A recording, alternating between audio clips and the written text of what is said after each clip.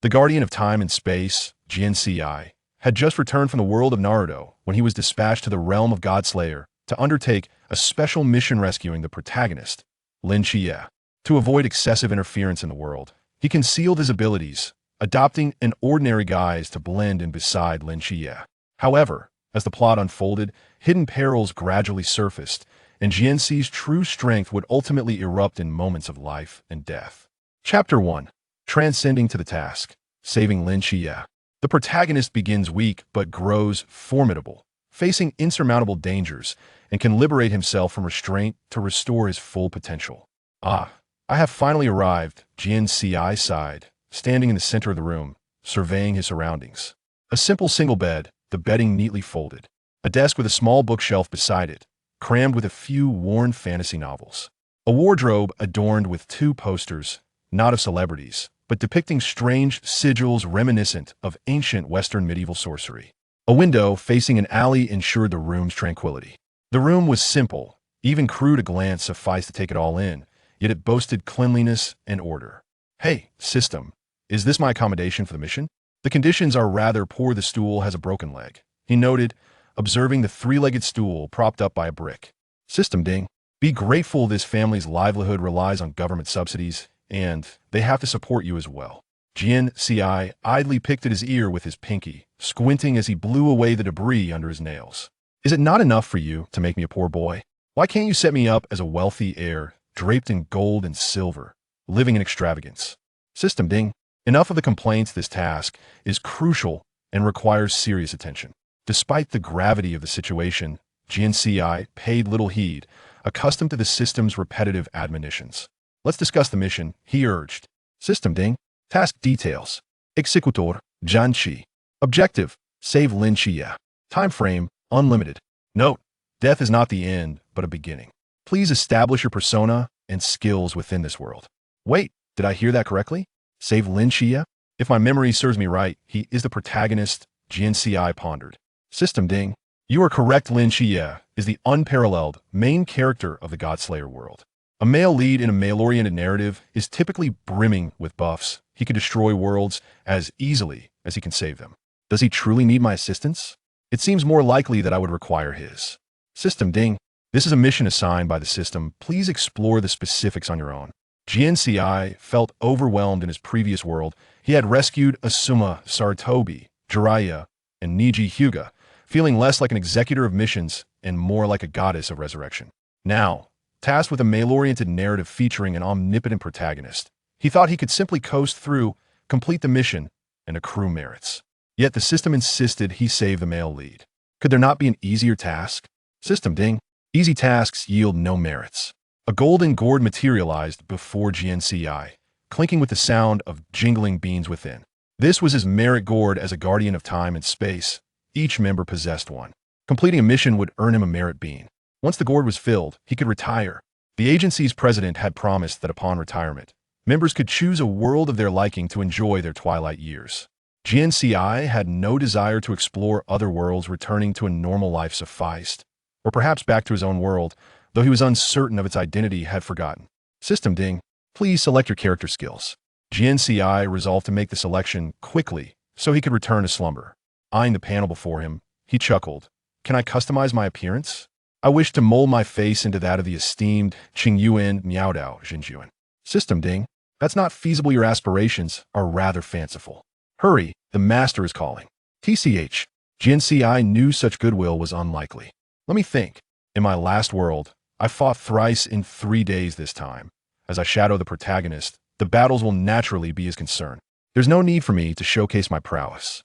Since the mission is to save him, I shall assume the role of a caretaker. The Godslayer world is also a battleground. Although he is the protagonist, he will undoubtedly suffer injuries. A single act of care might suffice for my mission, albeit it likely won't be so simple.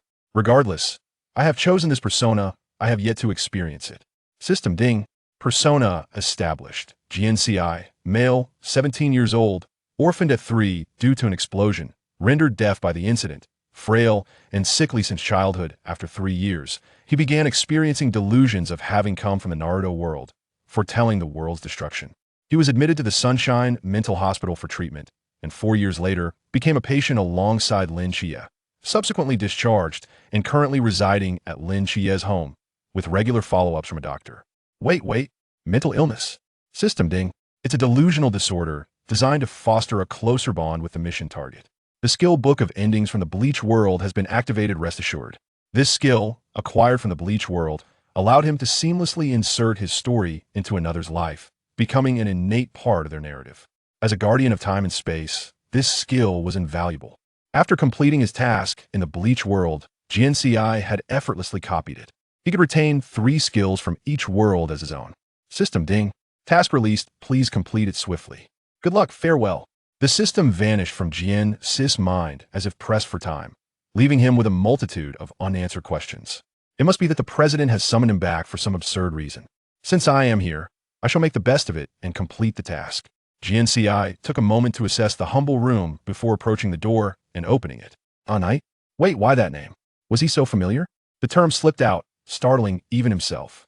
Outside the door stood Lin Qiye, clad in black satin, his exquisite features emanating a cool, profound aura, precisely as described in the books.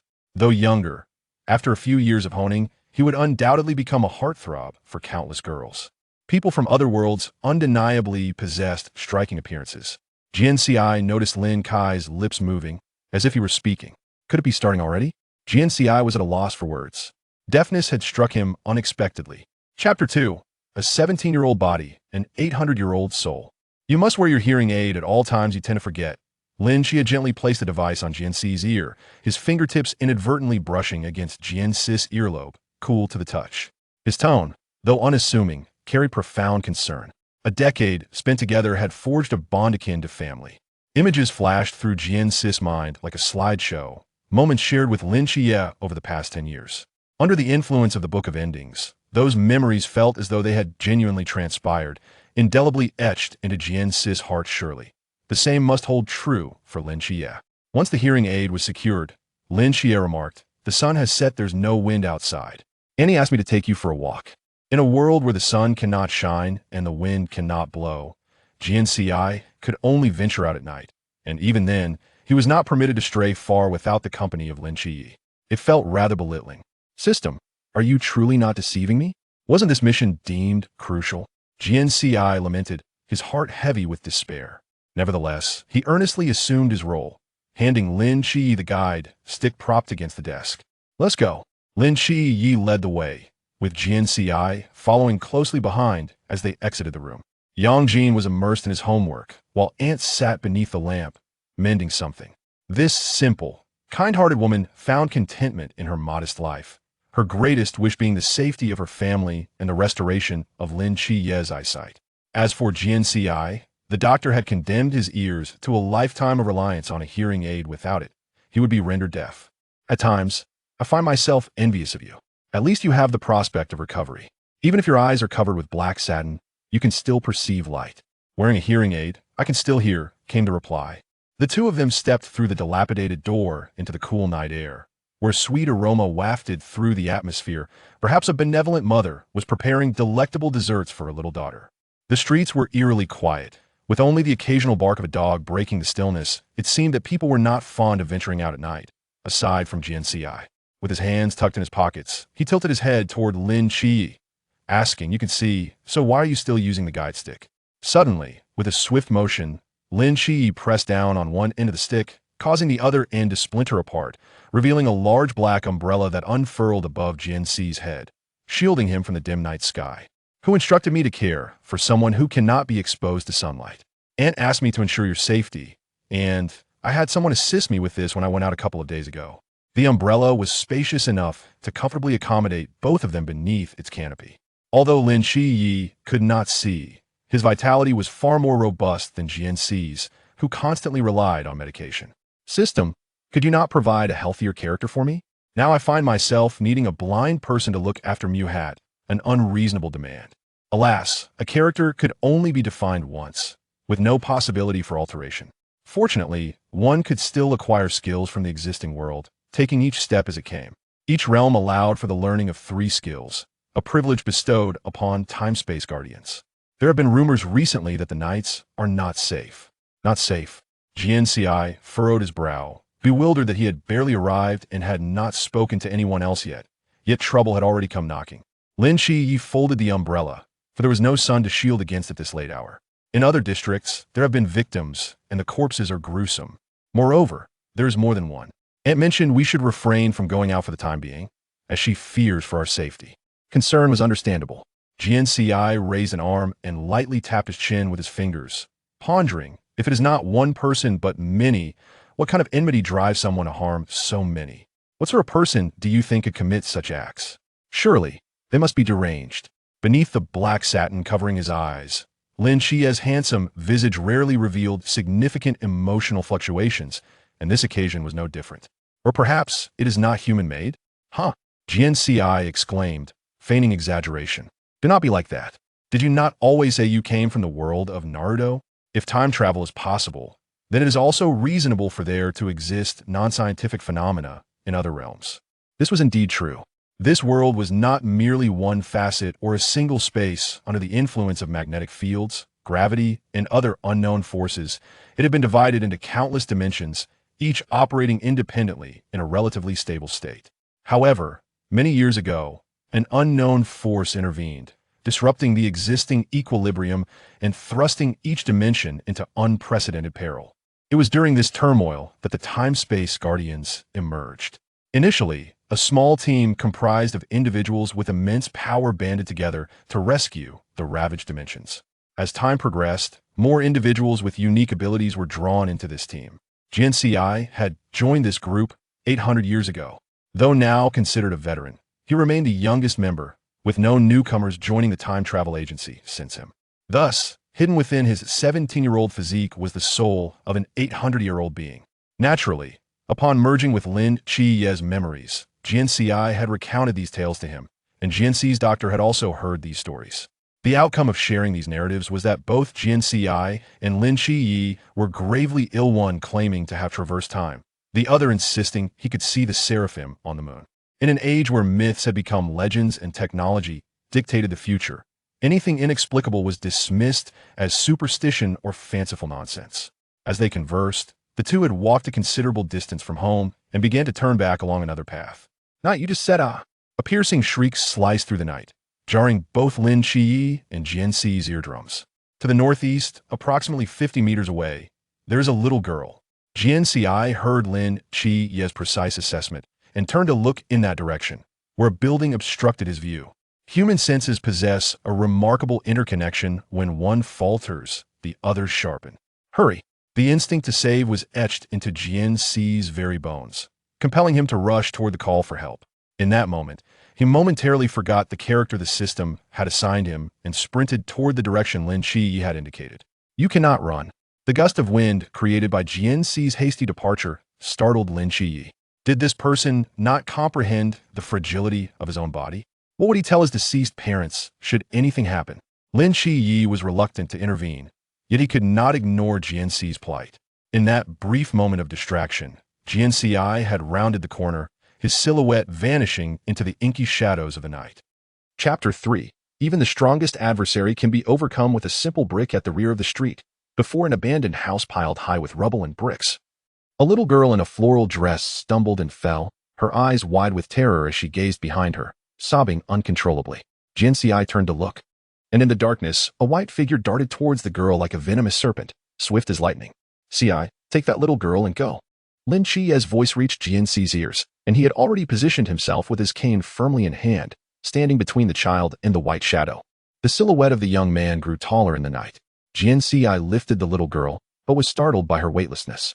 Despite her youth, she felt as light as a feather in his arms, devoid of any heft.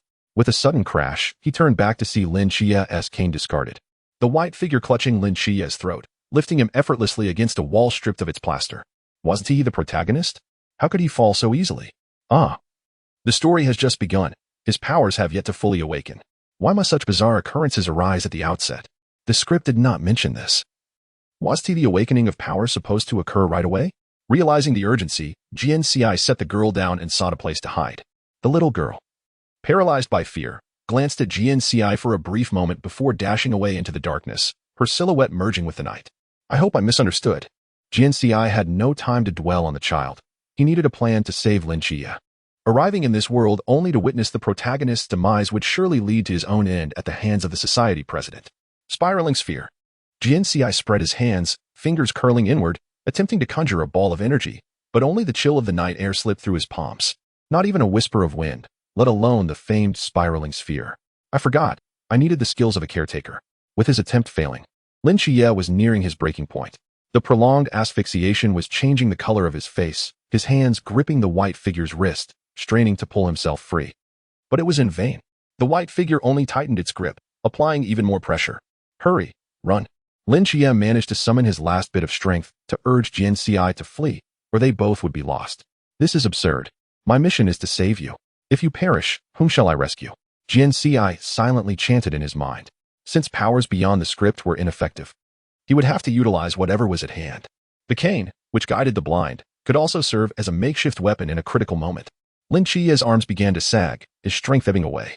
If he lingered any longer, he might lose his life. No more hesitation. Jian Ci took a deep breath. He was unafraid of fighting, but the issue was that he did not embody a combatant-esque persona. He had whimsically adopted the nurturing role of a caretaker. At 17 or 18, how weak could he truly be? Surely he possessed enough strength to deliver a blow that would at least leave a mark.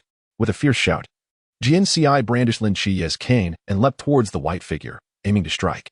He had prepared himself mentally, yet the outcome fell short of his expectations. The white figure remained unmoving, not even flinching as Jian Ci struck.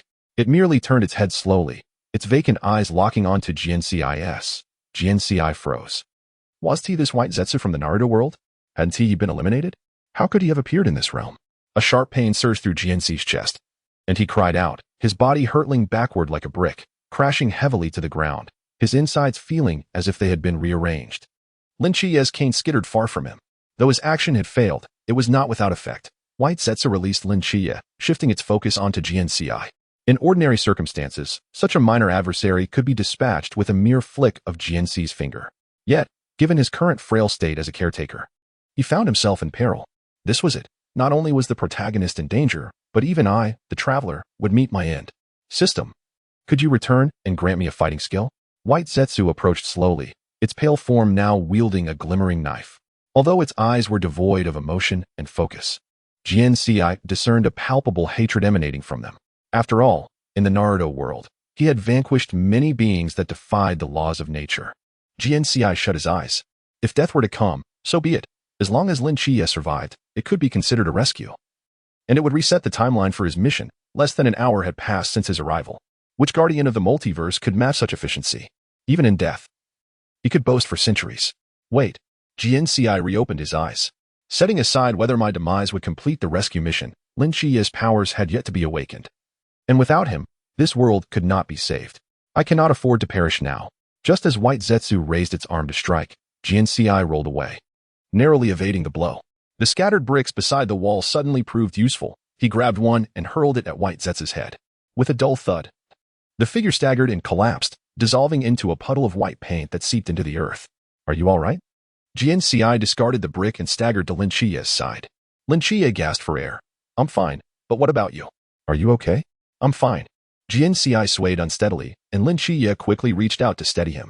What was that just now? I don't know. Definitely not human. Of course not. Though that description is somewhat inaccurate.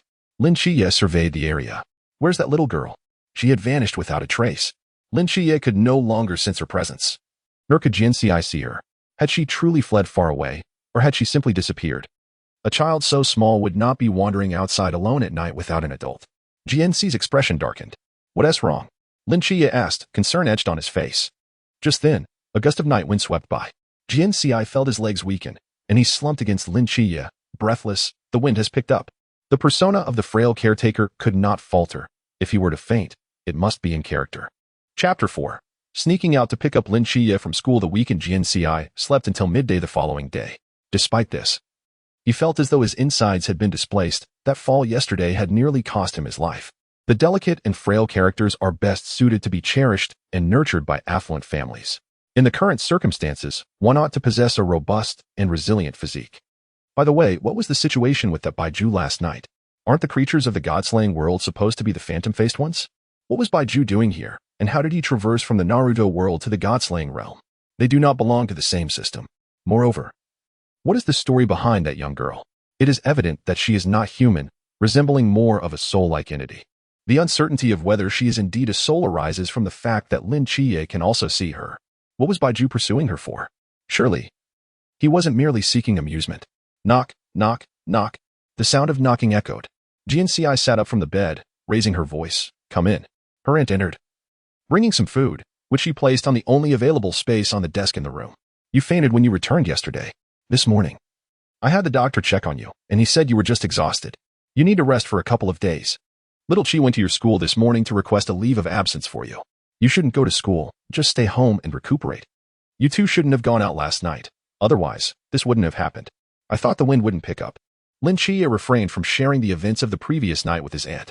Jian Ci sheepishly scratched her head, acknowledging, we went too far. I felt fine and just wanted to walk a bit longer with ye. I want to do it again. I didn't mean to worry you. Today is Ye's first day at a regular school, and I was planning to see him off. She was a simple and kind-hearted person, and Jian Ci, I did not wish for her to be overly concerned. Previously, Lin Qiye and Jian Ci attended a special school, but since Lin Qiye could see, he transferred to a normal school, while Jian Ci, who could not hear, opted to remain in the special school to continue his studies, a decision he made on his own. Her aunt placed the medicine box next to the food. After eating, Jian Ci was to take her medicine and rest well. You needn't worry about school. Little Chi asked your former classmates to take notes for you. They'll come by tomorrow morning to collect them and bring them back. It's only a couple of days. Our little academic prodigy won't fall behind. Thank you, Aunt. The frail often receive the portrayal of an academic genius, which is quite the charming contrast. Though Jian Ci did not comprehend how this characterization would aid in his mission. Her aunt continued to ramble on about other important points to note before she busied herself with other matters, as she was perpetually occupied. Jian Ci lacked appetite. As the image of Baiju lingered in his mind, his intuition urged him to uncover the reasons behind Baiju's appearance. Otherwise, it could jeopardize his current mission and complicate the completion of his previous task. This was entirely outside the norm. Before addressing that, he needed to take his medicine and sleep. Wait, just as Jian Ci prepared to lie down again after taking his medicine, he leaped up from the bed. Today marked Lin Qiye's first day of school transfer, which also meant tonight would be the moment of his awakening of the seraphic power, and many would perish today. The thought of this caused Jian Ci to become restless. He had to see it. This was the inaugural awakening of the protagonist's power. And as the executor of the mission, he could not afford to miss it. Furthermore, his presence might dissuade those classmates from escorting Lin Qiye home, thereby preventing unnecessary casualties. After all, those classmates bore no ill intentions. They were merely driven by youthful enthusiasm to see their new classmate home. He despised witnessing vibrant lives lose their color. Life is only interesting when lived fully. His aunt would undoubtedly forbid him from going out, so he would have to sneak away, but fortunately, time was still on his side. After devising his plan, he decided to take a short nap. Nightfall arrived swiftly, ushering in yet another windless evening. Ever since the fog enveloped nearly the entire Earth, technological advancement seemed to have stagnated. Although the supernatural had not been promoted, it had sown seeds of curiosity in every heart. In regard to the world of God-slaying, Jian Ci, despite holding the script and possessing more knowledge than others, was still not fully informed. When the president presented him with the script, he only provided an overview and the initial experiences Lin Qiye would endure. As for the subsequent developments, the president indicated that due to the emergence of the time-space destroyer and the intervention of the time-space guardians, the storyline would inevitably alter, and it would not adhere to the original plot. At this point, the time-space guardians would need to adapt accordingly. You are an experienced employee, and I trust in your abilities, the president had said with a smile, his fox-shaped earrings glimmering, as if the fox itself was grinning at him. Jian Ci felt a pang of despair yet recognized the truth in the president's words. Only by completing the mission and establishing a connection with this time-space could the fractured temporal fabric be restored to its former integrity. Once night fell, Jian Ci feigned fatigue and expressed a desire to sleep, retreating to his room, locking the door behind him, and then leaping from the back window to make his way to Lin Qiye's new school. Songnan City was a small town, particularly in the old district, where the lighting could not compare to the bustling city center. Now, it was the dead of night. The streets were deserted, allowing Jian Ci to hear his footsteps clearly. He despised moments like this. Even in peaceful times, he felt as if someone surrounded him on all sides. Fortunately, the school was within sight, and he soon spotted Lin Qiye emerging from the building, surrounded by a throng of admirers, akin to a film star. It was apparent that Lin Qiye was not comfortable with such attention. He appeared quite embarrassed. Time to intervene. Jian Ci stepped forward and asked me to pick you up. Lin Qiye appeared surprised by his arrival. The surrounding classmates exchanged glances, and one girl with a high ponytail asked, "Is this your brother?" "I am his brother. Thank you all for taking care of him. It's quite late. You should all head home now. Stick to well-lit paths and avoid alleyways." Jian Ci could not accompany them back. He could only hope they would steer clear of the phantom-faced beings and return home safely. What kind of city is this? So unsafe yet still requiring evening classes? The college entrance examination is not the only path to success. The students, initially eager to escort Lin Qiye home, felt dissuaded by the presence of his brother and gradually dispersed, pairing off to return home. Lin Qiye, holding a white cane, walked ahead. "I'm clearly older. I should be the brother. But I'm taller," Jian Ci replied, maintaining a vigilant watch over their surroundings. He knew that Lin Qiye would not perish upon encountering the phantom-faced being. He would awaken his powers, which was a necessary experience and the beginning of his journey to protect the Great Xia. All Jian Ci could do was stay by his side and accompany him. Chapter 5. The Awakening of Power and the Emergence of Xiao. You sneaked out, didn't you? Of course not. I quite openly jumped out the window, Lin Qiye replied, shaking his head in exasperation. You should be mindful of your health. It will worry. Today was my first day at the school. And Anne is even more concerned about me. I had a great day. My classmates were very kind to me. I can see that. Their enthusiasm could nearly roast you. The embedded memories, though never truly realized, provide a sufficient glimpse into the character of Lin Qiye. While he may appear aloof, averse to disturbance, and disinclined towards lively gatherings, he is, in truth, a person of warmth concealed beneath a cold exterior, particularly valuing those close to him. Such a person, although sometimes requiring effort to decipher his thoughts, offers the most genuine friendship in return. Setting aside the task at hand, Jian Ci does not harbor any disdain for Lin Qiye. Despite the script's constant portrayal of Lin Qiye as indifferent to others, solely focused on himself and his family, he revealed a different side during Jian Ci's attempt to rescue a young girl last night, demonstrating a heart capable of kindness. "Jian, do you smell something? What odor?" Jian Ci inhaled deeply, detecting a foul stench wafting through the air. A heavy sensation settled in his heart. He thought to himself, "It's here." Lin Qiye instinctively tightened his grip on his cane as the stench intensified, becoming increasingly nauseating. Jian Ci experienced a tumultuous churn in his stomach, akin to the aftertaste of a spoiled fish. His legs began to weaken, and breathing became laborious. The dreadful persona assigned by the system quickly backfired on him. This body was ill-suited for a world of combat. Noticing Jian Ci's distress, Lin Qiye reached out and grasped his arm. "Are you all right?" "Careful." For Jian Ci, who struggled to speak, pushing Lin Qiye away nearly cost him his life. Caught off guard, Lin Qiye stumbled back, only to find a monstrous figure descending upon him, the noxious odor nearly overwhelming him. "Watch out." Jian Ci's voice rang out again as he staggered, resembling a drunken vagabond in the darkness. The creature loomed close. Even in the dim light of night, its grotesque face was unmistakably inhuman, a being that belonged to no realm of humanity. Though Lin Qiye could hear Jian Ci's warnings, he had no opportunity to flee. The ghastly figure lunged at him, but suddenly halted, as if ensnared by some unseen force. Looking back, he saw Jian Ci clinging to the creature, the stench already forcing its way into his senses from a distance. To think he would go so far for Lin Qiye. This night marked the awakening of Lin Qiye's powers. However, awakenings can be timely or delayed, and the script is subject to change. Jian Ci felt uncertain whether Lin Qiye would awaken in time.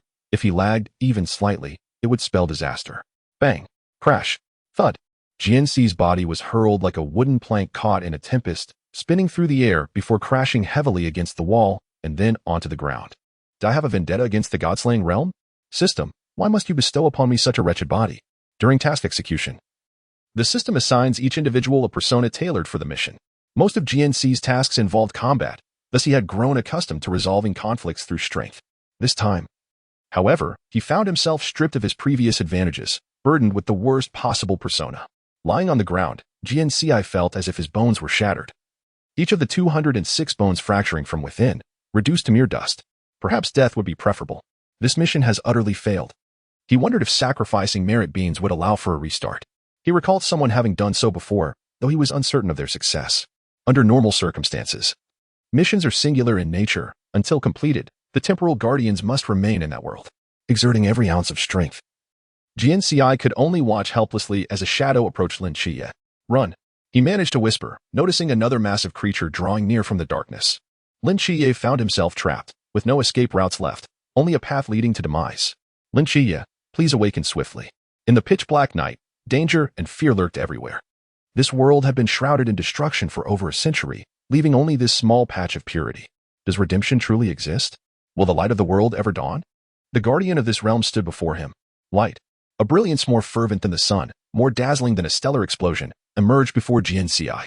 The dark satin of the night was torn asunder by the radiant light emanating from Lin Qiye's eyes, illuminating the entire world. With great effort, Jian Ci turned onto his back, lying on the cold ground, a smile gracing his face. How wonderful it was to still behold the world. Behind him, sounds of chaos echoed, yet he remained unperturbed. Lin Qiye would handle the situation, Zhao Kongqing would intervene, and the mysterious threat would be vanquished. This night would become an unforgettable memory for Lin Qiye. However, Jian Ci's brow furrowed as his gaze fell upon the eaves of a nearby building, where a white figure stood, Baiju. Beside Baiju stood another figure clad in a black trench coat, red cloud swirling. A sound of bells ringing from beneath a conical hat. Xiao. 300 years from now, Jian Ci would not forget this organization.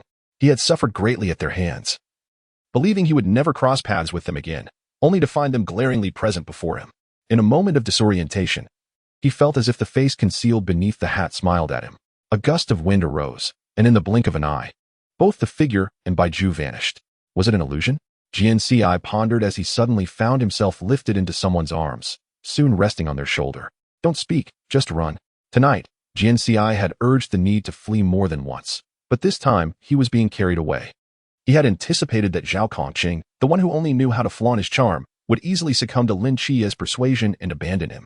But the night was perilously thin, like a freshly baked pastry, crumbling at the slightest touch. It was a wonder he was not shattered by Lin Qiye's rough handling. When would the system's healing abilities activate? He needed to tend to himself first, or he truly would perish. Lin Qiye moved swiftly, soon arriving at the doorstep of his home, where he gently set Jian Ci down.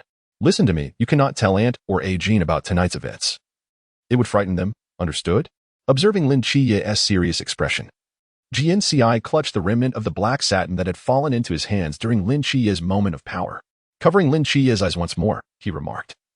From this angle, you resemble an unsung hero. I promise, I will tell no one. But first, you must let me see if I am truly uninjured. We'll check once we're back inside. The two adjusted their breathing, pretending as though they had just finished school and entered the dilapidated house. Chapter 6. The glimmering light in the eyes, exquisite it's fine. There are no fractures, nor is there any bleeding. After a thorough examination, Lin Qiye gently laid Jian Ci's clothes aside, allowing him to rest comfortably on the bed. Nonetheless, Jian Ci felt an overwhelming pain throughout his body, as if he had been estranged from his own form. I thought I was truly doomed this time. Jian Ci lay there, devoid of any will to move. Lin Qiye pressed his lips tightly together, his eyes covered by black satin, concealing his emotions. Yet, it was palpable that he bore a heavy burden of thoughts.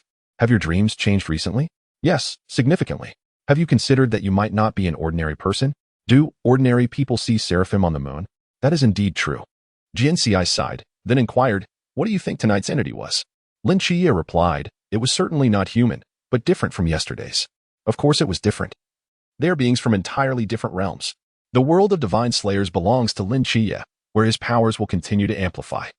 And he will become the guardian of this realm, especially after Jian Ci brings Baiju and Xiao back to the Naruto world. Lin Qiye remarked, you appear frail and fragile, yet surviving 2 falls in 2 days is quite miraculous. Surviving the explosion itself is a marvel. In the memories of infiltrating the world of divine slayers, Jian Ci recalled the explosion at the laboratory when he was 3, the specifics of which remained unknown, concealed by higher authorities. Following the catastrophe, all information was entirely sealed. 3-year-old Jian Ci was the sole survivor yet suffered from severe delusions, spending many years in a psychiatric hospital. As time passed, the incident faded from discussions, and Jian Ci seemed to have become an outsider in his own life. How do your eyes feel? Jian Ci decided to shift the topic, for memories are fabricated while sensations remain authentic. Lin Qiye removed the black satin from his eyes, blinking a few times before fully opening them to the light. His eyes were exceptionally beautiful, especially the occasional glimmer of gold that sparkled brilliantly. I don't feel much. Just a sense of wonder. I can finally see the world again.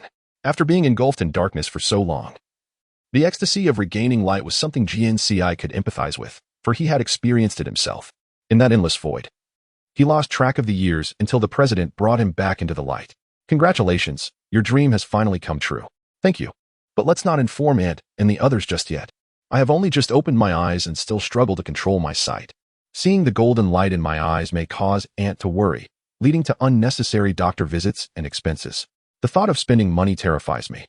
Jian Ci was not truly afraid of expenses. He had government subsidies, and his parents, as researchers, had left him a substantial sum of compensation after the explosion.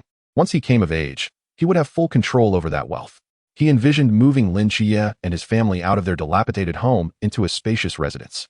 Yet, the one matter that troubled Jian Ci was how to extract his memories from their minds. Completing the task without leaving a trace was also the duty of a time guardian. Enough of these thoughts, you need to rest. If you still feel pain tomorrow, we will indeed need to visit the hospital, and spending money will be necessary. Lin Qiye adjusted the blanket for Jian Ci. They were to go to a hospital, but not an ordinary one. They were headed to Sunshine Psychiatric Hospital, where Lin Qiye would encounter the unexpected that very night. As the door closed, Jian Ci found it difficult to drift off to sleep. The pain from his injuries kept him awake. And the second reason was the sight of Xiao and Bai Ju during the monster attack. How could they have come here, and what were their intentions? Xiao had vanished, and Bai Ju was no longer in existence. Why had they reappeared in the world of Divine Slayers? System, have you completed the task for the president? I require access to your database. The system offered no response, yet Jian Ci noticed a patch of white material on the ceiling. He was certain of it. That was Bai Ju, with whom he had battled countless times. Jian Ci attempted to rise, but his entire body protested, urging him to remain still. Thus, he obediently lay back down. Bai Ju seemed to adhere to the ceiling, its eyes fixed intently on Jian Ci, evoking memories of his first encounter with cannibals in another realm. When a cannibal had opened its mouth wide, intending to devour him, Jian Ci had wielded a heavy sword and cleaved the creature in two. Now, he lacked that strength. Bai Ju remained silent, drifting to one side. The figure of Xiao reappeared, donning a black cloak, and beneath the hat, Jian Ci glimpsed a fox mask from the silhouette alone. He could not discern the identity of this individual. If you intend to kill me, now would be the perfect moment. Why would I kill you? To Jian Ci's astonishment, Xiao spoke. Doubt crept into Jian Ci's mind as he queried, if you don't intend to kill me, why have you come here? The Bai Ju by your side wanted to kill me earlier. Look closely. Have you truly seen him before? At this remark, Jian Ci scrutinized Bai Ju once more, but found no clarity. He ultimately conceded. They all looked alike and were indistinguishable. Xiao appeared to scoff at the situation, his voice laced with disdain. I will seek something else. In the ancient God Church, you will eventually intersect with this place. Protect Lin Qiye. He will lead you to what I need. I know you wish for me to return to the Naruto world. If you deliver that item to me, I shall grant your wish. Until then, do not perish here. Otherwise, both the Naruto world and the Divine Slayer's world will crumble.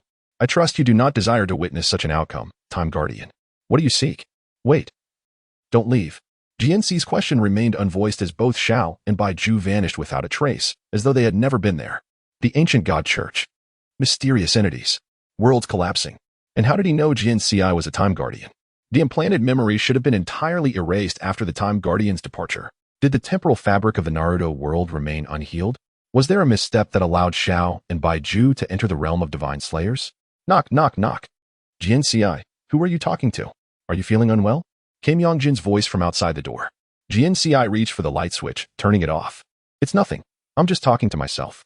Finish your homework quickly and get to bed. We have school tomorrow. Really, aren't they always talking about reducing the workload? Why is there still so much homework? Chapter 7. Sunshine Psychiatric Hospital, the Hospital of the Gods. The Sunshine Psychiatric Hospital from his memories lay before him.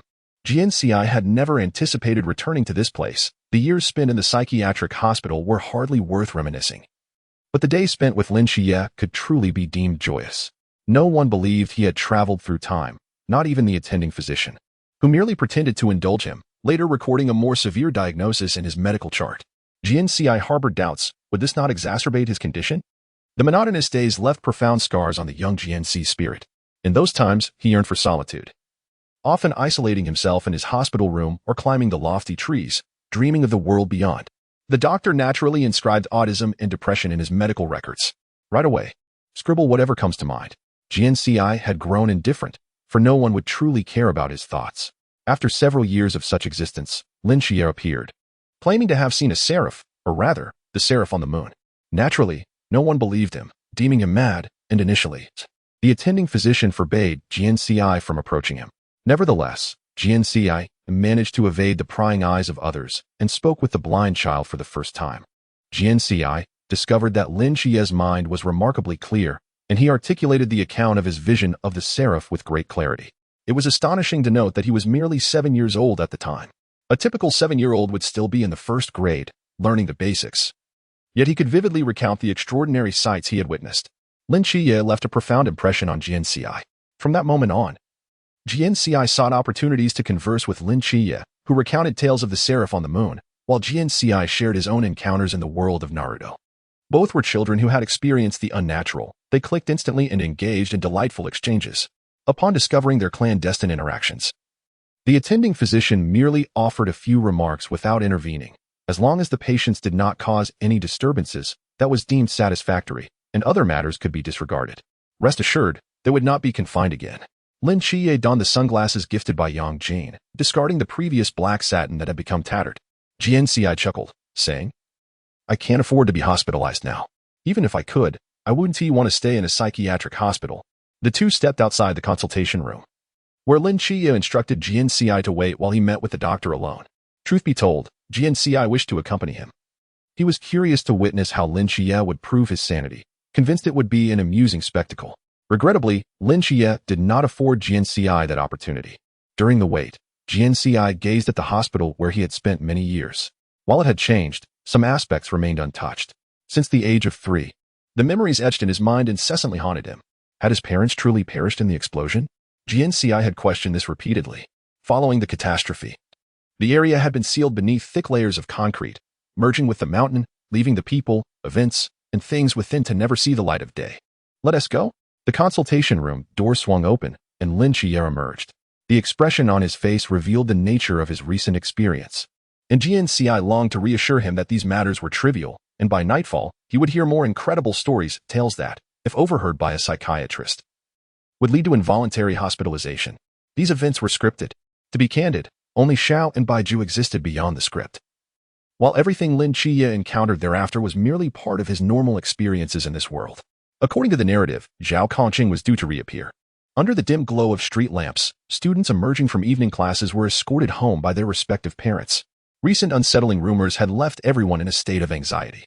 Jian Ci was confident that Lin Qiye would be safe, yet for reasons unknown, he began to wish for Lin Qiye to steer clear of trouble. Simply put, Lin Qiye merely desired to study diligently, striving for a promising future, and to live a good life with his aunt and Yang Jin. He did not aspire to mingle with myths, battle monsters, or traverse the darkness. These were not his desires. Forcing someone into actions they loathed, was that truly beneficial for him? The world did not belong solely to him. After spending the entire day with you, do you feel unwell? You should have returned home earlier, he reflected. Yet in the library, while engrossed in thought, he found himself in the present. Lin Qiye, carrying books, engaged Jian Ci in conversation, carefully observing his expression and, upon noting merely fatigue and no other discomfort, he felt a slight relief. Having not rested all day, Jian Ci's strength had indeed been depleted, and with every step, it felt as though his feet were encased in lead. "I'm fine, I can manage," he replied weakly.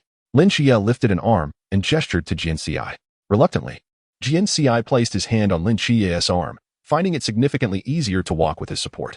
Jian Ci's smile held a tinge of melancholy. "Once I graduate, I'll find a job that allows me to stay home, sheltered from the wind and rain, shielded from the sun. This body of mine is truly uncooperative. You are a remnant of the explosion. With time and care, you will recover." That moment would also signal the time to depart. The more time Jian Ci spent with Lin Qiye, the more he found himself enamored with this world and the home Lin Qiye had created. Such experiences had never occurred in other realms. Was it possible that the implanted memories felt so real that he began to believe those past experiences genuinely existed? Run. While Jian Ci was still lost in his memories, suddenly a hand grasped his, and Lin Qiye urged him to run swiftly. "Kid, I wonder where you think you're going."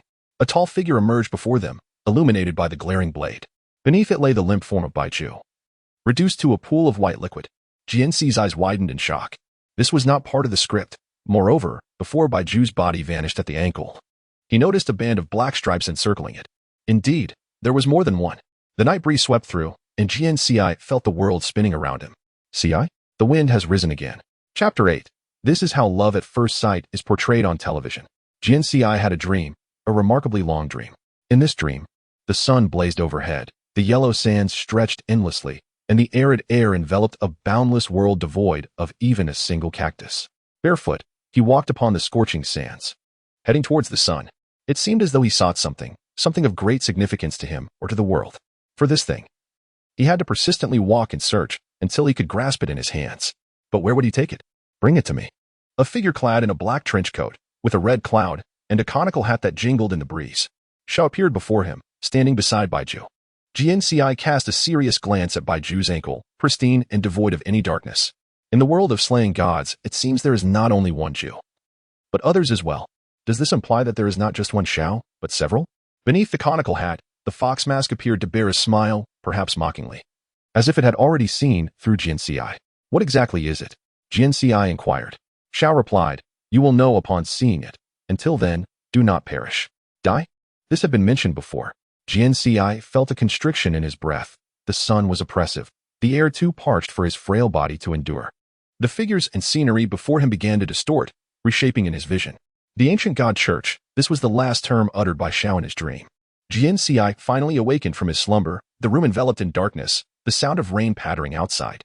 He lay in his own room, it was already the second night. Dragging his heavy body upright, a throbbing pain coursed through his head. Indeed, one should not indulge in excessive sleep at once, just enough is sufficient, for after death, one will eternally slumber. Slipping on his slippers, Jian Ci stepped out, the aroma of food wafting into his nostrils.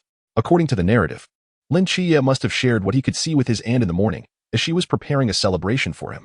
Little Hei Lai scampered to Jian Ci's feet, rubbing its head against his toes. Jian Ci crouched down, stroking little Hei Lai's head. I'm awake. What delicious dishes has aunt prepared? Surely there are ribs. They are my favorite, and little Hei Lai gets bones too. There must be a plethora of dishes today. And with such heavy rain, why has T my brother returned? Yang Jin's face was etched with concern. Lin Qiye's cane had broken, and the large black umbrella he had crafted for Jian Ci was no more. In such torrential rain, he would surely get drenched. I will go fetch him. Jian Ci grabbed the umbrella resting by the door, stepping forward to venture outside. You cannot go out. His aunt's voice rang out from behind, and Yang Jin reached to pull him back, just as the old door swung open. Lin Qiye, drenched and hurried, collided with Jian Ci, who was about to step out. Ouch! Jian Ci, already fragile, nearly crumbled under the impact, but fortunately, a strong hand caught his wrist, cold and dripping. It was Lin Qiye who had saved him. With a firm tug, Lin Qiye lifted Jian Ci, his other hand instinctively supporting Jian Ci's waist, nearly pressing him against Lin Qiye's wet chest. Uffed. Yang Jin, standing by, couldn't he stifle a laugh. Jian Ci shot him a glance. What is so funny? This moment reminds me of a scene from a drama I once watched. Love at first sight is always depicted like this on screen. Jian Ci was taken aback, blinking rapidly. Lin Qiye, having released Jian Ci, cast a glance at Yang Jin. Have you finished your homework? Stop watching dramas. With that, he walked away, taking a dry towel from his aunt and retreating into his room. Just before entering, Jian Ci thought he heard his aunt mention a teacher waiting in the room for Lin Qiye. That must be Zhao Kongsheng. Lin Qiye cannot seem to escape him. Yang Jin stuck his tongue out at Jian Ci and then departed with little Hei Lai. Jian Ci shrugged. Middle school students are indeed prone to wild imaginations. With Lin Qiye back, he no longer needed to go outside, so he returned the umbrella to its original place and walked over to assist in setting the table. Outside, the rain intensified, pouring down like someone was dumping water from the heavens, diligently cleansing something below. This night was destined to be tumultuous. Jian Ci recalled Xiao's words in his dream, repeatedly warning him not to die. As a guardian of time and space, Jian Ci had danced on the precipice of death countless times, yet each time, he managed to escape unscathed. Moreover, during missions, the president provided each individual with a special talisman. When truly facing death, activating the talisman would teleport the mission executor back to headquarters, serving as one means of ensuring their safety. Although the president appeared unreliable, he had a profound fear of death, fearing for both himself and others. Jian Ci, a hand tugging at his sleeve, turned to find Yang Jin gazing at him with a heavy heart, as if burdened by some deep concern. I'm fine. A good sleep revitalizes me. Upon uttering these words, no one would believe him. Jian Ci's lips were pale and devoid of color. The door to Lin Qiye's room swiftly opened, and Zhao Kongsheng hurriedly exited. The cold rain and wind rushed in as he opened the door, but were promptly shut out when he closed it. Jian Ci glanced at Lin Qiye, who merely smiled back at him, and had prepared a lavish dinner, calling the three of them to sit and eat, celebrating Lin Qiye's newfound clarity, making the meal feel festive. In impoverished households, sorrow may abound. Yet it is not always so. When a family gathers to share a steaming meal, happiness can sometimes be this simple. Outside, the rain seemed to intensify further, drumming against the windows with a clamorous fury, as if heralding some significant announcement. Jian Ci regarded Lin Qiye with concern. He knew what was to come, yet felt powerless to intervene. He was merely a passerby in this world, not a decision-maker. I'll step outside for a moment. Upon seeing the bat, Lin Qiye moved towards the exit. Neither his aunt nor young Jean could deter him. In a daze, Jian Ci thought he caught a glimpse of Baiju's face outside the window. He picked up the umbrella he had previously set down. We will return shortly. Jian Ci opened the umbrella, stepping into the seemingly unending downpour alongside Lin Qiye. Chapter 9. The umbrella is not large enough to cover two. The torrential rain washed the ground, obscuring their vision. The already fragile umbrella swayed precariously in the storm, leaving the two beneath it with half their bodies drenched. Why did you come out with me? Are you unaware of your own condition? Fear not. I won't perish just yet. Besides, we are companions in illness. It would be unreasonable to let you face danger alone. You know? Jian Ci grinned at him. Lin Qiye took the umbrella from Jian Ci's hands, gripping it firmly. Now listen, no matter what happens, you must run first. I might not be able to look after you. Jian Ci shrugged. Rest assured, I value my life. Though the small umbrella cannot shield two from the elements, the shared sentiment would warm their hearts. The lighting in the old district was rather poor, and the two traversed in a shroud of darkness, water soaking their pant legs beyond the knees. The inclement weather and relentless rain foretold the arrival of misfortune. As I approached the boundary of the boundless void, I overheard a conversation between Zhao Kongqing and Lin Qiye. Jian Ci understood that a trial lay before Lin Qiye, one that would compel him to make a significant choice in his life. At merely 17 years of age, still a high school student, Lin Qiye's journey had yet to truly commence. Yet, the wheels of fate had already begun to turn, and the transformation of his life was underway. The path destined for Lin Qiye unfurled before him in a most extraordinary manner, without prior notification. Jian Ci was uncertain whether Lin Qiye required companionship at this juncture. Yet he was resolute in not allowing Lin Qiye to confront this alone. As the boundless void was opened, Zhao Kongqing had exhausted all his energy. His final stance with the blade was as heroic as he had envisioned. The rain extinguished the flames of life, yet a mysterious vitality began to revive amidst the cold downpour. Take care of this man. He is a hero, a guardian of the earth. Lin Qiye returned the umbrella to Jian Ci, then rose slowly to approach the recovering demon-faced king. The silhouette of the young man, drenched in the torrential rain, stood tall as a mountain, and within Lin Qiye's heart, something began to shift. Jian Ci felt an overwhelming desire to etch this moment indelibly into his memory. Yet he knew he must first attend to the fallen hero. The torrential rain pounded down, and the foul stench seemed to dissipate. A hand rested on Zhao Kongqing's neck, devoid of pulse, another on his chest, still without rise or fall. Could it be that he was truly gone? The script replayed in Jian Ci's mind. Zhao Kongqing had expended the very fire of his life, a flame that had consumed him entirely. Yet, Jian Ci, oh Jian Ci, did you not construct a nurturing persona for yourself? On the battlefield, the role of a caretaker is to ensure the survival of the fighters, witnessing death before him. Powerless to intervene, what purpose would this caretaker serve? Jian Ci pressed his rain-soaked fingers against Zhao Kongqing's wrist, applying pressure. In his heart, he silently prayed for a miracle. Even the slightest glimmer, wagering all his merit beans. A faint thrum, though subtle, was felt, a testament to life's tenacity. How could one who aspired to be a hero so easily relinquish their existence? A joyful smile broke upon Jian Ci's face. Fear not, I shall surely save you. Recalling the skills he had assigned to his nurturing role, he had modeled them after Tsunade's healing ninjutsu. He reflected deeply on the application of chakra and the execution of healing. This was his first instance of healing in the world of god-slaying. He was a man who had traversed dimensions to rescue the protagonist, and it was unfathomable that he would lack any semblance of a halo. Failure was not an option on his maiden attempt.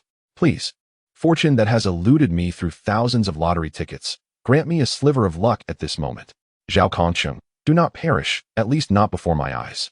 Meanwhile, Lin Qiye, wielding Zhao Kongqing's blade, engaged in combat with the Demon-Faced King. The Demon-Faced King was no match for Lin Qiye. Especially in his current state of fury, he could dispatch hundreds with ease, and every additional strike would serve as an outlet for his pent-up emotions.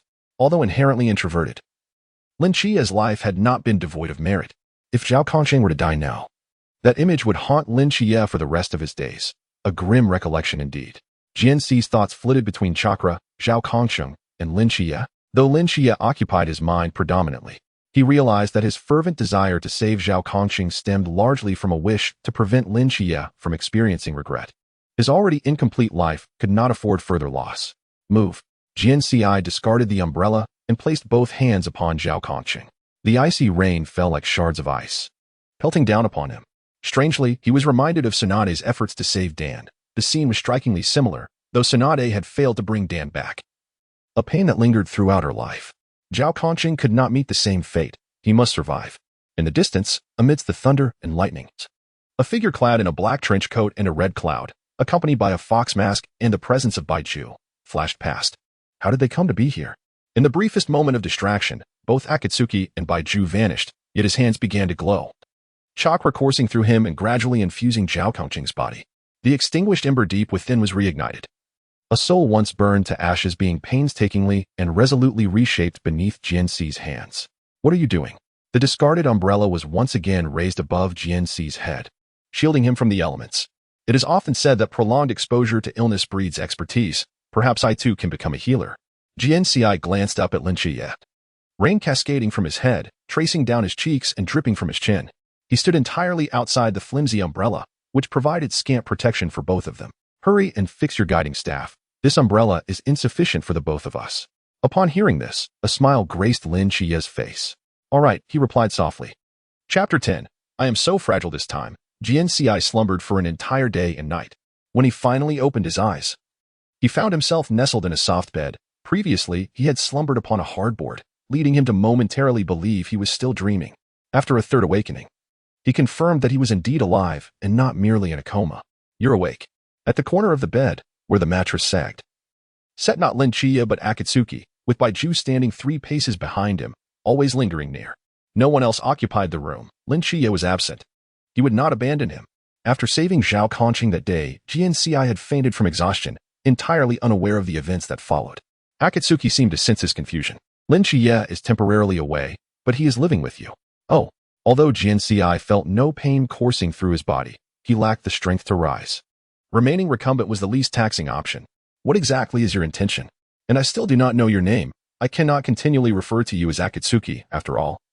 That is an organization. You may call me Xian. It's merely a title, and the name is inconsequential. The conversation was quite ordinary. From their exchange, Jian Ci could not discern whether the Xian was benevolent or malevolent. At the very least, he posed no harm to him. Baiju appeared almost soulless, seemingly devoid of spirit. Xian continued, as I mentioned, I require you to retrieve an item from the ancient god church. Bring it to me, and I shall depart, allowing you to continue your journey in this world and accumulate merit beans. Even the merit beans are aware of this matter, which indicates that Xian possesses a significant amount of objective information. Jian Ci gazed upwards at him, expressing her uncertainty regarding the whereabouts of the ancient god church, let alone understanding the nature of the items he sought. How can I assist you in acquiring them? Moreover, why should I help you? My allegiance lies solely with the president. You have no authority to command me. You wish to send me back to the Naruto world while ensuring that the god-slaying world remains intact. That is my bargaining chip. Indeed, it is a formidable card, he conceded. Regardless of whether Xian is a benevolent or malevolent figure, he cannot remain in the god-slaying world. As a guardian of time and space, it is my duty to return those who do not belong to this realm to their original worlds. If the item you mentioned would impact the god-slaying world upon removal, I cannot hand it over to you. Rest assured, there will be no repercussions. That item does not rightfully belong to the god-slaying world. How did it come to be here? It was the work of a time-space destroyer, through an unforeseen incident. The item inadvertently fell into the god-slaying world during your departure from the Naruto realm. So, you are implying that it is my fault? Jian Ci replied with a hint of sarcasm. Strictly speaking, that is indeed the case. How rude, she rolled her eyes. You ought to inform me how to contact you. Just in case I retrieve the item and cannot find you. That would be a waste of time. Shen replied calmly, I will remain by your side, in constant communication. Do not worry, those monsters and so-called deities are no match for me. As for the Night Watchers, as long as I do not interfere with their missions, they have no reason to oppose me. This was quite methodical. In other words, Jian Ci was under surveillance. It was a rather unsettling feeling. Footsteps echoed outside the door. Judging by the sound, Lin Qiye had returned. Jian Ci was about to ask Xian and Baiju to leave, not wishing for Lin Qiye to learn of their presence, as such matters were the responsibility of the time-space guardian, not a burden for Lin Qiye. However, before she could utter a word, Xian and Baiju vanished from her room without a trace. They likely preferred to keep their existence hidden from anyone other than Jian Ci. The door swung open, and Lin Qiye entered, holding a cup of plain water. Upon seeing Jian Ci awake, a smile finally broke through his stern expression. You are finally awake. You cannot sleep forever. Where is this place? Jian Ci feigned ignorance. You are in the Night Watchers 136th Squad, the frontline combat unit at Hong Ying's residence. Lin Qiye recounted everything he had experienced during Jian Ci's unconsciousness. Although Zhao Kongxing had survived, he required extensive recuperation before returning to the battlefield. Even after complete recovery, he would not be the same. The depletion of his life force by the ghostly deities was profound. He remains alive due to you. What kind of ability do you possess that allows you to bring someone back from the brink of death? Not so exaggerated, Jian Ci responded. Zhao Kongxing did not pass away completely. I grasped the last remnants of his life force and reconstructed his soul. You could say he was in a state of out-of-body experience. Before his soul was sent to the underworld, I pulled him back and reintegrated him into his body. It is a modified healing technique, originally a form of ninjutsu that I brought from the Naruto world. Lin Qiye's eyes widened in astonishment. Jian Ci, with great effort, lifted an arm to tap her head. We are all quite mad, aren't we? Seeing Lin Qiye's expression, Jian Ci understood that he was trying to convince himself to believe her nonsensical claims. After all, if there are angels on the moon, what is impossible? Jian Ci decided to change the subject. So, you have decided to join the Night Watchers and not return to your aunt's house. Yes, but you can go back. I have not disclosed your abilities to them. They will wonder how Zhao Kongxing survived. You fainted. They will not suspect you. I cannot leave you here alone, and besides, you need a doctor, do you not? Lin Qiye scrutinized Jian Ci. Lying flat, with only her eyes able to move, she quickly blinked. I may be fragile, but my life is resilient. Lin Qiye nodded in agreement. The military doctor, Xiao Nan, has seen you and is astonished that you are still alive. Had it been anyone else, you would have surely perished. She has never encountered someone like you before. If you decide to stay, I suspect you will likely become a subject of research. I do not wish to become a specimen. Just tell my aunt that I enlisted with you. As for why the military would accept a disabled person, you can concoct an excuse. Let me sleep a little longer. I am quite fragile. Jian Ci, as if drained of energy, closed her eyes and immediately fell asleep after speaking those words. Chapter 11. From now on. Together through life and death, Jian Ci lay in bed for 2 more days. During that time, it seemed someone had visited her, bringing various instruments to examine her body. However, she lacked the strength to open her eyes and see. As long as I am not dying, it is fine, she thought. On the 3rd day, Jian Ci was finally able to get out of bed and take a good look at the villa.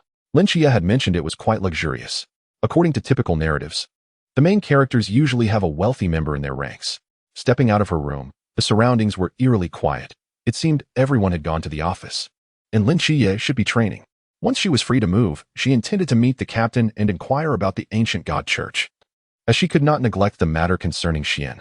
Between the impending collapse of the world and the mission to save Lin Qiye, it was evident that saving the world took precedence. If only the president could dispatch another individual dedicated solely to world saving, she could devote her entire focus to rescuing Lin Qiye. However, that was a challenge, as the time-space destroyers had been particularly active lately, and the president's personnel were evidently insufficient. Since returning from the Naruto world, Jian Ci had been thrust into the god-slaying world without a moment's rest to carry out her mission. You are quite impressive, the captain refrained from stating. Yet Jian Ci could tell he held a certain admiration for her. Yes, I noticed that too. The door swung open, and the cold night breeze swept in. Jian Ci turned around in the grand hall and saw Lin Qiye enter with 2 girls. Compared to just 2 days prior, Lin Qiye seemed like a completely different person. His face bore a more resolute demeanor, and his eyes reflected newfound determination, as if he had discovered a purpose in life. In just a short span, he appeared transformed. And it would not be long before he became an exceptional warrior, ultimately reaching heights unattainable to others. Upon spotting Jian Ci, the 3 were momentarily taken aback. Ultimately, it was Lin Qiye who first regained his composure and approached her. How did you get up? I had a good sleep, Jian Ci replied, lifting a hand to rub her shoulder, which emitted creaking sounds that suggested her bones were shifting. Don't move around too much. One of the girls hurriedly approached, anxiously examining Jian Ci. Jian Ci cast a pleading look at Lin Qiye. Lin Qiye introduced, this is Xiao Nan, a member of the Night Watchers 136th Squad, serving as a combat support and part-time military doctor. She has been taking care of you these past few days. Is she the one who was poking around while I was unconscious? Jian Ci felt an inexplicable sense of embarrassment. The 800-year-old soul blushed. Si Xiaonan stroked her chin, a pensive look upon her face. It was curious how something so fragile could still be so lively, wandering about with such vigor. Perhaps, as the saying goes, it was simply a matter of resilience. Hong Ying remarked, Lin Qiye must have informed you by now. Have you truly decided to remain with the Night Watchers? This young woman was strikingly beautiful, and at first glance, It was hard to imagine her in the throes of battle. Jian Ci nodded earnestly, declaring that wherever Lin Qiye went, he would follow. Hong Ying smiled. Becoming a night watcher is not as simple as you might think. Lin Qiye mentioned your healing abilities. And though Zhao Kongcheng is indeed healed, whether you can join the team still depends on the captain's approval. Jian Ci sensed a hint of disapproval in her tone. Her seriousness was not reflective of Lin Qiye's usual demeanor. In contrast, Si Xiaonan was far more inquisitive, bombarding him with questions. How did you save Zhao Kongcheng? Was he truly dead? His wounds healed so miraculously. What method did you use? What sort of medicine can work so swiftly? Questions flowed incessantly, digging deeper into the matter. Jian Ci leaned back, resting his forehead with his hand. I feel dizzy. Lin Qiye swiftly approached, supporting him. Do you need to rest? Jian Ci quickly blinked at him. And Lin Qiye understood he was feigning. Si Xiaonan looked worried, yet Hong Ying had already discerned the situation. It's too late today. I'll take you to meet the captain tomorrow. For now, let's get some sleep. Xiaonan, follow me. But he won't die. I need to speak with you, Si Xiaonan insisted. Reluctantly, she followed Hong Ying. Once they entered a room and closed the door, Jian Ci finally stepped away from Lin Qiye, standing upright again. Are you really all right? Lin Qiye still seemed unconvinced. I'm fine. You know my condition well enough, Jian Ci replied nonchalantly. Outside was not like home, with Annie and Yang Jin absent. Lin Qiye felt more anxious with only Jian Ci by his side. Jian Ci patted Lin Qiye's arm. Training must be tough. It's manageable, but you might struggle. I'm a doctor, not a warrior. Doctors must also take the field. If it comes to fighting, I may not be able to look out for you. No worries. As long as you eliminate the monsters swiftly, they won't get the chance to harm me. Though the jest was clumsy, it brought a smile to Lin Qiye's face. You could have had a more tranquil life. Since the day I was labeled a mental patient, tranquility has been out of reach. Do you truly wish to join the Night Watchers? Yes, until the day you leave. Lin Qiye's gaze was fixed on Jian Ci, his bright eyes seeming to pierce through him. Thank you, Ci. Such a solemn expression of gratitude made Jian Ci feel somewhat uneasy. What thanks are necessary? Remember, we are comrades in affliction. I've lived in your home for 10 years, cared for by Annie for another decade. It's only right that I look after you in her absence. Yet Lin Qiye shook his head. The government assistance you receive far outweighs what we provide. Your stay has troubled us, yet now you will accompany me into danger. Into danger indeed. Jian Ci crossed his arms. Gazing past Lin Qiye into the distance he could not see.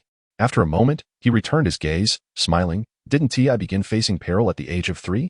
That catastrophic explosion left me an orphan, and I spent my childhood in a mental hospital. This was information Lin Qiye was aware of. You should rest early. Tomorrow, I will take you to meet the captain. All right. Jian Ci and Lin Qiye ascended the stairs side by side, their rooms adjacent, a request Lin Qiye had made. One of the few he had. Chapter 12. Dreaming into the mental hospital, Jian Ci drifted into a hazy slumber, as though treading upon clouds. Surrounded by an expanse of white. Unlike the dim and murky dreams typical for most, his dream was ablaze with light. It was not until he beheld the words Jushin Mental Hospital that he realized he had entered Lin Qiye's dream. He wondered if Lin Qiye would dream tonight. Perhaps they might meet within that ethereal realm. Standing before the entrance, Jian Ci gazed upward for a moment, then tentatively reached out to push the door. It swung open. Surprised, he stared at the ajar door and then at his own hand. Lin Qiye had knocked on this door for 5 years. It was unimaginable that he could simply push it open. If this were to be shared, he would surely be ridiculed. However, if it were indeed a door left open for him by Lin Qiye, it made sense, for their long-standing camaraderie warranted such a gesture. Since the door was open, Jian Ci took it as an invitation and stepped inside. Observing the surroundings, he reflected on his days at the Sunshine Mental Hospital, realizing that some things invariably change. He also noticed Nix, clutching various jars, a deranged woman searching desperately for her child. It is often true that such obsessions with children are predominantly found in women. Maternal love, whether in humans or deities, remains a profound force. Perhaps even monsters possess a semblance of maternal affection. Nix was a patient of Lin Qiye's, and Jian Ci had no intention of intervening or speaking with her. Neither Lin Qiye nor Jian Ci were afflicted, yet Nix was undeniably a genuine mental patient. Jian Ci held little interest in mental illness or Nix's abilities. In completing his tasks, by replicating Lin Qiye's capabilities, he could acquire all power. Presently, Jian Ci's sole concern revolved around the true meaning of his mission to save Lin Qiye.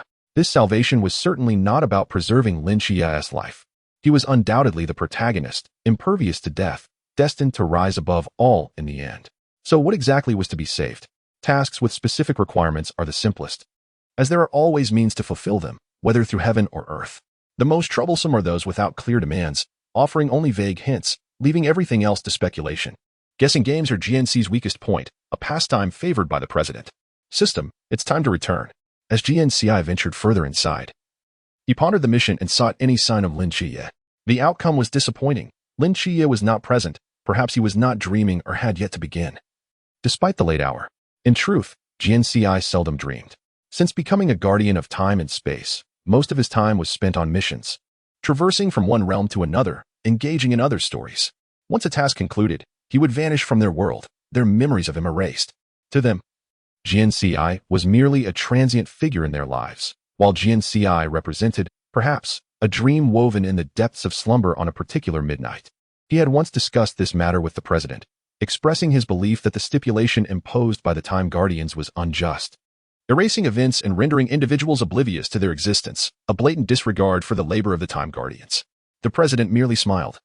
And he still recalled the president's final words, "The Time Guardians lack a heart. When you yearn for that heart, your work as a Time Guardian is nearing its conclusion." Jian Ci found himself perplexed by this statement, for he believed he possessed a heart, at least in his own estimation. By the president's reasoning, he should have ceased to be a Time Guardian long ago. Yet, in truth, he had been fulfilling this role for centuries. The weather within dreams was equally capricious. A cool breeze swept through the leaves, caressing Jian Ci's face with its refreshing moisture, signaling that rain was imminent. As he stepped outside, he encountered Nix, who had set aside her jars and was now cradling a vibrant bouquet of flowers, plucked from an unknown place, their myriad colors strikingly beautiful. The sight of such beauty invariably uplifted one's spirits, even for someone deemed mentally unwell. Observing the radiant smile on Nix's face stirred something within Jian Ci.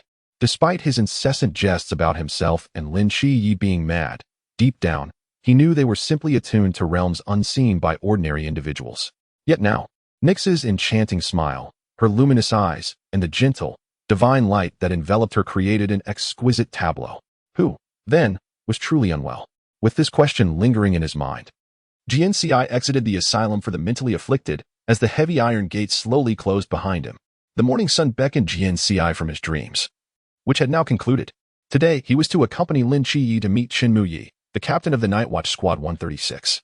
Lin Qiye regarded Jian Ci as he took his medication, gently advising him not to overexert himself since this was merely a meeting with the captain. He still believed Jian Ci ought to stay with his aunt and live among them.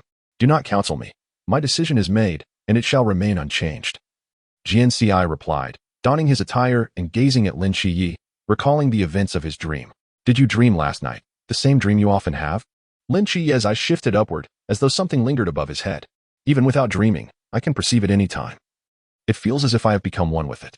Have you sensed any differences? For instance, aside from yourself, has anyone else entered that asylum you mentioned? Excluding the girl who left you notes?" "No," Lin Qiye asserted with conviction, shaking his head. "Why do you ask?" "Oh, merely out of curiosity. After all, I've yet to hear of anyone else experiencing such dreams." Lin Qiye chuckled. "Others do not dream such dreams. Time is of the essence. Let us depart." From Lin Qiye's smile, Jian Ci discerned a burgeoning confidence within him. Though it was but a flicker, it would undoubtedly grow stronger. In the future, Lin Qiye would undergo a complete transformation, shedding his youthful naivety and blossoming into a formidable man. Chapter 13, The Evaluation by Chen Muyi. The script contained an introduction to Chen Muyi, the soul of the Night Watch Squad 136. The sole individual capable of contending with the Ghost King. Of course, with the addition of Lin Qiye after Zhao Kongqing, Chen Muyi's position was precariously threatened. Upon encountering Jian Ci, Chen Muyi scrutinized him carefully from his seat. Due to his frail constitution and the immense exertion he had expended in rescuing Zhao Kongqing, Jian Ci presently resembled someone recovering from a severe illness, his cheeks devoid of their former color, appearing pallid. Even standing there, he seemed on the verge of swaying, like a leaf caught in the wind. Born into a world shaped by the Godslayer, he felt acutely out of place. Chen Muyi furrowed his brow, declaring, "Lin Qiye informed me of your desire to join the Night Watch, and that you saved Zhao Kongqing. Based on these 2 points, I have decided to grant you this opportunity. What can you offer?" "I am a doctor." "That does not count. We already have a doctor." "Can you bring the dead back to life?" Although Jian Ci appeared frail and prone to fainting, his soul was 8 centuries old, seasoned by countless battles. He understood precisely what a captain sought in a team member. While their medic might indeed be exceptional, perhaps too exceptional for him to desire another redundant member, he would never wish for any team member to lose their life. Naturally, Chen Muyi was intrigued by the ability to resurrect Zhao Kongqing. He surely wished to witness it firsthand. Standing before Chen Muyi, Jian Ci met his gaze. A faint smile gracing his lips, not from pride, but as an unconscious gesture of goodwill during conversation. A smile was the finest means of expression. A lesson imparted by the president. Qin rose from his seat, revealing a fish tank on his desk containing 2 fish. He reached into the tank, grasping one fish by its tail, lifting it from the water. The vibrant goldfish flopped onto a tissue, wriggling briefly before rolling its eyes and bubbling, ultimately quieting down. Heal it, Qin commanded succinctly. This was an excellent method. The fish belonged to him, and its fate would be apparent under his watchful gaze. Resurrecting Zhao Kongqing was a feat witnessed solely by Lin Qiye. Such an extraordinary claim, relying solely on hearsay, was difficult to accept, especially given Jian Ci's frail appearance. As captain, Qin was justified in wanting to see new recruits demonstrate their convincing capabilities. It was entirely reasonable for Qin to test Jian Ci. Before proceeding, Jian Ci glanced at Lin Qiye. Since their introduction, Lin Qiye had remained silent, and he now continued to say nothing. Perhaps, in his heart, he still wished to distance himself from the night watch. However, Jian Ci mused, "You will be disappointed. Wherever you go, I shall follow." He extended a hand, palm downward, as chakra coursed through his veins, emitting a soft glow from his palm. His powers, capable of reviving a near-death Zhao Kongqing, would surely suffice to save a mere asphyxiated goldfish. His abilities were only just awakening, destined to grow stronger through practice and time. Sure enough, within moments, the little goldfish was lively once more. Jian Ci, much like Qin, grasped the fish by its tail and returned it to the tank. The little goldfish reunited with its companion, swimming joyfully together, reminiscent of a couple in love. The events unfolding before them were undeniably real. There could be no deception nor any substitution of experimental subjects. This notion had suddenly occurred to Qin, and it was inconceivable for the examinee to have anticipated this in advance. However, it would be incorrect to assert that there were no surprises at all. Indeed, there was a slight, unexpected turn. The restoration of the small goldfish had drained Jian Ci's strength, leaving him visibly unsteady. Lin Qiye promptly stepped forward to support him, yet remained silent. Qin observed him with furrowed brows. "How did you achieve this? Your power seems alien to us. In this vast world, filled with wonders, there exists not merely a singular system of power. Countless varieties of strength may lurk in the shadows of existence. After all, gods have manifested, and with so many deities across the globe, the divine powers wielded by each nation's gods differ, do they not?" Qin cast a glance at Lin Qiye, who responded candidly, "I informed him." Such a straightforward admission. Qin realized Lin Qiye was far more complex than he initially perceived. As the representative of the Seraphim, he was exceptionally unique in Songnan City. Jian Ci exhaled deeply, as if regaining a modicum of strength. "There is no need for concern. I do not require anyone's care. Though I may seem fragile, my resilience is substantial. I simply cannot leave Lin Qiye here alone, or rather, I cannot bear to be apart from him. I must remain by his side. What is your relationship?" Qin's gaze turned inquisitive. Jian Ci replied calmly, "We are patients at the Sunshine Mental Hospital. I believe Captain Qin is already aware." Qin possessed more information than that, including, but not limited to, the catastrophic explosion from Jian Ci's childhood, and the obliterated secret base hidden within that incident, an event shrouded in secrecy. The assessment concluded here, and the next step hinged on whether Jian Ci could remain with the Night Watchman team. This decision lay in Qin's hands. 1 second, 2 seconds, 3 seconds. 10 seconds later, Qin extended his hand towards Jian Ci. "Welcome to the Night Watchman Team 136. You are now a temporary member." This outcome was somewhat anticipated. Nonetheless, Jian Ci felt a surge of joy at the recognition. He exchanged a glance with Lin Qiye before grasping Qin's hand. "I will strive to be a competent physician." "I hope so. Old Zhao has awakened. He wishes to meet you. Xiaonan will take you to see him." See Xiaonan, the combat support and part-time military doctor of the team, had also been caring for Jian Ci at Hong Ying's residence. Jian Ci had yet to find the opportunity to express his gratitude. "I too wish to meet him. He is the first person I saved in this world, and he played a pivotal role in awakening my powers. He is a remarkable individual." After parting ways with Qin, Jian Ci left with Lin Qiye and accompanied Si Xiaonan to meet Zhao Kongqing. Chapter 14. The agreement between Zhao Kongqing and Lin Qiye. Zhao Kongqing lay on the hospital bed, his body wrapped in bandages from the neck down, resembling a zongzi or an Egyptian mummy, albeit one devoid of historical significance. Although his history may be brief, it holds considerable research value. Si Xiaonan had donned a white coat, presenting herself as a doctor, standing at the foot of the bed. Currently, Zhao's vital signs were stable, and the fractured bones were healing at an astonishing rate. At this pace, in just a week, old Zhao would be restored. "Jian Ci, how did you manage this?" Others had posed this question as well. Regrettably, Jian Ci was unable to bring the academic prodigy from Konoha to elucidate chakra in his own words. It proved somewhat challenging for him. It is a unique capability of the body, akin to a supernatural ability, forming its own system, distinct from others. Such vague explanations only served to deepen the confusion. Lin Qiye found himself puzzled as well, yet he was not inclined to seek clarity. After Jian Ci's initial explanation, he ceased to inquire further. Though Zhao Kongqing lay in repose, his mind was alert. Upon seeing Jian Ci and Lin Qiye enter, he became visibly animated, causing the nearby instruments to emit persistent beeping sounds. Si Xiaonan, discerning their need for privacy, tactfully excused herself and closed the door. Hey, kid? Didn't you say you wouldn't join the night watchman? What brings you back? Zhao Kongqing teased. I couldn't resist. Your charm compelled me to want to become handsome too, Lin Qiye quipped. Yet, Jian Ci understood that Lin Qiye's motivation stemmed from a sense of gratitude. On that torrential night, a stranger had sacrificed himself to protect Lin Qiye, which had profoundly impacted the 17-year-old, akin to the force of a storm. Akin to the Indonesian tsunami, crashing upon him. When Lin Qiye saw Zhao Kongqing fall in the downpour, wielding Zhao's blade against the Ghost-Face King, he had already made his decision. Hey, careful. Don't laugh. It hurt. Jian Ci cautioned, as Zhao's grin caused him to wince in pain. Although medical ninjutsu is potent, Jian Ci, having only recently awakened his powers, was still not sufficiently strong. It was a miracle he had managed to save Zhao Kongqing's life. The healing of Zhao's broken bones and torn flesh required his own recuperative abilities. It will heal gradually. It will eventually return to normal. After speaking with Lin Qiye, Zhao Kongqing's gaze finally settled upon Jian Ci. I hear it was you who saved me.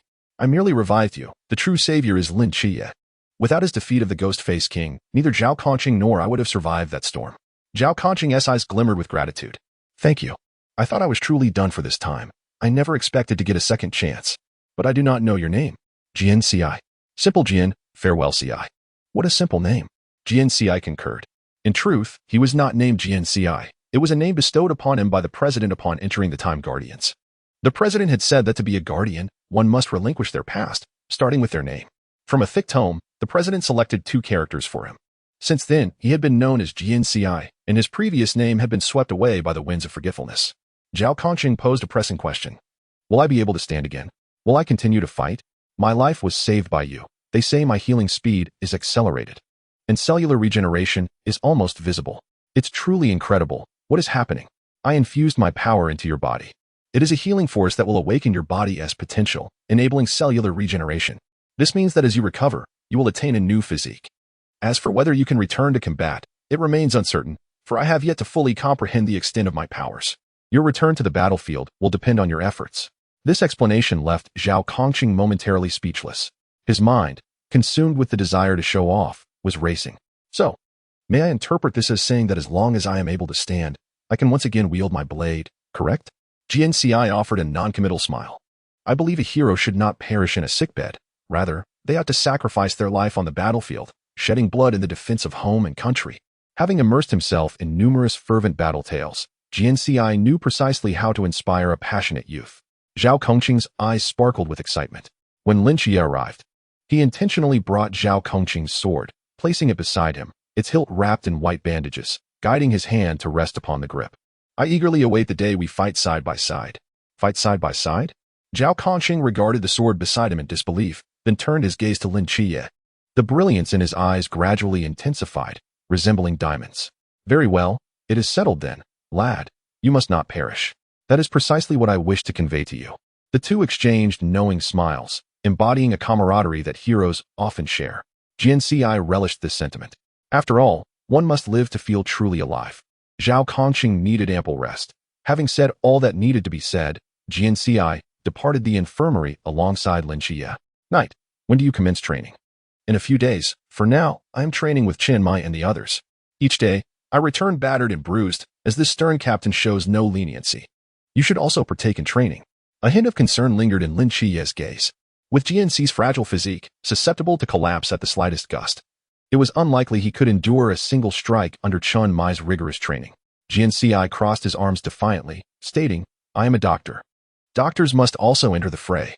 That is true. Jian Ci felt troubled. He had indeed experienced training before. During his time mending the fabric of time, he often traversed to the very beginnings of stories, training alongside newcomers and aiding their growth.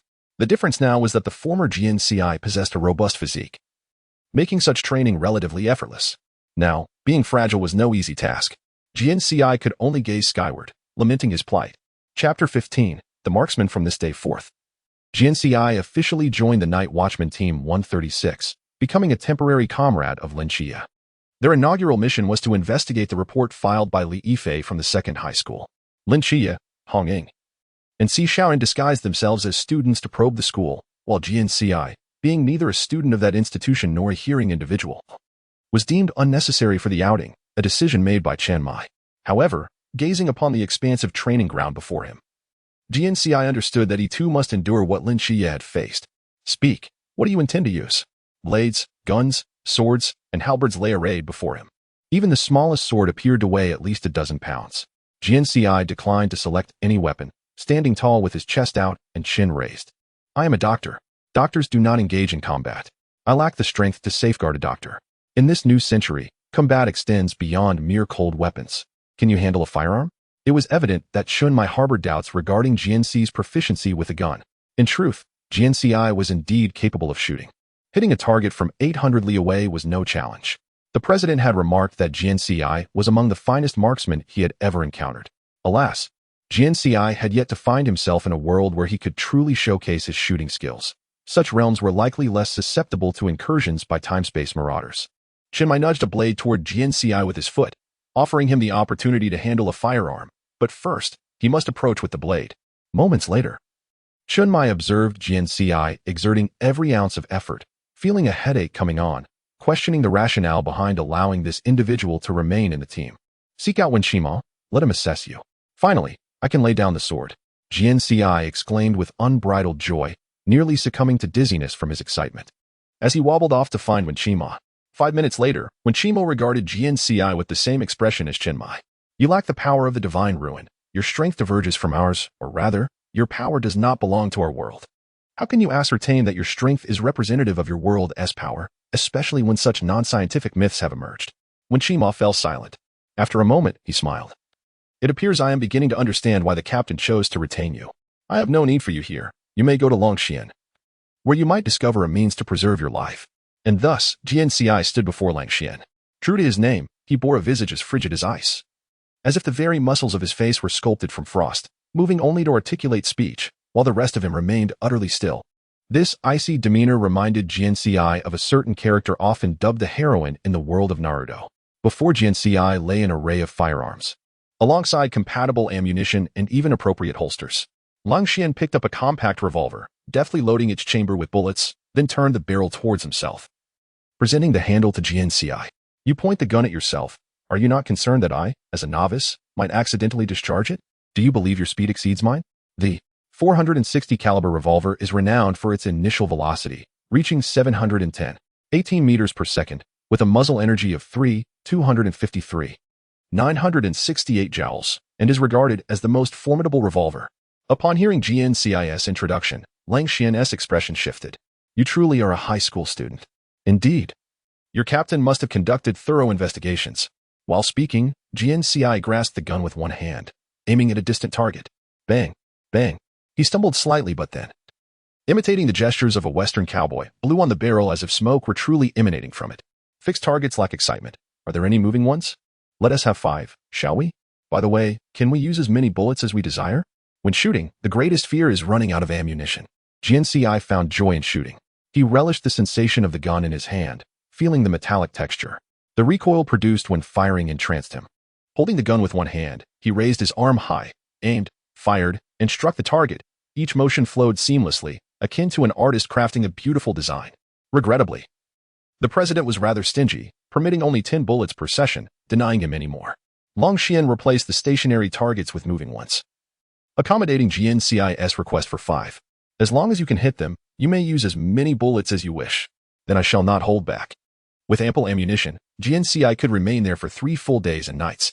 He shot with one hand, forgoing protective goggles and earmuffs, casually picking up the gun and pulling the trigger, ultimately hitting the target with precision. 5 mobile targets darted about, with Longxian adjusting the speed to its maximum.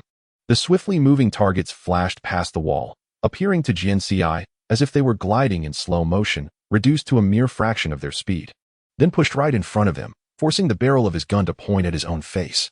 At that moment, Jian Ci was no longer the frail, delicate figure he once was. He had transformed into a formidable presence, standing there spiritedly, taking down one target after another with precision. While Jian Ci was wholly engrossed in his shooting, Chen Mai appeared beside Lin Qiye, seemingly out of nowhere. What do you think? See for yourself. The moving targets were challenging, even for Lin Qiye himself to hit with certainty. Yet, Jian Ci handled them with an ease reminiscent of a child's play. Lin Qiye presented the retrieved static target to Chen Mai, having fired 2 shots, leaving only a single hole on the target. After examining it, Chen Mai turned his gaze back to Jian Ci, who was still firing. The saying that one should not judge a book by its cover proved applicable yet again. Perhaps he truly possessed the ability to protect himself. It seemed we had underestimated him this time. Maybe so. Let us take him out. The mission is commencing. Lin Qiye nodded, setting aside the static target and raising his voice. Jian Ci. Engrossed in his shooting, Jian Ci reluctantly set down his handgun and approached. Let us go for a stroll.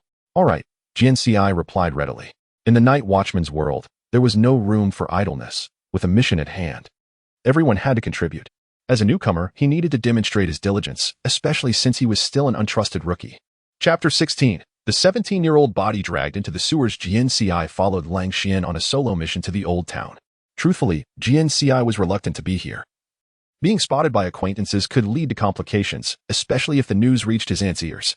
It was supposed to be a military training trip, yet here he was, wandering the streets in broad daylight. He could easily be scolded by his aunt for being unproductive or deceiving her. Everyone was busy, with no one paying him any mind. Lin Qiye's cold voice pierced through his thoughts. Aware of his unspoken worries, Jian Ci felt no anger. The likelihood of encountering his aunt or young Jean was slim, as one was at work and the other at school. Those monsters typically roamed at night, did they not? Jian Ci's gaze scanned the surroundings, searching for information and clues, skills innate to him, rather than those of the current persona he was embodying. Lin Qiye replied, currently, that is the case. They are mutated. Or perhaps there is someone orchestrating them from behind, acting unconsciously. Dealing with such beings should be relatively easier, though easier does not imply a simple victory. However, if there is someone pulling the strings with organization and planning, that could complicate matters. Lin Qiye looked at him, puzzled. Jian Ci continued. I am new here and still unfamiliar with many things. Given my frail constitution, like a delicate pastry that crumbles at a touch, it's essential for me to learn more to ensure my survival. With this fragile body, acquiring skills for self-preservation is paramount. You are a healer, are you not?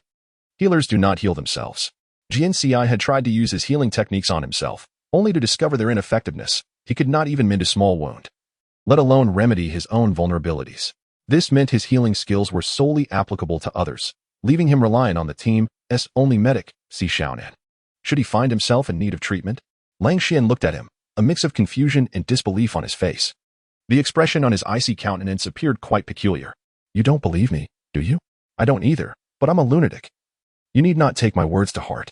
Lin Qiye's brow furrowed in perplexity. In this world, there was not a single person who could be deemed normal. The world was inherently warped.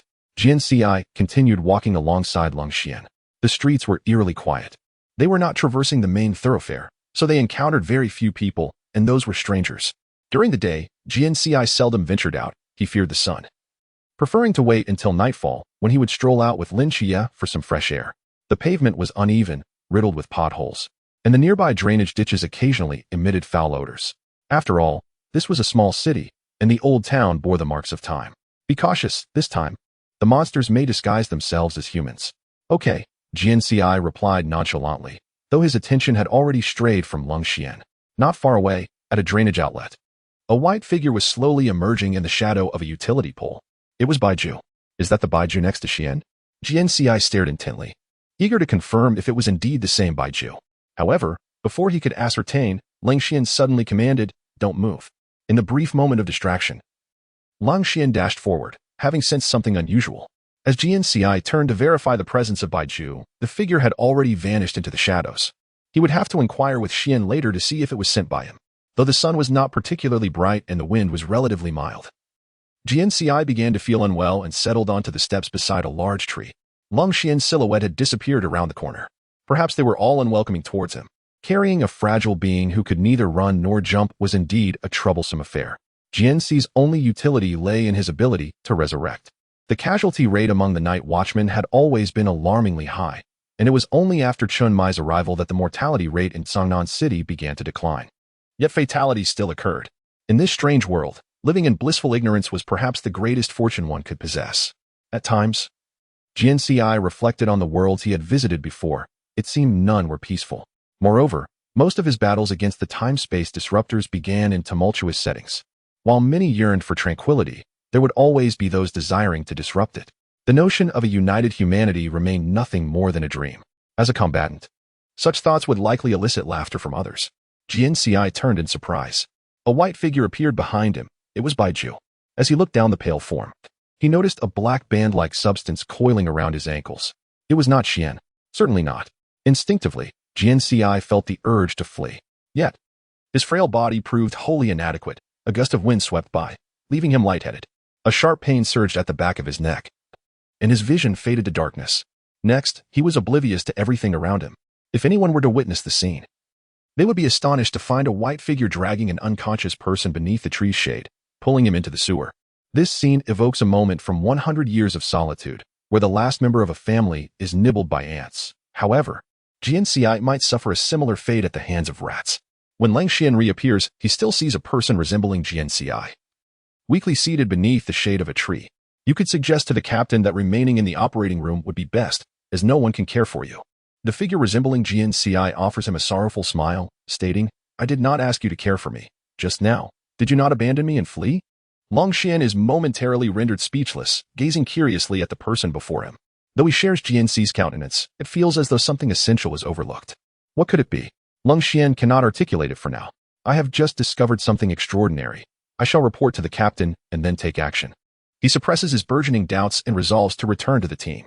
The figure resembling Jian Ci rises unsteadily, swaying momentarily as he usually does. Noticing that Lin Qiye offers no assistance, he steadies himself. Chapter 17. Another Shao in the sewers. The stench is unbearable. Used sewage, decaying vegetable scraps, and the remains of unburied dead animals create a noxious cocktail in an unventilated, semi-closed space. The foul air seems to whisk one away the moment it enters the nostrils. A flicker of flame ignites in the darkness, a solitary white candle. Beneath its light, he sees a figure, Baiju, marked by a black imprint on his ankle. It is not Qian. Jian Ci's heart plummets. Stop pretending to be asleep. I know you are awake. Baiju's voice is more terrifying than that from the world of Naruto. Left with no choice, Jian Ci opens his eyes. What do you want with me? I know you are the guardian of time and space. Well, that is no longer a secret. Jian Ci muses that he should cultivate an air of mystery about himself. Nevertheless, he is intrigued by how they learned of the Guardians, as he had erased his memories upon departing that world. The president would have dispatched personnel for further maintenance. There should be no remnants left. Could it be that the ruinous destroyers had caused further chaos and informed the Naruto universe? As a result, they followed Jian Ci into the world of godslaying. But what is their purpose here? Qian seeks something from the ancient divine church, but what does this black-marked Jew desire? Jian Ci carefully observes him and states, "Since I am alive, I possess value in living. State your intentions. Let us be straightforward." Jian Ci despises riddles. Ju gazes at him with lifeless eyes. The candlelight flickers dimly, casting eerie shadows in the sewer, as if gazing upon a specter, ominous and terrifying. He undoubtedly wishes to kill me, yet he cannot act at this moment. Jian Ci assesses the situation. To survive, he must comply.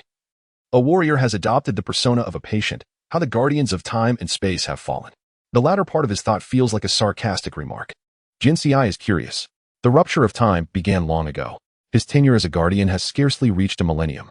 Although this is a considerable span for humanity. For a deity, it is but the blink of an eye, the time it takes to sip tea. Ju's existence in the Naruto world is not significantly older than Jian Ci himself. Why does he speak as if he were an elder? Is the soul within this Baiju truly Ju? Suddenly, a cacophony erupts. What is that noise? Jian Ci becomes alert. Yet, Ju remains unperturbed, casting a disdainful glance at Jian Ci. This is a sewer. Naturally, sewage flows through here. Ah, sewage. Jian Ci's fragile body leaps up. The sound of cracking bones echoes like debris falling to the ground. But something is amiss with the sewage. Ju's expression suddenly shifts. He extinguishes the candle and pulls Jian Ci to flee through the sewer. I cannot run. With Lin Qiye absent, this warning can only be conveyed by Jian Ci himself. Yet Ju clearly does not care whether Jian Ci can keep pace. The darkened space reverberates with the sound of rushing water, and the trembling walls begin to shake, accompanied by a noxious odor. Not only is there the stench of decaying refuse, but also another scent, one Jian Ci recognizes. It is the ghost-faced man. perhaps even the ghost-faced king. I would even say it is the essence of a monster. The overwhelming scent is too intoxicating for Jian Ci to bear. Distinguishing the various monster scents is unnecessary, as they are all creatures of the god-slaying world, and the Night Watchman Squad 136 will eliminate them. Ideally, they would appear now to rescue him. Such thoughts are clearly fanciful. Ju's speed is astounding, almost dragging Jian Ci along with him. Jian Ci struggles to breathe. His legs weak, chest tight. Without a breath of fresh air, he risks suffocation. The surging sewage finally catches up to them, accompanied by yet another entity. The oppressive atmosphere feels akin to the low pressure before a storm, stifling the air around them. Thud, thud, thud. Roar, roar, roar. Drip, drip, drip. Jian Ci, with his hearing aid, can discern even the sound of the monster's saliva hitting the ground, despite the cacophony of rushing sewage. There is no way out. The sewer sprawls in all directions, yet there is an impasse, unless Jian Ci has already perceived their predicament. A monster approaches from behind while another blocks their path ahead, leaving Jian Ci and Ju trapped in between. In this moment, Jian Ci is incapable of fighting. Only one of them possesses combat capability.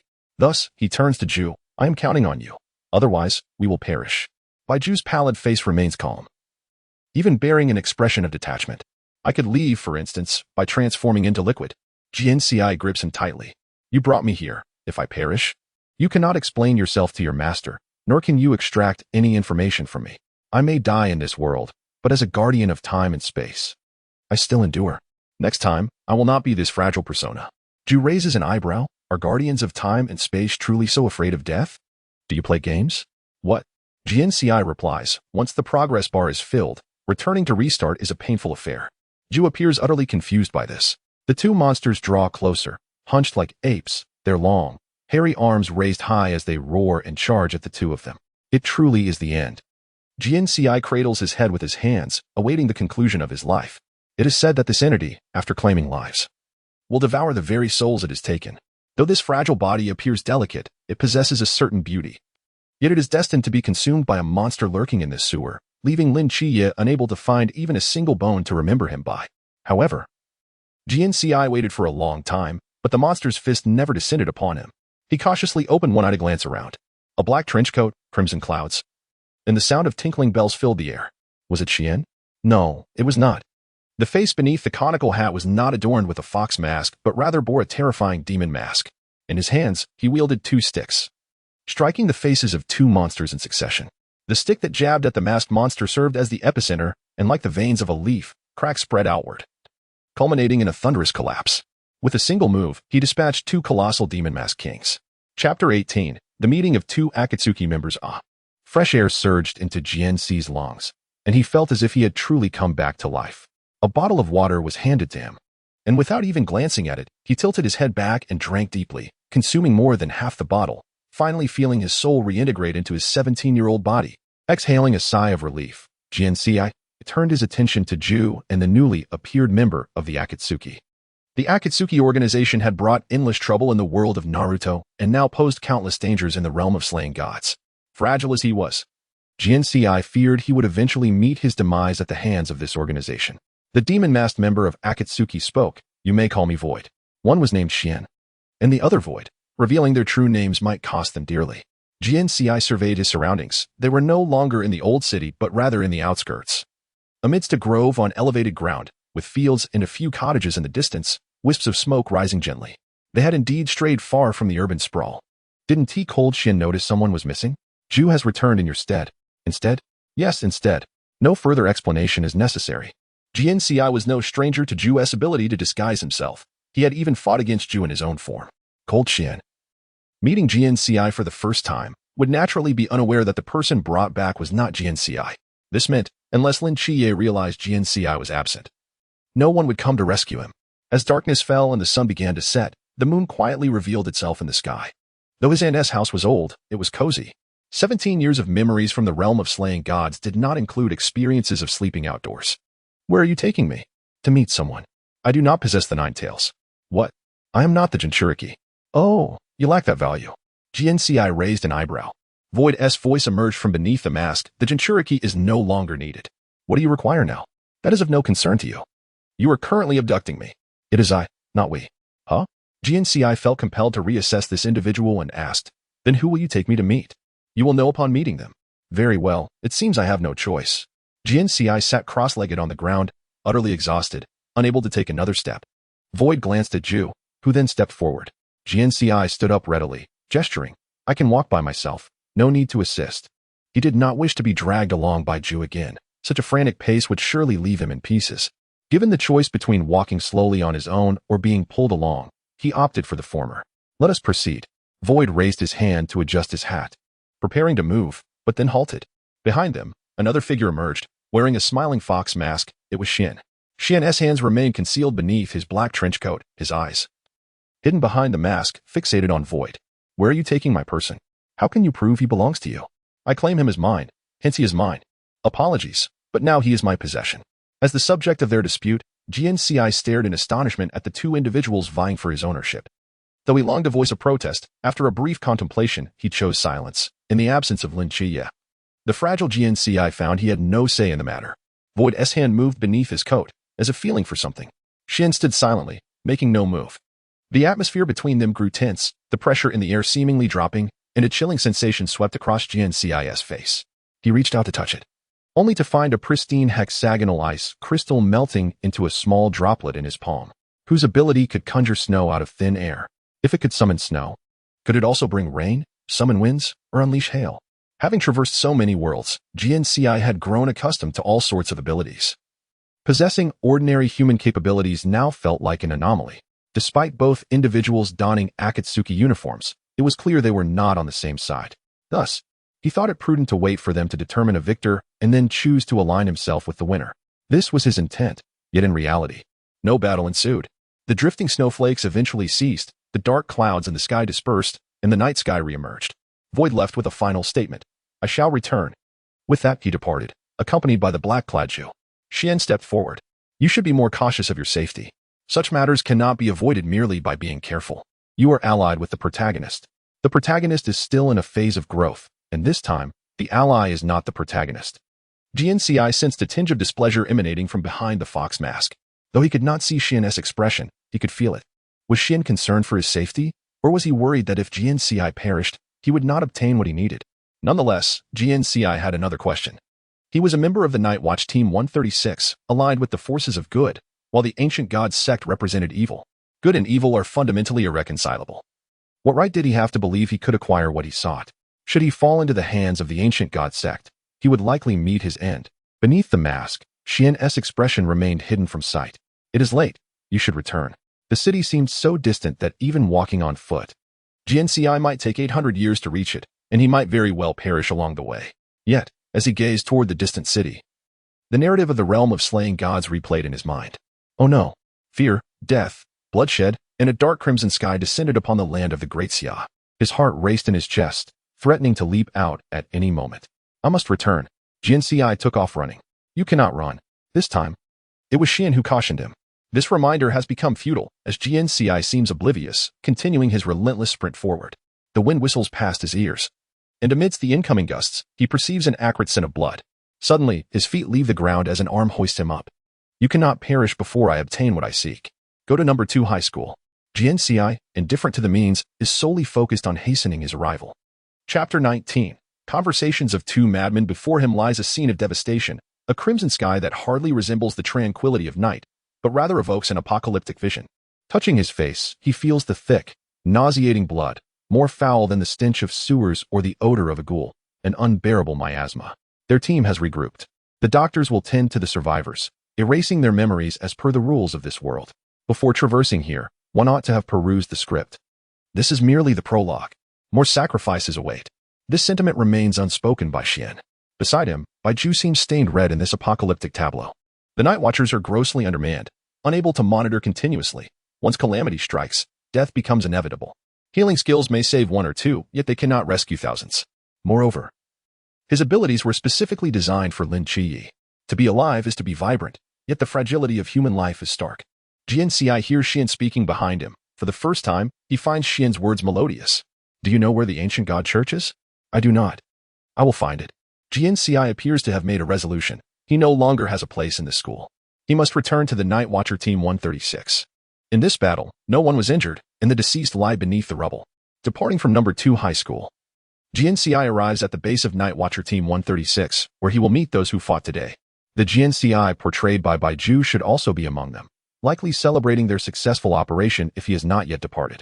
Crossing the bridge, he spots a black car and sees Lin Qiye beside it. Under the night sky, Lin Qiye dons a strikingly white outfit, a rarity for him. At first glance, Jian Ci feels as if he is dreaming. Only when the night breeze brushes his face does he awaken from his reverie. Having lived for 8 centuries, he has witnessed countless events. The happenings at number 2 high school are hardly noteworthy compared to his past experiences. This is merely one of the many casualties wrought by monsters. Yet, Jian Ci feels a heaviness in his heart, akin to a boulder pressing down, nearly suffocating him. Where have you been? Wasn't I with you? That thing escaped. It must have been Ju, indeed. Jian Ci smiles faintly, responding, I thought it would go unnoticed. They are unfamiliar with you, hence they did not detect it. However, you cannot deceive my eyes, especially since I possess the ability to perceive. One glance is sufficient to discern that it was not you. Did you compel it to disguise itself as you, or is there another reason? Jian Ci turns, gazing up at the distant sky, still tinged in red, as if the heavens weep. Countless vibrant lives, brimming with youth, perished tonight. Their journey should not have ended here. By the time of discovery, it was too late. Had action not been taken promptly, the death toll would have been even higher. I know you did exceptionally well. But regrettably, I missed the first battle. There will be future opportunities. Future? Lin Qiye hesitates at Jian Ci's inquiry, then adds, I understand you wish for no future. But I must tell you this is merely the beginning. If you cannot bear this, you should leave quickly. Departing will allow you to pretend nothing has happened. Imagining we could once again sit together, completing assignments, reading the same books, and dreaming of the future, discussing what we would do next. Lin Qiye is aware of the impossibility. Upon witnessing the seraph on the moon, or when the fog envelopes the earth, one can no longer dream of the future as they once did. Every realm bears its own sorrows. Jian Ci approaches and stands shoulder to shoulder with Lin Qiye, leaning against the car. I was kidnapped. That entity masqueraded as me to avoid raising your suspicions. Do not worry. The monster you fought at No. 2 high school is not of the same kind. I know it is not. And do not fret for my safety. They have designs on me and will not take my life. You mentioned they are not beings of this world. Then what are they? What are they? Jian Ci tilts his head toward the sky, the red hue fading, as the darkened night once again envelopes Cangnan City. The stars prepare to emerge. Celestial bodies shining in the distant cosmos, leaving one to wonder if they too harbor tales akin to those here. They are also a form of life. I can only explain it thus. Can they be killed? No. Why? They belong to another world, and I will send them back.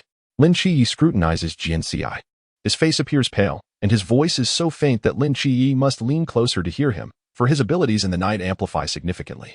Leaning against the car, Jian Ci does so not out of an attempt to appear cool, but rather because he is trembling, without something to support him. He might collapse at any moment. Now that he has returned safely, Lin Qiye does not wish to delve further into ambiguous matters. If Lin Qiye is merely misunderstood, thought to be deranged, then Jian Ci seems deeply entrenched in madness. The tales he recounts are more fantastical than any comic Lin Qiye has read.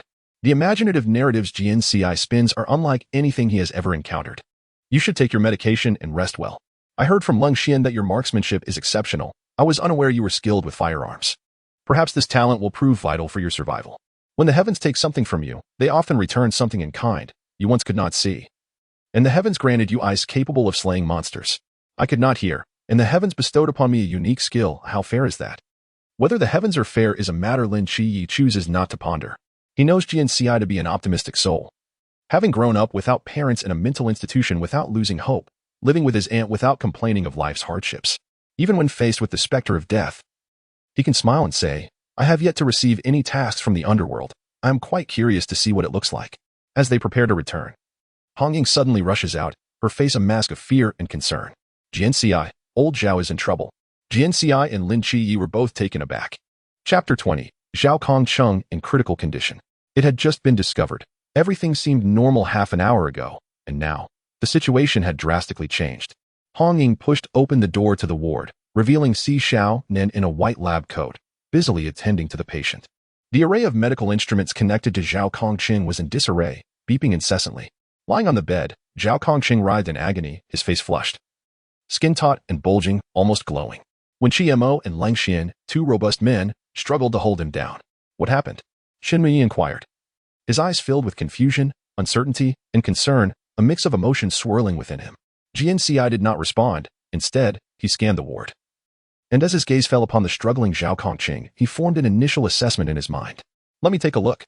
He approached Si Xiaonan, first glancing at the medication she was preparing, then at the various medical tools laid out nearby. Is it ready? We can barely hold him down. He.S. about to explode, when Mo urged, pressing against Zhao Kongqing. His entire body was swathed in bandages, leaving only his face exposed. The skin was becoming translucent, revealing the capillaries beneath, as though his body were filled with air and continuously inflating, resembling a balloon nearing its limit. Xiaonan, administer the maximum dosage of a sedative. Yi, come help me. We need to remove his bandages quickly. Jian Ci donned medical gloves and swiftly began organizing the procedure.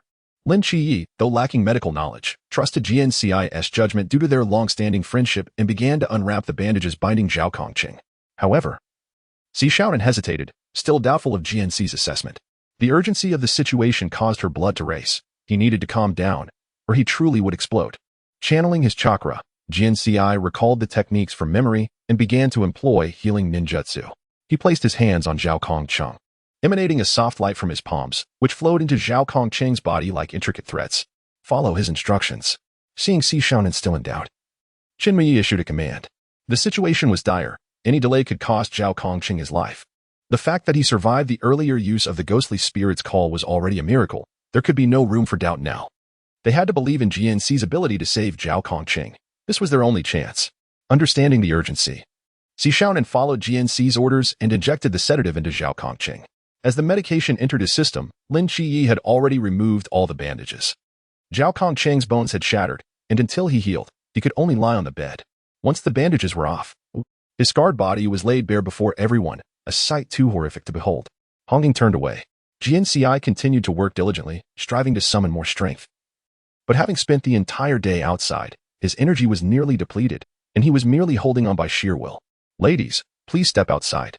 It was not out of concern for their interference, but rather because Zhao Kongqing was unclothed beneath the bandages. After all, there are distinctions between genders.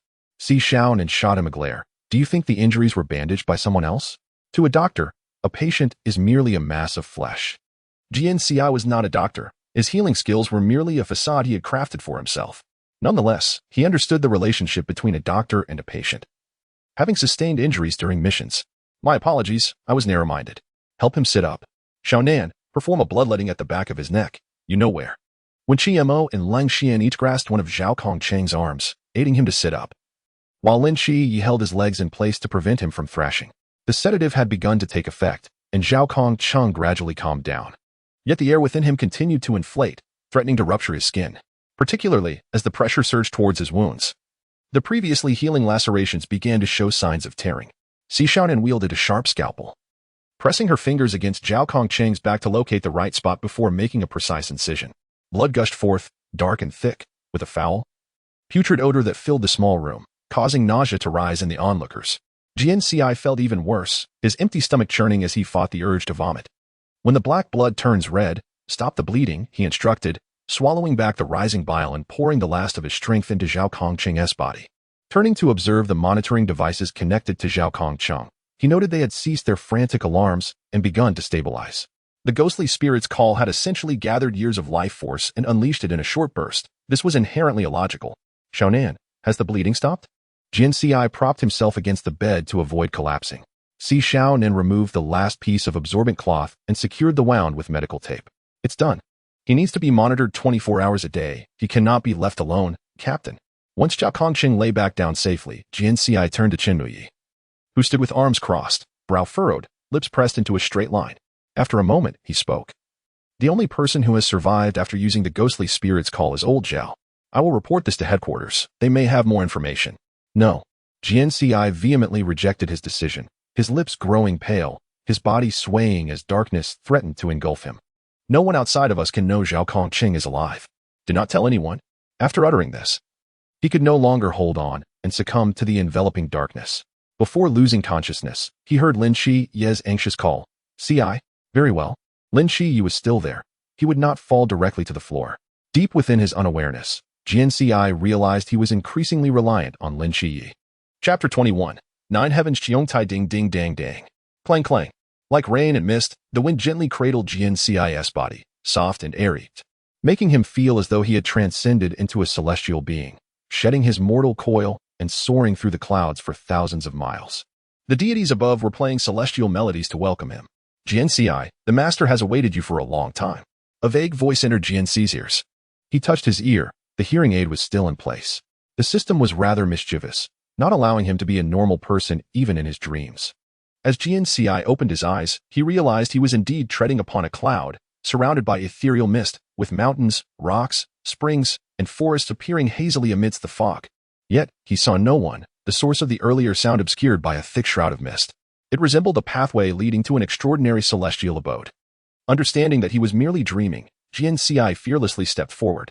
After all, dreams of deities are rare and fleeting, a sight to behold yet once. The mist seemed almost sentient, parting to either side as Jian Ci approached, clearing a path for him. Hearing a sound beneath his feet, he looked down to find himself upon a stone bridge, with a gentle stream flowing below, its crystal-clear waters revealing no fish. Glancing toward the riverbank, he spotted two elegant cranes standing gracefully by the water's edge, their long necks craned upwards to the sky.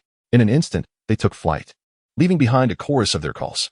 Books often state that immortals delight in nurturing cranes, symbolizing purity and elegance. And some even ride these majestic birds as they traverse the realms. Such notions had only been read in texts, never truly witnessed. As he moved forward, layers of translucent veils appeared, and he discerned shadowy figures gliding gracefully, their movements light and fluid.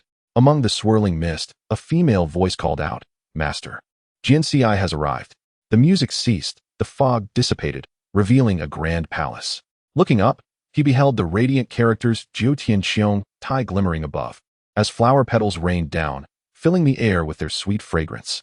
"Have I arrived at the abode of the nine heavens, Qiannu?" Jian Ci mused as he passed through the grand entrance into the main hall. Celestial maidens stood poised on either side, their smiles warm as they gazed upon him.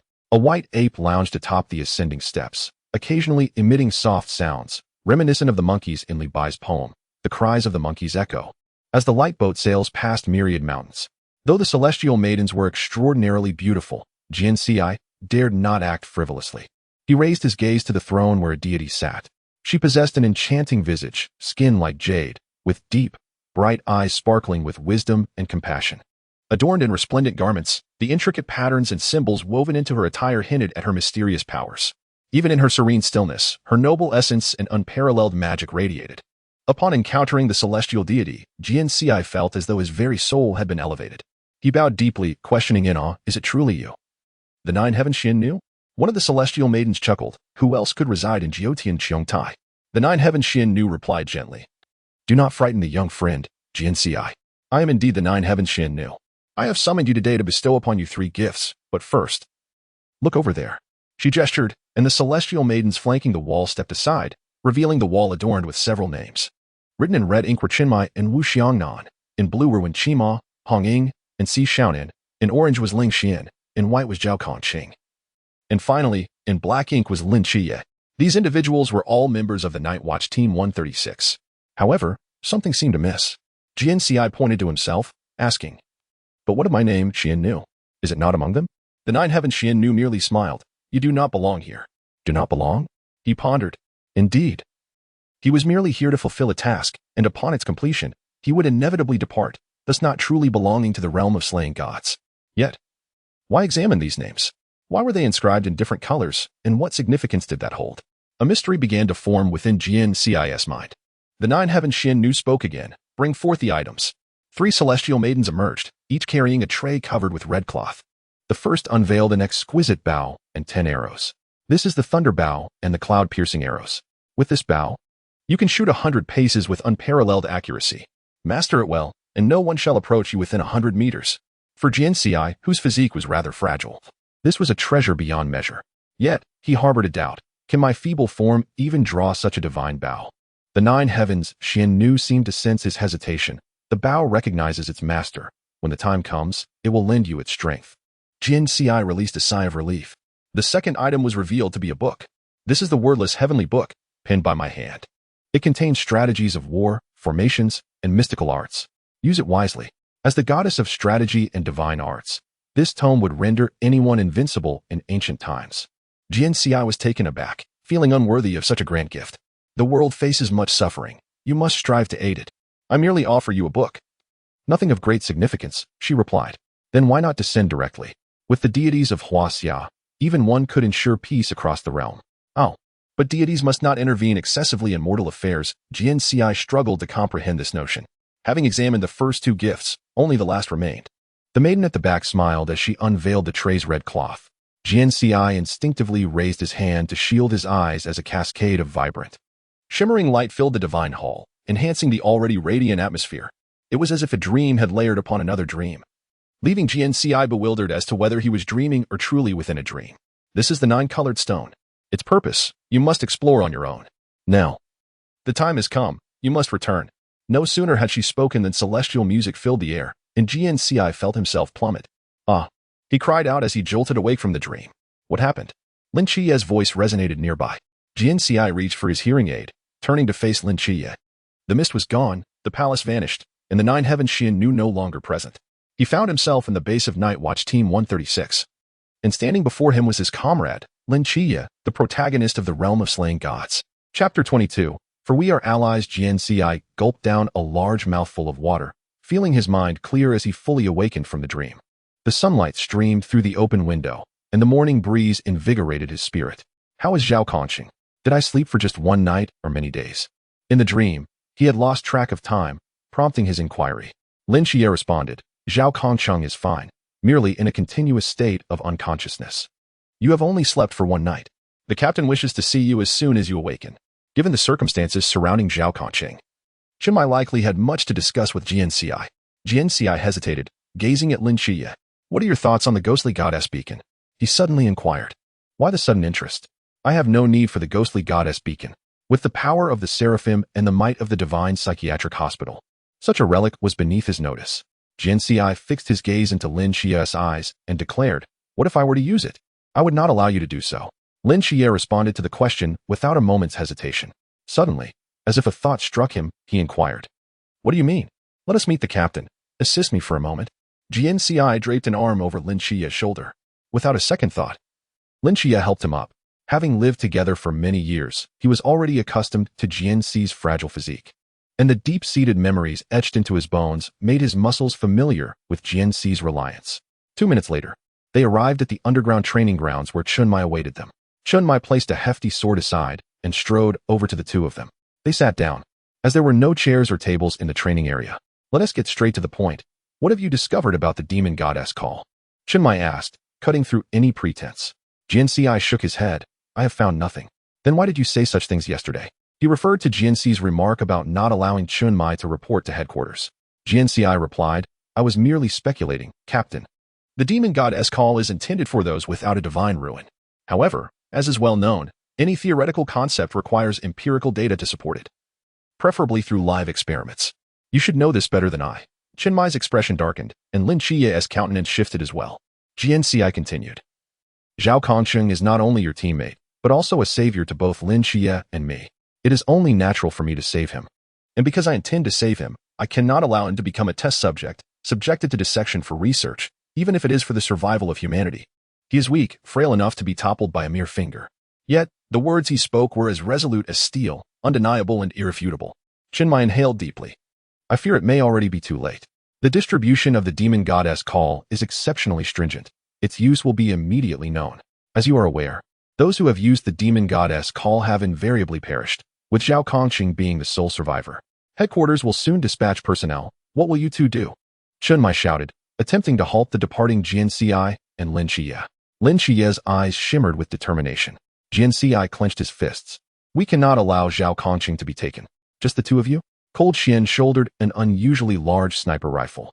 Old Zhao is not merely your savior. Hong Ying rested an arm on her gun cabinet, lightly tapping her fingers, a faint smile in her eyes. Si Xiaonan polished a surgical knife. The glint behind her glasses revealing a chilling light. When Qima adjusted his cuffs, his face adorned with a subtle smile. We have not yet fallen to the point of requiring two inexperienced youths to protect our comrades. Hey, have you forgotten about me, your captain, albeit the vice? Wu Xiangnan raised an eyebrow. It was as though a fire ignited within their chests, and Jian Ci felt his eyes grow warm and moist. Chen Mai rose from the ground, brushing off the dirt. The duty of a night watchman is to safeguard the safety of the people. However, if we cannot even protect our own comrades, how can we protect others? Zhao Kongqing fights alongside us. I will not allow anyone to treat him as a test subject. Lin Qiye, Jian Ci, do not underestimate us adults. Jian Ci sheepishly scratched the back of his head. Lin Qiye pressed his lips together, pondering the possibility of a forceful confrontation. The rigidity of hierarchy ensured that some individuals could dictate the fates of others. Team members were to obey the captain, while the captain was beholden to higher authorities. Chun Mai donned his trench coat and stepped forward, stating, "That is the role of a captain." He left Jian Ci and Lin Qiye with a silhouette that, though growing distant, seemed increasingly formidable, imparting a sense of reliability akin to a mountain. The Night Watchman Team 136 had suffered grievous losses prior to Chun Mai's arrival, with casualties being a frequent occurrence. However, such incidents diminished after his leadership. His rigorous training had significantly enhanced the combat prowess of the team. Moreover, the protection afforded by a captain played a crucial role in reducing loss. Does this captain not appear competent?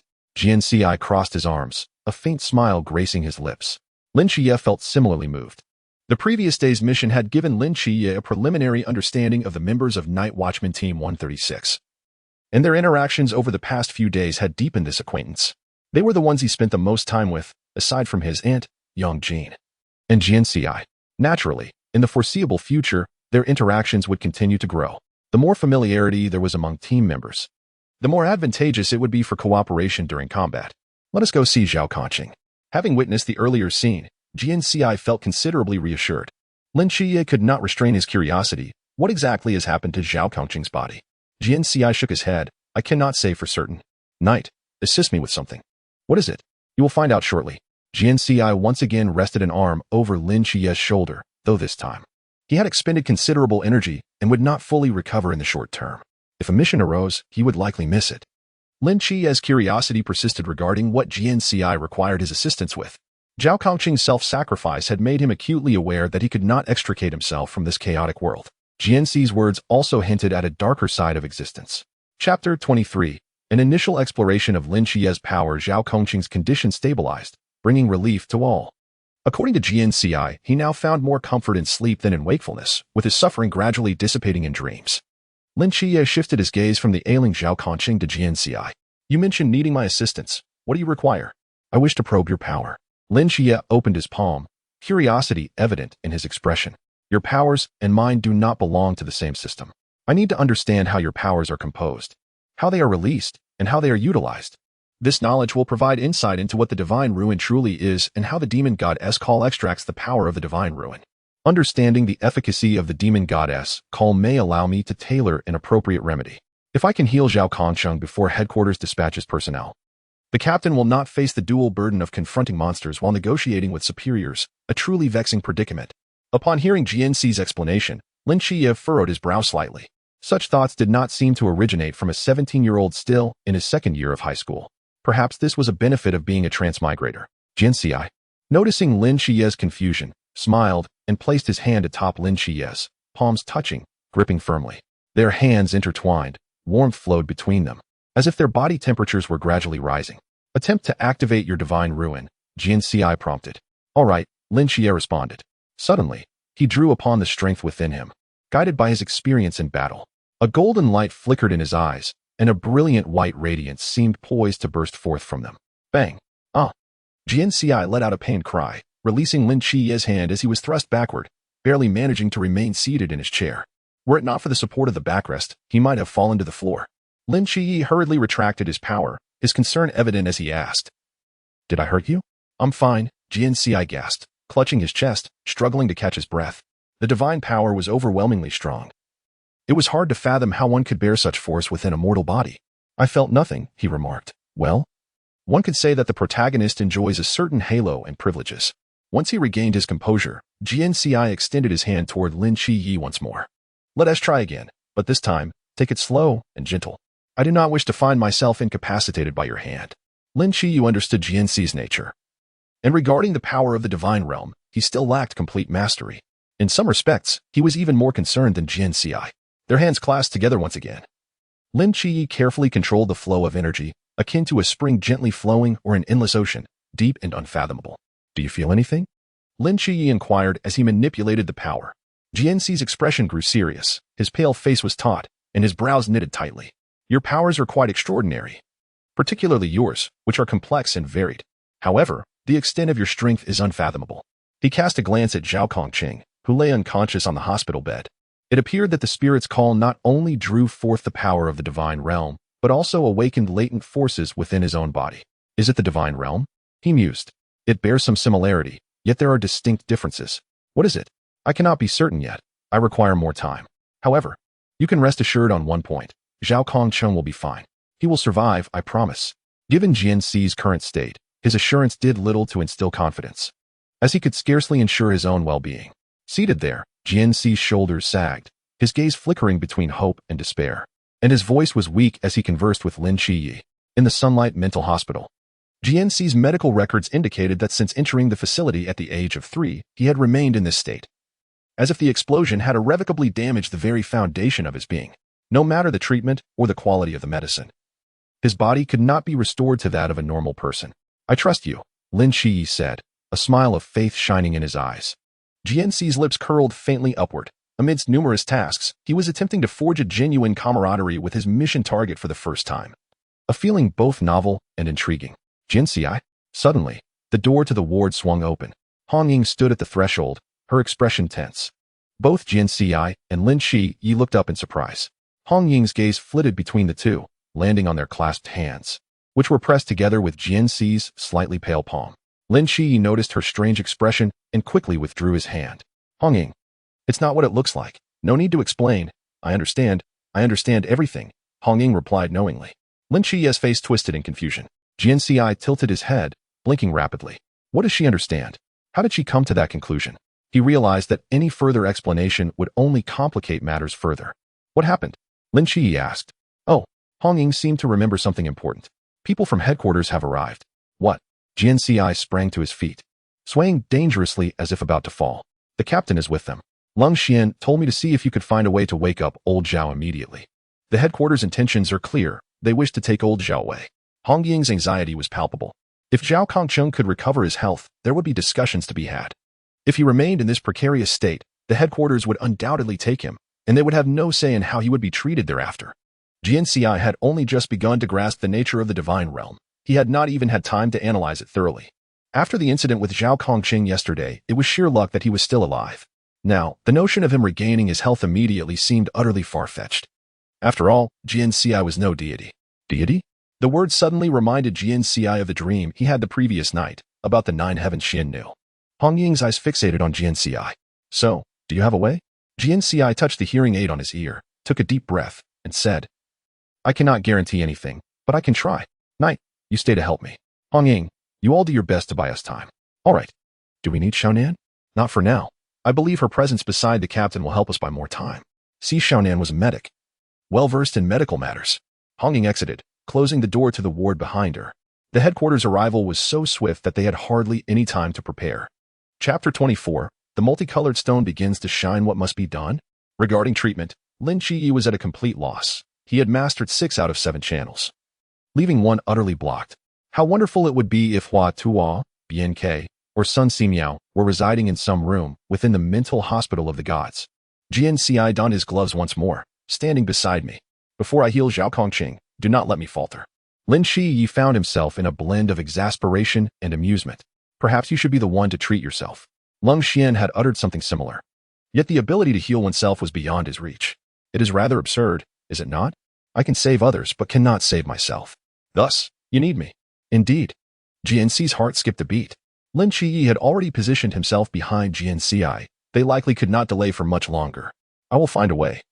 If indeed there is one. Jian Ci pressed one hand against Zhao Kongqing's wrist, feeling the robust pulse beneath the skin. Despite his serious injuries, the pulse was strong, like a steel spring eager to break free from its confines. Had it not been for yesterday's events, had Zhao Kongqing not been lying unconscious, one might have mistaken his pulse for that of a healthy Superman. An ordinary person without the divine realm, through sheer effort, had become a sentinel, capable of wielding the power of the ghostly call and standing against the ghost-faced king to protect the peace of their domain.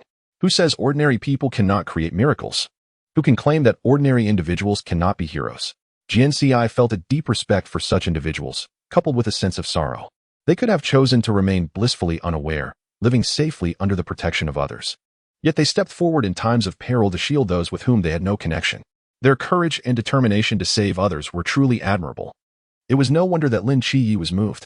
You are capable of sacrificing your life to save others, and I too can save you thus. Do not succumb to death. A gentle light emanated from Jian Ci's palm. His foremost task was to summon Zhao Kongqing's will. Restoring him to his former self seemed impossible. Yet if he could awaken him, Jian Ci would devise a way for him to feign normalcy and deceive the watchful eyes of the headquarters. Though Zhao's fragile body was of little utility, the wisdom of the 8th-century-old soul within could still be harnessed. Lin Qiye, filled with anxiety and turmoil, observed the unfolding scene. The unconscious Zhao Kongqing lay motionless, while Jian Ci appeared on the verge of collapse himself. A throng approached, many people, including the captain and 3 strangers. Lin Qiye's gaze pierced through the hospital room door, spotting the approaching figures. The 3 strangers, striding with purpose, were likely the agents sent by headquarters. Their true nature remained a mystery. A glance at the clock revealed that less than 5 minutes had passed since Hong Ying's departure. The headquarters was determined to secure Zhao Kongqing, for he was of paramount importance. Should they extract something of value from his being, it would significantly advance the research into the realm of deities. The headquarters would not let such an opportunity slip by, nor would anyone else. Had Qingyu been present, she would likely have already seized a scalpel, eager to proceed. Lin Qiye recalled the prodigious youth from the mission at No. 2 secondary school. Yet, the more vital Zhao Kongqing became, the more imperative it was to prevent his removal. But how could this be achieved? The healing art had reached its limit, damn it. He should have learned a swift healing technique for such occasions. What did the pale Zhao Kongqing signify? These individuals spoke in riddles, a most vexing endeavor. As Lin Qiye saw the strangers nearing the door, he heard Jian Ci mumbling like a mosquito, prompting him to urge, "They are coming in. Do not let them enter." Jian Ci replied without turning. The healing art had become futile. They had no choice but to gamble everything. Someone outside had already grasped the doorknob. On the brink of entering, Jian Ci's efforts remained incomplete. Zhao Kongqing lay still in a deep slumber. They had to take a risk. With that thought, Lin Qiye placed a hand on Jian Ci's shoulder and whispered, "I leave it to you." No sooner had the words left his lips than the weight on Jian Ci's shoulder vanished. The sound of the door opening echoed, followed by the door closing, leaving only Jian Ci and the unconscious Zhao Kongqing in the room. Where had he gone? A sense of foreboding gripped Jian Ci's heart. Yet, he had no time to ponder. Zhao Kongqing was his immediate priority. With the healing art withdrawn, Jian Ci removed his gloves, recalling the visions from his dreams the previous night. In this world teeming with deities, such dreams could not arise without reason. They must be divine omens. The 3 treasures bestowed upon him by the 9 heavens Zoan must hold great significance. The bow and arrows were tools for combat, the wordless heavenly tome a guide for collective action, and the last, the colorful stone, remained a mystery. Jian Ci extended his hand, palm upward. "I require your strength now. Divine power, to save this person. He is worthy of your favor." Within the confines of the hospital room, a closed space, Jian Ci sensed a refreshing breeze swirling about his palm. After it passed, it coiled into a miniature whirlwind, gradually taking form, the threads of wind as delicate as silk, adorned with vibrant hues. Radiant light spilled forth, illuminating the room brighter than the incandescent bulbs and imbued with a gentle warmth. Weight settled in his palm as the jade-like, colorful stone materialized there. The surreal sensation of dreams merging with reality left Jian Ci momentarily dizzy. "What do you intend to do? Are you defying the orders of headquarters? Do you understand the consequences of such actions? Stand aside." A coarse and rude voice from outside jolted Jian Ci back to clarity. This was not the time for reverence towards the divine. Outside stood the Night Watchman Team 136 and Lin Qiye. Jian Ci knew that as long as he did not open the door, Lin Qiye would not allow anyone to enter, not even a fly. Refocusing on Zhao Kongqing, Jian Ci smiled faintly, stating, "I shall not permit you to become someone else's experimental subject. However, it appears my abilities have all been aimed at you." A self-deprecating jest lightened Jian Ci's heart. Now, the challenge lay in how to wield the colorful stone. Taking a deep breath, Jian Ci grasped the stone and activated the healing art once more. Chapter 25, The Return of Zhao Kongqing. Outside Zhao Kongqing's hospital room, Lin Qiye stood with his back to the door, confronting the crowd before him. Chen Mai, the other team members, and the 3 strangers encircled by them, 2 men and 1 woman. The man at the forefront, speaking with a menacing demeanor, was likely the leader of the team dispatched by headquarters, though his rank within the organization remained unclear. His authority appeared substantial. "You are a temporary member, Lin Qiye. This does not concern you." Chen Mai signaled to Lin Qiye, urging him to step aside.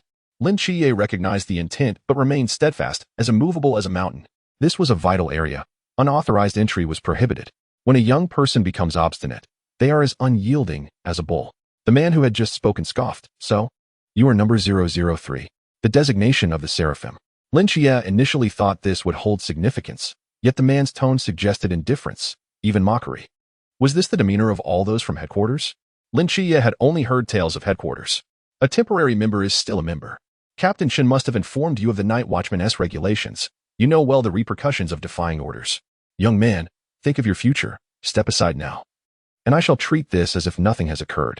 You will remain a temporary member, and upon confirmation, limitless possibilities await you as a divine agent. Lin Qiye harbored a profound disdain for this man. Consequently, he disregarded the frantic gestures from Chun Mai and Wu Xiangnan. I do not quite understand what you mean by limitless possibilities. Is it the endless battles against monsters until exhaustion leads to demise?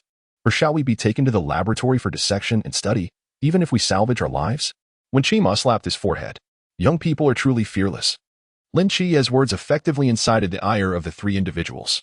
The man to the left of the team leader stepped forward, hand resting near a custom black handgun nestled in its holster. You are courting death, move aside. The loud commotion would surely disrupt the doctor's treatment.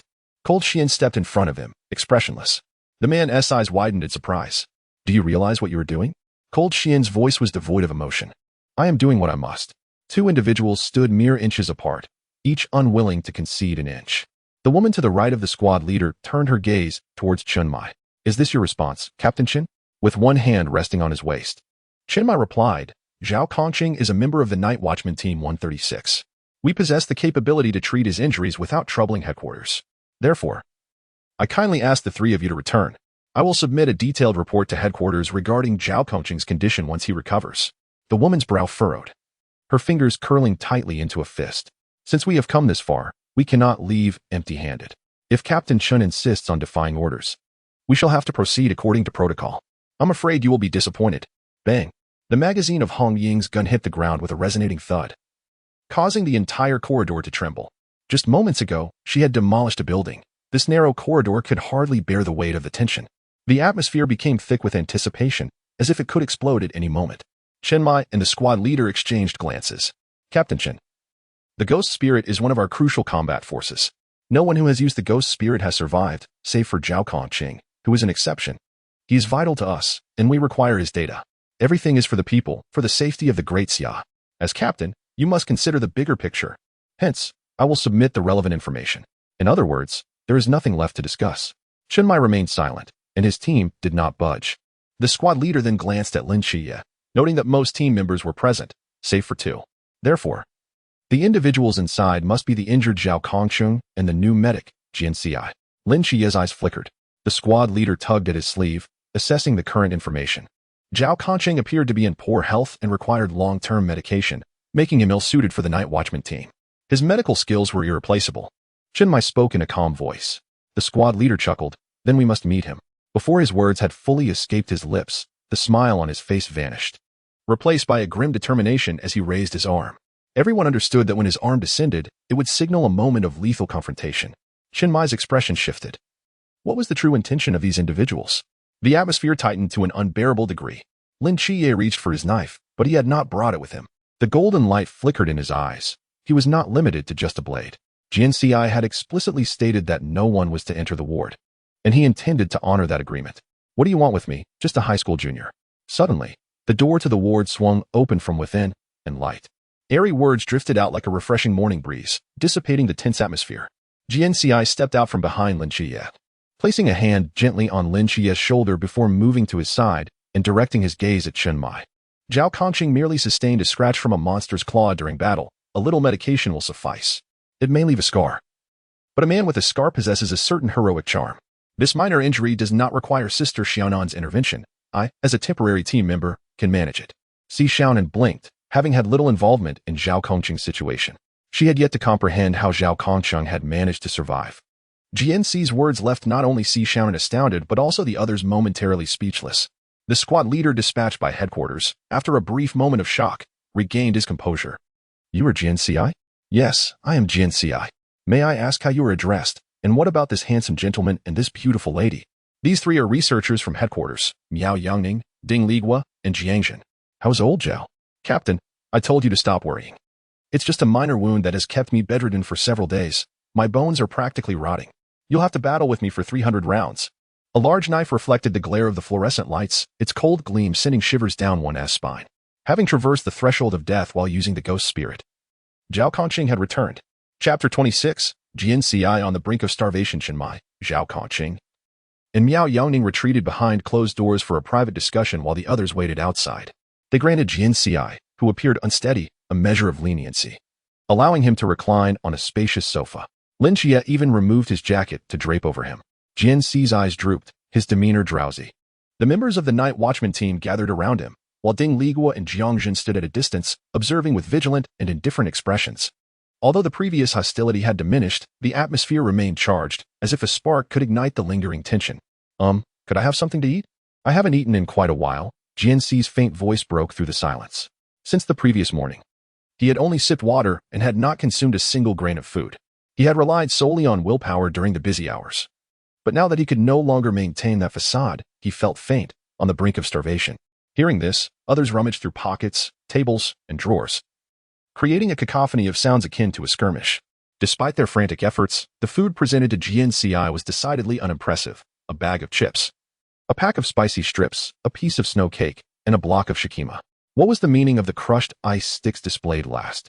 Jian Ci, who had initially propped himself up beside Lin Qiye, sank back down upon seeing the meager offerings. Perhaps it would be better to let me starve. The voice of Lang Xian echoed, almost like an otherworldly sound. The captain is in a meeting. Is there no one among you capable of cooking? Jian Ci desperately racked his brain, recalling that the president had not mentioned this in the script he had been given. It seemed the president had cut corners. Omitting even the character settings, he would need to personally retrieve information from the database next time. Gurgle, gurgle. Jian Ci's stomach growled incessantly from hunger. Lin Qiye handed him a piece of shikima and poured him a glass of water. Do you have your medication with you? He vaguely remembered Jian Ci not taking any medication. No, it's at Hong Ying's place. I wondered why I felt weaker than usual today. I must have forgotten something. Accompanied by water, Jian Ci took a bite of the shikima, but still felt an empty void in his stomach. After consuming the last of his scant rations, he still felt unsatisfied. After all, he was a 17-year-old young man in the midst of growth, requiring a substantial intake of carbohydrates. What medication do you take? Si Shaonan inquired with concern. I can look for it, but most of what we have here is for treating external injuries.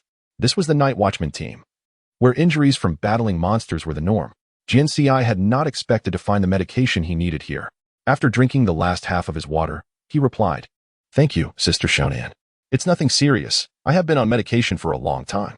Missing a dose or two won't harm me. If only I could have some braised pig trotters right now, it would be more beneficial than anything else. I'll go buy some, Lin Qiye declared, rising to his feet. At his movement, Ding Liguo and Jiang Jin immediately tensed, their alertness renewed. Ding Liguo declared, No one is permitted to leave this place until the captain emerges. Lin Qiye furrowed his brows. Were it not for them, Jian Ci would not be enduring such hardship. These three individuals were undeniably irksome. As the atmosphere grew increasingly tense, the threat of weapons clashing in the cramped room loomed large. Wu Xiangnan approached, casting a glance at Lin Qiye. Take a seat. Lin Qiye suppressed the flicker of light in his eyes, yet the fire within him was becoming increasingly difficult to contain. The captain is in a meeting. And as the vice captain, I am in charge now. Sit down. Please, take a seat. Jian Ci tugged at Lin Qiye's sleeve, prompting him to comply and retake his seat. The movements did not go unnoticed by the others, particularly Jiang Jin, whose eyes narrowed slightly, a hint of a suspicious smile gracing his lips. Wu Xiangnan positioned himself between the two parties. We are not criminals, and you cannot treat us as such. Furthermore, our medical team merely wishes to have a meal. If an incident were to occur now, would you have our team starving on the battlefield? Can he fight? Ding Liguo expressed his skepticism. Indeed, he could not fight. But admitting so was not an option. Wu Xiangnan provided an irrefutable rationale. He is a medical team member and is not required to engage in combat. At this statement, all eyes turned to him, including Jian Ci's. So, he has gained special privileges? Jian Ci mused, gripping his cup, yearning for another sip of water before any new food was brought to his lips. Ding Liguo was unwilling to relent. Since their arrival in Songnan City, none of their demands have been met. This is merely a small peripheral city. Let them go. We are comrades. Jiang Jin unexpectedly intervened, employing the term comrades. Ding Liguo regarded her with disbelief. Yet, Jiang Jin's expression softened as she addressed Wu Xiangnan. Next time, please remind your team members to carry the necessary medication with them. The remark sounded rather awkward. With concessions made by the opposing side, Wu Xiangnan naturally took the opportunity. Lung Xian, Please go buy some food. Lin Qiye had remained silently cleaning a sniper rifle, and his demeanor raised suspicions about the potential for an accidental discharge at any moment. With a resounding thud, the sniper rifle was slammed onto the table as Lin Qiye stood. The sound resonated like a jolt to the hearts of those present, who cast anxious glances at the weapon. Lin Qiye said little, maneuvering through the group before exiting. With the issue of Jian Ci's rations resolved, the atmosphere in the room plummeted to below freezing.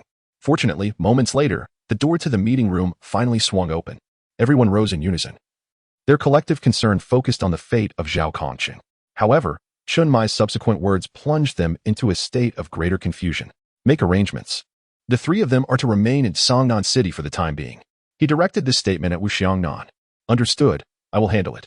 Wu Xiangnan replied. There are no rooms available for them here. Finding them a hotel will suffice. Since they are dispatched from headquarters, their travel expenses should be reimbursed. No need to trouble yourselves. We will manage accommodations ourselves. Miao Yongning's demeanor had improved significantly since entering, even offering a slight nod to Chen Mai. Thank you for your hospitality, Captain Chen. There are many matters requiring your cooperation in the time to come, so I shall not impose further today. Farewell. With that, he departed with the two others. As they exited, they encountered Lin Qiye returning with food, the aroma of roasted meat wafting through the air. Chapter 27. 3 days and 3 nights of deep sleep. To put it bluntly, Miao Yongning and his companions were there to keep watch. Aside from Zhao Kongqing, the second individual requiring surveillance was Jian Ci.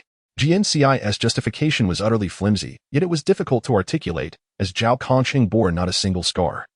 Even the remnants of past injuries had been meticulously erased. In Zhao Kongqing's own words, ever since I learned to crawl, I've never been this unblemished. Chun Mai briefly summarized the meeting's content before sending them on their way, particularly Jian Ci, who truly needed his medication. After enduring a day and night of turmoil, Jian Ci finally consumed the necessary medicine after devouring 2 large pork trotters, then lay down to sleep. There is no place more comforting in this world than a cozy bed. As Jian Ci's head gently touched the pillow, he drifted into slumber.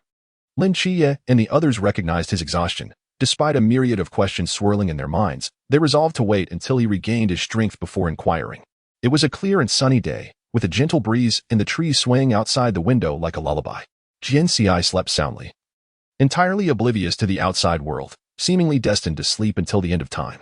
Hong Ying and Si Xiaonan had gone out to buy supplies, leaving Lin Qiye to remain, ready to call for help should anything be amiss with Jian Ci. In truth, Jian Ci never provided him with that opportunity. The cycle of day to night and night to day continued until the group deliberated on whether to take Jian Ci to a proper large hospital for urgent care. It was only then that Jian Ci slowly opened his eyes. Perhaps we should send him to the hospital. It would be safer, Wu Xiangnan proposed gravely. When Qima agreed, Lin Qiye nodded. Hong Ying chimed in. Qiye said Jian Ci used to sleep like this. When the time comes, he will naturally awaken. However, that was under the care of a doctor. Lin Qiye, seeing Jian Ci's prolonged slumber, felt a deeper concern than the others. Chen Mai took a deep breath. Turning to Si Xiaonan, Xiaonan, you are our only medical team member. The decision rests with you. Si Xiaonan's eyes widened in hesitation. This is my first encounter with Jian Ci's condition. His body, though frail and fragile, does not seem to be in immediate danger. Then why isn't he waking up? Zhao Kongqing's impatience was palpable, especially as they discussed his savior. Are you talking about me? Jian Ci appeared at the staircase, clad in one of the pink pajamas prepared by Hong Ying for him and Lin Qiye, wearing fluffy cat slippers. Though his gaze remained somewhat dazed, his complexion was rosy, and his body no longer swayed. Everyone's attention snapped to him. You're awake. Lin Qiye was the first to push through the crowd, hastening to Jian Ci's side. Jian Ci nodded, simply responding with the words, I'm awake. Ha ha ha. I knew it. You're not so easily defeated. Zhao Kongqing's voice rang out, his hearty laughter reverberating through the building. Chun Mai quickly regained his composure, instructing, Xiaonan, check on him. Si Xiaonan complied, pulling Jian Ci over and pressing him onto the sofa to conduct an examination. Jian Ci tilted his head, looking around, up and down. He began to understand why Lin Qiye disliked being the center of attention. The sensation of being scrutinized was indeed overwhelming. Well, I am perfectly fine. I am simply fatigued and just need a brief rest. You need not hover around me. The Night Watch Squad has other responsibilities, including training, does it not? Lin Qiye noticed the bruises on his exposed arms, prompting Jian Ci to promptly close his mouth. He must have been reprimanded by the captain again. Lin Qiye lowered his sleeves to conceal his arms and stated, You have been sleeping for 3 days.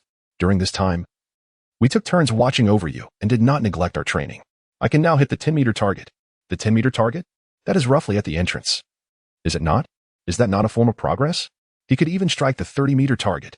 Captain, Jian Ci is perfectly fine. Sishaoan conducted a brief examination and found nothing amiss.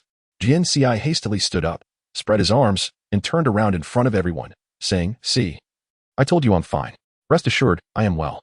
His notion of being well differed significantly from that of others. Everyone sighed in relief, and Chunmai remarked, "Now that everyone is present, let us commence a meeting." Hence, each person found a spot, and once again, the most comfortable seat was offered to Jian Ci. Although he claimed to be fine, he still appeared quite unwell. Once everyone settled, Chunmai began to speak. "I have spoken with Miao Yongning, and he has agreed not to take old Zhao away for the time being. However, he will conduct a blood test on old Zhao, which has already been done with his consent. This is a reasonable request, and drawing a bit of blood will not adversely affect Zhao Kongqing. Jian Ci, you rescued old Zhao single-handedly. We are all uncertain of the method you employed, but that is inconsequential. I now have a question that requires your honest response. Is old Zhao truly in good health?" In response to Chunmai's serious inquiry, Jian Ci provided a sincere answer. "I can assure you that Zhao Kongqing has fully recovered. He is healed. However, there is now another matter. A new power has manifested within Zhao Kongqing, situated between divine ruins and divine power, which I shall temporarily refer to as divine strength, as I have yet to ascertain its true nature. For simplicity, you may understand it as a genetic mutation." The statement left others exchanging bewildered glances. Zhao Kongqing was particularly baffled. How had it turned into a genetic mutation? When Qima patted his shoulder, saying, "Being alive is a blessing, old Zhao," Zhao Kongqing shot him a glare. Chunmai continued, "Will there be any repercussions?" Jian Ci shook his head, stating, "It will not affect his body. We can guide the power within him in accordance with the methods for directing divine ruins. This will enhance his strength. It is a beneficial force for his body." Although they did not fully comprehend, everyone was pleased with this outcome, especially Zhao Kongqing. He had always envied the captain's divine power. Now, he possessed a special strength of his own. In the future, he would not have to exert himself as much when wielding a blade against monsters. Smack! Zhao Kongqing clapped the coffee table with enthusiasm, one foot resting on it. Beaming as he declared, "Today is a splendid day. I will treat everyone. Let us go out for a feast, and then sing." It was evident that he was exceedingly happy. Chapter 28, Zhao Kongqing Treats. Chunmai pays the bill. Zhao Kongqing chose a high-end seafood restaurant and generously encouraged everyone to order freely. "Well, I shall not hold back." Honging grinned as she peeked from behind the menu. Zhao Kongqing waved his hand, saying, "Order whatever you like." Honging tugged at Sishaoan, sitting beside her, asking, "What do you want? Abalone, lobster, sea cucumber? These oysters are quite good for your skin. I feel mine has become rather rough lately." Those dishes were signature offerings of the restaurant and came at a hefty price. Zhao Kongqing, who had just exhibited such generosity, visibly flinched at the thought. When Qima scanned the menu and said, "I'll keep it simple. This grouper looks good. With so many of us, we should order at least 3 or 4 kilograms. And some red shrimp." Lin Qiye ordered a very popular dish. Wu Xiangnan, playing the role of the considerate one, chimed in, "Old Zhao's salary is limited. Let us be mindful, or he'll be eating dirt next month. How about some hairy crab?" If he hadn't mentioned it, Zhao Kongqing might have felt a twinge of concern for his wallet. Once he spoke, Zhao Kongqing immediately protested, raising his voice, "What are you saying? I insisted on treating. Order freely. Eat to your heart's content." "Captain, you haven't tea ordered yet. Care for a drink?" Lin Qiye, Jian Ci, don't just sit there. Order. I'm telling you. Don't try to save me money. Eat, and eat well. Jian Ci, you need to eat more. That's why you're unwell. Eat hearty, and you'll get better. If it were truly that simple. The atmosphere was lively as they all discussed orders, and they even requested 2 bottles of liquor. The waiter, grinning from ear to ear as she recorded the orders, happily retreated to the kitchen. The upscale restaurant also provided appetizers, such as pickled vegetables and peanuts.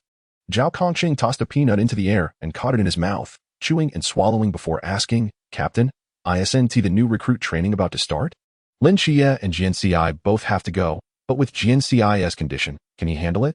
That place is quite different from here, and being in Beijing, any issues would be hard to resolve in time. New recruit training is something every night watchman must undergo. Lin Qiye had known this since his first day in the squad. Zhao Kongqing's concerns mirrored those of Chunmai. Jian Ci could barely walk a few steps without gasping for breath. If he entered that place, he would surely be carried out within 3 seconds. He could serve in a special unit. Though Lin Qiye was not one for many words, his suggestions always hit the mark. Chunmai inquired, "What do you mean?"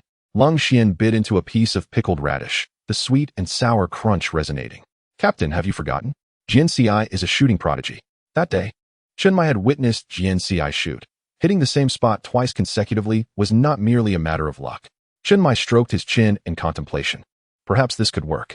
Lin Qiye glanced curiously at Jian Ci, who was cautiously attempting to pick up peanuts with chopsticks, his tone laced with doubt. You can shoot? Ah. Yes, shooting is quite fun. Just one shot for each target. It's simple enough, Jian Ci replied, but he failed yet again to pick up a peanut. The round peanuts seemed to enjoy eluding him. Lin Qiye skillfully picked up a peanut and placed it in Jian Ci's bowl, saying, How come I didn't know this? Thanks. Jian Ci smiled as he placed the peanut in his mouth, responding, It's a natural skill, just like your Michaela. In other words, a so-called prodigy. Hong Ying nudged Si Shenan's arm and quietly pointed out Lin Qiye and Jian Ci, whispering something in her ear. Si Shennan regarded them with a different expression. Not just the two of them, others also shared knowing smiles at the peanut rolling around. Only Zhao Kongqing, unabashedly loud, exclaimed, Jian Ci really likes these peanuts.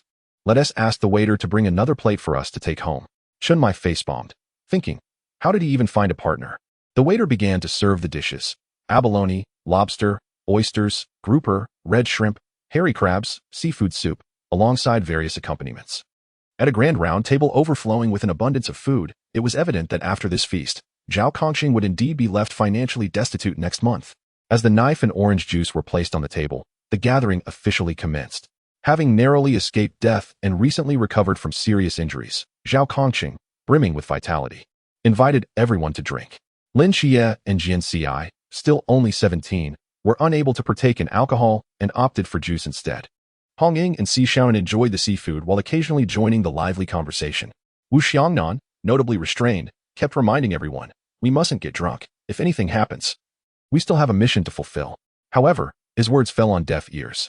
Wen Qima and Leng Xian were the quietest at the table, focusing intently on the meticulous task of cracking crabs. Mai, holding a wine glass, smiled as he surveyed his teammates, feeling a profound sense of comfort knowing that none were absent. Yet, amidst the jubilant discussions and clinking glasses, Mai quietly slipped out of the private room. Lin Qiye was pulled over by Hong Ying, who insisted on feeding him oysters, claiming it would enhance his beauty. Jian Ci enjoyed the vibrant atmosphere. Everyone was spirited. And after the ordeal with the Ghost-Face King and the incident at the second high, Zhao Kongqing's miraculous resurrection was a moment worthy of celebration. The work of the night watchman was arduous and perilous. Thus, moments of relaxation were well-deserved. However, where had the captain gone? Jian Ci set down his chopsticks and stealthily followed. In the corridor, Mai stood with his back to the room, seemingly inspecting something.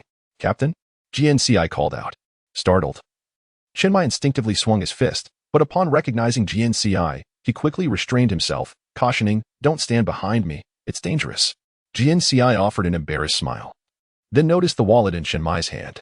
Suddenly, he comprehended, Captain, you mustn't tell anyone. That table of dishes was quite expensive, although Zhao Kongqing claimed he would treat. Mai still preferred to have him settle the bill. This captain was far more reliable than the president, Jian Ci thought to himself. At that moment, a server wheeled in a cart of dishes into the adjacent room. As the door opened, Jian Ci felt as though he recognized someone. Captain, put your wallet away. Someone is inviting us for seafood, he said, patting Mai on the shoulder as he entered the other room. Mai seemed to recognize the people seated inside, Miao Yangning and others. Chapter 29. A grave misunderstanding. Everyone dined and drank heartily. And the wallets of Zhao Kongqing and Mai were equally well fed. On the way back, Wu Xiangnan couldn't help but exclaim, those from headquarters are indeed wealthy. The only one displeased was Miao Yangning. As Wu Xiangnan drove, he dropped everyone off at their homes. The incident at the second high seemed to have intimidated the monster realm, resulting in a tranquil and peaceful night in Songnan City. Hong Ying clamored for her beauty sleep and went to bed immediately upon arriving home. Si Shennan reminded Jian Ci not to forget his medication before also retiring for the night. After the day's exhausting events, Lin Qiye felt weary too, especially as he wished to check on the situation at the psychiatric hospital. Let us rest first, he yawned, preparing to return to his room. Wait. Jian Ci suddenly grasped his wrist. The gentle touch halted Lin Qiye's movements. Look over there. Following Jian Ci's gaze into the dark night, he spotted a delicate little face pressed against a clean window, the scene eerily reminiscent of a horror game. Lin Qiye and Jian Ci exchanged glances, each reflecting a shared sentiment. How could someone still be awake at this hour, already beginning to dream nightmares? 2 minutes later, the girl was brought into the living room. Lin Qiye placed her on the sofa and inquired, What is your name? Why are you here alone? Where are your family? How could they let you wander outside? In a world shrouded in eerie mists and teeming with man-eating monsters, a solitary little girl could easily become a mere after-dinner treat for a creature. Or perhaps her family had already been devoured, leaving her homeless. The girl wore a white dress, her hair cascading neatly, and her face was clean and fair, with large eyes sparkling like gems. After a long pause, the little girl finally uttered a single word. Lin Qiye? Puzzled, asked, Tian? Is that your name? The girl nodded. Lin Qiye was bewildered. Who had a name consisting of just one character? Is your surname Tian? Yi. Jian Ci tugged at Lin Qiye's sleeve. Doesn't she look familiar? Remember that day we took a walk? There was that white thing. I recall you mentioned it was called Ju, Lin Qiye replied after a moment's thought. That day, they had fought fiercely with that entity to save this little girl. Looking back at her, it was indeed the same child. Jian Ci scrutinized the girl with increasing concern. Don't you think she seems a bit different? Different in what way? Lin Qiye mirrored Jian Ci's scrutiny of the quietly seated girl. She was tranquil and composed, lacking even a hint of curiosity in her eyes. Rather than them observing her, it felt as if she were appraising them in return. Suddenly, Lin Qiye took a half-step back, his face displaying surprise and confusion. She has no shadow. As it was nearing bedtime, only one lamp illuminated the living room, casting large shadows of furniture across the floor. Yet beneath the little girl, there was nothing but emptiness. Lin Qiye turned to Jian Ci. Is she a ghost? If she were truly a ghost, Lin Qiye could accept it. After all, since witnessing the seraph from the moon, he had come to terms with all manner of bizarre phenomena. She's not a ghost. Jian Ci shook his head. If she were, you wouldn't be able to see her. You can see ghosts? I can perceive everything in this world, including your heart, he joked, playfully pointing to Lin Qiye's chest. Lin Qiye glanced down, the corners of his mouth twitching. Let us not joke around. Then what is this little girl? No shadow means she's not human. Jian Ci reiterated that she wasn't a ghost. Then what exactly is she? The girl named Tian suddenly spoke again in her innocent child's voice. In the bright sunlight, she would be an adorable child. However, in the dark, silent night, her presence felt like the prologue to a ghost story. Simply being there sent shivers down one's spine. As Jian Ci was called by name, he trembled slightly and asked, You know my name? The heavens nodded slightly. The oracle instructed me to seek you out, revealing through divination that you possess the power to save our world. Allow me to escort you back. Back to where? Is this not the realm of Godlayers? The Savior stands right beside us. That deaf man, who shatters at the slightest touch, is unlikely, perhaps even incapable, of saving the world. Jian Ci attempted to explain. I'm just an invalid. I cannot even save myself, let alone be a savior. You must be mistaken. Shouldn't you have your oracle perform another divination? I am merely accompanying the savior. I am certainly not the savior. He nudged Lin Qiye with his elbow, saying, Knight, say something. Lin Qiye was momentarily stunned, unable to comprehend the absurdity of the situation.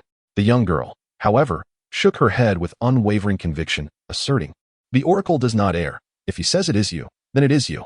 My world is not here, it exists in another realm. The fabric of time and space has torn, allowing me to traverse through the rifts and find you, as directed by the oracle. Only you can save us. Caw, caw, caw.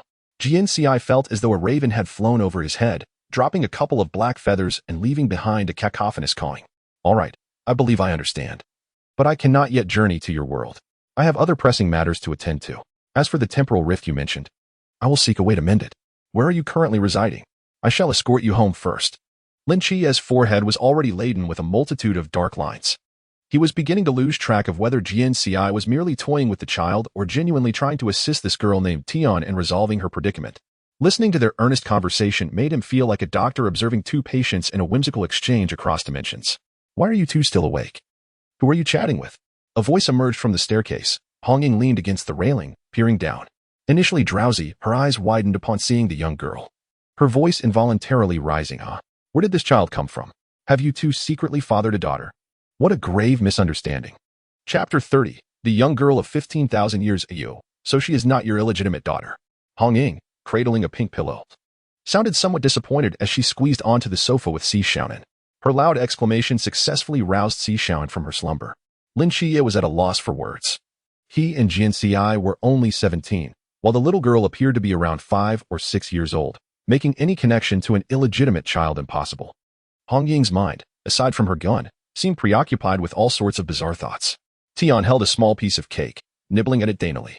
The cake was given to her by Hong Ying, and the two girls were quite curious about the little girl. Jian Ci's brother, she claims you are the savior. Do you possess any abilities we are unaware of? In response to Hong Ying's inquiry, Jian Ci could only shrug, saying, Hong Ying, What else do you think I can do? To be honest, as long as I don't hinder you, I'm quite content. You can save lives. Xiaonan adjusted her glasses perched on her nose. As a medical team member, she was particularly sensitive to the safety of others' lives.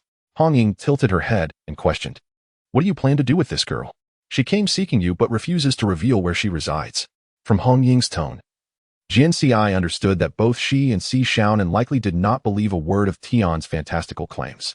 His own illustrious history with mental health issues was proving to be quite beneficial at this moment. Moreover, Jian Ci unexpectedly noticed that a shadow had appeared beside the little girl. No wonder Hong Ying and Xiaonan were not overly surprised by her presence. They probably regarded her as merely a lost child spouting nonsense. Lin Qiye, who had remained silent, also recognized the situation, suggesting, "Perhaps we should take her to the police station tomorrow. They should be able to locate her family." Agreed. Jian Ci raised his hand in affirmation. Given the ambiguous origins of the little girl and her nonsensical utterances, they could not allow her to stay with Hong Ying. He needed to devise a plan to ensure her safety. Hong Ying rested her chin on the pillow, sleepiness creeping back in, and insisted. But she claimed to come from another world. How will she return home? Exhausted and on the verge of sleep. They should not continue to indulge the little girl's fanciful tales. Both Jian Ci and Lin Qiye felt a sense of helplessness. This little girl was peculiar.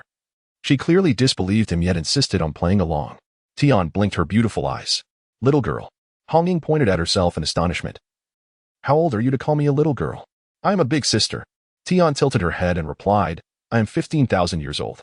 After a brief pause, Hong Ying rose, clutching her pillow, and turned to ascend the stairs, stating, "Jian Ci, no need to take her to the police station tomorrow. You are quite familiar with the Sunshine Mental Hospital, right?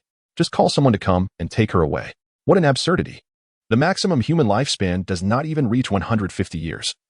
Yet she shamelessly claims to be 15,000 years old. This was more outrageous than Lin Qiye claiming to see seraphim on the moon. Tian glanced up at Jian Ci. Disbelief etched on her face. No one would believe such a thing.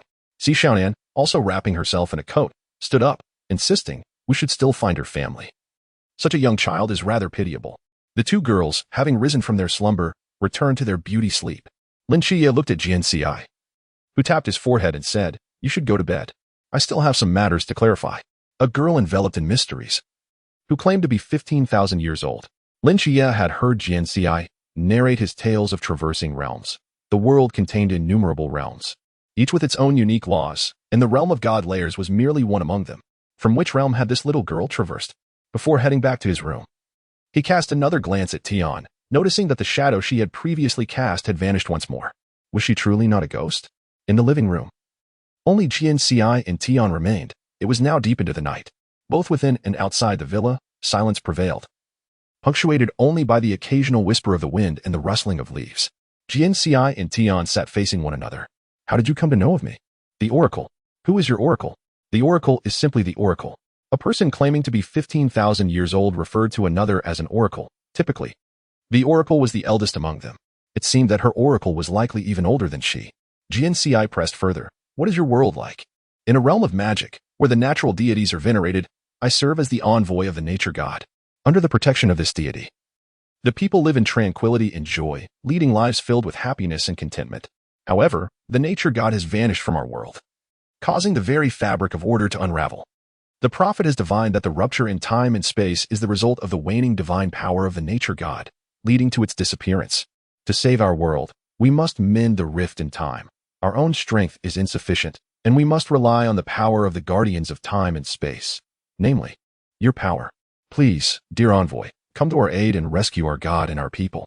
The tale is not lengthy, nor particularly complex. Upon hearing this story, the envoy, Jian Ci, did not provide an immediate answer but fell into a deep contemplation. It is indeed the duty of the guardians of time to repair the fractures in time and combat those who disrupt it. Yet, those who inhabit different realms are oblivious to their existence.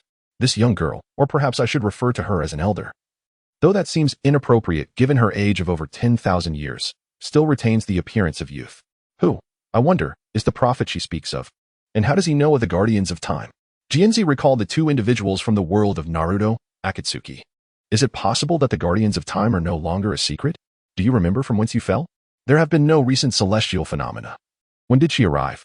Tian pondered for a moment, then pointed towards the old city. On that day, a figure clad in white pursued me. It was you and your companion who saved me. I fell from there, But after I arrived, the rift in time vanished. Thus it became clear. Jian Ci calculated the time. He too had traversed through that portal that day. The gateways of the time travel agency typically do not disrupt other realms, once set. They only open to designated time and space.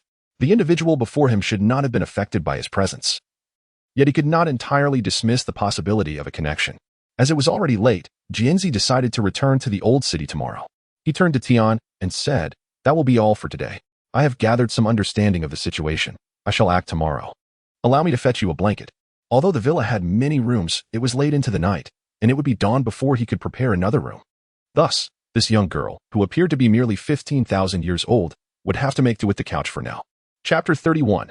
Lin Qiye's discontent. The following day, Jian Ci and Lin Qiye both took a day off, ostensibly to escort Tian to the police station. However, once they stepped outside, Jian Ci diverted his path towards the old city. On their way, Jian Ci recounted the entirety of his conversation with Tian to Lin Qiye. Her words had piqued his interest. Regardless of whether the rift in time truly existed, an incident had indeed transpired that day. The appearance of Baiju and Akatsuki had perplexed Jian Ci. The system was still absent, leaving him unable to inquire about the happenings in the world of Naruto. When he departed, the temporal disturbances in that world had been effectively repaired. Unless the rogue disruptors had resumed their machinations, which was unlikely, typically, they would not target the same realm for further destruction. Each time a rift is repaired, a natural barrier forms within that world, making re-entry possible only through a specific means. The singular pathway leads through the time travel agency, and the key rests solely with the director. No one could procure the key from the director. Although the director could often be unreliable, this particular aspect could be trusted. Lin Qiye recalled the events of that day. Neither of them had awakened their powers, and together they were insufficient to confront the threat. Baiju's appearance had caused unprecedented trouble for both of them. So, do you believe Tian arrived in this world alongside that figure you mentioned? Indeed, I have considered that possibility. However, they do not belong to the same realm, and the likelihood of their simultaneous appearance is minuscule. Is it possible for the same rift in time to manifest in the same location?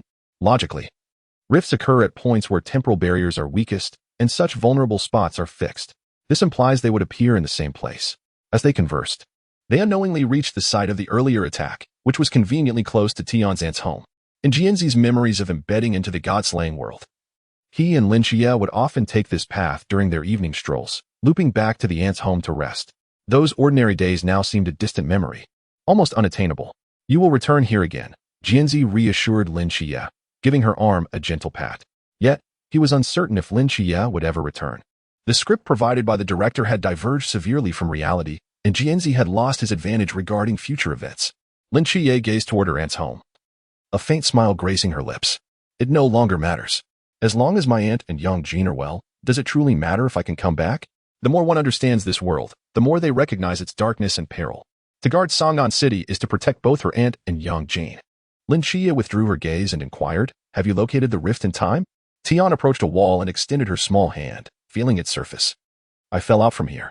It appeared to be an ordinary wall, its plaster peeling away, with bricks piled in the corner. No matter how one looked, it seemed unremarkable. Jian Ci placed his hand on the wall, trying to sense any anomaly, but felt nothing unusual. "Knight, use your sight."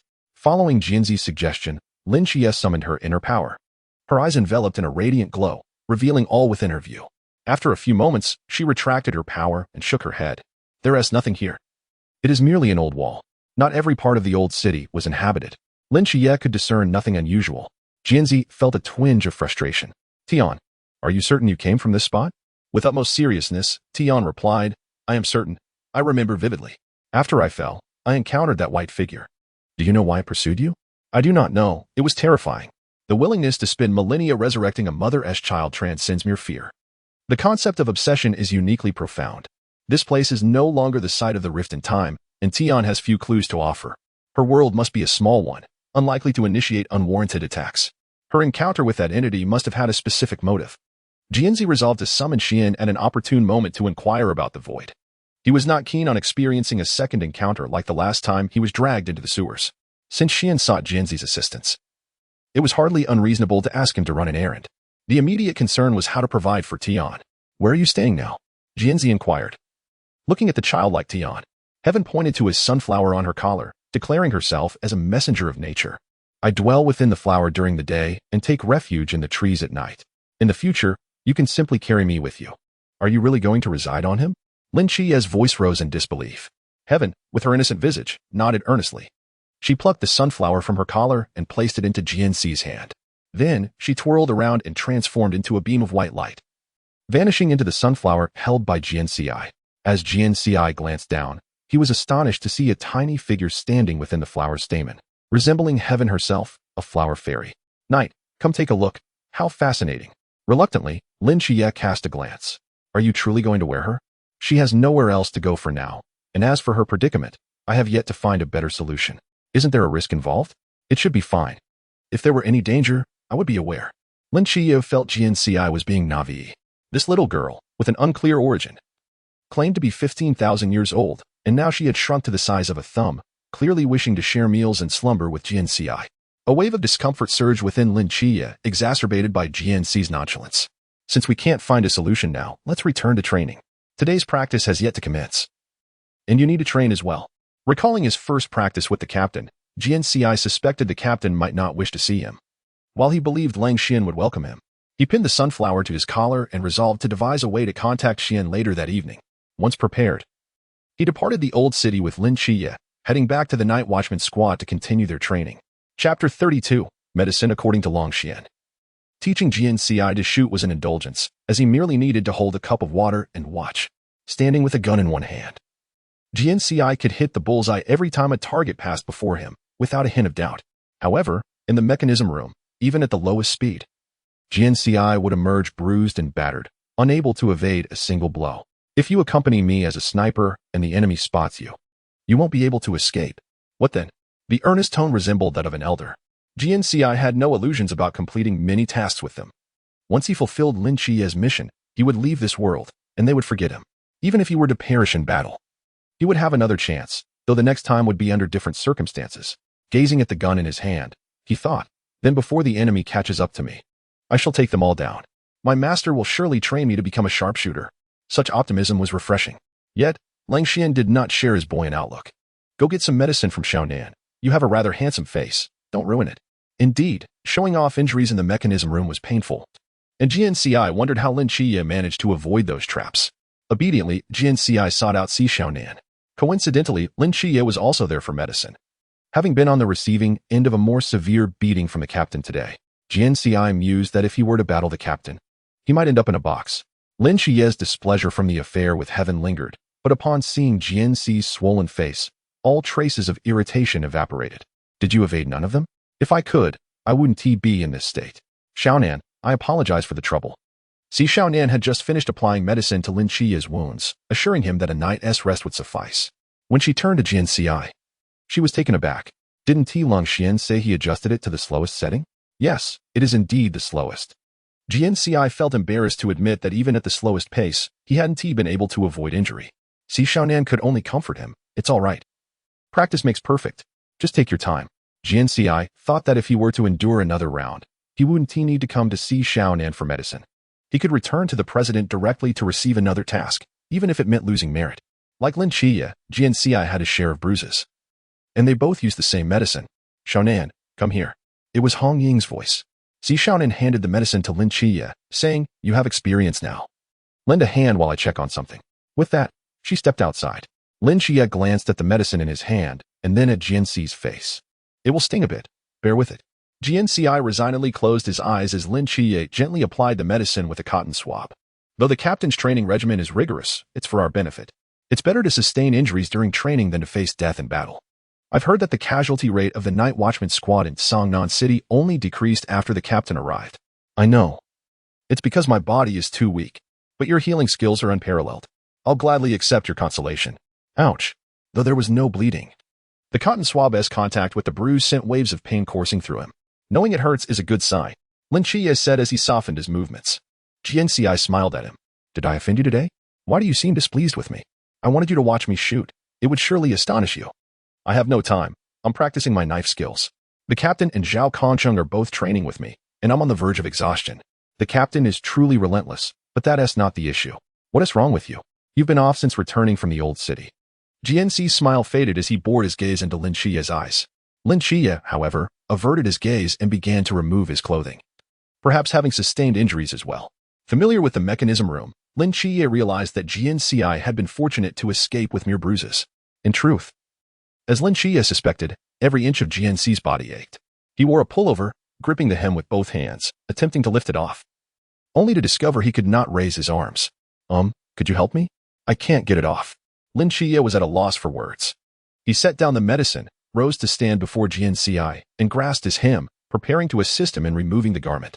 However, just as he was about to exert force, he paused, noticing Jian Ci gripping his wrist. What are you doing? It's not what I'm doing. It's what you're doing. Back to the earlier question, what's wrong? If I've done something wrong, you can tell me directly, I will amend it. But I cannot bear your coldness toward me. We have grown up together as companions, haven't we? You haven't done anything wrong. Then why are you ignoring me? I'm not ignoring you. You are. Lin Qiye pressed his lips tightly together, and after a long pause, he finally uttered, I'll apply the medicine for you first. If you don't speak, I want to let you apply it. Jian Ci was taken aback by his own boldness. Was this truly something he would say? What was he doing now? When did he become so concerned about the emotional state of his character's goals? Lin Qiye would forget him, vanishing from his memories after the mission was completed, and he would embark on a brand new life. Jian Ci suddenly felt a sharp pain in his chest, as if a needle had pierced his heart. What's wrong with you? Lin Qiye exclaimed in panic, attempting to rush outside. I'll find Sister Xiaonan. I'm fine. Jian Ci held on to his wrist, refusing to let go. You still care about me, so are you not angry anymore? This question began to make Lin Qiye suspect whether he was merely feigning illness. However, Jian Ci smiled at him and said, All right, you were simply too reserved. Always keeping your thoughts to yourself. You know that I am the worst at guessing riddles. It gives me a headache. Knight, we are friends, companions, and now teammates. We should coexist amicably. I'm back. Si Xiaonan barged in at an inopportune moment. Her eyes caught sight of Jian Ci gripping Lin Qiye's wrist, and her expression froze. I have something to attend to. You two continue. Bang. The door slammed shut again. Jian Ci and Lin Qiye exchanged glances, rendered speechless by the situation. Chapter 33. You are also my mission after this minor upheaval. The vague, unspoken tension between Lin Qiye and Jian Ci dissipated. At the end of a long day of training, the two returned to Hong Ying's grand villa, exhausted, alongside Hong Ying and Si Xiaonan. No one spoke much, each retreating to their rooms to rest. While still downstairs, Jian Ci removed the sunflower he wore and placed it atop a large pot of greenery in the living room. Aren't you going to wear it? Lin Qiye was indeed quite concerned about that 15,000-year-old girl. Although she resembled a child, it was inappropriate for them to share a room given their genders. Lin Qiye replied quietly. Jian Ci blinked curiously. You seem to care a lot about Tian being with me. No, how could that be? Didn't you say you wanted to help her? She's your mission. I'm going to bed. Night. Jian Ci called out, stopping Lin Qiye, who was eager to escape to his room. Lin Qiye involuntarily paused, turned his head to look at him. Jian Ci smiled brightly. You are also my mission. Lin Qiye momentarily froze, then retorted, boring, I'm going to sleep. With that, he returned to his room, closing the door firmly behind him. Jian Ci shrugged, glancing back at the sunflower now hidden among the plants before he too retreated to his room. However, he could not sleep just yet. He needed Xian to run some errands for him.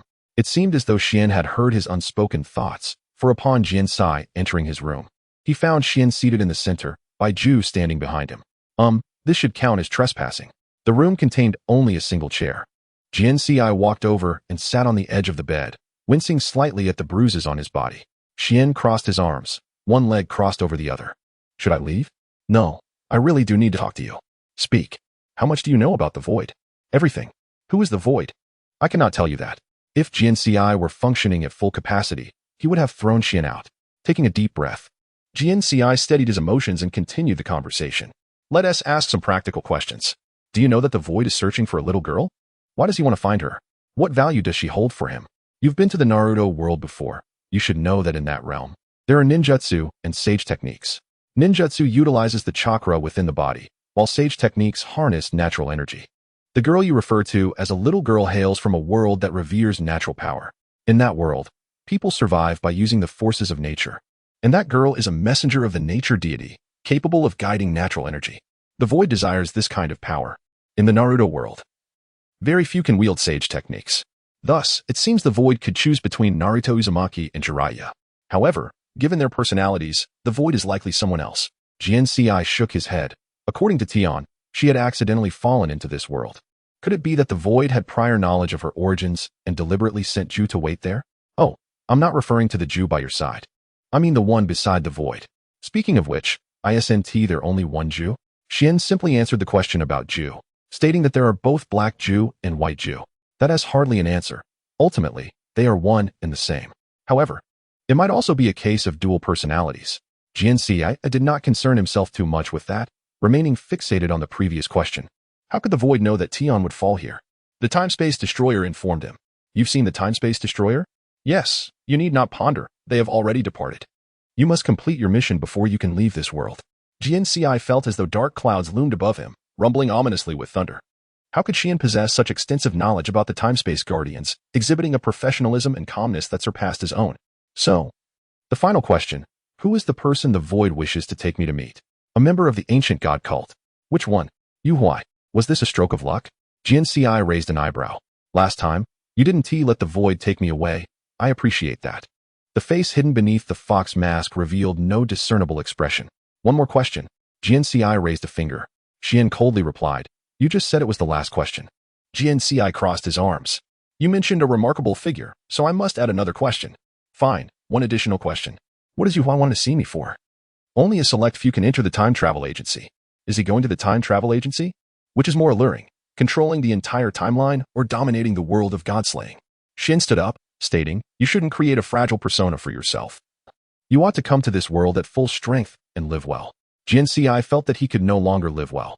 Even if he entered the time travel agency, he could not obtain the key from the president. I'm quite curious, how did the time-space destroyers give him hope? Perhaps it's because you are here. Jian Ci smiled, a slight, faint smile. Qian walked to the window. I must take my leave now. You have learned all you sought to know. The rest is up to you. I believe you know how to return that little girl. I also know how to send you back. That's under the condition that you have the ability to control us. But for now, he chuckled softly. Then opened the window, disappearing into the dark night alongside Baichu. The open window allowed the gentle night breeze to flow in. In the room, only Jian Ci remained. His mind echoing with the words of Qian. Although he had never met Yu Huai, his name was inscribed in the script. The members of Shao naturally would not take orders from him, so it was evident that Su Wu had made some sort of pact with Yu Huai, establishing a certain transaction. Jian Ci thwarted Su Wu's actions. Their objectives were not aligned. Su Wu's intentions regarding Tian were clear. The foremost task was to return Tian to his rightful place. Jian Ci was aware of the means to accomplish this, skills inherent to every time-space guardian. Yet, one question lingered. Why had the system not yet appeared? Chapter 34. I dislike her. Returning Tian was not the issue. The challenge lay in how to restore his world. Jian Ci was currently responsible for the world of Zhanshan, and according to regulations, he could not interfere with tasks pertaining to other realms, which should belong to another time-space guardian. With Tian having ventured into the world of Zhanshan, it implied that his own world lacked a designated time-space guardian. Unable to connect with the system, Jian Ci could not abandon Tian. Thus, he had no choice but to shoulder the responsibility for Tian, as well as for Qian and Su Wu. That night, Jian Ci dreamt once more, finding himself in the asylum of the gods. As was the case previously, Lin Qiye was absent, and an additional attendant had appeared. What puzzled Jian Ci was that he could see and hear them, yet they remained oblivious to his presence, as if he were merely a transparent observer. Upon exiting the asylum of the gods, Jian Ci noticed a cluster of vibrant red flowers blooming against the outer wall, their beauty striking yet evoking a sense of danger within him. Did this cluster of red flowers convey a message to him? Contemplating this mystery, Jian Ci awoke from his dream.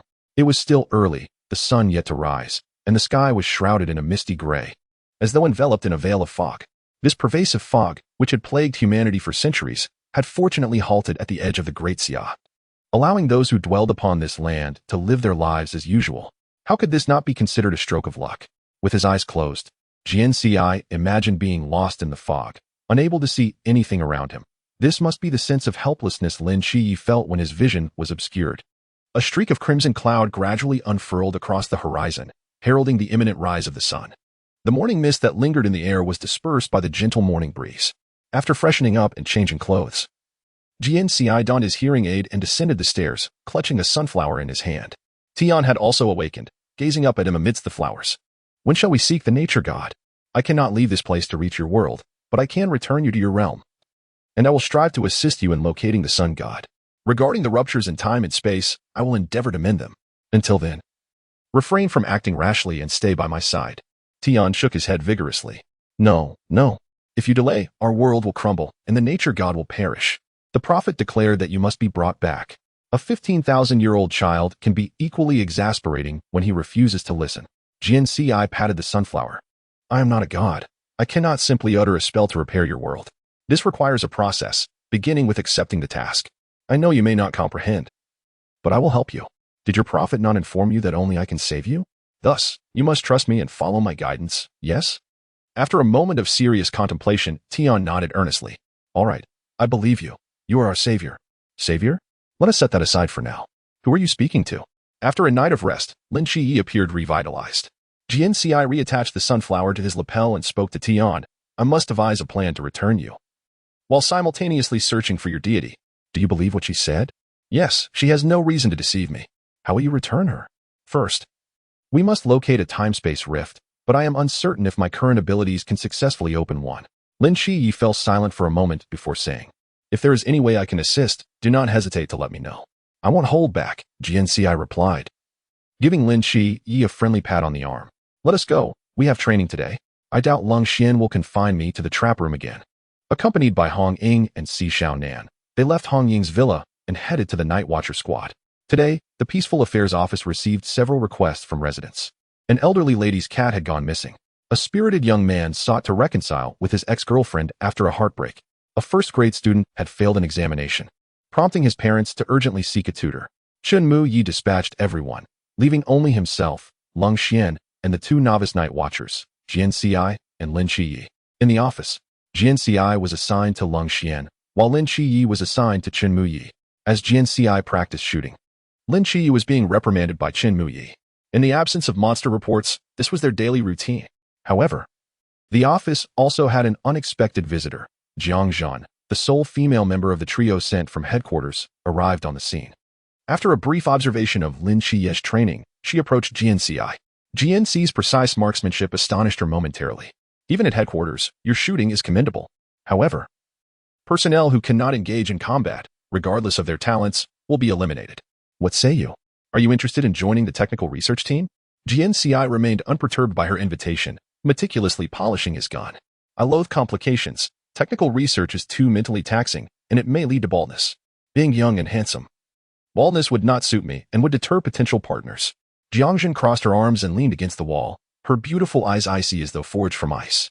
Despite bearing arms, she was equipped according to combat standards, unlike typical technical personnel. Very well, let us change the subject.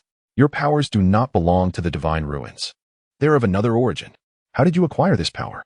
What was the catalyst? I have mentioned, it is inherent. My powers awakened naturally during a monster attack. The entire world is enveloped in an unknown mist, or perhaps it is a genetic mutation. Such eloquence may not lead to a favorable outcome. Did you not test the blood samples from me in Zhaokongqing? Surely you have results by now? Your blood tests yielded no abnormalities. The data reflects that of an ordinary person. Jian Ci set aside the gleaming handgun and picked up another model, loading bullets one by one. Then I am at a loss, for I am not a researcher. Defining such powers is your responsibility. Your shooting style does not resemble that of a fragile individual. Jiangzhen, seemingly out of patience, ceased to engage further and shifted her focus back to Chen Mu-yi and Lin Qiye sparring. Lin Qiye approached Jian Ci, saying, That young lad is quite thoughtless. What have you done to offend her? With a swift motion, Jian Ci loaded the handgun, raised his arm, and aimed at the swiftly moving target in the distance. I don't like her. Bang. A shot hit the mark. Chapter 35. The Savior after the morning training concluded. In the afternoon, Chen Mai allowed Jian Ci and Lin Qiye some time outdoors. Moreover, Jian Ci's medication had run out, necessitating a visit to the hospital for a refill. His treatment at the psychiatric hospital and the subsequent follow-ups, along with the medications he took for years and various expenses while living at his aunt's house, were all covered by the government, with a dedicated account established for this purpose. He merely needed to provide the account number at the hospital pharmacy to receive the necessary medications. This privilege was likely a result of the explosion incident, as he was the sole survivor, and the government had extended its compassion towards him. Do you really not remember anything about that explosion? After exiting the hospital, the two walked along a less frequented path leading to a special school, the very institution where Jian Ci had studied before Lin Qiye's eyesight had developed. Jian Ci shook his head, claiming he did not recall, especially since he was only 3 years old at the time. What could one expect a child of that age to remember? The site of the explosion had been sealed off with massive concrete barriers, rendering a 10-kilometer radius desolate and uninhabitable. Over the years, various terrifying legends had emerged from that location, further deterring anyone from approaching. Jian Ci's fragile physique also forbade him from venturing near that site. Of course, these were merely memories embedded within Jian Ci's consciousness from the world of slaying gods. What troubled him most was the recent realization that these implanted memories had begun to feel increasingly authentic, often blurring the lines between reality and illusion, drawing him deeper into this world with genuine emotions. This was not a favorable development. Are we heading back to school? Yes. I wish to return and see if there is a weak point in time and space. This desire likely explained Jian Ci's insistence on remaining at the special school. Despite his current involvement in the Night Watch team, which precluded his return to studies, compared to ordinary schools, the special school was far quieter. Devoid of the sounds of students studying, with its main gate firmly locked, and the guard would not permit entry at this hour, the two circumvented the entrance. And Jian Ci gazed at the towering walls, lamenting, I never imagined I would one day climb over this wall. Do you think you can? No way. Before Jian Ci could finish his sentence, Lin Qiye had already swept him off his feet, leaping over the wall with ease, depositing Jian Ci inside the school grounds. Upon landing, Jian Ci's heart raced with excitement. Your skills have improved remarkably. Daily training with the captain has not been in vain. That sounds a bit pitiful. Shoo. Lin Qiye made a shushing gesture, pulling Jian Ci behind a dense thicket. Through the foliage, they spotted a security guard passing by, muttering to himself about hearing voices. Had he imagined it? He did not investigate further and moved on. Once he was out of sight, the two emerged from their hiding spot. The students were all in class, and outside, there was just the occasional patrolling guard. This way. Jian Ci placed a hand on Lin Qiye's wrist, guiding him towards the back of the school. They routed the teaching building and arrived at a vast, shadowy clearing, removing the sunflower from his lapel. The being residing within stepped out, transforming back into the form of a 5-year-old child. Savior, are you going to help me find the sun god now? Just call me Jian Ci. I am not a savior. You can save our world. You are our savior. If you keep calling me savior, I will not save your world. All right, Jian Ci the savior. A bead of sweat trickled down Jian Ci's forehead, and he decided against correcting her. From now on, you will quietly observe from the side, without speaking or making any movements, understood? The child nodded vigorously, ready to follow Jian Ci's directives. The title felt undeniably awkward to Jian Ci. Jian Ci turned to Lin Qiye. Keep an eye out for any disturbances. Notify me immediately if anyone approaches. Understood. Lin Qiye replied succinctly. Having studied together at this school, he was well acquainted with its every detail. Since their initial encounter at the Sunshine Psychiatric Hospital, he had been inseparable from Jian Ci, as if bound together. Jian Ci crouched down, one hand touching the ground, fingers beginning to trace a peculiar shape on the flat surface. It was a strange design, adorned with stars and moons, somewhat reminiscent of the talisman in his room, albeit with an added taiji symbol. Heaven and earth, the mysterious yellow, the universe in chaos, Jian Ci murmured, as if reciting an incantation. As he continued, a faint green glow emanated from the child beside him, delicate threads of light flowing gently into Jian Ci's hand, converging at the shape he had drawn. The initially mundane design began to radiate a dazzling brilliance. Lin Qiye's eyes widened in awe at that moment. He felt as though he were witnessing a wizard casting a spell, the fantastical descriptions from novels materializing before him. Oh no! Jian Ci exclaimed in disappointment as the light from his fingertips vanished in an instant, and the design reverted to an ordinary, peculiar pattern. The faint green glow surrounding the child returned to her. Was that a failure? Lin Qiye scrutinized their surroundings. Jian Ci tapped his forehead, stating, it wasn't a failure. It seems the weak point in time and space has shifted and is no longer here. Did you not say that weak points in time and space do not move? This world is an exception. The site where the child had fallen had transformed into an ordinary place. The backup near the special school was now rendered useless. The system had vanished, leaving him with a fragile body. Jian Ci felt as though someone wanted him to remain in the world of slaying gods indefinitely. Sigh. What now? The guard had turned back, brandishing a stick, shouting as he ran. It's you two again. Why are you bringing a child? Don't run. As if it were impossible not to flee, Lin Qiye scooped Jian Ci into his arms, lifted the child, and with a swift motion, leaped over the high wall. Memories of past escapades flooded Jian Ci's mind, recalling how he often played truant to indulge in mischief, his frail form imbued with boundless energy. Chapter 36. The restored king. The child transformed back into a thumb-sized figure, residing within the sunflower on Jian Ci's lapel. What should we do now? We must continue searching for the next weak point in time and space.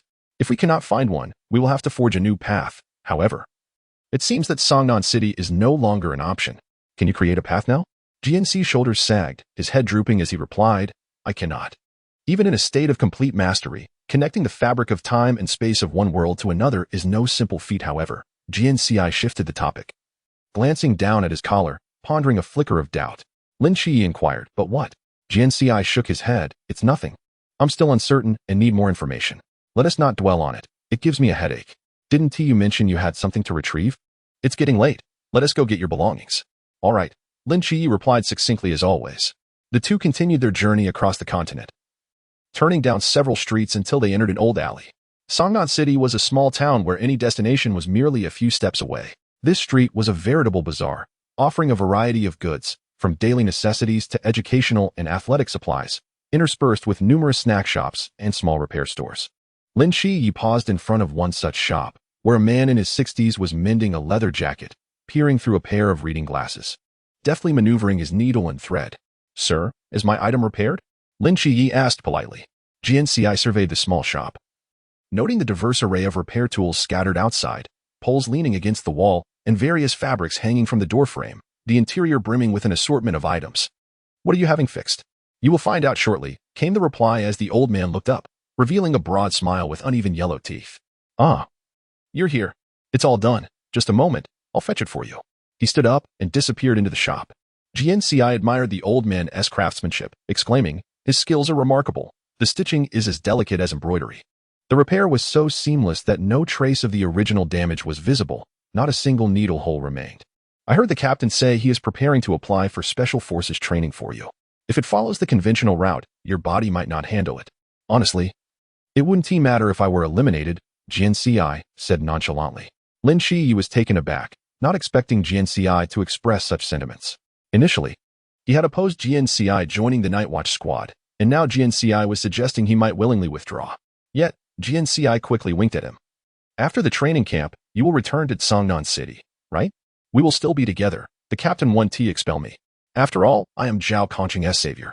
Lin Qiye felt a twitch at the corner of his eye, realizing Jian Ci had ulterior motives. Everything will be all right. There will be a way when we get there. Jian Ci's nonchalance only deepened Lin Qiye's unease. As they conversed, the old man emerged from the shop with an item, a black stick. Your previous one was broken and not sturdy enough, so I've replaced it with a new one.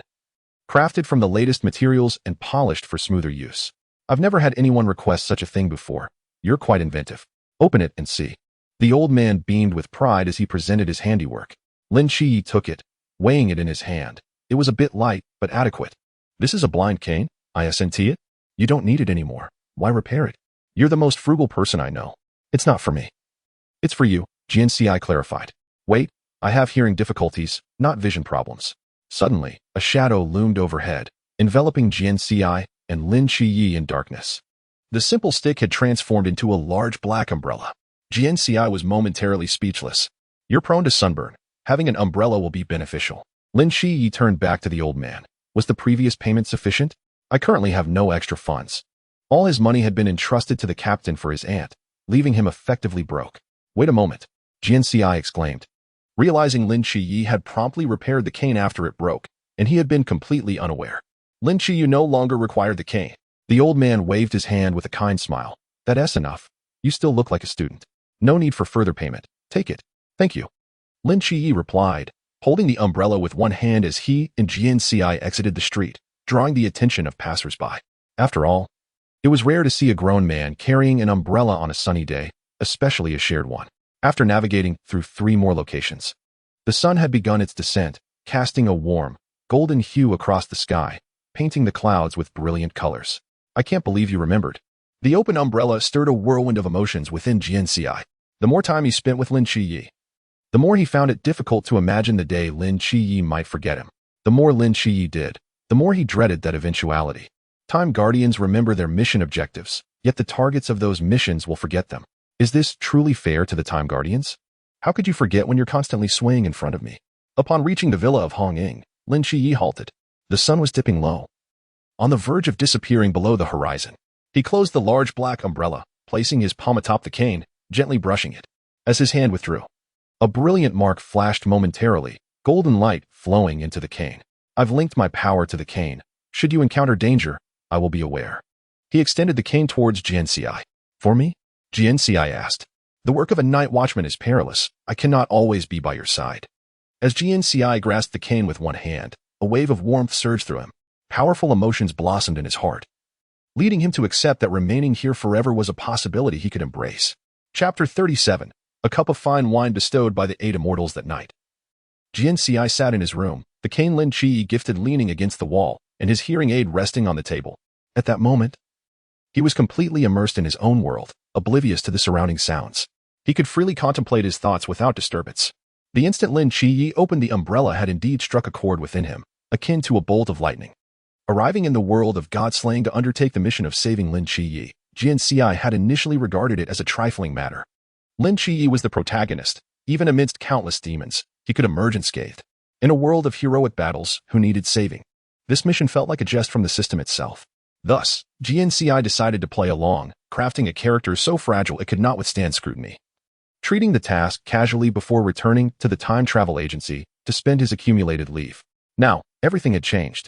The narrative did not unfold as anticipated, and the relationship with Lin Qiye deviated from the expected trajectory. It felt as though an invisible hand had nudged Jian Ci, steering him from his original path onto a route uncharted by the script. This was rather vexing. Jian Ci lightly tapped his forehead. Outside the window, a full moon ascended, perched atop the treetops, casting a pale and somewhat desolate light. With nearly a week remaining until the moon was full, there was still time to prepare further.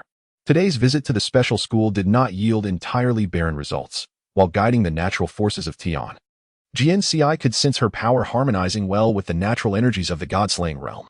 If she were a recent arrival, one would expect some form of repulsion. Yet the absence of such indicated that the god-slaying world inherently possessed a power akin to hers. A world cannot be riddled with fractures. Perhaps her deity had also fallen into the realm of god-slaying. If only he could encounter the time-space destroyers and inquire about it. Alas, they had completed their misdeeds and vanished, leaving all the perplexities on Jian Ci's shoulders. As a guardian of time and space, he could not simply disregard them. Once these troubles were resolved, would it be possible to receive a greater share of merit beans? Was it not said that he was to save only Lin Qiye? Time was not yet ripe. Overthinking was futile. Better to lie down and seek slumber. Jian Ci, feeling a headache coming on, changed into his pink kawaii pajamas and climbed into bed. Drowsily, he drifted into dreams. This time, he was not in the heavens but upon the sea. Surrounded by ethereal mist, he floated above the waves, which rolled and crashed, white froth rising and falling in tandem with his body. Come, let us drink. Han Xiangzi, play your flute for us. Lu Dongbin, dance your sword for our delight. He Xingu, please perform a dance for our pleasure. Long Saiha, might I request a flower from you to enhance my drink? Zhang Guolao, why do you ride your donkey backwards? Chao Guojiao, let us share a drink. Tai Guili, please present the elixir from your gourd. Han Zhongli, your wine is the finest in the world. Through the mist, raucous laughter reached him. As Jian Ci passed through the veil, he beheld a small boat adrift on the sea, occupied by 8 distinct immortals. The vessel was adorned with exquisite wines and delicacies. And despite the boat's bobbing with the waves, its contents remained undisturbed. Ah, a young friend has arrived. An immortal, resplendent in white robes, seated at the bow, was the first to notice Jian Ci and beckoned him aboard. The others immediately made room for him, placing a cup of fine wine before him. Jian Ci hastily declined.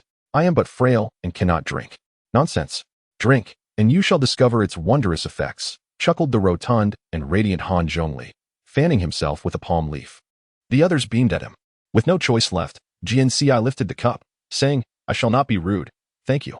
After expressing his gratitude, he brought the cup to his lips, inhaling not the sharp scent of alcohol, but instead a rich and fragrant aroma. Then, tilting his head, he drank. The anticipated burn was utterly absent. Only sweetness and richness flowed smoothly down his throat, filling him with a sense of elation, leaving him blissfully buoyant. Even as the boat rocked, he felt no dizziness. How's the wine, young friend? A large gourd rested beside him, and Tai Guili's eyes were fixed upon him. Jian Ci nodded repeatedly. It is exquisite. I have never tasted such delightful wine, truly a nectar from the heavens, hard to find on earth. Laughter erupted around him.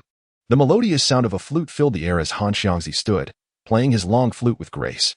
The small boat continued its journey across the waves, seemingly without direction, as if they sought merely a place to drink and converse, wandering at will. The tale of the 8 immortals crossing the sea was a childhood story well known to Jian Ci. According to legend, they should be above the East Sea now, however. Despite the tumultuous waves, the scene remained tranquil, unlikely to encounter the Dragon King. Young friend, A gentle voice floated to Jian Ci's ears. Following the sound, he saw Yi Xiangu approaching, cradling a lotus flower. Jian Ci quickly bowed, asking, "What is your command, immortal?" Yi Xiangu plucked a pink petal from the lotus and placed it in Jian Ci's hand, gently tapping it with the flower's stem. A miraculous occurrence unfolded as the petal vanished, merging into Jian Ci's palm like a droplet of water. This left Jian Ci perplexed. Yi Xiangu smiled softly, the sea breeze billowing her garments, making her appear exceptionally beautiful. Colorful petals began to descend from the sky. Laughter echoed once more in his ears. And when Jian Ci looked up again, he found himself no longer on the boat but standing upon the surface of the sea. The 8 immortals, the fine wine, and the delicacies had all vanished, and the small boat was lost to the mist, the laughter fading away. Jian Ci gazed down at his palm. The petal shape flickered in and out of view, emanating a faint white glow. "The 9 heaven Xian invites us to meet, young friend, until we meet again." A distant voice echoed, and then silence enveloped him. Chapter 38. The bloodmark. Though it was but a dream, it did not affect Jian Ci's quality of sleep. In fact, he awoke feeling more refreshed than usual, as if he had soaked in a rejuvenating hot spring. "Xiaonan, come quickly." Red Ying's voice rang sharply from downstairs. As if she had uncovered something monumental, Jian Ci hurriedly leapt from his bed, forgetting to slip on his slippers, and rushed out. The front door stood wide open, with Red Ying and Si Xiaonan blocking the entrance, while Lin Qiye had already arrived. "What happened, Sister Hong Ying?" Jian Ci inquired, unable to see past the crowd at the door. "It looks like something was painted here," Red Ying remarked, her tone serious, "and it was newly painted last night." "The smell of blood has dissipated," Lin Qiye added. Their conversation felt like a shroud of mystery to Jian Ci, heightening his urgency. "What is it? Let me see. Should we inform the captain?" Si Xiaonan adjusted his glasses. Red Ying arched an eyebrow, daring anyone to commit such acts in her home. "If this gets out, it would be a laughingstock. No need to tell the captain. If he dares to return tonight, I will ensure he never leaves." Her weapon commanded a respect-few challenge. Lin Qiye remained cautious, noting that whoever had left this behind was surely clever. "Sister Hong Ying, we should tread carefully." "Let me take a look." Jian Ci placed a hand on Lin Qiye's shoulder, rising on his toes to finally glimpse the situation outside. In a 1-meter square area at the entrance, a large red symbol had been drawn, striking and alarming in appearance. What could this be? Jian Ci inquired out of curiosity. Hong Ying crossed her arms, clearly indicating that a monster had come to provoke them. Does the monster possess such intelligence? Indeed, the one from the second high school. Which you missed. Lin Qiye recalled the serpent. Hong Ying wondered why Jian Ci wasn't present, even though he had not engaged in the battle. That was Jian Ci. It was an impersonator. Lin Qiye wished to divert their attention from this issue and quickly suggested that it was time for training, as there were still tasks to attend to today. "Oh right." Hong Ying seemed to remember something and murmured, "It appears the agency has received quite a few commissions recently." Saying this, she turned to walk back. Behind her, Lin Qiye's voice rang out, "Ci, where's your hearing aid? Isn't it on your ear? Otherwise, how could I hear you speaking?" Jian Ci reached up to touch his ear, only to find it empty. He had not worn his hearing aid today. Si Xianan's eyes widened. "Jian Ci, your hearing has recovered." Hong Ying also turned around, examining Jian Ci's ears repeatedly, even speaking loudly towards them. "Jian Ci, can you truly hear me?" Jian Ci stepped back slightly, replying, "Sister Hong Ying, please don't speak so loudly. It hurts a bit." Remarkable, truly remarkable. Just yesterday, he could hear nothing, yet today he has regained his hearing. After 17 years of deafness, his ears had miraculously healed overnight. It could only be described as a medical miracle. Lin Qiye furrowed his brow. His eyes, having been restored to sight by the seraph, made him wonder if Jian Ci's ears had experienced a similar fate. "We must immediately inform the captain. Xiaonan, please check Jian Ci when we reach the agency." Hong Ying tugged at Jian Ci, attempting to lead him outside. Jian Ci quickly grabbed Lin Qiye's arm, preventing himself from being pulled away by Hong Ying. "Sister Hong Ying, I haven't changed my clothes yet. I can't go out in my pajamas." Hong Ying glanced back and nodded earnestly. "That makes sense. It is indeed very reasonable." Gathered at the peace agency, all eyes were focused on Jian Ci. "Xiaonan, what are the examination results?" Chen Mai was the first to speak. Si Xiaonan responded. Jian Ci's ears were damaged due to the explosion, and recovery was deemed impossible. However, after conducting a thorough examination, I found that the affected areas have miraculously healed and are now indistinguishable from those of an ordinary person. This means Jian Ci's hearing has returned. He no longer requires a hearing aid to hear. While this is good news, it is also perplexing. How could such instantaneous recovery occur? Yet, in this bizarre world where deities exist, it seems that anything is possible. Hong Ying tentatively asked, "Captain, could Jian Ci be an agent of some deity, perhaps Hua Tua?" Sun Simyo or Jian Ci? His healing abilities appear quite formidable. This also raised questions among others. When Qima shook his head, no, he possesses no divine power within him. He cannot be a deity's agent. This can only be explained by the supernatural. It's not that complicated. Zhao Kongqing slammed the table and stood abruptly. I say this is simply good karma. Lin Qiye and Jian Ci risked their lives to save me, vanquishing the demon-faced king and preventing his malevolence. This is an act of immense virtue. Perhaps the gods of Daxia witnessed this and lent a hand. There is no reason to doubt it. What we ought to discuss now is that red symbol. Do you have one at home? Honging became alert. Shenmai added. We have one at the agency as well. When Qima and Lung Xian nodded in agreement, Wu Xiangnan's expression grew serious. It seems this is aimed at our Night Watch team. Although Jian Ci's hearing restoration raises suspicions, it is ultimately a cause for celebration. However, that blood-red symbol cannot signify anything good. It may be an ominous portent. In any case, everyone should exercise caution, do not act alone, and ensure at least 2 people are together at all times. Report any unusual occurrences to me immediately. Qiye, can you sense anything? Shenmai looked at Lin Qiye. Lin Qiye shook his head, having detected nothing. Judging by the state of the blood symbol, it likely appeared around 1 or 2 in the morning at Hong Ying's entrance. When Qimo replied, the same timing applies to my location. Lung Xian agreed. Looking around, everyone confirmed the same time. Shenmai concluded that it could be inferred that the enemy was not a single individual. Since they left a mark, they would undoubtedly return. Tonight, everyone must remain vigilant. I intend to discover who this formidable adversary is. Yes, Captain. The Night Watch Team 136 responded in unison, already preparing for an all-nighter. Chapter 39, Night Watch, Weekend Bonus. That night, at Hong Ying's villa, the group was divided into 2 teams. Hong Ying and Si Xiaonan would guard the latter half of the night, while Jian Ci and Lin Qiye would oversee the first half. The meaning of that symbol remains unknown, but one thing is certain, it is a signal of danger, written in blood. In this strange world, the appearance of monsters has become commonplace. Jian Ci and Lin Qiye sat at the entrance, where Lin Qiye's abilities were heightened in the night. His senses far sharper than during the day, he could detect even the slightest disturbance outside. As the night deepened, apart from the gentle rustle of the night breeze, no other anomalies were observed. With nothing to do, the 2 began to engage in casual conversation. What caused your hearing to recover? Was it self-healing? My healing abilities cannot be applied to myself. Then what is it? If I said it was a deity who healed me, would you believe it? I would. Jian Ci smiled and recounted the dream he had the previous night to Lin Qiye in detail. The last time he dreamed of the 9 heaven Xian Nu, who bestowed upon him 3 items, the 9-colored stone for his healing arts, while the other 2 items remained formless, uncertain of when they might prove useful. Last night, the 8 immortals offered him a cup of wine, and he Xingu gifted him a petal. Upon waking, his hearing was restored. He opened his palm, the shape of the petal shimmering briefly before fading, as if to demonstrate for Lin Qiye. The 8 immortals mentioned they had come at the invitation of the 9 heavens Xian Nu to meet me. Do you think the gods of Daxiao are assisting us, helping us better protect this wondrous and ancient land?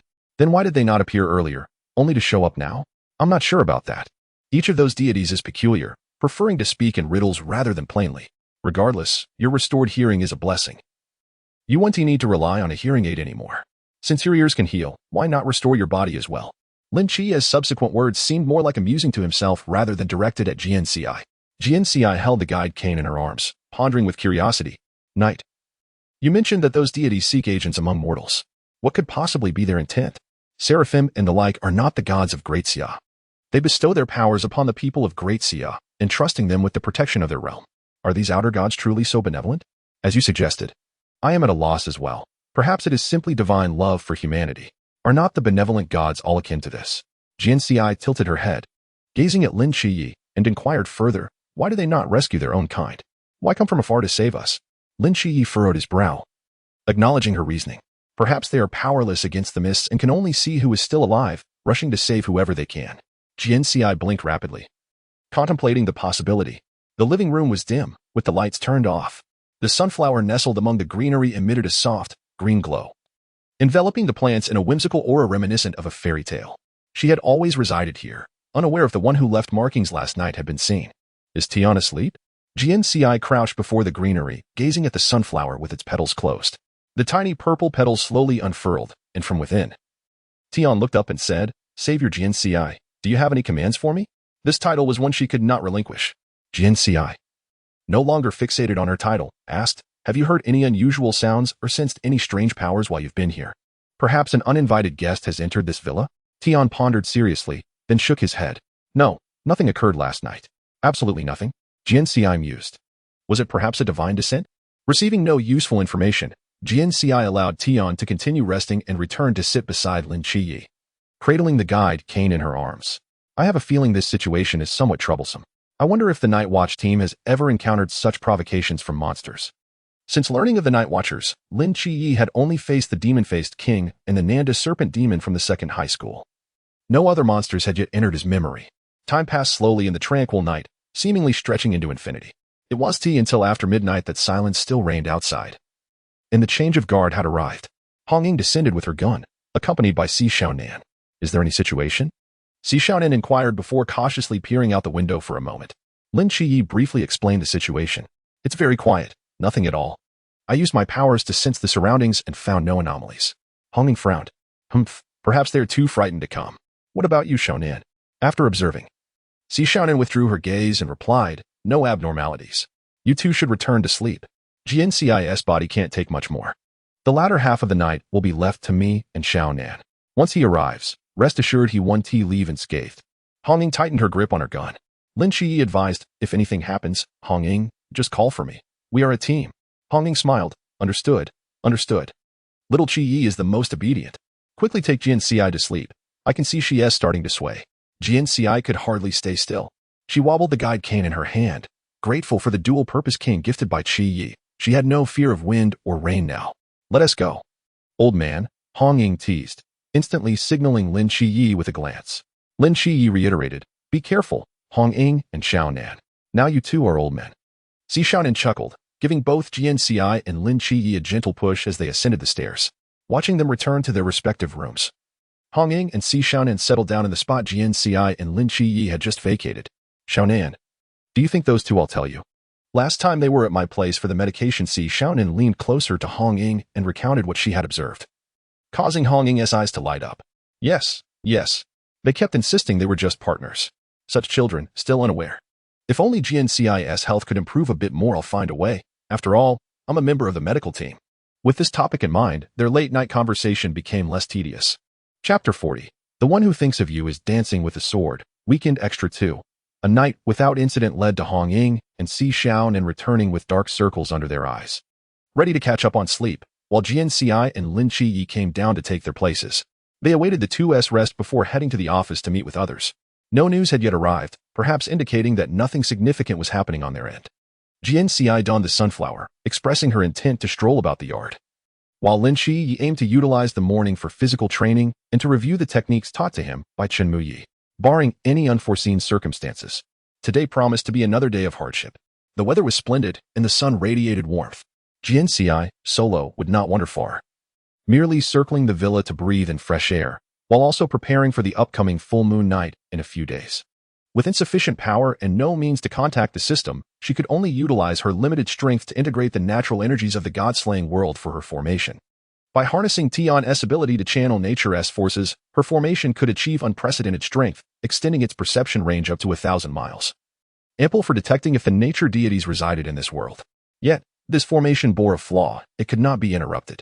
Moreover, since Jian Ci was not in a fully functional state, the time required for the formation would consequently be prolonged. Even without crafting a fragile persona, she could not arrive in the god-slaying world in a fully functional state. The time-space guardians, when traversing to another dimension, inherently altered certain aspects and induced irreversible effects on the original world. To minimize these impacts, time-space guardians, upon receiving their missions, would seal their inherent powers. Task executors would select the necessary powers based on specific mission requirements, refraining from abandoning the task unless absolutely necessary. Jian Ci had yet to witness the repercussions of task failure. To her knowledge, every time-space guardian had successfully fulfilled their missions, even at the cost of their lives. Jian Ci had initially expected a straightforward mission, only to find the subsequent complications quite vexing. Beyond the inherent environment of the god-slaying world, there were also Xiao and Tian. With Xiao being connected to the time-space destroyers, her head throbbed with the weight of it all. Jian Ci tapped her forehead lightly. While setting up the formation was not troublesome, channeling the natural powers posed no difficulty. The real challenge lay in her need for a formidable bodyguard. When the formation activated, the spiritual energy from the natural world would converge around her, and to monsters or individuals hungry for power, This energy would be as enticing as candy to a child, prompting them to flock toward her. As the initiator of the formation, Jian Ci would find herself in a state of complete vulnerability. Not only a monster, but even a 3-year-old child could easily bring her to ruin. This bodyguard would need to be not only strong but also willing to risk their life for Jian Ci. Thus, this matter was one she could not disclose to Lin Qiye. Jian Ci held the guiding cane gifted by Lin Qiye, with warm sunlight cascading upon him, casting a slowly shifting shadow on the ground. In the past, under the assurance of Lin Qiye's safety, he would watch him embark on adventures with a heart at ease, merely a spectator to the unfolding events. However, the current circumstances were vastly different. Despite knowing that Lin Qiye would emerge victorious, he found it increasingly difficult to remain calm as he faced the battlefield. Lin Qiye's strength was growing exponentially, while Jian Ci's heart felt increasingly fragile. He could not allow Lin Qiye to be involved, nor could he let the Night Watch team be aware. It seemed the options were dwindling to just one. Thus, that individual appeared before Jian Ci. Beneath the morning light stood Qian, the smile on the fox mask exuding an aura of divinity. Indeed, in certain island nations, foxes are often revered as messengers of the gods. Jian Ci halted his steps, pondering, "Are you the worm in my belly? You appear just as I think of you. Stop the banter. The one thinking of you is currently wielding a blade." Came the retort. "All right, let us get serious. What brings you here?" "I have yet to engage with the ancient god society, and I cannot procure your items in an instant. I do not expect you to acquire them immediately. The void has begun to stir. You must be cautious in the coming days. What is there to fear? Aren't you here to protect me? I have other matters to attend to and shall be leaving for a while." "You're leaving? Is that permissible? I believe you do not truly belong to this world. It would be better to refrain from wandering too freely. Should anything happen to you here, it would be fatal. You are not like me. Now that I am here, I have no intention of returning." Jian Ci was momentarily speechless. "What exactly do you want me to obtain?" After a brief pause, he finally inquired, a sense of foreboding creeping into his heart. As someone from the Naruto world, he knew he could not traverse to the god-slaying world without the aid of a time guardian or a time destroyer. The time guardians would not send him there, leaving only the time destroyers as a possibility. It is well known that villains do not engage in unprofitable ventures. It was evident that Qian had also made some sort of pact with the time destroyers, much like the Void. However, while the Void had made an agreement with the villains of the god-slaying world, Qian had made a pact with Jian Ci. Instead of answering his question, Qian posed one of his own. "You mentioned you sought me out. What is it about?" "Oh, that." Jian Ci touched the guiding cane in his hand, hesitating before finally speaking. "I need a bodyguard for the night of the full moon. You are the most suitable candidate I can think of. If you are willing, I believe things will proceed smoothly. Why not seek your companions? Because it is dangerous." The wind stirred the bells beneath the brim of the hat. A palpable killing intent emanated from Qian, who had just remarked that in this world, death was simply death. Unlike for Jian Ci. Jian Ci blinked. "Has anyone ever said that?" Suddenly, a gust of wind swept by, causing Jian Ci to sway slightly. Qian's figure had already receded into the distance. "Remember, it is the night of the full moon. If you perish, I will find a way to retrieve it myself." In an instant, Qian's silhouette vanished into the wind. "Who are you speaking to? What about the night of the full moon?" Lin Qiye's voice resonated from behind. Jian Ci turned to face him, saying, "I encountered an acquaintance who mentioned strange occurrences often happen on the night of the full moon. Why are you here instead of practicing your sword?" I sensed a killing intent. The guiding cane in Jian Ci's hand bore Lin Qiye's residual power. Should Jian Ci encounter danger, Lin Qiye would be alerted. The mere hint of killing intent that Qian had released was merely meant to intimidate Jian Ci, yet Lin Qiye perceived it with remarkable sensitivity. Clearly, on the night of the full moon, Jian Ci would need to leave the guiding cane in his room. Chapter 41. The night of the full moon days passed without incident. The bloodstains at the door had not reappeared. The Night Watch Team 136 conducted thorough investigations throughout the city but yielded no results. It was as if someone had played a prank on them, only to vanish afterward. After deliberation, Chen Muyi and Wu Xiangnan urged everyone to remain vigilant, while continuing to train Jian Ci and Lin Qiye without relaxation. Cold Qian later admitted Jian Ci into the mechanism room twice more, resulting in the same 4 words, "No progress whatsoever." While Lin Qiye could hit targets 30 meters away, Jian Ci struggled to last even a second. After a series of failures, Cold Qian gave up, genuinely concerned that if they continued, Jian Ci would not emerge supported by the wall, but rather be carried out by someone else. Although he lacked evasive skills, Jian Ci's marksmanship improved daily, and even during sparring with Cold Qian, they were evenly matched. Currently, Cold Qian had only one request. Jian Ci needed to be able to wield a sniper rifle. As a sniper, if one could not even lift the weapon, Even the most precise marksmanship would be futile. During this time, the three individuals from headquarters exhibited no remarkable actions, they merely rotated daily. If either Jian Ci or Zhao Kongcheng ventured out, they occasionally accompanied them. Jian Ci remained indifferent, but Zhao Kongcheng found this bothersome, having faced multiple conflicts with them, nearly coming to blows several times, especially when Ding Liguo was following him. Subsequently, Miao Yongning instructed Jiangjin to accompany Zhao Kongqing, while Ding Liguo was assigned to Jian Ci's side. Jian Ci secretly confided to Lin Qiye. "I do not like him." Lin Qiye replied in kind, "I do not like any of the three." They exchanged glances and shared a smile. When the captain was out and left the office, he would prepare delicious meals for the Night Watch team members to enjoy for free, while those from headquarters had to pay for their meals and were not permitted to dine at the same table. Jian Ci felt that the headquarters personnel likely did not favor them either. Moreover, whenever anyone returned from an outing with food, they would invariably bring back 2 large pig trotters for Jian Ci. Everyone remembered his fondness for this dish. During these moments, Jian Ci felt a warmth in his heart. As members of the Night Watch, each person understood the constant danger they faced. However, the expressions of humanity amidst such peril were genuinely touching. In addition to training, the captain would also discuss matters regarding the upcoming intensive training. As the date approached, the captain began to feel anxious, instructing Jian Ci and Lin Qiye to take notes on the important details to remember for the training. Zhao Kongcheng boomed, "Once we reach the capital city, there is nothing to fear. If anyone dares to bully you, just call us, and I'll take the train to deal with them." At that moment, Miao Yongning was nearby, perusing the past performance records of Zhao Kongqing provided by Wu Xiongnan. Upon hearing his words, her actions paused. The intensive training aimed to select more capable young individuals to enhance the protection of Xia, assuring them that discrimination did not exist. Both Jian Ci and Lin Qiye were exceptional talents, highly valued by the higher-ups, one as a divine agent and the other possessing healing abilities. They truly were exceptional. After Miao Yongning concluded her statement, she returned to her documents. Zhao Kongcheng stood bewildered for a few seconds before dragging Lin Qiye off to practice swordsmanship, while Jian Ci was taken away by Cold Xian to build strength. Recently, substantial progress has been made. I can now effortlessly lift 2 dumbbells weighing 5 kilograms each. After the day's training concluded, we departed the office and returned to our respective homes. Jian Ci, along with Lin Qiye, followed Hong Ying and Si Xiaonan back to Hong Ying's villa. The spacious villa, previously shared by Hong Ying and Si Xiaonan, has become considerably livelier with the addition of Jian Ci and Lin Qiye. The ominous blood inscription at the entrance still offers no clues. Although we no longer need to keep watch all night, the consensus among us, including Lin Qiye, is to stay up late, with weapons at hand, ready for battle at any moment. The 4 of us sat in the living room, engaging in our daily discussion regarding this matter. What are your thoughts on this? Hong Ying was the first to speak. Si Xiaonan, sitting cross-legged on the sofa with a cushion in her arms, remarked, "I collected some samples of the blood inscription for analysis. It is indeed human blood. However, we have not received any reports of missing persons or deaths recently, which raises suspicions." Hong Ying turned to Lin Qiye. "What do you think, Qiye?"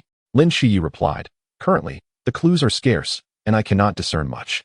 It's merely a blood inscription, and we have no idea who created it or for what purpose. There have been no unusual occurrences in the entire Cangnan city. It feels as though it fell from the sky. Nevertheless, we should remain vigilant. The captain is right. Whoever left this behind is certainly not an ordinary foe." Hong Ying, "Should we continue our night watch?" Jian Ci's suggestion was intentional, as he hoped Hong Ying would oppose it. Tonight is the full moon night, and he needs to set up a formation. If no one sleeps in the villa, he would have no chance to slip away. He aimed to gauge Hong Ying's reaction, knowing her passionate demeanor would likely lead to another sleepless night watching the door. "No need." Hong Ying waved her hand and said, "If he doesn't come, we can't just keep waiting.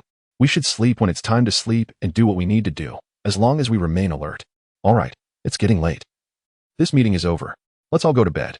It was already 11 o'clock at night, indeed time for rest. However, Lin Qiye cast a puzzled glance at Jian Ci regarding his earlier suggestion. Jian Ci, gazing out the window, watched as a round moon slowly ascended. It was the night of the full moon. He recalled Jian Ci mentioning something about the full moon night that morning. What events might unfold on this full moon night? Lin Qiye couldn't help but feel a sense of concern.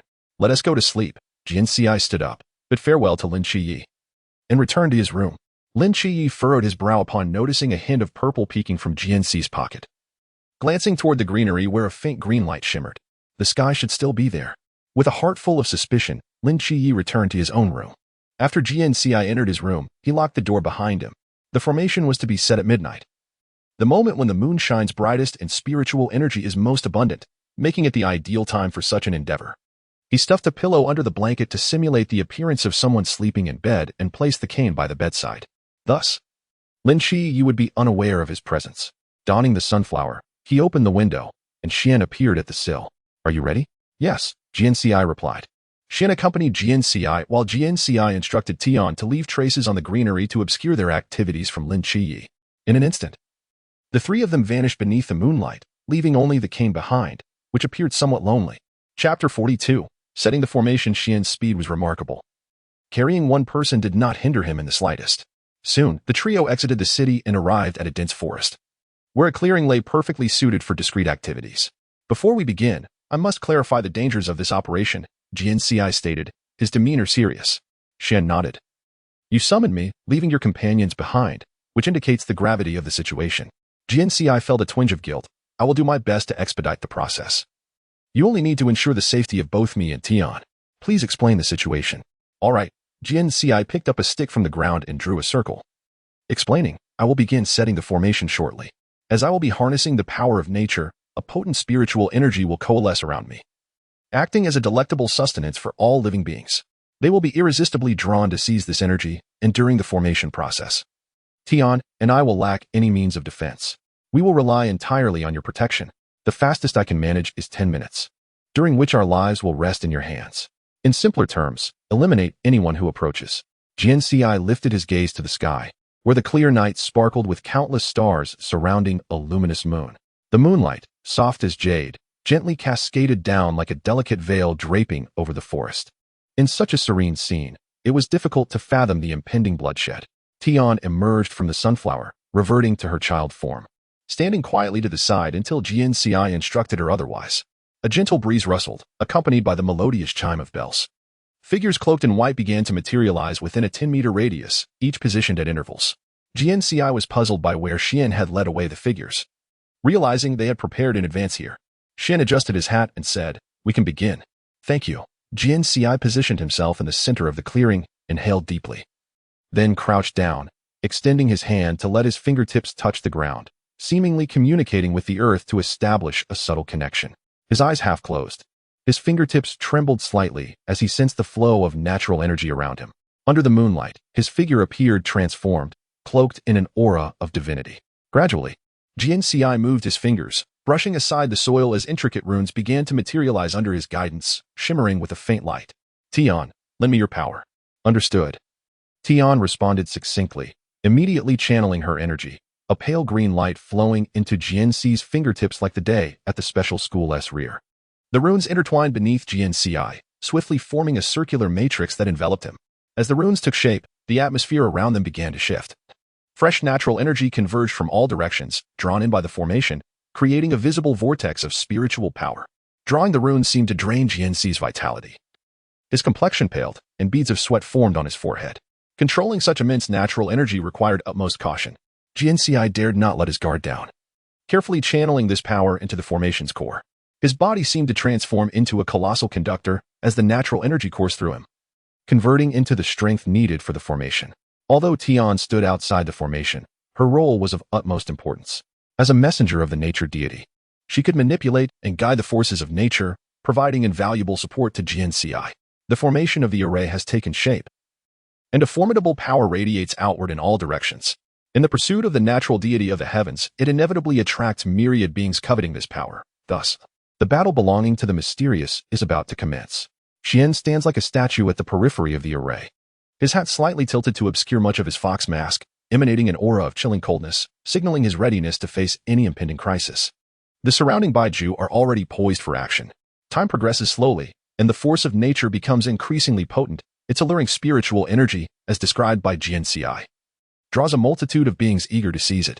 Some conceal themselves in the shadows, while others approach brazenly. Some act solo, while others come in droves. Beneath the moonlit night, numerous pairs of eyes gleam with avarice. Qian observes with indifference, his hand already grasping the long blade concealed beneath his coat. As long as the adversaries do not strike, he will refrain from engaging.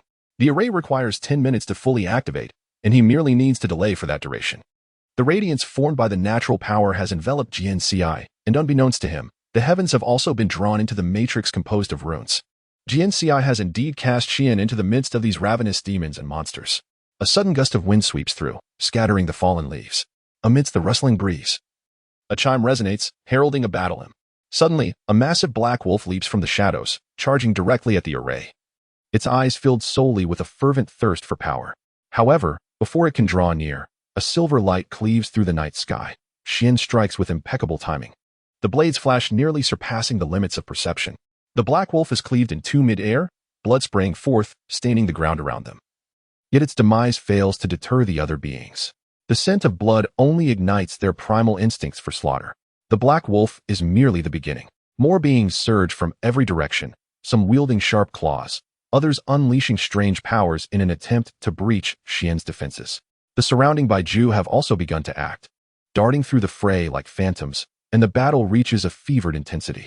Qian moves with the swiftness of lightning, each swing of his blade precise and lethal. His technique both rapid and ruthless, each strike seemingly imbued with the power to rend space itself. Even so, faced with an unrelenting tide of foes, he cannot help but feel the weight of pressure. Moreover, these demons and monsters belong to various factions, each possessing distinct powers and skills. Qian must frequently adapt his approach to counter them, creating considerable difficulty. In the midst of the chaos, he glances toward the center of the array, where Jian Ci's figure has completely vanished. At the heart of the array, spiritual energy spreads rapidly, a blinding white light illuminating the world as though it were midday. He must hasten, or they will soon be exposed. At that point, Jian Ci's efforts at concealment will be rendered meaningless. Chapter 43. The natural deity, the wondrous white light, brings forth a warm and gentle power, the most comforting embrace of nature, the purest of forces. Gentle orbs of light hover in the air, dancing around him like lively sprites, rejoicing in their playful leaps. Jian Ci extends a hand, and the light glides over his fingers, drifting forward, whereupon an astonishing event unfolds before his eyes. The pulsating orbs gradually coalesce into a human shape, and as the radiance dissipates, a deity clad in green, with a kind countenance, appears before him.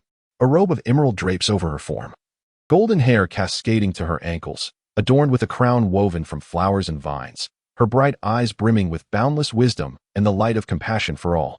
You are the natural deity. Indeed, you have fallen into this world. While guiding the forces of the heavens, Jian Ci had his suspicions. Encountering the natural deity herself now confirms them.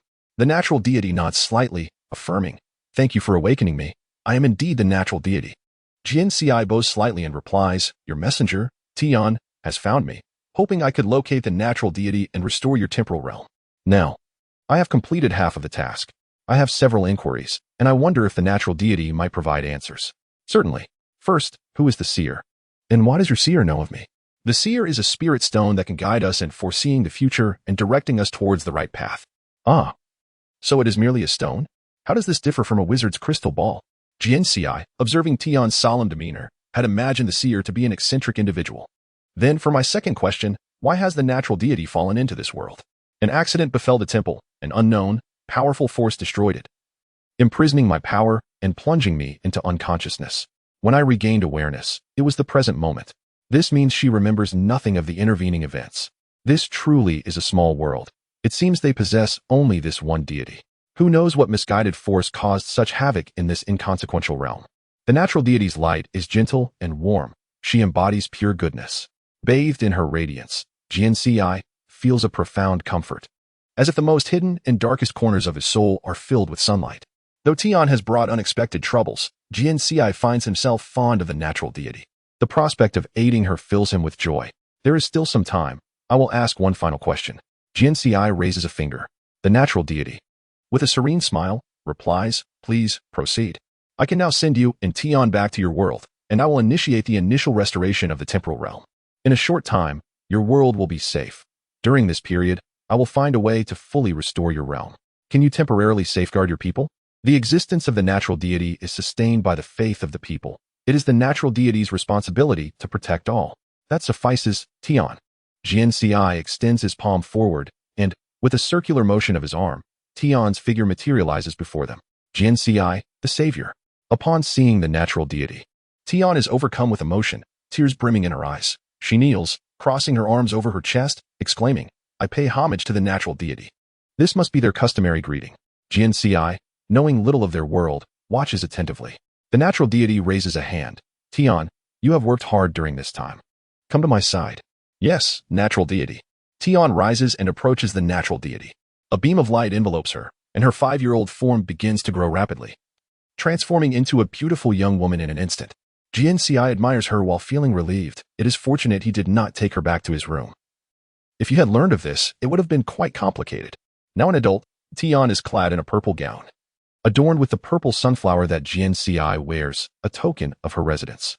Tian lifts the hem of her gown, kneeling gracefully before Jian Ci, expressing her gratitude. Thank you, Jian Ci, Savior, for your assistance. I have finally found the natural deity, our divine being. Even having matured into adulthood, the appellation remains unchanged. Jian Ci shook his head, acknowledging that mending the fabric of time and space was indeed his responsibility. He dared not accept any gratitude. Time was of the essence.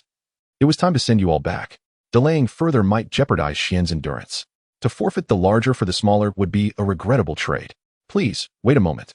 The benevolent gaze of the nature deity fell upon Jian Ci. I observe you are frail and healing is beyond reach. Yet, the forces of nature can foster all life. Although immediate healing is not feasible, this will be beneficial to you and a repayment for your act of salvation. As she spoke, she gently raised her arm, and the shimmering light seemed to understand her intent, coalescing into a beam that surged towards Jian Ci's chest, flowing into his being. It was warm and gentle, akin to a feather softly brushing against his heart, enveloping him in a comforting warmth. Every part of him felt unburdened and invigorated, akin to the legendary unlocking of the meridians in martial arts. When the radiance faded, Jian Ci sensed that his body had been restored, granting him a newfound vitality. This sensation was unprecedented. Please, send us back. The voice of the nature deity resonated like a delicate cloud, and with a gentle breeze, she would drift away. Jian Ci nodded slightly and replied, all right. As the final note of his response lingered in the air, Jian Ci raised his hands, and the forces of nature swirled around him. It seemed as though a door slowly opened in midair, revealing a realm of light. Please, Jian Ci spoke softly. The nature deity stepped into the luminous portal alongside the heavens, glancing back at Jian Ci, offering him a farewell smile before vanishing beyond the threshold. Once they had disappeared, Jian Ci gathered his strength and gradually closed the door. The moment the door shut, the natural energy enveloping him dissipated, and the brilliance surrounding him faded. The sounds of battle echoed in his ears as Xian, clad in a black cloak, found himself amidst a flurry of blades and perilous encounters. What astonished Jian Ci the most was that Lin Qiye had inexplicably arrived at this location outside of the formation. Danger! Slender vines moved swiftly, entwining and transforming into a humanoid form in the blink of an eye, with one arm raised high, morphing into a lethal blade aimed directly at Lin Qiye's back. Chapter 44. The Tremendous Bow, the Piercing Arrow. At the critical moment, Jian Ci's heart tightened. Without a second thought, he extended his hand, and the tremendous bow and piercing arrow, bestowed by the Nine Heavens goddess, manifested in his grasp. Drawing the bow and knocking the arrow, he released it with a swift motion. Like a bolt of lightning, it cleaved through the sky, becoming a streak of light that zipped past Lin Qiye's ear, heading straight for the humanoid vine. The air seemed to split as the arrow passed, the dust suspended in the atmosphere failing to react before being swept away by the shockwave it generated. The artifact roared, commanding every inch of space. Boom! The piercing arrow precisely struck the vital point of the humanoid vine, unleashing its latent power and shaking the very fabric of existence. The vine's form erupted upon contact with the arrow, scattering into countless fragments.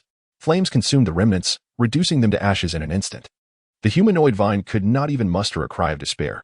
The surrounding air felt as if it had solidified after witnessing the earth-shattering arrow. All the creatures paused their assaults as though their souls had been extracted, gazing in terror at the scene. Among the throng of monsters, Xian, brandishing his blade, beheld the thunderous arrow. Even beneath the brim of his hat, the fox mask seemed to lift slightly at the corners. He then retreated, blending into the night with the swirling evening breeze, his companion vanishing beneath the ground. The demise of the humanoid vine instilled dread among the myriad of demons. After a brief moment of shock, they retreated like a receding tide, disappearing without a trace. On the forest floor, only Lin Qiye and Jian Ci remained, alongside the now useless talismans. A solitary moon hung in the sky, casting a cold and desolate light. Night had fallen. Jian Ci's feet touched the ground as he sheathed the tremendous bow and piercing arrow. He stepped forward, intending to grasp Lin Qiye's hand. It seems you no longer desire my protection. Lin Qiye stepped back. The humanoid vine posed no threat to him. His current strength was sufficient to obliterate it, especially under the cover of night when his power surged. He had deliberately stood there, waiting to gauge Jian Ci's reaction.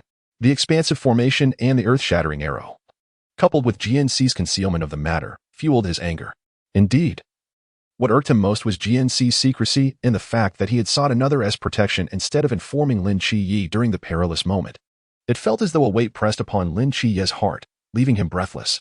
His retreat caused Jian Ci's heart to sink. I need not speak. Lin Qiye turned away, devoid of any lingering sentiment. Jian Ci understood that he was genuinely upset at this moment, regardless of what he said. Lin Qiye would not listen, and he could only follow silently behind. The two of them, one in front and the other behind, exited the woods, making their way along the moonlit path back to the city. Without the city's lights, the moon became the sole source of illumination, especially on this full moon night. Jian Ci had not witnessed such a beautiful sight in ages, yet he found himself lacking the heart to appreciate it. Observing Lin Qiye's silhouette, he noted that he had come out armed with a blade, indicating his awareness of imminent danger even without a guiding cane. These thoughts filled Jian Ci with profound guilt. Knight, I was wrong. I should not have concealed this from you and ventured out alone into such perilous circumstances. It will not happen again. I promise to inform you first next time. Today was dangerous, and I do not wish for you to be harmed. I had previously mentioned the tremendous bow and piercing arrow that were gifted to me by the Nine Heavens goddess, and they work quite well. Knight, please do not ignore me. If you must, strike me. Rest assured, I will not perish. Do say something. Jian Ci followed behind Lin Qiye, pitifully chattering incessantly, unaware of how many of his words had registered. The cool night breeze swept across the fields, sending a chill through Jian Ci, causing him to shiver. Achoo! With a frown, Jian Ci let out a loud sneeze. In the next moment, he noticed Lin Qiye had walked beside him, positioned in the direction from which the wind blew. Knight, his voice trailed upward. Jian Ci's heart soared with joy as he exclaimed, You are no longer angry? Who said we are companions and teammates? Lin Qiye finally spoke again. Jian Ci composed himself and replied earnestly, We are indeed companions, and that will never change. It is a lifelong promise. Since we are companions, should we not share both trials and tribulations? Of course. The words were beautifully spoken. Yet why did he venture out alone tonight? As the night grew perilous, Jian Ci felt compelled to speak. Yet, the moment the words escaped his lips, he realized he had misspoken. That is not what I meant. I wish to convey that I do not want you to encounter danger. I wish to protect you. Protect me? Lin Qiye halted, turning to face Jian Ci. His gaze, steady and composed, seemed to seek the truth in Jian Ci's declaration. Jian Ci, who was advancing, nearly collided with him due to his sudden stop. Instinctively, Lin Qiye reached out to steady Jian Ci's leaning form. Do you believe you can safeguard me with your frail body? While one's physical condition indeed plays a crucial role, the heart's intent is far more significant, is it not? The heart? Lin Qiye scrutinized Jian Ci's eyes. Taking a deep breath, Jian Ci replied, This matter is intricate and cannot be elucidated in mere words. What I can share is that I do not merely possess healing abilities. I shall not remain fragile forever. When I say I can protect you, I mean it. I cannot fathom why this sentiment has taken root in my heart. It simply emerged. I cannot bear to witness you in peril, even knowing you will emerge unscathed and perhaps become a hero from these trials. Yet, I cannot tolerate even the slightest harm befalling you. His heart raced, and his speech became disjointed. Once he finished, he felt utterly drained, and with the next gust of wind, Jian Ci fainted. Under the moonlight, Lin Qiye gazed at Jian Ci in his arms, and the pent-up frustration within him dissipated. What was amiss with this person? Did he truly comprehend his own words? Chapter 45. Another Songnan city. Jian Ci dreamed again. This time, it was not amidst clouds nor upon the sea, but within an ancient town. The weathered streets, paved with blue stones, had become uneven under the relentless rain. The buildings were wooden structures, adorned with intricately carved doors and towering walls, their eaves jutting out, showcasing exquisite craftsmanship. This seemed to be a quaint Jiangnan town, as evidenced by the meandering waterways at its heart, where several wooden boats were docked by the port. The scenery was splendid, yet it was desolate, devoid of any soul. How strange. What sort of dream is this? Jian Ci murmured as he wandered aimlessly forward. While Lin Qiye's mind conjured images of a divine psychiatric hospital, Jian Ci's dream seemed to traverse the vast landscape of the land and sky. He wondered which deity he would encounter this time.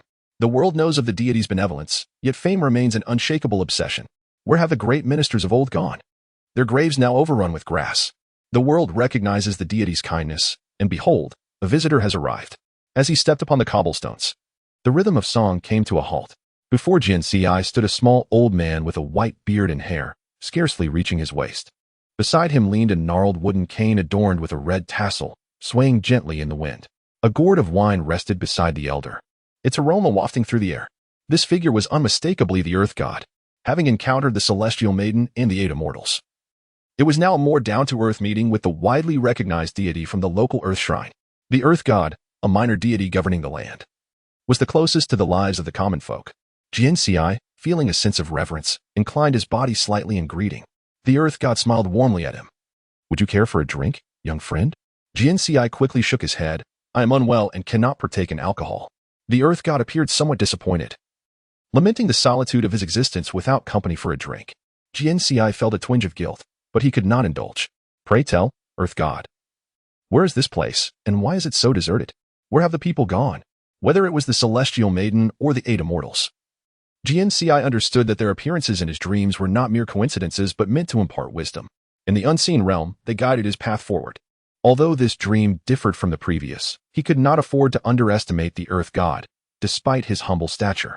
The Earth God leaned against a towering tree, its gnarled roots suggesting it had stood for nearly 10,000 years. The branches spread luxuriantly, reaching into the tranquil waters of the nearby river, which appeared devoid of life. Strangely, not only was there a lack of people, but even other creatures seemed absent. Was it just the solitary Earth God? Jian Ci gazed curiously at the white-bearded elder. Still smiling, the elder promptly responded, "This place is your residence. It is Songnan City." Songnan City? Jian Ci quickly surveyed the surroundings again. However, this was not Songnan City. Life on Earth lasts but a century, yet the world itself has existed for millennia. Young friend, do not let the appearance of things deceive your eyes. Millennia? Is this the Songnan City of old? What difference does it make if it is or is not? Ah, yet another enigmatic deity. He claimed it was Songnan City, yet also asserted it was not. With all these paradoxes, Jian Ci found himself at a loss for words. The Earth God lifted his gaze and inquired, "Young friend, what do you perceive land to be?" "A deity governing a specific region," Jian Ci replied. "Is it not the land beneath your feet?" "Oh, is that so? Please, share your understanding." "Land gives rise to all things, be they humans, animals, or plants. All depend on it for existence. Some liken land to a mother. I have heard tales of heaven and earth. In my view, land is simply land, just as heaven is heaven, the sea is the sea, the world is the world, and humanity is humanity. It is a straightforward concept. All metaphors and definitions are merely human constructs, and the essence of existence should not be confined. Jian Ci found categorization tedious. Where one must be, where things belong. It all sounded dreadfully dull.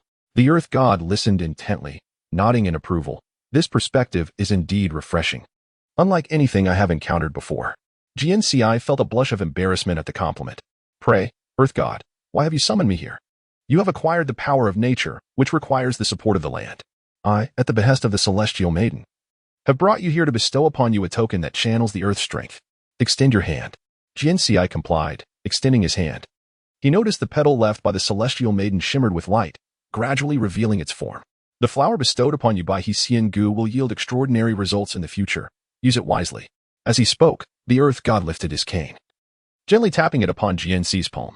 A profound force surged into Jian Ci's being, and a character for Earth appeared in his palm. The token of the Earth's power was indeed simple, direct, and unpretentious. As the energy flowed, the light and shadow faded away. The land deity took back his staff and said, "All right, it is time for you to return." However, he had yet to inform me why this place was known as Songnan City. "As for this matter, my young friend, you shall unravel it slowly." Alas, before I could finish my words, the deity raised his staff, and with a gentle wave, I was sent flying like a leaf. When I opened my eyes again, I found myself lying in the villa of Hong Ying, in my own room, with Lin Qiye sitting beside me. "You're awake," he said. "How long have I been asleep?" I inquired. "Just one night." "Not too long." Tilting my head, I gazed at Lin Qiye's serene face and blinked rapidly, asking, "Are you not angry?" Lin Qiye did not respond. He stood up and announced, "Since you are awake, let us tidy up. The captain mentioned we would be going out for a picnic today, and we will be camping outside tonight." "A picnic? To embark on such an outing while the source of the blood character remains undiscovered? The captain must have found the information about it. Tonight will be perilous." With that, Lin Qiye exited the room. Chapter 46. Outing for a picnic. As for the matter of the blood character, there had been no leads until now. After just one night, the captain suddenly found a clue. Could it be that the entity reappeared last night? With these doubts swirling in my mind, I sat up in bed. After washing up and dressing, I took the 2-in-1 guide cane Lin Qiye had given me and headed downstairs. Si Xiaonan was busy checking the equipment needed for the picnic, and she also needed to bring a first aid kit. "Jian Ci, eat your breakfast first," she urged. Hong Ying quickly finished a piece of bread, and drank a large glass of milk, with other food still available on the table. Thank you, Sister Hong Ying. I approached and sat down in front of Lin Qiye, deliberately placing the guide cane beside him for visibility. Yet, Lin Qiye didn't spare me a glance. After finishing his milk, he stood and left the dining room. Sister Xiaonan, I'll help you. I tapped my forehead.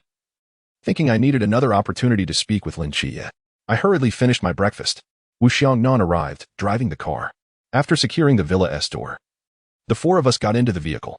With everyone present, including the picnic supplies and 2 large boxes of fishing gear, the car felt somewhat cramped. Lin Qiye sat beside Hong Ying, deliberately distancing himself from me. With so many people in the car, it was not appropriate to converse. I took a seat next to Zhao Conqing. Once everyone was settled, Wu Xiangnan started the car, heading out of the city. I believe you all witnessed the strange phenomenon from last night. Chen Mai spoke first as we drove onto the main road. When Qima chimed in, I checked. The ground has been disturbed, but it seems unrelated to the peculiar blood character. The aura is different. Captain, did you discover anything else? That was where Jian Ci set up the formation last night. It caused quite the commotion, and we should be thankful we weren't caught in the act. Chen Mai replied. He would not undertake meaningless actions. His sudden decision to take everyone out of the city must have its reasons. Zhao Conqing, impatient and loud, echoed in the echoing confines of the vehicle. Captain, just say it plainly. Are we gearing up for another big operation?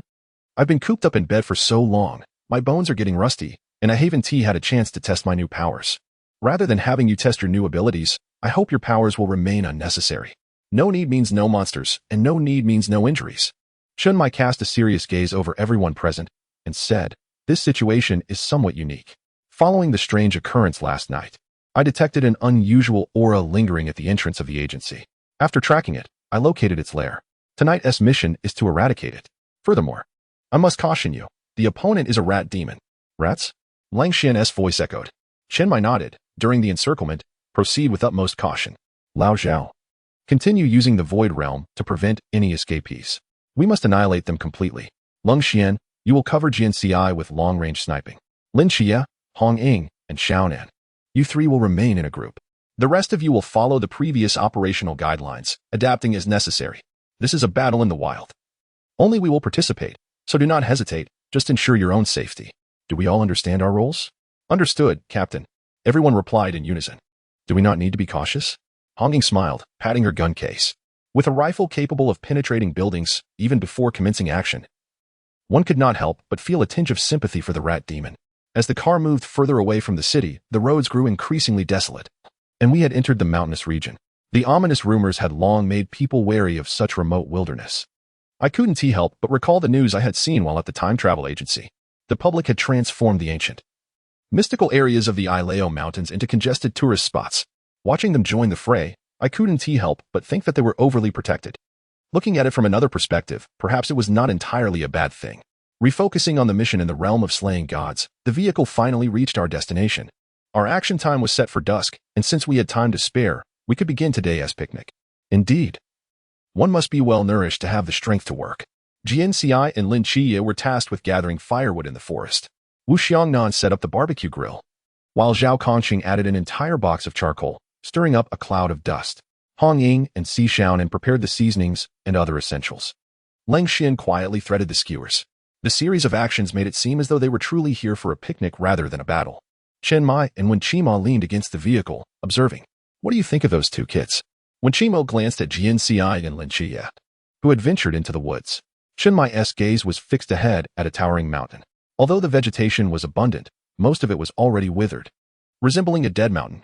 Though young, they exhibit remarkable potential. Moreover, Lin Qiye serves as the proxy for the Seraph. After intensive training, he will become an exceptional warrior. Still, he holds back. You do not truly wish to ask that question, do you? When Qima chuckled. It seems Lin Qiye is in a bit of a tiff with Jian Ci. I noticed he has been ignoring Jian Ci today, while Jian Ci has been trailing after him. Lin Qiye is a reserved child. He prefers to shoulder his burdens alone. Our capacity to assist is limited, but having Jian Ci by his side is a form of companionship. But Jian Ci is too fragile. Thinking of Jian Ci's delicate frame gave the captain a headache. Fragile, indeed, but do you not perceive that Jian Ci's strength is gradually augmenting? Especially his shooting skills, which are far beyond those of a novice. This is a noteworthy point. Today's mission will provide an opportunity to observe his performance in real combat. Very well, let us entrust Lin Qiye to Jian Ci. We shall scout the surroundings. While we may have the liberty to engage freely, caution remains paramount. Agreed. When Chimel responded, following Chen Mai to establish the camp. The charcoal has been ignited, and the pork belly emits a sizzling sound as Hong Ying sits eagerly by the grill, commencing the barbecue. She is exuding confidence in tonight's operation. Zhao Conqing and the others have also joined in on the grilling. Wu Xiangnan maintains the vigilance befitting a vice-captain, inquiring, "Where have the captain and the others gone?" "To scout the route for tonight's mission," replies Lin Qiye, skillfully threading another skewer. The relaxed atmosphere is ephemeral. Once the time for action arrives, a different ambience will ensue. Meanwhile, as they engage in barbecuing, Jian Ci and Lin Qiye have ventured deep into the woods. Chapter 47. Gathering kindling in the forest, unraveling old grudges, they brought several boxes of charcoal for the barbecue, rendering the collection of dry branches unnecessary. Jian Ci is aware that this is a deliberate arrangement by the captain. Clutching his guiding cane, he picks up a few dry twigs, occasionally stealing glances at Lin Qiye, who is diligently gathering kindling. Yesterday's events were indeed excessive. A strategy must be devised to bridge the gap between them. Not merely for the sake of the mission, but for, what exactly? To protect Lin Qiye, or to ease his own heart. Jian Ci often finds himself pondering the state of his heart, especially in light of the president's assertion that guardians of time and space are devoid of emotion. Stealing another glance at Lin Qiye, he finds him as quiet as ever, not uttering a word or even glancing in his direction. Night. Do you think the rat demon will be formidable? Otherwise, it wouldn't dare to provoke the night watchman so openly. Jian Ci resolves to initiate conversation based on today's task, seeking a topic to break the ice. Uncertain, he decides to follow the captain's directives. Lin Qiye has already amassed a significant bundle of dry twigs, binding them together with grass. His voice is flat and devoid of fluctuation, seemingly no different than usual, yet the palpable sense of estrangement is inescapable. Jian Ci pinches a dry leaf, applying slight pressure until it crumbles into bits. The flora in this mountain seems lifeless, the grass is withered, the trees are barren, and not a single flower blooms, let alone any living creatures. I've heard the elders say that snakes and rats share a den. Last time at number 2 high school, it was a snake causing trouble, and now it's the rat demon. Could they be in cahoots? It's possible. Lin Qiye appears somewhat intrigued by the desolate mountain as he stands beneath a large tree, gazing up at the parched sky. As Jian Ci moves closer to Lin Qiye, he remarks, it could also be that the rat demon seeks revenge for the snake demon. Do demons possess a sense of loyalty? Not necessarily loyalty, but they understand the concept of mutual dependence. The actions of the night watchman deliver a lethal blow to the malevolent entities plaguing Songnan City. The relentless campaign to exterminate them has instilled a sense of urgency, which is a natural phenomenon. Of course, it's also possible that my actions yesterday triggered a chain reaction. Jian Ci shifts the focus onto himself. Today, for the first time, Lin Qiye directs his gaze at Jian Ci's face, saying, "Now you can explain your actions from last night." Jian Ci has long wished to share.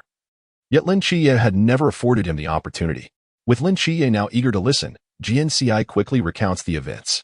On the night of the full moon, when the celestial energies are most abundant, utilizing the heaven's capabilities to guide natural forces maximizes the power of the formation. Since I must focus entirely on setting the formation, I become defenseless, necessitating a bodyguard, someone named Xian, who is not from the slaying god realm. One day, I may need to employ a similar method to send him back. At that time, I will require another bodyguard. Not necessarily. What do you mean? My power is healing, yet during this recent period, my abilities have expanded to include other skills, such as the cloud-piercing arrow. The arrow Jian Ci shot yesterday was powerful enough to shake the heavens. Judging by the fleeing demon's reactions, they likely do not wish to encounter that arrow again. You see, Jian Ci inches closer to Lin Qiye, nearly brushing against him. You once told me that in your mind, there exists a psychiatric hospital for the gods. As long as you heal their ailments, they will bestow upon you new powers, which you can utilize to protect Songnan City, correct? Yes, and then? A century ago, the mist ceased at the edge of Daxia. Why? I refuse to believe it is a manifestation of mysterious forces favoring Daxia. Something must have deterred them from acting recklessly. Perhaps the gods of Daxia. Jian Ci nods in agreement while inching closer again, this time his shoulder brushing against Lin Qiye's. For the first time, I dreamt of the 9 heavens fairy, who gifted me several items. The second time, the 8 immortals cured my deafness. Last night, I dreamt of a deity. This time, it was the earth god. The earth? Indeed, I feel that the gods of Daxia are conveying their divine power to me through dreams, and they seem to wish to impart a secret. However, this secret cannot be stated plainly. We must decipher it ourselves. The more you speak, the more esoteric it becomes. If it were an ordinary person, they might consider calling a psychiatric hospital. Yet for Lin Qiye, These occurrences are entirely normal, as he himself is experiencing extraordinary events. Jian Ci places a hand on Lin Qiye's arm, stating, "The world is intricate and capricious, fraught with danger. In a few days, none can predict what tomorrow holds." Night. Regarding yesterday's events, I was in the wrong. I acted thoughtlessly, concealing matters from you. As partners, we must be forthright with one another. And I should not have excluded you. I assure you, there will be no next time. You still wish for a next time? No, absolutely no next time. Please don't be angry. Jian Ci shakes Lin Qiye's arm playfully. This gesture finally causes Lin Qiye to relax. All right, stop shaking. I can't endure it anymore. My head is spinning. Observing Lin Qiye's face ease, Jian Ci finally breathes a sigh of relief. The weight that had pressed upon Lin Qiye's heart seems to have been lifted, and he exhales deeply, saying, "Honestly, I am unsure what I was angry about. I just felt an oppressive pressure in my chest, making it hard to breathe." He suddenly falls silent, and his demeanor shifts to one of alertness. "Do you sense it?" "Yes, it's nearby." Lean against the tree and remain still, Lin Qiye instructs before drawing the knife from his back with one hand. The wind rustles through the mountains, shattering the tranquility, causing the withered branches to creak and groan. An ominous aura permeates the air. Standing against the tree, Jian Ci discreetly searches for the source of this unsettling presence. Lin Qiye's gaze sharpens like a blade, his body taut, entering a state of readiness. This marks Jian Ci's first encounter with Lin Qiye's awakened powers in battle. Amidst the tension, he feels a flicker of anticipation. In the script, it is quite impressive. Witnessing it in real life must be entirely different. Suddenly, the wind ceases. A faint yet distinct rustling sound approached rapidly from a distance, accompanied by an indescribable stench. Chapter 48, Slaying the Rat Demon. Jian Ci gripped his guide, cane with one hand, leaning against a great tree, his gaze following the source of the rustling. It seemed as though some colossal creature was traversing the dense underbrush, hastening towards them. The foul odor was nauseating, causing both Jian Ci and Lin Qiye to frown and hold their breath. Lin Qiye's expression grew increasingly cold, his hand tightened around his long blade, which slowly slid from its sheath, a glimmer of cold light emanating from it, radiating a murderous intent. At that moment, the ground, littered with dry leaves, erupted in chaos as a pair of sharp claws lunged towards Lin Qiye. In the face of this sudden attack, Lin Qiye remained unperturbed, his form blending seamlessly with the surrounding air. Almost simultaneously with the creature's assault, he sidestepped effortlessly, evading the strike. Immediately, his blade was unleashed, slicing through the murky air with a whistling sound, aimed directly at the monstrous entity. Bang! A deafening clang echoed as the long blade severed one of the claws, striking precisely at the creature's side. Blood gushed forth, spraying like rain. The agonizing howl reverberated through the forest. As the dust and fallen leaves settled, Jian Ci and Lin Qiye beheld the true form of the beast, a rat demon, its body cloaked in dark, matted fur, eyes glowing crimson, with sharp fangs protruding from its lips, dripping with saliva, exuding a repulsive stench, truly a grotesque sight. Wounded by Lin Qiye's initial strike, the rat demon let out a piercing shriek of pain and launched a frenzied second assault. Lin Qiye stood resolute, having gleaned enough knowledge of the demon's capabilities from that initial blow. As it lunged once more, Lin Qiye flicked his wrist, executing another swift strike. Swish! Like slicing through vegetables, the enormous rat demon was cleaved in two mid-air, its bulging eyes wide with disbelief in its final moments. It crashed to the ground with a thunderous thud, stirring up a cloud of dust. With the battle concluded, Lin Qiye sheathed his blade and turned to Jian Ci, inquiring if he was unharmed. Jian Ci, pointing at the bisected rat demon on the ground, remarked, "It has been dealt with so thoroughly by you, of course. I am unscathed. By the way, your swordsmanship has improved significantly. It is truly impressive. A blade is primarily for vanquishing foes. Elegance is secondary," he replied, though a hint of a smile tugged at Lin Qiye's lips at the compliment. "Qiye, Jian Ci." A cacophony of footsteps approached. Hong Ying, armed with a rifle, Zhao Kongcheng wielding a sword, and Wu Xiongnan arrived. Jian Ci waved his cane, cheerfully announcing, "All is well. Our magnificent Lin Qiye has averted the crisis. Behold, this is our trophy." While Lin Qiye had done the heavy lifting, Jian Ci basked in the glory. Lin Qiye rubbed his forehead, wearing an expression of resignation. In truth, there was no need for Jian Ci's introduction. The mysterious creature lying on the ground spoke volumes. Zhao Kongqing boomed. "I told you there was no issue. Qiye has thoroughly mastered the true teachings of both me and the captain. A mere rat is hardly a challenge. Since the threat is neutralized, let us return for some barbecue." The captain and the others have returned as well. Hong Ying frowned, clearly disliking the lingering odor. Wu Xiongnan pinched his nose as he inspected the scene, shaking his head, The eerie mist had unleashed a multitude of demons, a never-ending ordeal. Let us report back to the captain. Given that the operation was set for nighttime, the emergence of the rat demon hinted at the presence of others of its kind. Jian Ci and Lin Qiye abandoned the dry twigs they had gathered, following the trio back to their camp. The aroma of grilled meat wafted through the air, the charcoal radiating warmth amidst the desolate mountain. Lin Qiye briefed Chunmu Yi on the situation, expressing concern about potentially alarming the enemy. When we entered the mountain, the rat demon likely already sensed our presence. I did not anticipate it would strike first. Chunmu Yi's gaze shifted to the barren mountain as he added, "We have scanned the terrain, and it appears the rat demons have hollowed out this mountain entirely. Are they a pack of tunneling rats? Thus, the captain must have brought us here for a decisive battle against them. It seems the rat demon sought to draw us into its lair. In this ongoing struggle between good and evil, one side must inevitably succumb for the other to find solace." Lin Qiye glanced back at the group, whose spirits were high as they indulged in barbecue. He wondered who had the foresight to bring Jian Ci 2 large pig's trotters. Zhao Kongqing jested, "With so much food already, let us put that aside for now. When you and Qiye grow up, you can join us for a drink." Lin Qiye mused that even when Jian Ci matured, he would likely never partake in alcohol. Chunmu Yi clapped Lin Qiye on the shoulder, saying, "Well, you have just emerged from a fierce battle. Take a moment to relax and refuel before the night's decisive clash." The savory scent of meat enveloped the camp, and Lin Qiye, feeling a twinge of hunger, joined the barbecue team. Tonight's feast is grilled by Lang Xian. It is crispy on the outside and tender on the inside, simply delectable. Jian Ci held a drink in one hand and several skewers of grilled meat in the other, stuffing them into Lin Qiye's hands. The charcoal in the grill crackled enthusiastically, and the skewers were laden with an assortment of meats. Wrapped in foil was a large eggplant. Every face radiated joy, as if they were oblivious to the rat demon's territory. As if the creature that Lin Qiye had just cleaved in two had never existed. The barren mountain came alive with their presence, bustling with laughter and merriment. Some were grilling, others feasting, while a few busied themselves with preparing meat. After several rounds of drinks and dishes, the captain and Wen Qiemo ventured to a nearby stream to fish. Si Xiaonan organized her medical supplies. Hong Ying leaned against a large rock, seated on a thick bed of dry leaves, meticulously polishing her long rifle.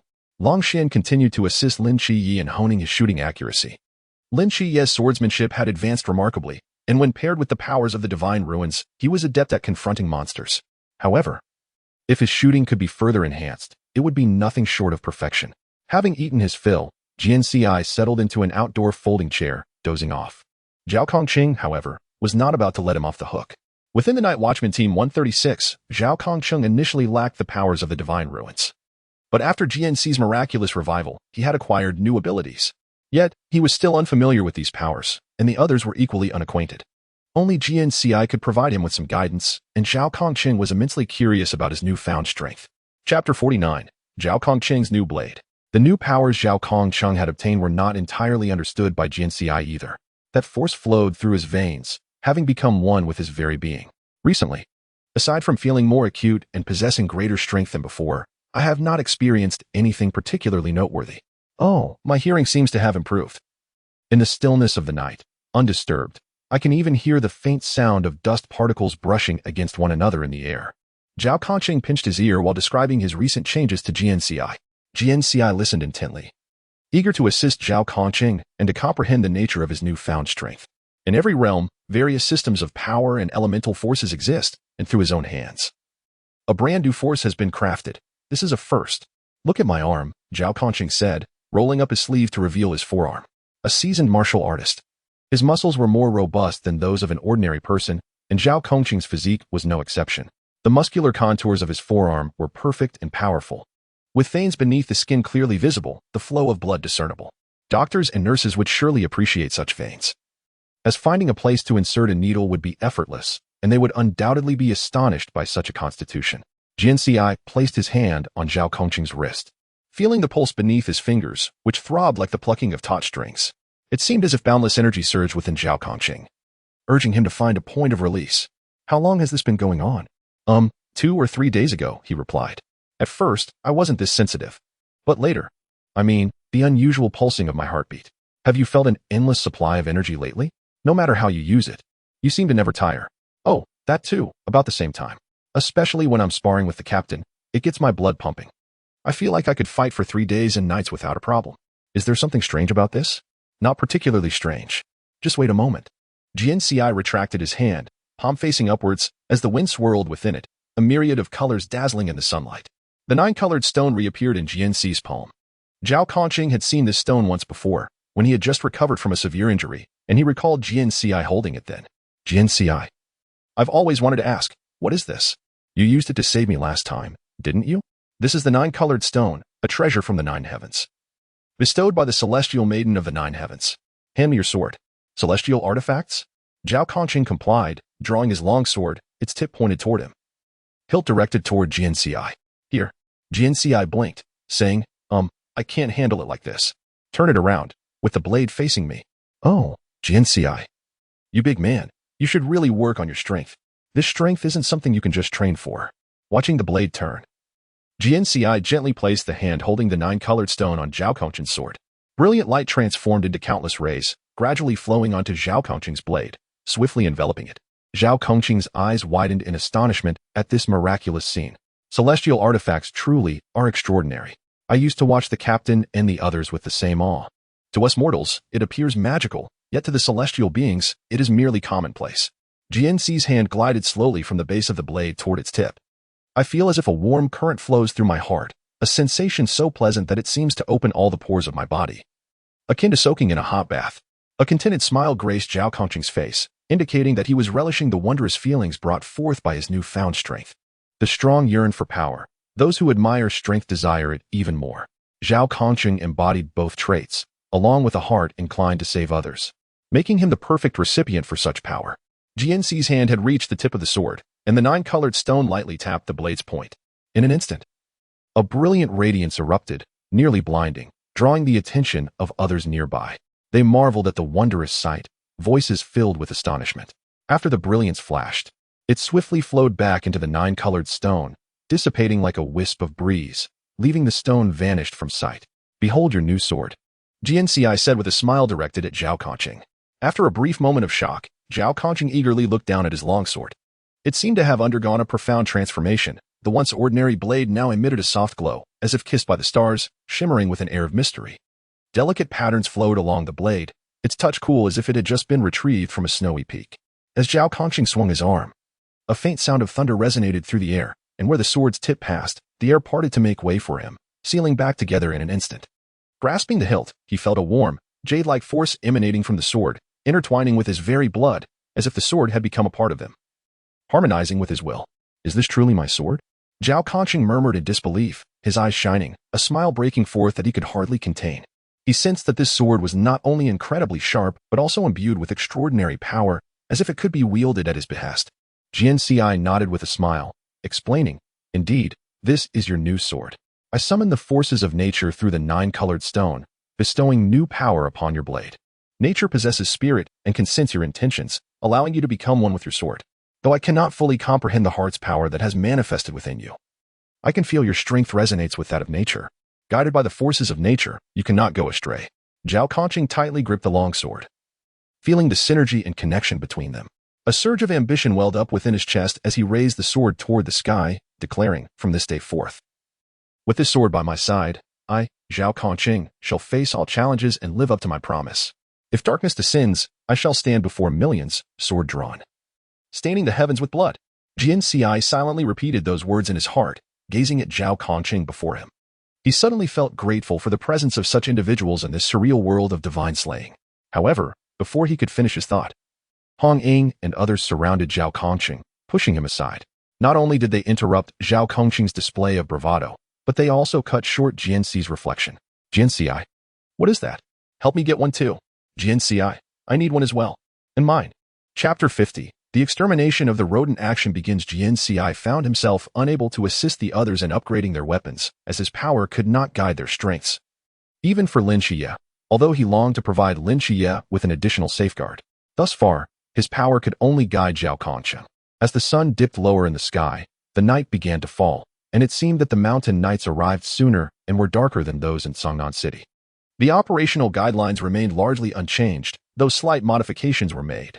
Sishaoan withdrew from the frontline combat team, with Zhao Kongqing taking her place, teaming up with Hong Ying and Lin Qiye to be the first to enter the Dry Mountain.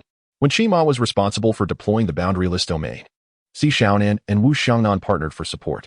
Lin Qiye and Jian Ci sought a suitable location to lay an ambush for sniping, while Chenmai commanded from a central position. As night descended, the boundless void unfolded, commencing with a barrage of firepower. The rat demons were forced out of the desolate mountain and systematically eliminated. Finally, safety precautions were emphasized. Action! With Chenmai's command. Several individuals swiftly concealed themselves among the skeletal trees and parched grasses. Lin Qiye and Jian Ci sought refuge on a high, when sheltered terrain. Gazing downward through the dim gray sky, they could discern the silhouettes of their team members in motion. This battle differed significantly from previous encounters. It was an outdoor operation. Relax. We won't need to engage just yet. Lin Qiye steadied his sniper rifle, found the right position, and adjusted the focus before crouching on the dry ground. The mountain air was particularly frigid at night, yet the ground retained a semblance of warmth from the day's sun. Jian Ci, mimicking Lin Qiye, set up his sniper rifle as well, considering his physique and the fact that this was his first foray into combat. Lin Qiye had chosen a relatively light sniper rifle for him and kept him close. During the skirmish at number 2 high school, Jian Ci had merely remained in the vehicle, not lifting a finger. Although he had been inexperienced at the time, such behavior was truly deserving of disdain. This time, he needed to perform admirably. Though he was fragile, he was still a participant in the battle. The boundless void had been activated. A voice crackled through the earpiece, belonging to Wen Qimo. Chenmai immediately issued the next command. Hong Ying, Old Zhao, Qi, move out. Boom. A deafening explosion rang through the night, igniting the desolate mountain in flames. Both the dry grass and trees were highly combustible, and the flames soared into the sky, illuminating the night as if it were day. Jian Ci lifted his head slightly, wishing to see more clearly. Get down. Lin Qiye pressed his head down, urging him to hide behind a rock. We are snipers. Curb your curiosity. The captain will give orders when we are needed. Oh, okay. In the past, Jian Ci had always charged to the front lines. The club president had remarked that he was a born warrior. Yet here he was, relegated to the reserves. He hoped Lin Qiye would successfully complete the mission without injury. Jian Ci silently prayed in his heart. The newly recruited Zhao Kongqing was a suggestion Jian Ci had made to the captain. Zhao Kongqing's rapid advancement in strength had far exceeded Jian Ci's expectations. He needed to find the opportune moment to unleash his power. The operation against the rat demons presented the perfect opportunity. He could utilize this chance to integrate his strength with his blade, and if fortune favored him, his power might ascend to the captain's level. Naturally, that was the ideal scenario. Even in the worst case, it would still be an extraordinary experience. Boom. Crackle.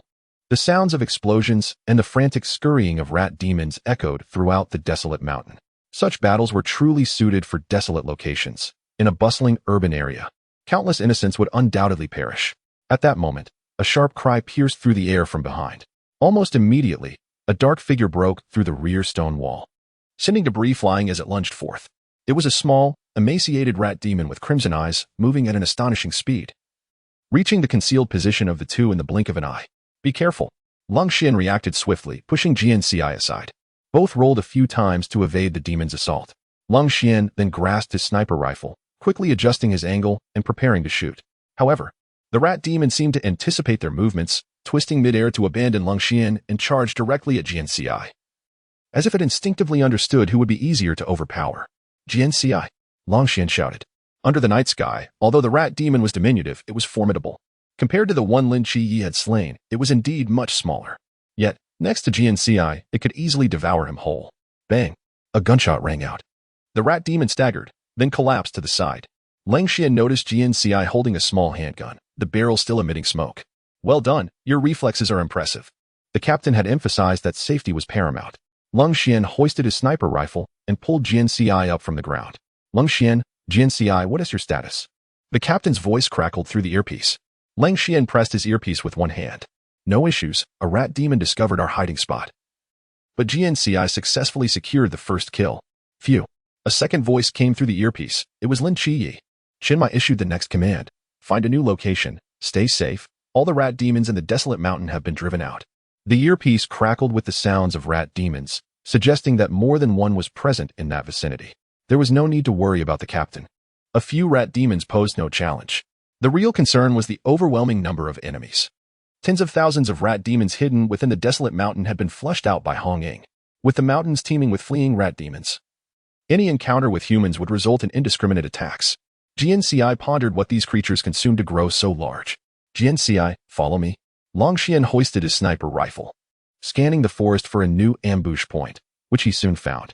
Jian Ci grabbed his sniper rifle and followed Lin Qiye's lead, laboriously navigating the rugged mountain path. Outdoor combat was indeed a formidable trial for someone as fragile as he. Fortunately, he still had the guide cane gifted by Lin Qiye, which would serve as a walking stick upon their return.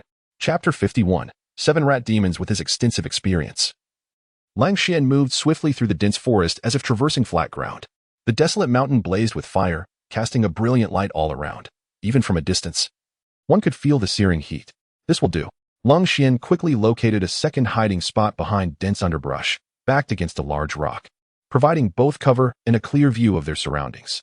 Once the position was secured, he immediately set up his sniper rifle. Can you still hold on? Yes, I'm fine. Jian Ci gasped for breath. Had he run like this before, he would have collapsed, but today, he merely felt slightly winded, showing no signs of fainting. Could it be that his constitution had improved? The words of the divine being echoed in his mind.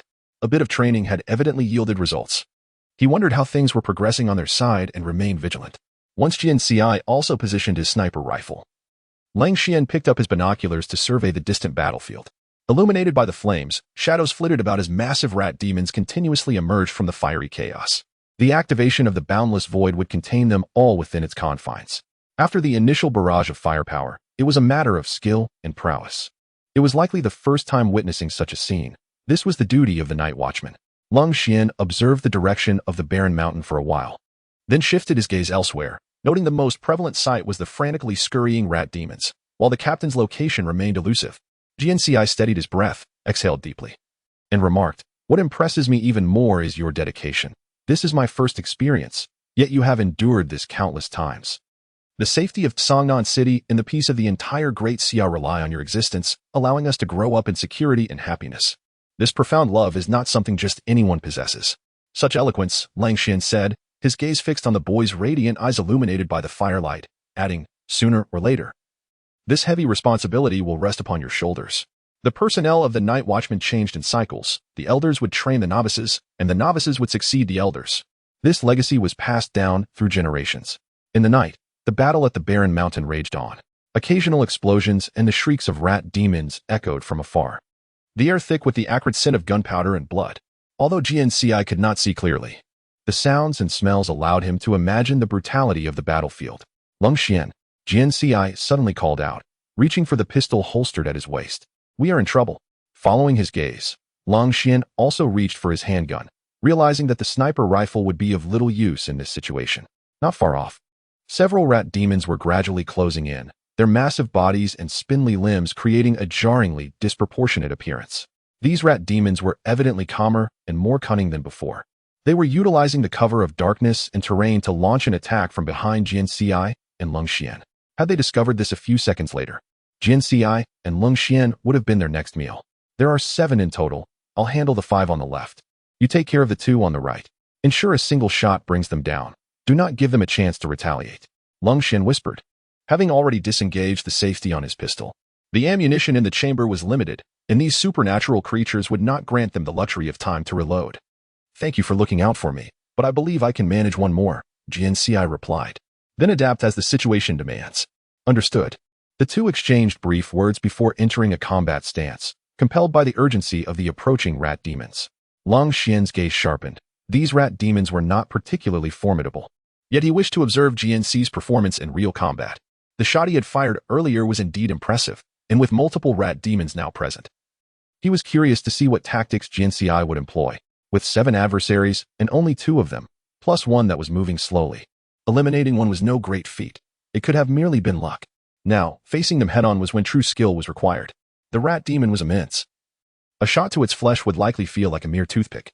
It was imperative to aim for the head, just as he had done before. Lin Qiye was considerate, noting that the 2 rat demons to the right were slightly smaller, thus presenting less pressure. In the darkness, the rat demons moved swiftly, now close at hand. With their gleaming eyes, sharp claws, and long tails, they suddenly leaped after a quick slap to the ground. Although Lin Qiye had assigned the tasks, the rat demons did not conform. 3 surrounded him, while 4 split into 2 groups to attack Jian Ci. "Calm down. It's not a big deal, though I'm not fast. My bullets are." Lin Qiye silently reminded himself, adjusting his breath. Bang! Just as the rat demon leapt high, poised to attack, Jian Ci abruptly pulled the trigger. His first shot was aimed at the nearest rat demon's eye. The bullet soared through the night sky, finding its mark with deadly accuracy, erupting in a spray of blood. The crimson mist scattered in the air, splattering the other rat demons. Eek! The piercing cries following the gunfire sounded even more terrifying. Glancing at Lin Qiye amidst the chaos, Jian Ci noted he was using the terrain and a withered tree to evade the first wave of attacks without drawing his weapon. Without time to ponder further, the remaining rat demons, after a brief moment of shock, launched a second wave of assault, having gained experience from the previous encounters. Jian Ci felt more adept at handling the other 3 rat demons. With his actions somewhat sluggish, he compensated by accelerating his shooting speed. The countless hours spent on the shooting range had prepared him for this moment. The rat demons, having suffered a setback, grew more cunning, altering their attack direction to converge from the front, back, and sides simultaneously. Jian Ci's eyes hardened, gripping his cane in one hand and holding the gun in the other. He felt as though he were back on the shooting range, where the 3 rat demons became rapidly moving targets before him. Bang, bang, bang, thud, thud, thud. After 3 shots, 3 heavy thuds echoed as the creatures fell. The flames illuminating the barren mountain cast an eerie beauty upon the scattered blood mist. Following Jian Ci's gunfire, 2 more shots rang out from Lin Qiye's direction, 1 rat demon impaled on a branch. Jian Ci, 1 more has escaped. Of the 7, 6 lay dead, while the last fled in panic. Jian Ci raised his arm for 1 final shot. Bang! The fleeing rat demon fell, lifeless.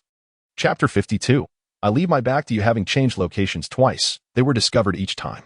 Rather than being found, it felt more like they collided with danger. The barren mountain was riddled with tunnels, harboring countless rat demons now forced out and scattering chaotically. The enemy's numbers were overwhelming, and 1 careless moment could lead to a direct confrontation. I fear it may be challenging to find a suitable hiding place, came Chen Mai's voice through the earpiece.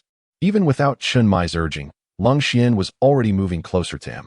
Flames illuminated their surroundings, and with so many rats present, the need for stealth had diminished. It was better to regroup with the captain and concentrate their efforts on extermination. Lin Qiye glanced back at Jian Ci. Can you still move? Absolutely. The leaping flames cast a rosy glow on Jian Ci's face. His voice remained steady, suggesting he was still composed. Having only shot at the rat demons without engaging in close combat, he seemed fine. The battlefield was inherently brutal. Both Jian Ci and Lin Qiye had to learn to adapt and confront it. Even if Jian Ci's body was frail, he had to learn to overcome. For there was no one in the chaos of slaughter to care for him. Lin Qiye refrained from asking further questions. Following the captain's guidance as he led Jian Ci closer to him, they navigated through the forest, encountering the occasional rat demon. Yet these were merely 1 or 2 at a time. Regardless of who it may be, a single shot can resolve the matter. Cold Qian felt an immense satisfaction with Jian Ci's precise marksmanship and swift reflexes. Were he a complete individual, his performance would surely shine even brighter. Cold Qian. I sense something amiss, Jian Ci remarked, momentarily pausing to replace an empty magazine, her gaze vigilantly scanning the surroundings. Cold Qian's eyes were fixed ahead. They were drawing ever closer to the source of the flames. What have you discovered? It appeared that these rodents were advancing towards a singular direction. Their initial chaos gradually morphed into a semblance of discipline. Are you suggesting they respond to the call of the Rat King? Indeed. The captain noted that after their encounter with the Rat King, the movements of these rodents changed significantly. As the saying goes, to capture a thief, one must first seize the king, for he is the one capable of commanding the entire army. The same principle applies in the realm of the rat demons. Cold Qian contemplated briefly before commanding, let us proceed swiftly. This battle is a decisive clash between the night watchmen and the rat demons, with both sides intent on annihilating the other. They quickened their pace, traversing a grove consumed by flames, the dry branches beneath their feet cracking ominously. The acrid scent of charred wood mingled with the metallic tang of blood, all under a sky stained red by the fire's glow. This scene evoked memories of an apocalypse in Jian Ci's mind. Moments later, they finally broke through the last line of fire, revealing a clear vista. Not far off, the vehicle that had brought them was engulfed in roaring flames.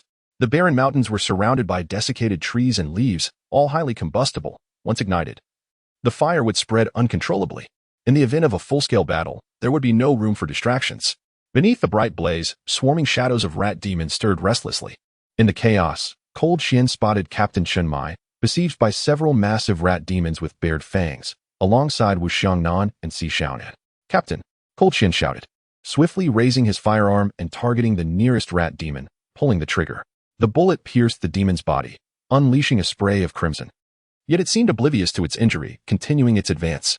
Jian Ci followed suit, raising her gun with one hand and shooting with uncanny accuracy. Each bullet finding its mark and significantly diminishing the enemy's numbers. Despite this being their first time teaming up on the battlefield, their synergy was remarkable. As they moved and shot in unison, gradually closing in on Qiye. Right on time, Qiye cleaved through an approaching rat demon with his blade.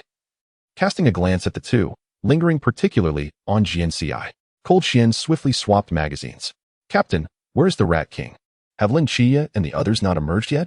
Jian Ci, now adept with her firearm, shot with her back to the rat demons, each shot striking true. "Are you only thinking of Brother Qiye and not of us?" Suddenly, hurried footsteps and the clashing of weapons from another direction shattered the surrounding uproar. All eyes turned to see Hong Ying, Zhao Kongqing, and Lin Qiye emerging from a crimson-hued thicket, cutting a bloody path toward them. Hong Ying wielded her spear with grace, her movements transforming her into a fierce warrior, reminiscent of a celestial being descending to earth, leaving no enemy unscathed. Zhao Kongqing swung his blade with ferocity, each strike sending a rat demon flying, his burgeoning strength unleashed in the heat of battle. In contrast, Lin Qiye exhibited a more composed demeanor, each strike precise, occasionally yielding double hits. Observing Lin Qiye's steady and calm expression amidst the chaos, Jian Ci silently admired his commanding presence. "Are you unharmed?" Within seconds, Lin Qiye positioned himself at Jian Ci's back, their bodies forming a protective barrier. "Of course, and I am quite proud of my performance today." Bang, bang, bang. Jian Ci's tone bore a hint of pride. With Lin Qiye at her back, she could shoot with abandon, focused solely on the enemies before her. "Stay alert and watch the front." "Understood, my back is in your capable hands." Likewise, Lin Qiye cast a quick glance at Jian Ci before slicing down another oncoming rat demon. Something approaches. Lin Qiye kicked a fallen rat demon's corpse aside, his voice dropping as he sensed a shift in the atmosphere. The once frenzied and cacophonous rat demons abruptly halted their assaults. As if an invisible force had pressed the pause button, their gazes turning towards a shared direction with an air of reverence.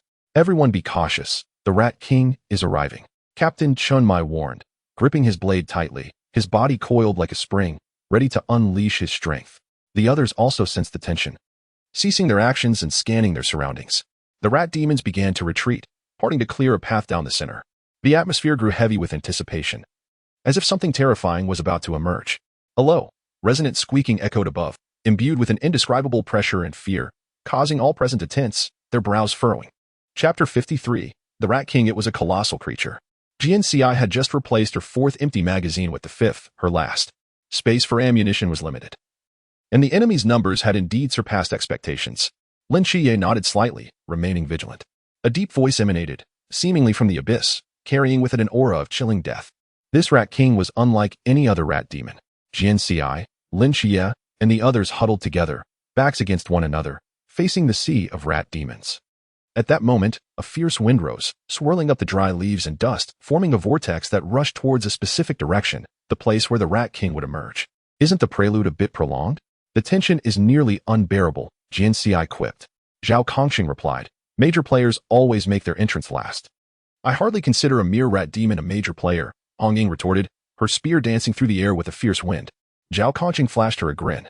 After a brief moment, the wind subsided, revealing a massive silhouette slowly coming into view. Shadows flickered as flames danced, and beneath the night sky, it resembled a mountain drawing near. A giant rat, several times the size of an ordinary rat demon, emerged. Its fur as dark as the night and eyes resembling two burning flames, concealing cunning and cruelty. With each step it took, the ground trembled, causing the surrounding rat demons to quake, much like ancient humans bowing before their emperor. "When the old cat is away, the rats will play." Zhao Kongqing's blade gleamed with silver light. He could hardly contain his anticipation. "Everyone be cautious, prepare for battle," Captain Chunmai whispered firmly, adjusting his breathing to maintain peak readiness.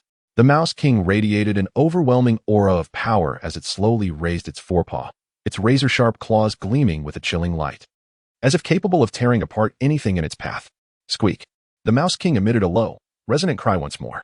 The surrounding rat demons, seemingly commanded by an unseen force, began to stir restlessly. Some prostrated themselves on the ground in submission, while others screeched sharply, baring their teeth and claws.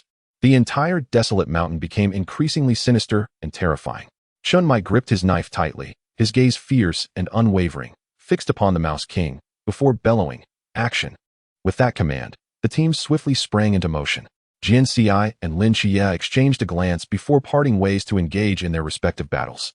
Lin Qiye moved like lightning, weaving through the rat demons, his blade leaving behind shimmering silver trails. None fell before him without a cry of anguish. Meanwhile, Jian Ci's pistol resembled a harbinger of death, each bullet striking true, providing suppressive fire that facilitated Lin Qiye's movements. Zhao Kongqing, eager for action, leaped forward at the captain's command, his long knife carving a brilliant arc through the air, accompanied by a whistling wind, aimed directly at the Mouse King's head. Old Zhao was particularly animated today. Red Ink flicked her spear, and with a sharp thrust, pierced a rat demon's abdomen, twisting her wrist to extract its intestines along with its innards. Bang! Cold Xian dispatched the rat demon behind Red Ink with a single shot, adding, having acquired new weaponry, one must show it off. Stay vigilant and do not underestimate the surroundings. Chen Mai surveyed the battlefield. Relying solely on brute force to eliminate them would not be an easy feat amidst the chaos. Zhao Kongqing had already lunged toward the Mouse King. Feeling the threat posed by Zhao Kongqing, the Mouse King roared in fury, its form erupting as its claws, sharp as blades, met Zhao Kongqing's attack. Clang! The long knife clashed against the claws, producing a deafening metallic sound that sent sparks flying, the grating noise causing everyone to furrow their brows. Zhao Kongqing staggered, but did not retreat. Instead, he harnessed that force to strike again at the Mouse King. The more formidable the enemy, the more exhilarated he became. This Mouse King was the perfect opponent to test his new knife. Having endured that tremendous force once, the Mouse King no longer engaged head-on, darting left and right while seeking an opportunity to counterattack. Chen Mai and the others formed a solid defensive line, blocking the rat demons attempting to assist their king, creating an environment for Zhao Kongqing to fight solo. The battle raged intensely, the desolate mountain trembling underfoot, flames raging, crackling sounds echoing incessantly. The shrieks of the rat demons intertwined with the shouts of the Night Watch team, painting a grim tableau. Amidst the fierce combat, Jian Ci suddenly noticed something unusual. The fallen rat demons, those not killed, were rapidly healing their wounds, some even rising once more to rejoin the fray. This is bad. These rat demons possess regenerative abilities. Jian Ci shouted, swinging his cane to strike a rat demon on the head, then swiftly adding a bullet to its demise. The others were taken aback by this revelation. Rat demons, indeed, being demons, possess some peculiar abilities, and these abilities would make the battle even more arduous. At that moment, Lin Qiye flashed into view before a rat demon that was mending its wounds. Without hesitation, he sliced through the demon's neck with his blade, blood gushing forth, effectively slaying it. We must ensure they are utterly eradicated to prevent their recovery. Lin Qiye's calm demeanor revealed no hint of emotion as he made the most logical decision. The team felt a surge of resolve upon hearing his words. He was right. While the enemy could heal, as long as they were completely slain, victory was attainable. The subsequent actions became increasingly focused on attacking the rat demons, ensuring that each strike resulted in their complete annihilation. Zhao Kongqing's tussle with the Mouse King escalated to a fevered intensity. After fending off several of Zhao Kongqing's fierce attacks, the Mouse King suddenly darted away like a specter, weaving through the throng of rat demons. In the next moment, it stood before Lin Qiye, its forepaw raised in a menacing descent. Jian Ci felt a rush of panic, his finger pulling the trigger. Yet the shot seemed to vanish into the ether, the rat demon showing no response whatsoever. While Jian Ci's gunfire proved ineffective, Lin Qiye had already reacted. His gaze sharpened, golden light swirling in his eyes, an overwhelming surge of power coursed through him, igniting an intense battle spirit. In the darkness, he resembled a war god incarnate. Bring it on! Lin Qiye shouted, advancing rather than retreating, meeting the Mouse King head-on. His blade traced a brilliant arc through the air, shimmering as it prepared to confront the Mouse King's assault. Chapter 54. Leave the Mouse King to Zhao Kongqing to deal with the clash between Lin Qiye and the Mouse King erupted in an astonishing display of energy. Their figures darting swiftly amidst the ruins and flames of the desolate mountain, each collision accompanied by thunderous roars.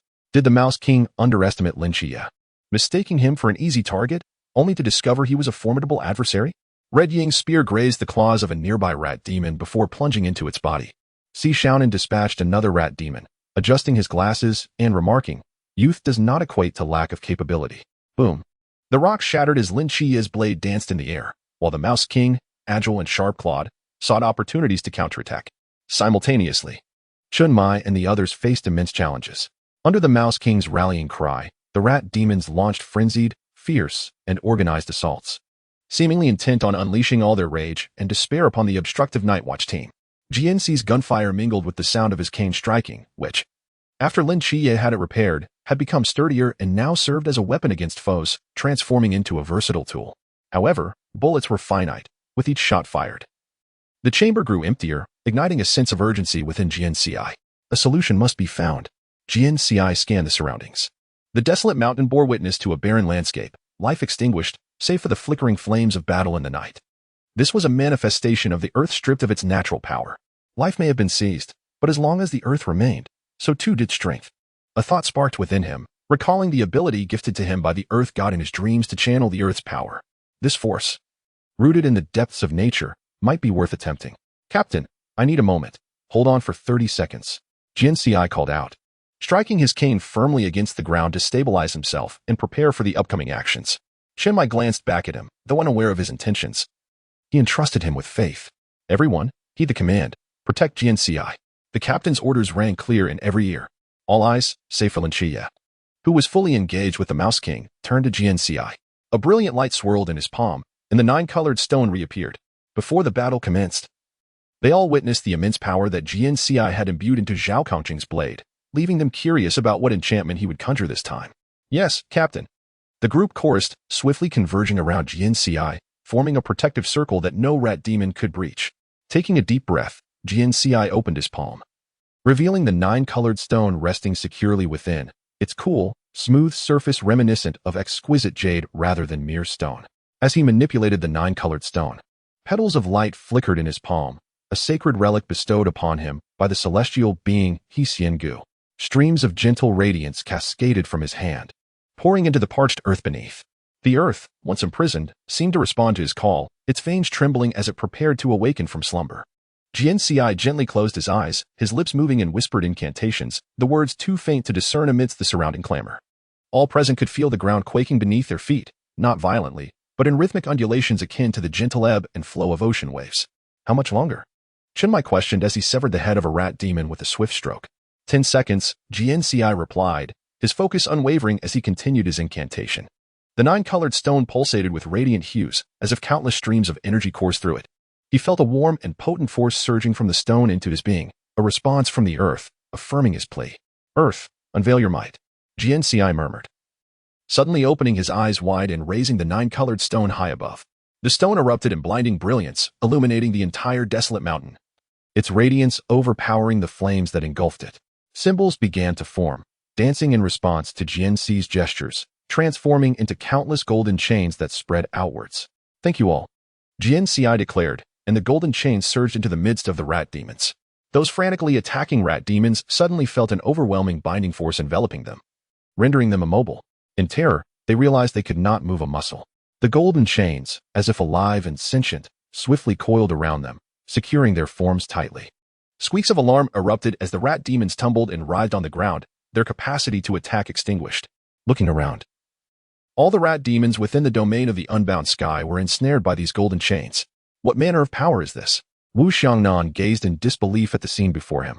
Not only he, but others were equally astonished. Having served as night watchmen for many years, they had encountered myriad oddities, yet none had witnessed such a spectacle. Roaring, the Rat King, engaged in combat with Lin Qiye, was also ensnared by the golden chains. Though unlike the other rat demons, it still possessed some strength to resist. The Rat King let out a deafening roar, struggling fiercely, its sharp claws sparking against the golden chains. Yet, the chains remained unyielding, tightening further without yielding an inch. Lin Qiye, observing this, felt a rush of clarity. This was the opportune moment to deliver the Rat King its final blow. The blade sliced through the air with a fierce whoosh, aimed directly at the Rat King's vital points. Confronted with the imminent threat of death, a glimmer of despair flashed in the Rat King's eyes, mingled with defiance as it attempted to break free from its bonds, but to no avail. Knight, leave the Rat King to Zhao Kongqing. Just as Lin Qiye prepared to strike the final blow, Jian Ci's voice pierced through the chaos of battle, reaching Lin Qiye's ears with clarity and precision. Lin Qiye hesitated for a moment, rapidly grasping Jian Ci's intent, and swiftly repositioned himself, allowing Zhao Kongqing to take the lead. Thank you. Zhao Kongqing's eyes gleamed with excitement as he approached the thoroughly bound Rat King, raising his long blade high, enveloped in radiant light. Today shall mark the end for your kind, he bellowed, channeling all his strength into his arm. The blade, accompanied by a whistling wind, descended upon the Rat King like a bolt of lightning. Chapter 55, The End. Infusing all his power into the strike, Zhao Kongqing leapt, bringing his arms down with force. The blade struck the Rat King's head, cleaving through, and with a swift motion, Zhao Kongqing delivered another horizontal slash, severing the Rat King's massive form into 4 parts. A flicker of life dimmed in the Rat King's eyes, soon engulfed by the dazzling light of the blade, its colossal body collapsing in a mournful wail. Ha ha ha. What a thrill. Zhao Kongqing laughed heartily, resting the blade on his shoulder as he turned to Jian Ci, who was encircled by the others. A smile graced Jian Ci's face, though he knew victory was not yet assured. With the Rat King defeated, the remaining rat demons, sensing their lost hope, struggled even harder to escape. The incessant squeaks sent chills down their spines. Earth's might, heed my command. Jian Ci redirected his focus to the 9-colored stone. The golden chains, having subdued the Rat King, continued their relentless spread, binding each remaining rat demon one by one. As Jian Ci intoned softly, the 9-colored stone radiated dazzling light. Imbued with the boundless power of the earth, seemingly intent on consuming the entire desolate mountain. With a flick of his fingers, the golden chains constricted around the rat demons, tightening their grip. Thousands of rat demons writhed in terror, roaring, expending their last vestiges of strength, yet unable to escape this fatal binding. Break! Jian Ci commanded with a low voice. Under the weight of the golden chains, the rat demons perished instantaneously, their massive bodies collapsing, releasing faint glimmers of light, the remnants of their fading life force. The light intensified, ultimately transforming into a torrent of overwhelming energy that enveloped the entire desolate mountain. Under the influence of this energy, the rat demons' bodies began to disintegrate, eventually dissolving into wisps of green smoke that vanished into the air. The remains of the Rat King met the same fate, reduced to ashes by the earth's power, leaving no trace as the night breeze swept through. The desolate mountain returned to tranquility, the raging fires extinguished simultaneously, as if the harrowing battle had merely been a fleeting dream. Exhaling deeply, Jian Ci relaxed his wrist, the light in his palm swirling once more before the 9-colored stone vanished. Calmness settled once again, the flames extinguished, moonlight bathed the land anew. And a chilling wind rustled past, carrying a sigh. Is it over? Zhao Kongqing, still gripping his blade, seemed unable to comprehend the events that had transpired. Hong Ying's spear tip touched the ground as her gaze scanned the surroundings, searching for any remaining enemy forces. She replied to Zhao Kongqing, it should be over. Sishan stepped through the withered grass to join Hong Ying. Captain, we received word from Lin Qiye that all rat demons attempting to breach the unbound sky have perished. Wu Xiangnan turned in a circle. Chunmai nodded, turning to Jian Ci. Jian Ci, it is time to conclude. Jian Ci's lips curled upward, revealing a faint and wan smile, his form swaying with the night breeze. Alas, he had exerted himself too much. All he perceived was an abyss of darkness. His consciousness was muddled, and his body felt like a withered leaf in the wind, no longer heeding his commands. Jian Ci, my brother. Ci? In a heartbeat. Lin Qiye had materialized at his side, extending an arm to catch Jian Ci, who was on the verge of collapsing to the ground. The onlookers barely registered a shadow darting past before they witnessed Lin Qiye grasping Jian Ci. Had he always been this swift? Long Xian stood beside the captain, and Chunmai shook his head. Though Lin had been fast before, this was extraordinary. Captain, Lin Qiye's tone was urgent. He needed rest. Everyone needed rest. Chunmai surveyed the desolate mountains under the night sky and declared, withdraw. The mission is complete. Return to the city. When Chimo rejoined the group after recalling the boundless void, having only seen the sky ablaze and heard the chattering of the rat demons. Ultimately, he had witnessed those creatures vanish into ash but would have to await further details from others. Lin Qiye hoisted Jian Ci onto his back. He did not know how many days of slumber awaited him. They had arrived by vehicle, yet now, they could only return on foot, the vehicle reduced to scrap metal. Captain, let us request another vehicle from the higher-ups, when Chima suggested. Hong Ying chimed in. We need more firepower support. We've nearly depleted our ammunition against these rat demons. Lang Xian, cradling 2 sniper rifles, one belonging to Jian Ci, remarked, Jian Ci requires something lighter, more convenient, capable of holding more rounds. He is quite suited for combat. Save for his mobility, it was evident he held Jian Ci in high regard. Does anyone else have requests? Field operations often reveal many issues. Despite Chunmai's thorough preparations, discrepancies arose during actual combat. Perfection was unattainable. Sishan raised her hand. We need more medical supplies and equipment, preferably portable. Although no one was injured this time. Preparedness is never unwarranted. The off-road motorcycles have me exhausted, chasing after rats.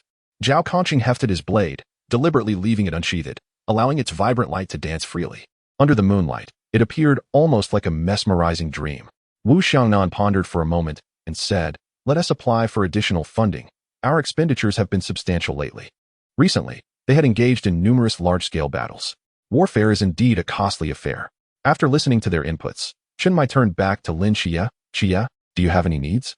And for Jian Ci? You must know what he requires. The slumbering Jian Ci's arms hung limply from Lin Qiye's shoulders, tightly gripping the guiding cane Lin had gifted him. At that moment, he was utterly oblivious to the world outside, as if this sturdy back were his ideal realm. Lin Qiye pondered briefly before tentatively suggesting, a wheelchair? A wheelchair. All present, including Chen Mai, widened their eyes, erupting into hearty laughter. Ha ha. Honging giggled uncontrollably. Qiye, you are simply adorable, like a little angel. Si Xiaonan added, Brother Qiye is indeed the agent of the seraphim. Calling him a little angel is not inaccurate. Chen Mai stifled his laughter. No need for an application. I will personally fund Jian Ci's wheelchair. No. Zhao Kongsheng waved his hand dramatically. Last time, I didn't pay for the seafood. This round is on me. Ha ha. The group erupted into laughter once more. In the distance, the eastern horizon began to lighten. The dawn soon to rise, heralding a new day. Along the path they had traversed, green grass began to peek through. Chapter 56. One rat falls. All life springs forth, Captain. Look at this. When Shima displayed a photograph on his phone to Chen Mai. The image depicted a verdant mountain, lush and vibrant, with flourishing trees and blooming flowers. What is this? When did you find time to enjoy the scenery? Look closely.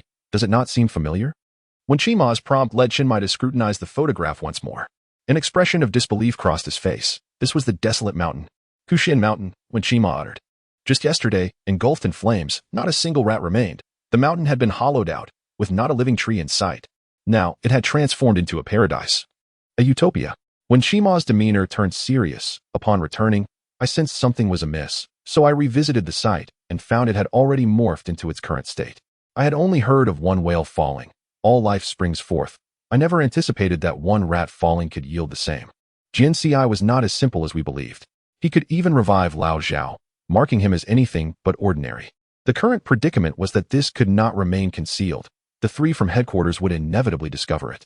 What is it that you do not wish to share with us? It has already been uncovered.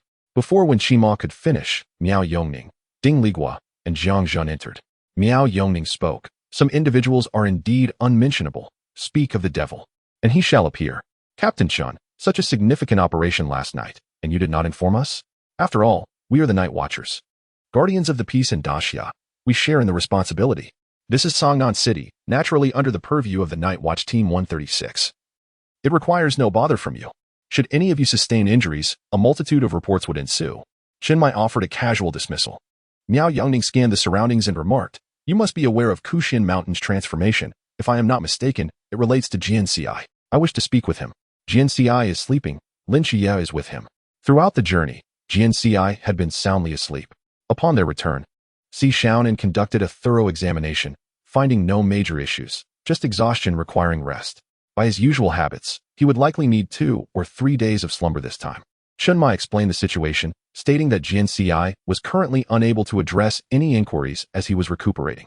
Miao Yongning nodded, acknowledging Jian Ci's contributions to the extermination of the rat demons. Thus, rest was warranted. We are not heartless. May we at least meet Zhao Kongsheng? After all, a meeting might require a blood draw. Chen Mai hesitated to outright refuse, so he turned to Wen Shima. Have Lao Zhao come here. Zhao Kongsheng was in the underground training facility. After a night of exertion, while others slept or attended to Jian Ci, he seemed to have reserves of energy left. Returning to practice his swordplay, Wen Shima understood that Chen Mai wanted him to convey the message to Zhao Kongsheng, and thus he departed first. Captain Chen has rendered a significant service by eliminating an entire mountain of rat demons, a feat that is quite rare. Should there be any need for assistance, please do not hesitate to speak up. While waiting for Zhao Kongsheng, Miao Yongning felt the need to fill the silence and thus initiated a conversation. Chen Mai remarked, This is our duty, the result of our collective effort. However, we did lose a vehicle in this operation and consumed a considerable amount of weaponry and ammunition. The application for replacements will take time, but we use vehicles daily. I wonder if assistance can be provided in the interim?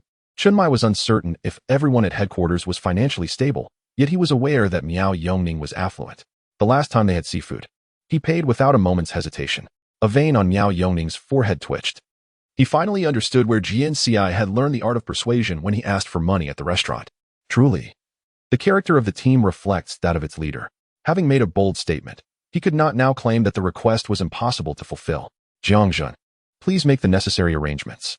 Miao Yongning maintained a pleasant demeanor. Understood. Jiang Zhun, being proactive, immediately set off to prepare. Chun Mai suddenly realized that their presence here was not without its benefits. At the very least, they had secured a vehicle. Soon, Zhao Kongqing arrived with Wen Qima. If there is something to discuss, please be quick. I still need to practice my sword. Zhao Kongqing was displeased by their interruption. Yet he recalled the captain's earlier instructions to cooperate. Miao Yongning, with a friendly demeanor, replied, "There's no need for such resistance. We merely seek to understand the situation. Captain Chen, may we speak privately? Is there something you wish to discuss behind closed doors?" Zhao Kongqing frowned. Miao Yongning smiled enigmatically. Chen Mai approached and patted Zhao Kongqing on the shoulder, lowering his voice. "They have sponsored a vehicle." Zhao Kongqing's mouth fell open in surprise, his eyes blinking rapidly. And he decisively responded to Miao Yongning, "Let us go. We need to talk." The two departed for a private discussion. Wen Qima turned to Ding Ligua. "Care for some tea?" Ding Ligua remained silent, casually taking a seat to wait. Among the three, Ding Ligua was the least favored. Though the others were not particularly popular either, his demeanor being the most off-putting. With a foul temper and a perpetually sour expression, he seemed as though the world owed him something. Wen Qima chose not to engage further. "Captain, if there is nothing else, I shall retire for the night. I've been awake for a day and a night. Even Jian Ci seems weary." "Very well." After Wen Qima left, Chen Mai returned to his seat. Following a night of relentless battle, the rat demons of the barren mountain, including their king, had been completely eradicated. He needed to document this engagement and reflect on areas that required improvement, as well as the photograph Wen Qima had shown him. The barren mountain had come alive. Spring had returned, and the world was rejuvenated. How was such a transformation achieved in a single night? What kind of power had ushered in this outcome? The abilities wielded by Jian Ci did not belong to any known faction, though his own frail nature was ill-suited for combat. He possessed a capacity to annihilate foes en masse. To maintain composure and engage the enemy with a firearm during his first official battle was a testament to his commendable courage. The two newly joined team members each had their unique strengths and characteristics. Chen Mai reflected on Lin Qiye's calmness and Jian Ci's adaptability, and a surge of warmth enveloped him. It was a hopeful and fervent feeling, reminiscent of the Guardians of the Night ensuring a legacy. Chapter 57. Jumang. A gentle breeze caressed the ear, birds sang, and the sun radiated warmth. The path beneath stretched toward the horizon. A jade-belt river meandered gracefully, its waters murmuring softly, inducing a sense of tranquility when one paused to listen. From afar, the sound of a drum being struck resonated, a rhythmic yet unmelodious beat, embodying a leisurely and contented spirit. Intrigued, Jian Ci followed the sound, choosing his path carefully. Before long, he arrived at a hillside. The view before him was expansive and picturesque. In the distance, mountains rose in succession, shrouded in mist, resembling a realm of the divine. Closer to him, lush grass carpeted the ground, vibrant flowers bloomed, and colorful butterflies danced gracefully. Most notably, there was a youth before him. The young man sat leisurely on the grassy slope, adorned with a straw hat, into which were tucked several blooming wildflowers in hues of red and yellow. His face was handsome, with delicate features, bright eyes, and an aura of gentle divinity. He was the one striking the drum, which lay before him. Whom have I dreamed of now? Such beauty is truly enchanting. Jian Ci mused, stepping closer to the young man. Upon hearing the footsteps, the youth looked up, sunlight illuminating his face, accentuating his rosy lips and white teeth. His countenance blooming like a peach blossom, his smile as warm as a spring breeze. Jian Ci suddenly felt intrusive and slightly bowed. "I apologize. I did not intend to disturb your enjoyment by passing through here. I invited you. If it were unintentional, how could it be deemed intrusive?" The youth lightly struck the drum, producing a soft sound. "Please, take a seat." Jian Ci accepted the youth's invitation and sat beside him. The drum sound was imbued with a unique charm, played freely and effortlessly. The gentle breeze caused the green grass on the hillside to sway like ocean waves, while the myriad wildflowers danced in the wind, releasing delightful fragrances. Beneath the blue sky and white clouds, life thrived. Listening to the leisurely drumbeats was indeed a pleasure. The youth smiled lightly. "The world is inherently beautiful. My drumming merely resonates with all living beings. Your sense of ease is a reflection of your harmony with nature." The youth's words were imbued with profundity, yet Jian Ci was accustomed to the enigmatic speech of the divine. The jade-belt river sparkled under the sunlight, while the grassland extended into the water, bringing forth a dream that was unusually vivid and bright. His dreams were typically shrouded in mist, rendering the surroundings indistinct. "Who might you be, divine one?" Jian Ci tilted his head, voicing his curiosity. "May I inquire your name?" "I am called Zhu Meng," the youth replied, his fingers dancing, producing a drumbeat with each utterance. Jian Ci was taken aback, nearly springing to his feet. The gentle gaze of Zhu Meng steadied him back into his seat. How peculiar. In a world where all seems lifeless, the barren mountain remains unscathed, and life abounds. Young Jian Ci, you have adeptly harnessed the powers of nature and the earth. Thus, I have come to meet you. With each of Zhu Meng's words, his fingers struck the drum, the sound echoing across the mountains and the earth. Jian Ci looked around in astonishment. Could this truly be the barren mountain? Yet it has been scorched to ash. All landscapes, flora, and fauna. The very essence of the barren mountain, yet it is not barren at all. The drumbeats grew rhythmic. It is said that Zhu Meng is the son of Xiaohao, the deity of budding trees and spring's renewal. When Jian Ci visited the barren mountain yesterday, it was desolate and devoid of life. Now, it was teeming with vitality, as if spring had returned to the earth. The appearance of Zhu Meng seemed entirely justified. A gust of wind swept by, and petals cascaded down like dreams made manifest. Petals descended upon Jian Ci's shoulder as he extended his hand to catch one, his heart illuminated with clarity, as if he had grasped the profound significance within Zhu Meng's words. In the past, he had heard tales of the phoenix's rebirth through fire. Surely, the withered mountains were no different. The rat demon had wreaked havoc, claiming the mountains as its domain. But now, with the rat demon eradicated and fierce flames consuming the remnants of evil, all life could be rejuvenated. The petal in his hand was light and delicate, drifting away with the breeze once released. Zhu Meng's drumming grew increasingly fervent and powerful, harmonizing with the rhythm of mountains and all living things. Proclaiming, all things adhere to their cyclical nature, where decay and flourishing are interdependent, life and death intertwined. The desolate mountains you perceive are merely the fade of a natural cycle. Life does not perish, but rather lies dormant beneath the silence, awaiting the opportune moment to emerge anew. Your reverence and trust in nature will enable you to sense this power and resonate with it. As Zhu Meng's words flowed forth, subtle transformations began to occur in the surrounding scenery. The once still flora was infused with new vitality, burgeoning with life. A warm and potent energy surged from the depths of the earth, permeating Jian Ci's being, as if his very soul had been cleansed, elevating him to a higher state of existence.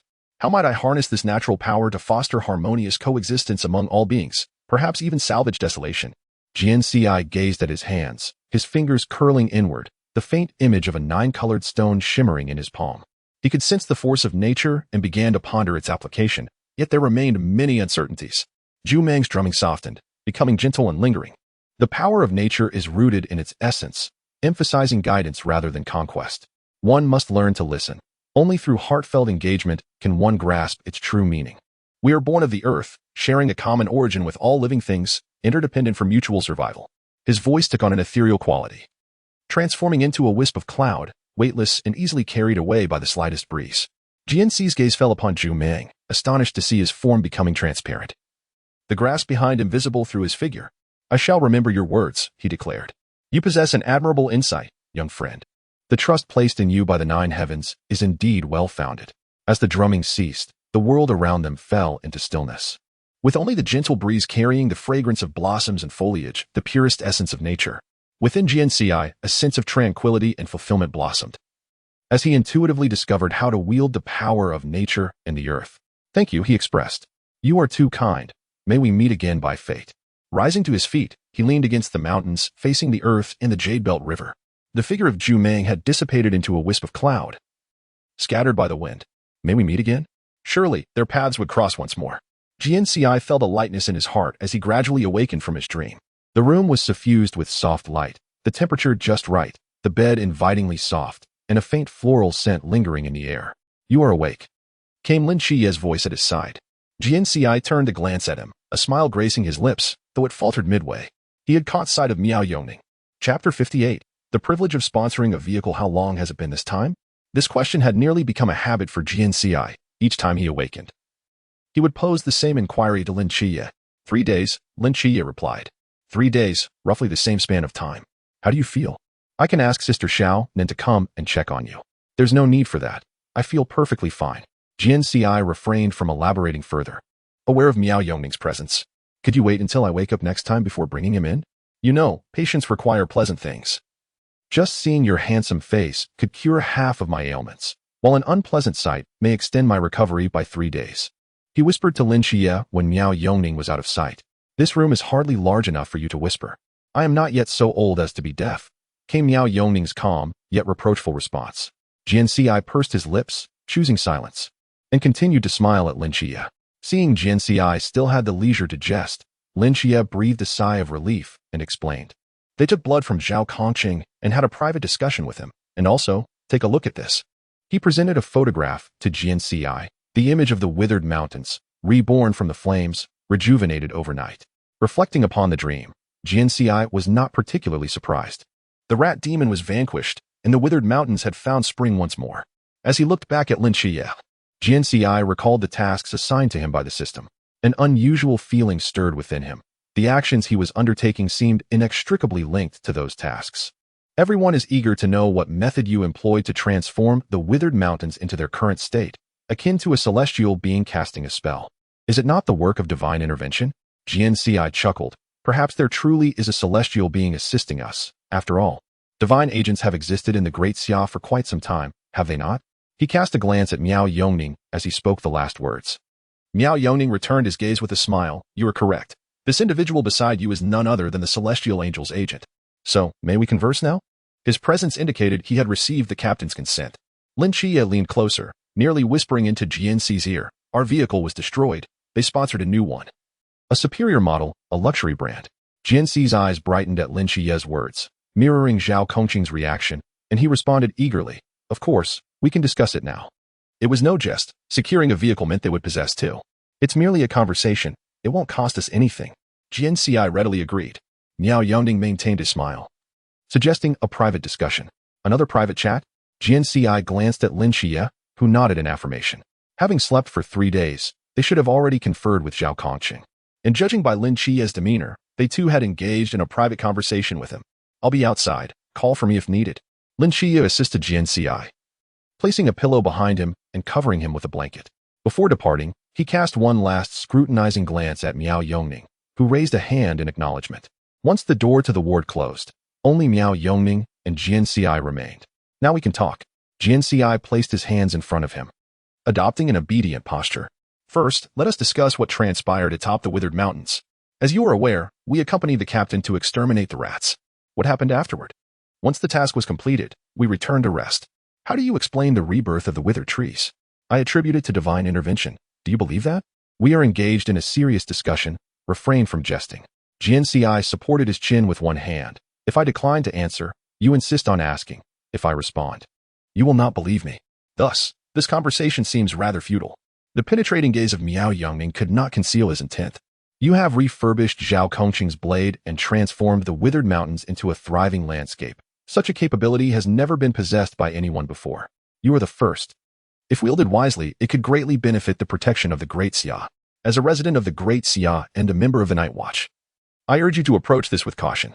I believe there has been a misunderstanding on your part. Jian Ci's expression turned serious. I have no intention of opposing you, however.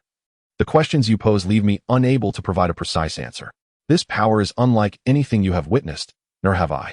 When you ask me to elucidate, I find myself incapable of explaining it through scientific means. Perhaps it is a force that lies beyond the realm of the divine, yet it cannot be replicated. In other words, it cannot be compelled through scientific methods, akin to summoning spirits, to enable an ordinary person to harness the powers of the divine realm. From the moment they appeared and took notice of Jian Ci, he surmised their purpose for lingering. His response effectively stifled Miao Yongning's thoughts. Miao Yongning's hand, poised over his notebook, halted. He laid down his pen, closed the notebook, and raised his gaze to Jian Ci. The subsequent words, I shall not record, upon exiting this door. Consider that I have not heard them. The other party's demeanor shifted, becoming solemn. Jian Ci, instinctively treating the moment with gravity, recognized that in such circumstances, one often divulges significant information meant to remain confidential. Miao Yongning, with one hand resting on the notebook, sat upright, his gaze steady upon Jian Ci. Despite your youth, your manner of speaking belies a wisdom beyond your years. Engaging with Lin Qiye does not require such effort. Extracting your true thoughts is no easy feat. What inquiries did he pose to Lin Qiye? Jian Ci had already resolved to ask Lin Qiye after concluding his conversation with Miao Yongning. Following the emergence of that enigmatic fog, only the Great Xia managed to maintain a semblance of normalcy. Yet, even it is not impervious to the onslaught of monsters, it cannot be deemed safe. No one knows if that fog will reach Great Xia, and whether we can withstand it remains an uncertainty. The origin and cause of the fog were not addressed in the script provided by the president, nor was there any mention of the recent extermination incident. The script has long since lost its relevance. The only remaining useful information pertains to several characters yet to make their appearance, including Yu Huai. Once again, the mantra prevails. Everything is for the people. Miao Yongning rose, extending his hand toward Jian Ci, wishing for his swift recovery. It has been long since I have witnessed such a flourishing scene, instilling a sense of hope for the world and humanity's future. Jian Ci stared at him in astonishment. Pondering the sudden politeness, he extended his hand, briefly clasping Miao Yongning's. The hand was frigid and pallid, as though the blood coursing through it were not that of the living. Jian Ci could not suppress a shiver. Let us reconvene at the training camp. After their handshake, Miao Yongning departed, leaving those words in his wake. Upon opening the door, he found Lin Qiye standing outside. Do not worry, your companion is well. Observing Miao Yongning's smile, Lin Qiye was filled with skepticism, his brows furrowing into a frown. Chapter 59. A beautiful smile. What were you discussing? That Miao Yongning. Lin Qiye gestured toward his own head. Jian Ci shrugged. This person is truly peculiar. While I find him genuinely detestable, he also exudes a sense of sincerity regarding the safety of the people of Great Xia. The captain mentioned that Miao Yongning's public records reveal that his family, parents, wife, and 2 children perished at the hands of monsters 10 years ago. Following the tragedy, he joined the ranks of the Night Watchers. After hearing this story, even if Miao Yongning were to commit some egregious act, Jian Ci could understand his motivations. In such a world, the ability to live in harmony as a family is indeed a luxury. Sighing, Jian Ci expressed, if you are unwell, I shall summon Sister Xiaonan to examine you. No, Jian Ci grasped Lin Qiye's wrist. Lin Qiye halted, taken aback by the unexpected strength in Jian Ci's grip. Your health? I am fine. I feel quite well at present. It is apparent that your strength differs from before. Ah, did I hurt you? Jian Ci quickly released his grip, a look of concern etched on his face. Lin Qiye shook his head. It has not reached the point of pain, yet your strength is indeed distinct this time.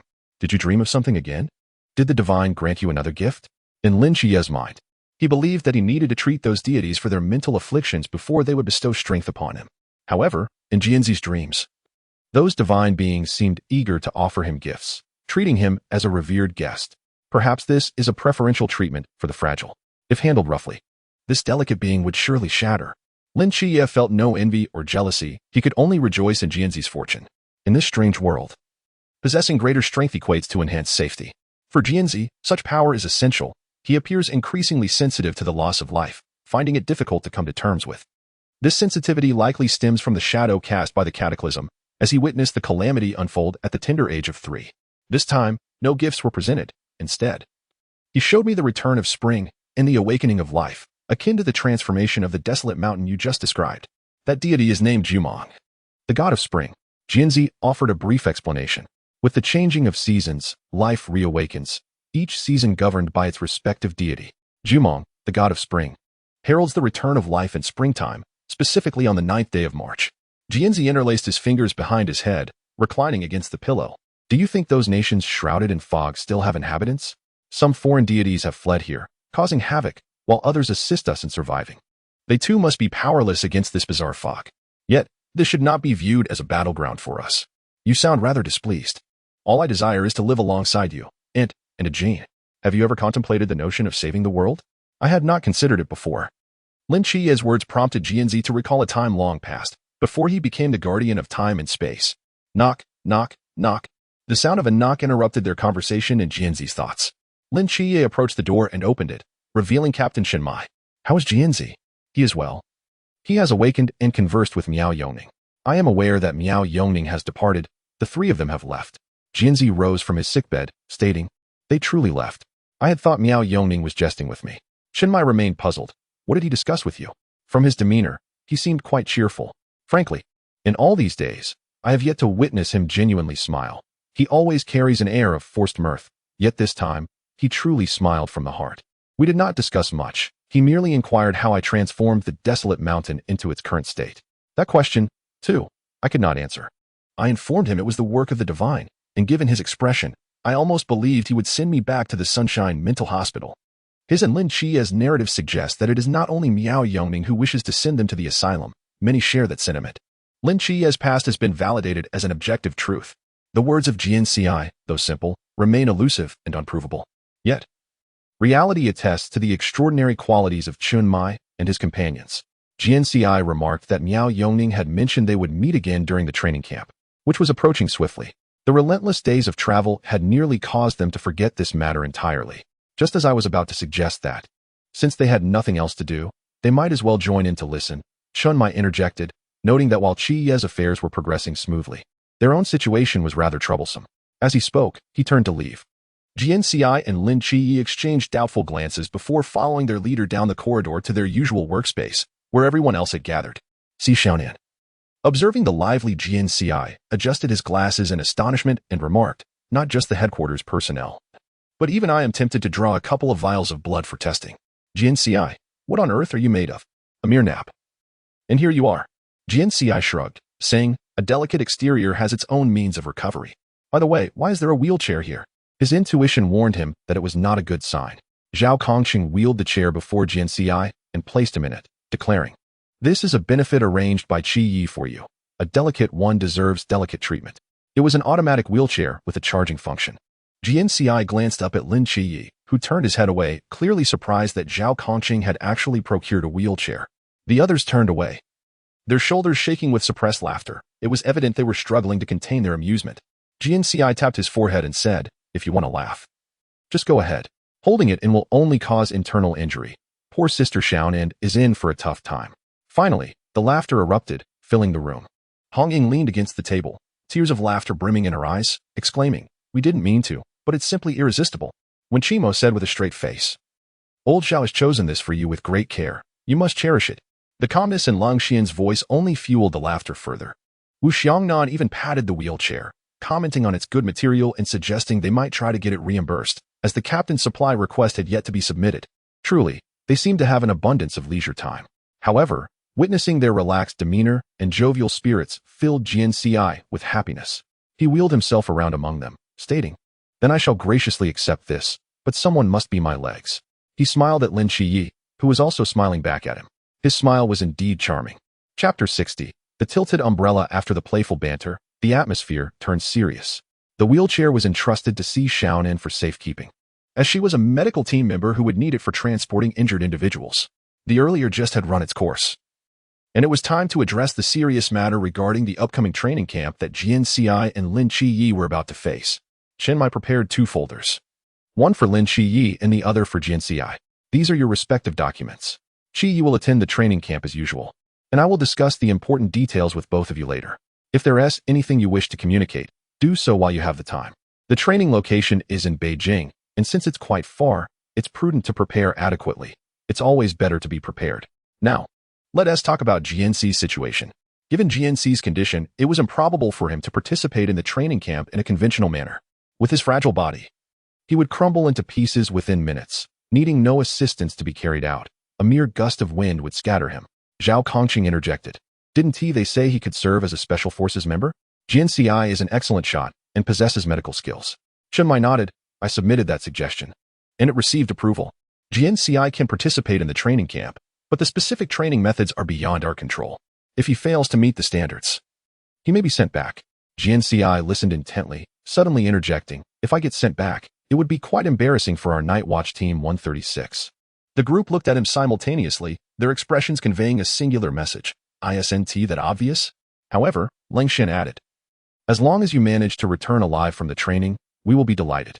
Jian Ci felt as though a black crow had flown over his head, leaving behind a few hoarse caws. Lin Qiye's tone was calm as he stated, "I will keep an eye on him. You need not worry." Jian Ci felt a wave of helplessness wash over him. Chenmai continued, "Beijing is not like our locale. Jian Ci, you must take this seriously. Additionally, regarding your identity." "My identity?" "Yes, you are the sole survivor of the Great Explosion. The government has suppressed information regarding that incident, and your identity is merely that of a researcher's descendant. The specifics of the research remain unclear, with the higher-ups only advising to keep it simple." Jian Ci scratched his head, realizing that this identity had been assigned to him by the system, not something he had chosen.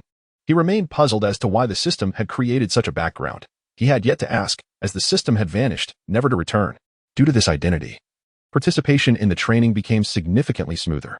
You will partake in the training as a special forces member, and once you are in, it will depend entirely on you and Qiye. Standing side by side with Lin Qiye, Jian Ci straightened his back. "Rest assured, Captain, I will return alive and not bring shame to Night Watch Team 136. I will complete the training and ensure that I bring Jian Ci back intact." Jian Ci tilted his head to glance at Lin Qiye, who would not forget this matter. After their discussion, Chenmai elaborated on various details regarding Beijing and the training, urging them to take notes. Two 17-year-old boys, embarking on their first long journey to such a distant place, made Chinmai wish he could attach monitoring devices to them for peace of mind. As evening fell, a gentle rain began to fall outside. Hong Ying and Si Xiaoan headed home first. Jian Ci and Lin Qiye, having listened to their captain's instructions, stepped into the rain. The night rain was somewhat chilly, but fortunately, the fine droplets fell without wind, making it much more bearable. A large black umbrella opened above their heads. A thoughtful gift from Lin Qiye to Jian Ci. The raindrops drummed against the umbrella, creating a rhythmic patter. No matter how arduous the training might be, it surely could not be more challenging than sparring with their captain. Lin Qiye had lost count of the number of times he had been soundly thrashed, each encounter leaving his face sore. However, those beatings were not in vain. His progress was evident, and his synergy with the mortal realm had improved significantly. Speaking of his dreams, Nike's condition had also improved considerably, and before long, he would gain even stronger powers. Lin Qiye took the umbrella from Jian Ci's hands, holding it himself. The captain mentioned you were approved for special forces training, and the higher-ups concurred. Moreover, with your healing abilities, direct confrontation with enemies is not advisable. I believe there will be specialized training methods for you. Engaging with adversaries does not necessarily require you to fight head-on. After all, we will be training in a base. And if anyone gives you trouble, I will be there. With Lin Qiye by his side, Jian Ci felt an inexplicable sense of reassurance. He may not speak much ordinarily, but when he did, he always followed through with his words. It is merely a training session. You see, I accompanied you all to exterminate the rats, emerging unscathed, not losing even a single hair. And then, was I not carried back?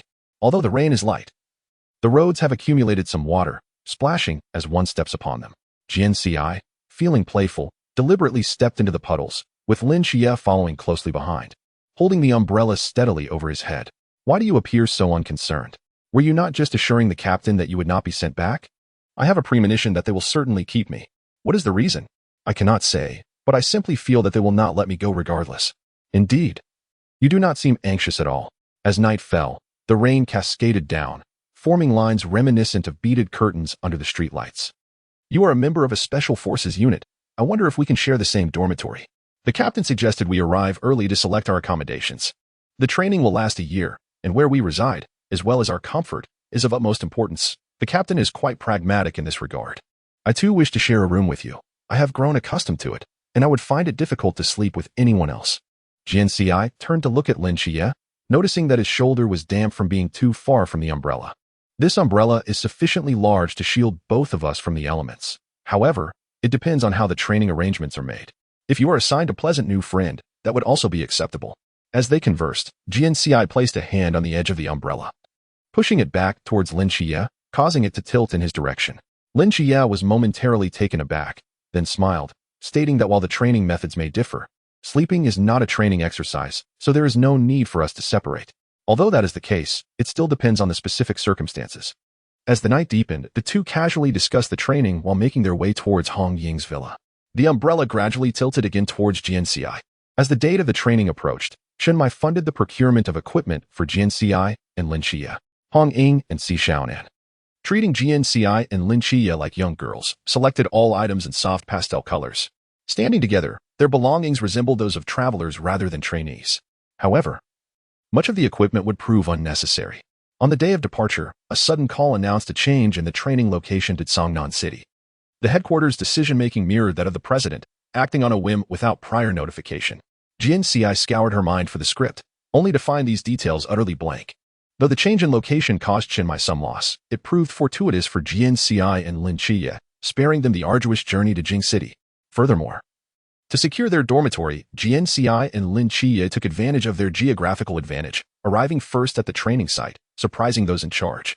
Unfortunately, Jian Ci could not share a dormitory with Lin Qiye, as he had been assigned a separate one, while Lin Qiye was free to choose.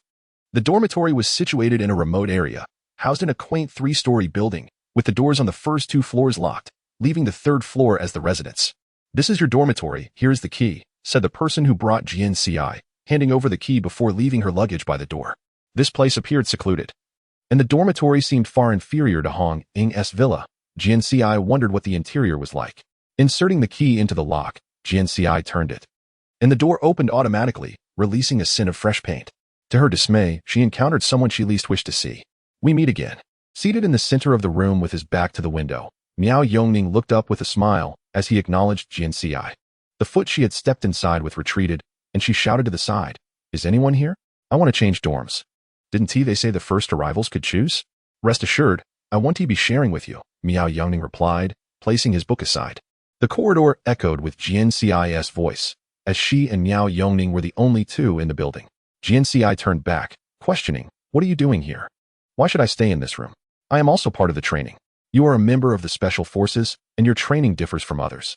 However, you will dine together and have free time, so you need not worry about not seeing your companions, at least 3 times a day. You will have the opportunity to meet. Is sleeping also a form of training? Sometimes, there will be night exercises. This does not affect your difference." "What difference?" "You will understand when the training officially commences." Jian Ci looked at him with displeasure. "Are you my instructor?" "There will be a dedicated instructor. I am a researcher." "Then why are you here?" "Observing the students' capabilities is part of my job. Is there such a position in the headquarters?" Jian Ci expressed her skepticism. It had been only a few days since their last encounter, yet here they were again. Miao Yongning rose from his seat and handed Jian Ci a map. "This is the layout of the training site, including dormitories and cafeteria locations. Also, try to avoid going out alone at night. The area is quite remote."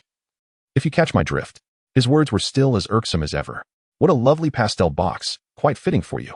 Miao Yongning's comment made it seem as if he were intimately familiar with Jian Ci, although she wished to maintain her distance. Once his footsteps faded down the staircase, Jian Ci began moving her belongings into her new dormitory. The space was indeed spacious, a sunlit room filled with light, featuring a bed, a wardrobe, a desk, and a chair, an ordinary single dormitory. Rather than hastily unpacking, she approached the window to survey her surroundings. She soon realized that every direction from her room was quite distant, although she was close to the abandoned training building. After a brief observation, Jian Ci organized her things and set out to find Lin Qiye. Lin Qiye had already settled in, being the first to arrive, while the other occupant had yet to come. "This place looks quite nice. Once this row of dormitories is filled, it will surely be lively," Jian Ci remarked enviously after surveying the area. Lin Qiye inquired, "Where were you taken?" "Where do you reside?" "Over there, in that isolated house behind the abandoned training building. They treat me quite well, with my own entrance. Right now, I'm alone. If this were a palace drama, I'd be in the cold palace. It is indeed far." Lin Qiye had to tiptoe to see the building Jian Ci was referencing. "How's the environment?" "Similar to yours. It is quite well ventilated."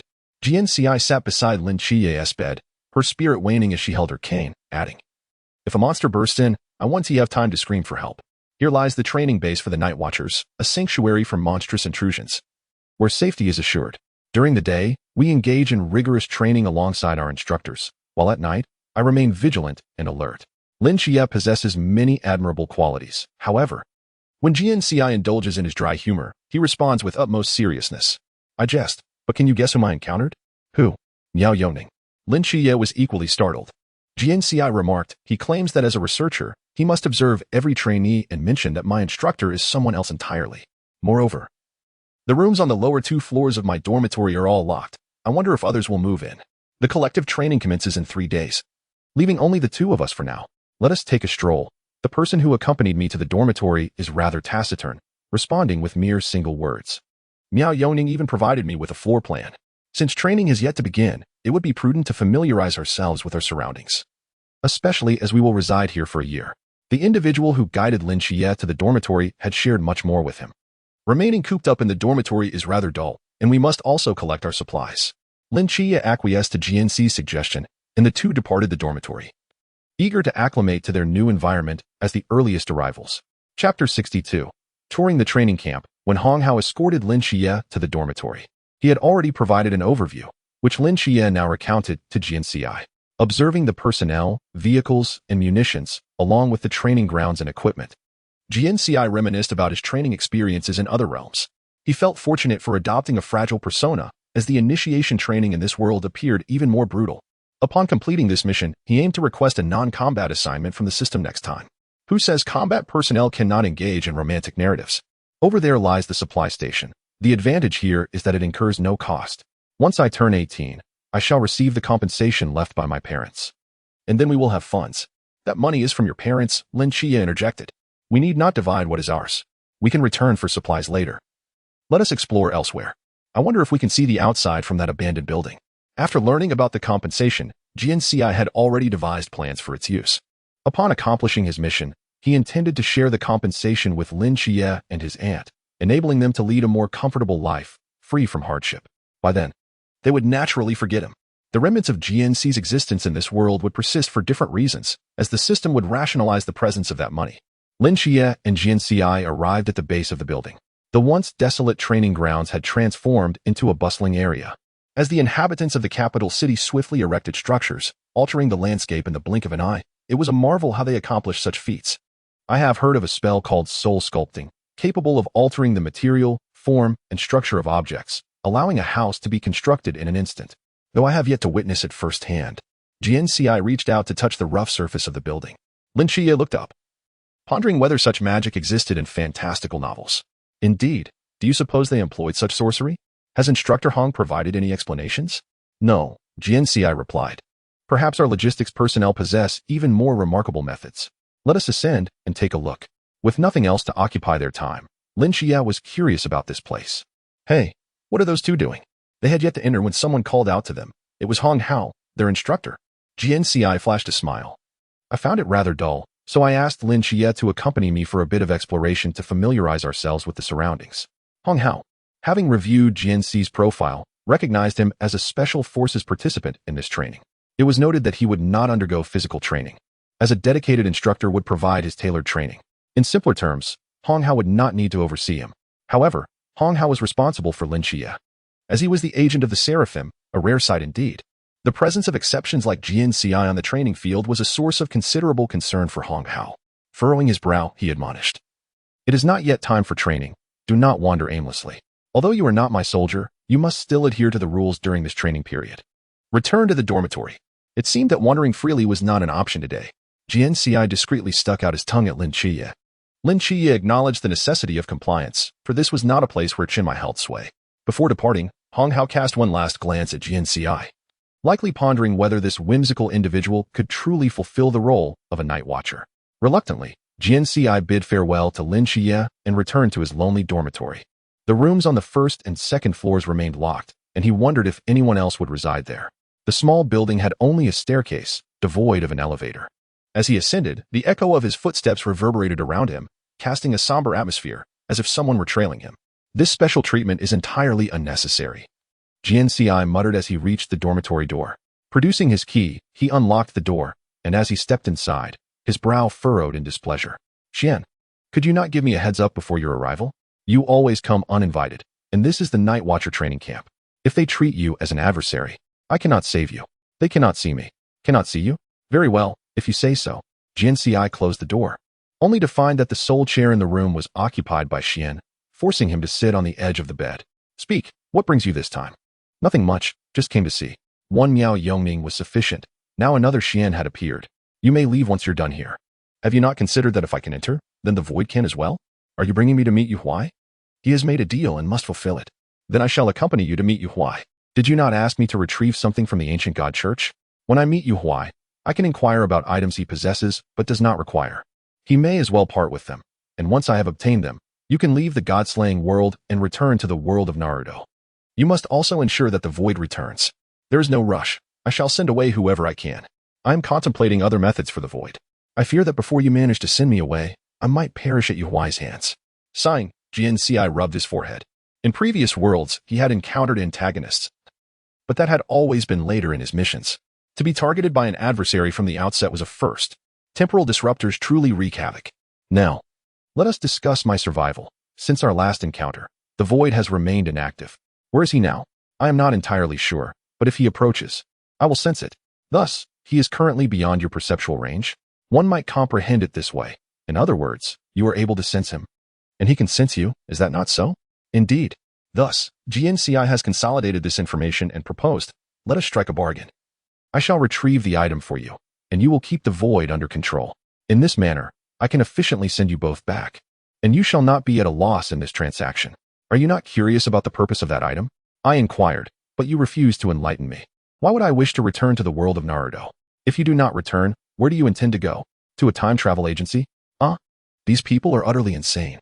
Chapter 63, The Book of the Void, quite literally a book devoid of words.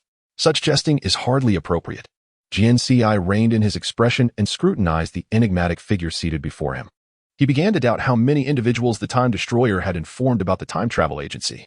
Beneath the conical hat, the fox mask bore a smile that seemed to shift, sometimes mocking, at times eerie. Now, it concealed thoughts that were difficult to discern. Of course, even if Yu Huai were present, he could not compel you to open the doors of the time travel agency. You are quite aware of this. Rather than being aware, it would be more accurate to say it is based on my understanding of you. Are we so familiar? Jian Ci smiled faintly. Although Xian wore a mask, when Jian Ci smiled at him, he instinctively averted his gaze, as though Jian Ci had seen through him. You should return for now. It is likely that I will not be able to acquire your item immediately, though I am uncertain how you manage to elude the eyes of others. This training camp is rife with hidden talents. Until I can send you and the void back, I hope nothing untoward happens to either of you. Should we encounter misfortune here, what repercussions would it have on time and space? Did the Time Destroyer not share this with you? No. Not only do they eschew responsibility, but they also do not engage in actions. So what implications could arise? Xian appeared quite intrigued by this query. First, you are not from this world.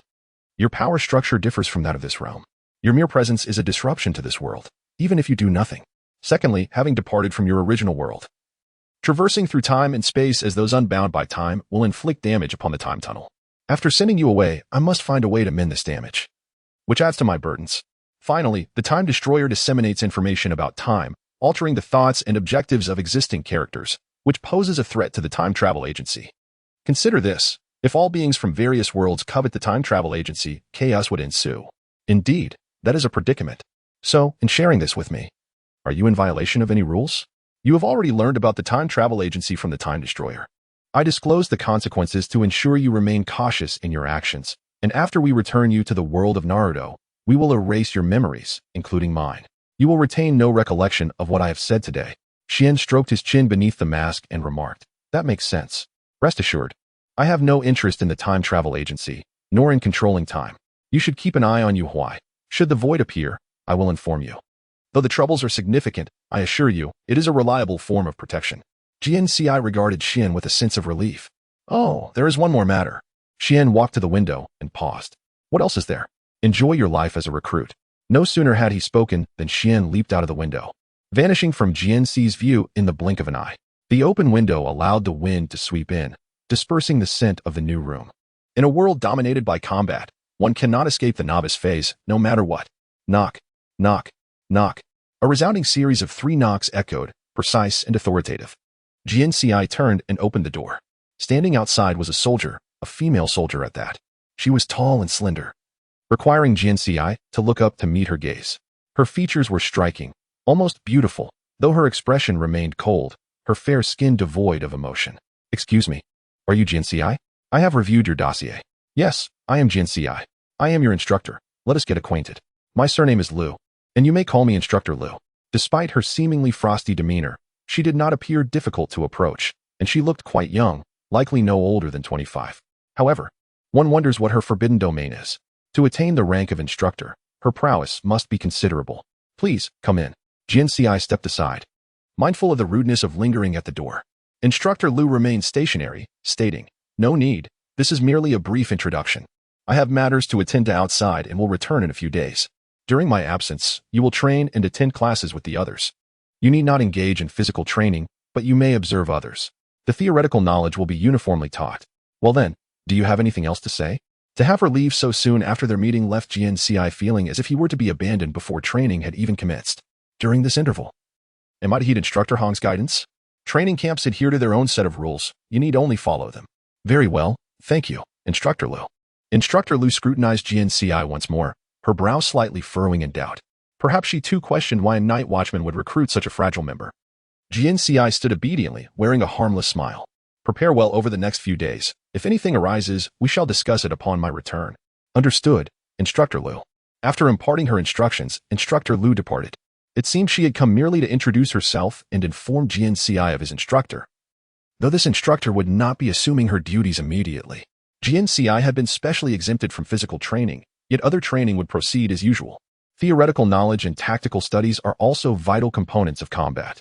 Among the 3 treasures bestowed by the 9 Heavens Goddess, the trembling bow, the piercing arrow, and the multicolored stone had all been utilized, while the Book of the Void remained unexplored, a tome of unparalleled military strategy. Penned by a deity well-versed in the art of warfare, surely contained invaluable insights. It would be prudent to examine it and familiarize oneself with its contents. Closing the dormitory door and shutting the window, Jian Ci seated himself and extended a hand, palm upward. His lips moved as he recited an incantation. Moments later, a soft glow emanated from his palm, and beneath the shimmering lights, a book gradually took shape, inscribed with the 4 characters of the Book of the Void.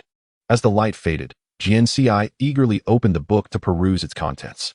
To his utter dismay, he found it was entirely blank. The Book of the Void. Quite literally a book without words. He flipped through it from front to back, and then back to front, yielding nothing of substance. Could it be?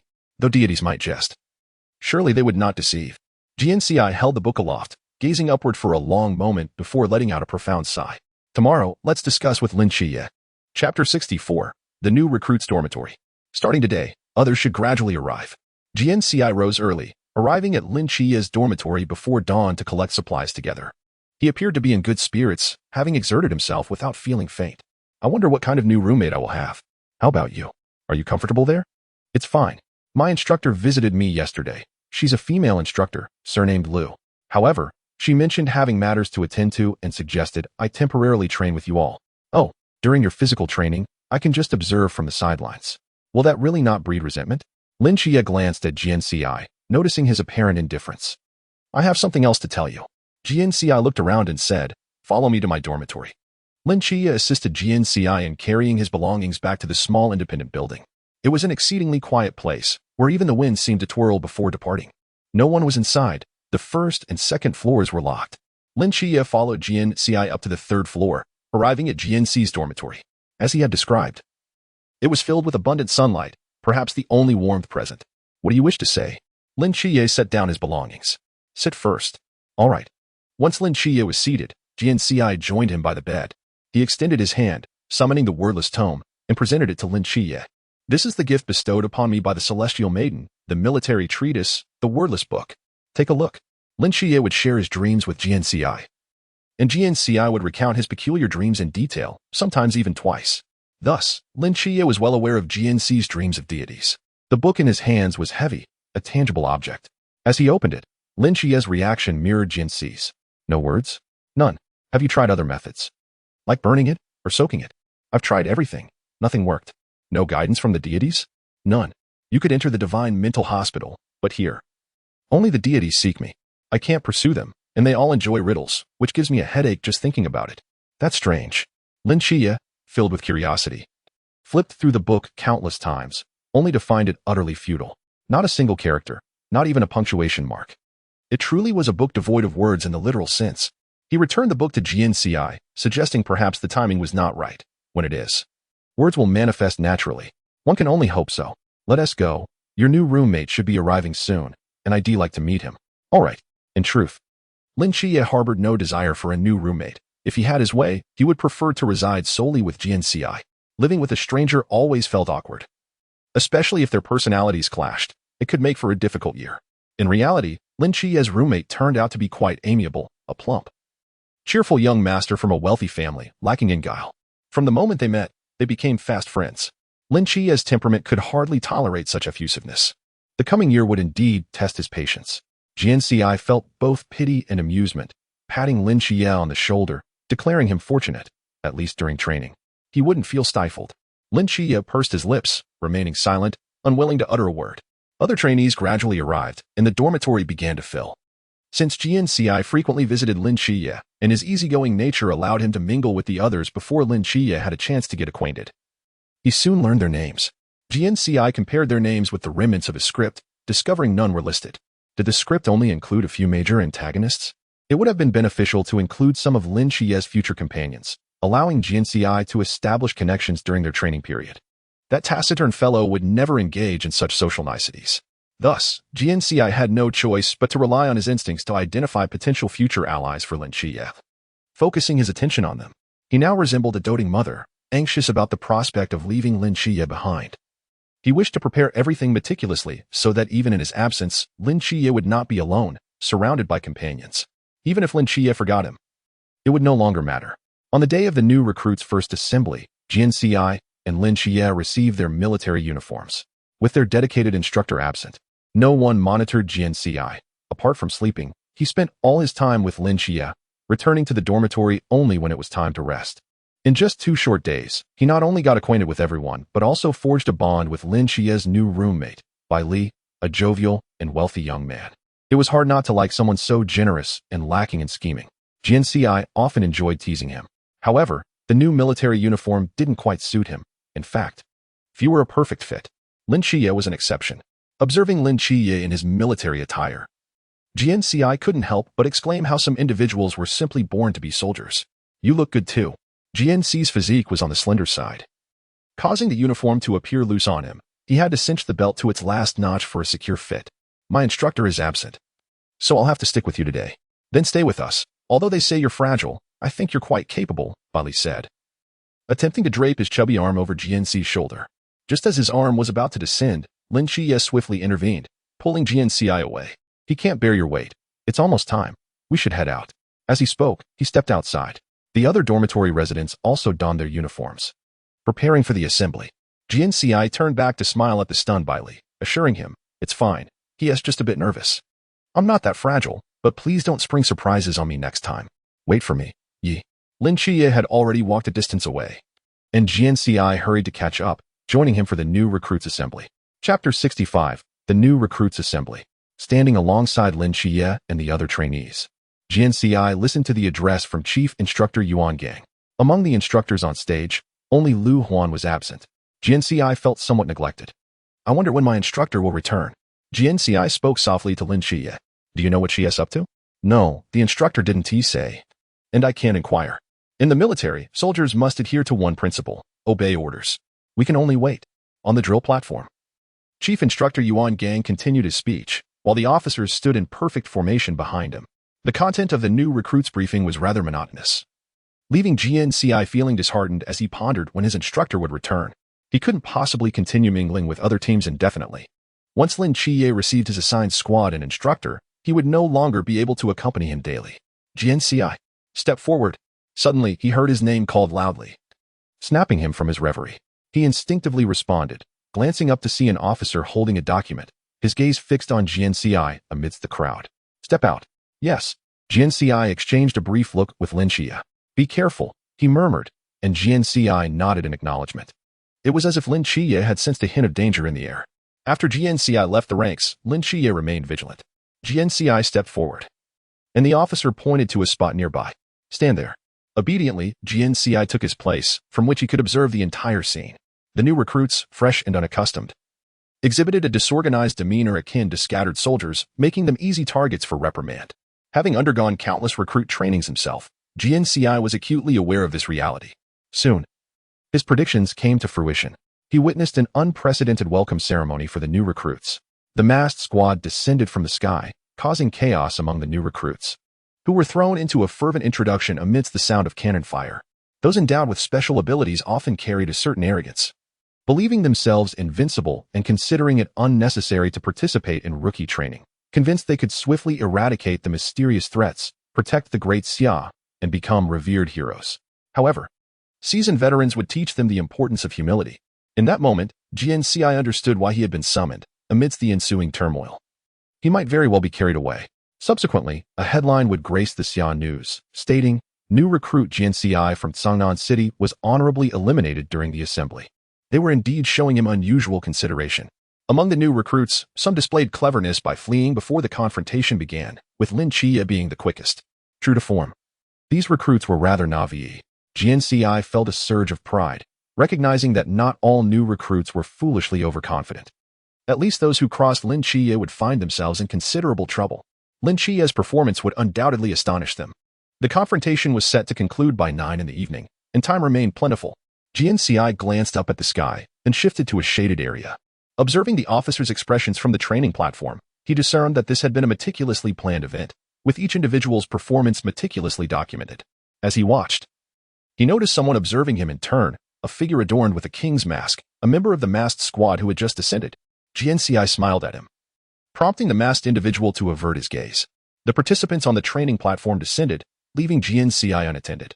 He stood awkwardly, listening to the lamentations of the rookie recruits while watching a dazzling array of abilities on display. Thus far, he had only witnessed the capabilities of the Night Watchman 136 squad, including Lin Qiye. Currently, there were nearly 300 recruits alongside officers, soldiers, and the newly emerged masked squad, all yet to fully reveal their strengths. The world of the god-slaying realm is perilous yet wondrous, its true nature unfolding before Jian Ci's curious gaze as he observed intently. However, with everyone having departed and no one indicating whether he could leave, he realized he couldn't remain standing idly. Jian Ci. Finally, someone acknowledged him. Turning towards the voice, he saw Hong Hao approaching. Present. Jian Ci replied briefly. Hong Hao waved his hand dismissively. This is not your concern. Return to your dormitory and do not come out before 9. Was he implying concern for Jian Ci's safety from the cannon fire, fearing he might be swept away? The soul of an 800-year-old would not be bothered by such matters. Yet the blood of a 17-year-old surged with fervor. Report, I am also a new recruit, and I request to participate in the confrontation. You are a special unit. You need not participate. Special units are still soldiers, and enemies on the battlefield will not differentiate based on your designation. You saw the situation. The masked squad will not consider who you are. I understand, and I will protect myself. Hong Hao's gaze shifted, revealing a hint of change. With a wave of his hand, he relented. Very well, I permit your participation. Go. Was he truly granted permission just like that? Jian Ci was somewhat incredulous. Hong Hao frowned. Hurry, unless you wish to be eliminated? All right, thank you, Instructor Hong.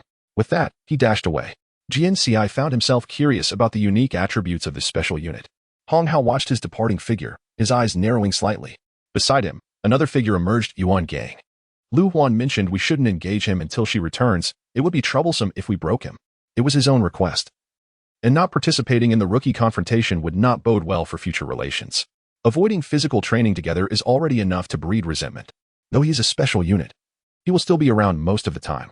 Behaving differently will only lead to isolation and estrangement. Whether he can endure this depends on him. Training, while not identical to the battlefield, is designed to prepare for it. Yuan Gang concurred with this sentiment.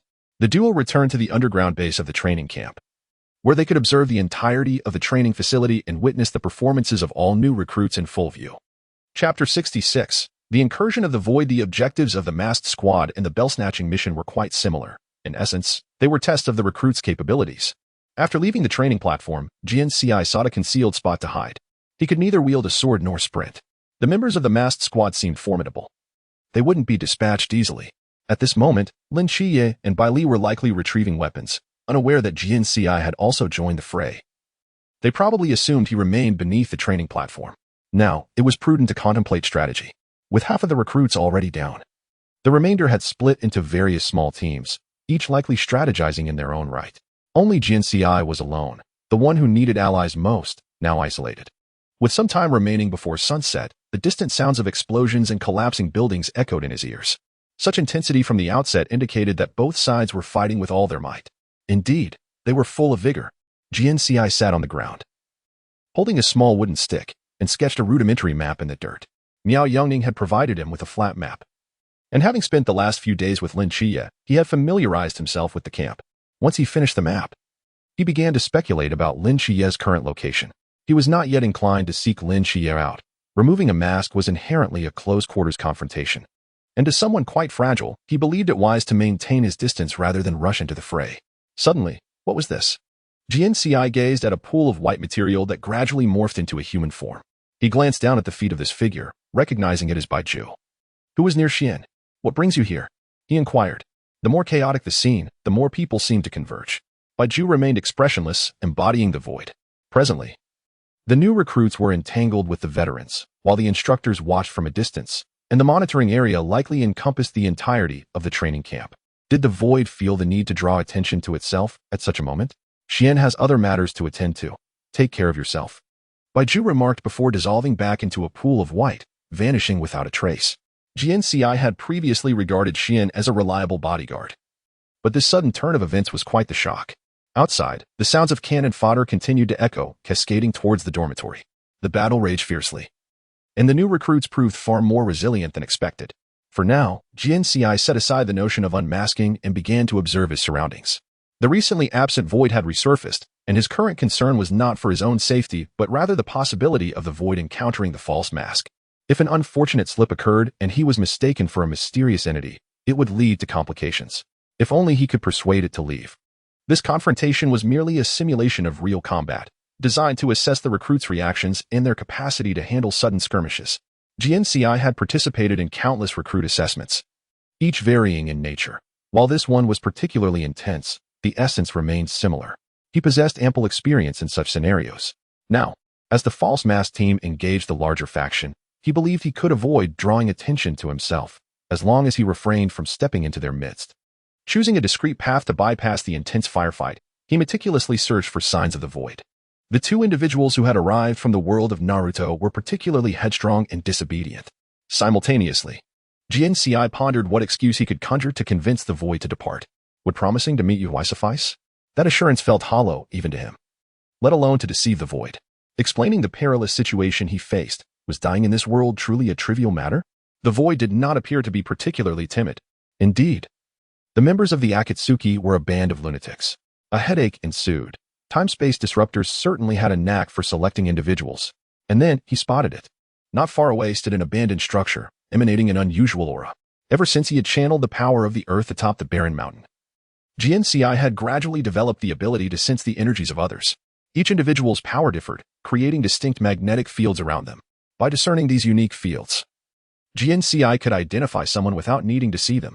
The power systems of the Naruto world and the God-slaying world were fundamentally different, and their magnetic fields exhibited essential distinctions.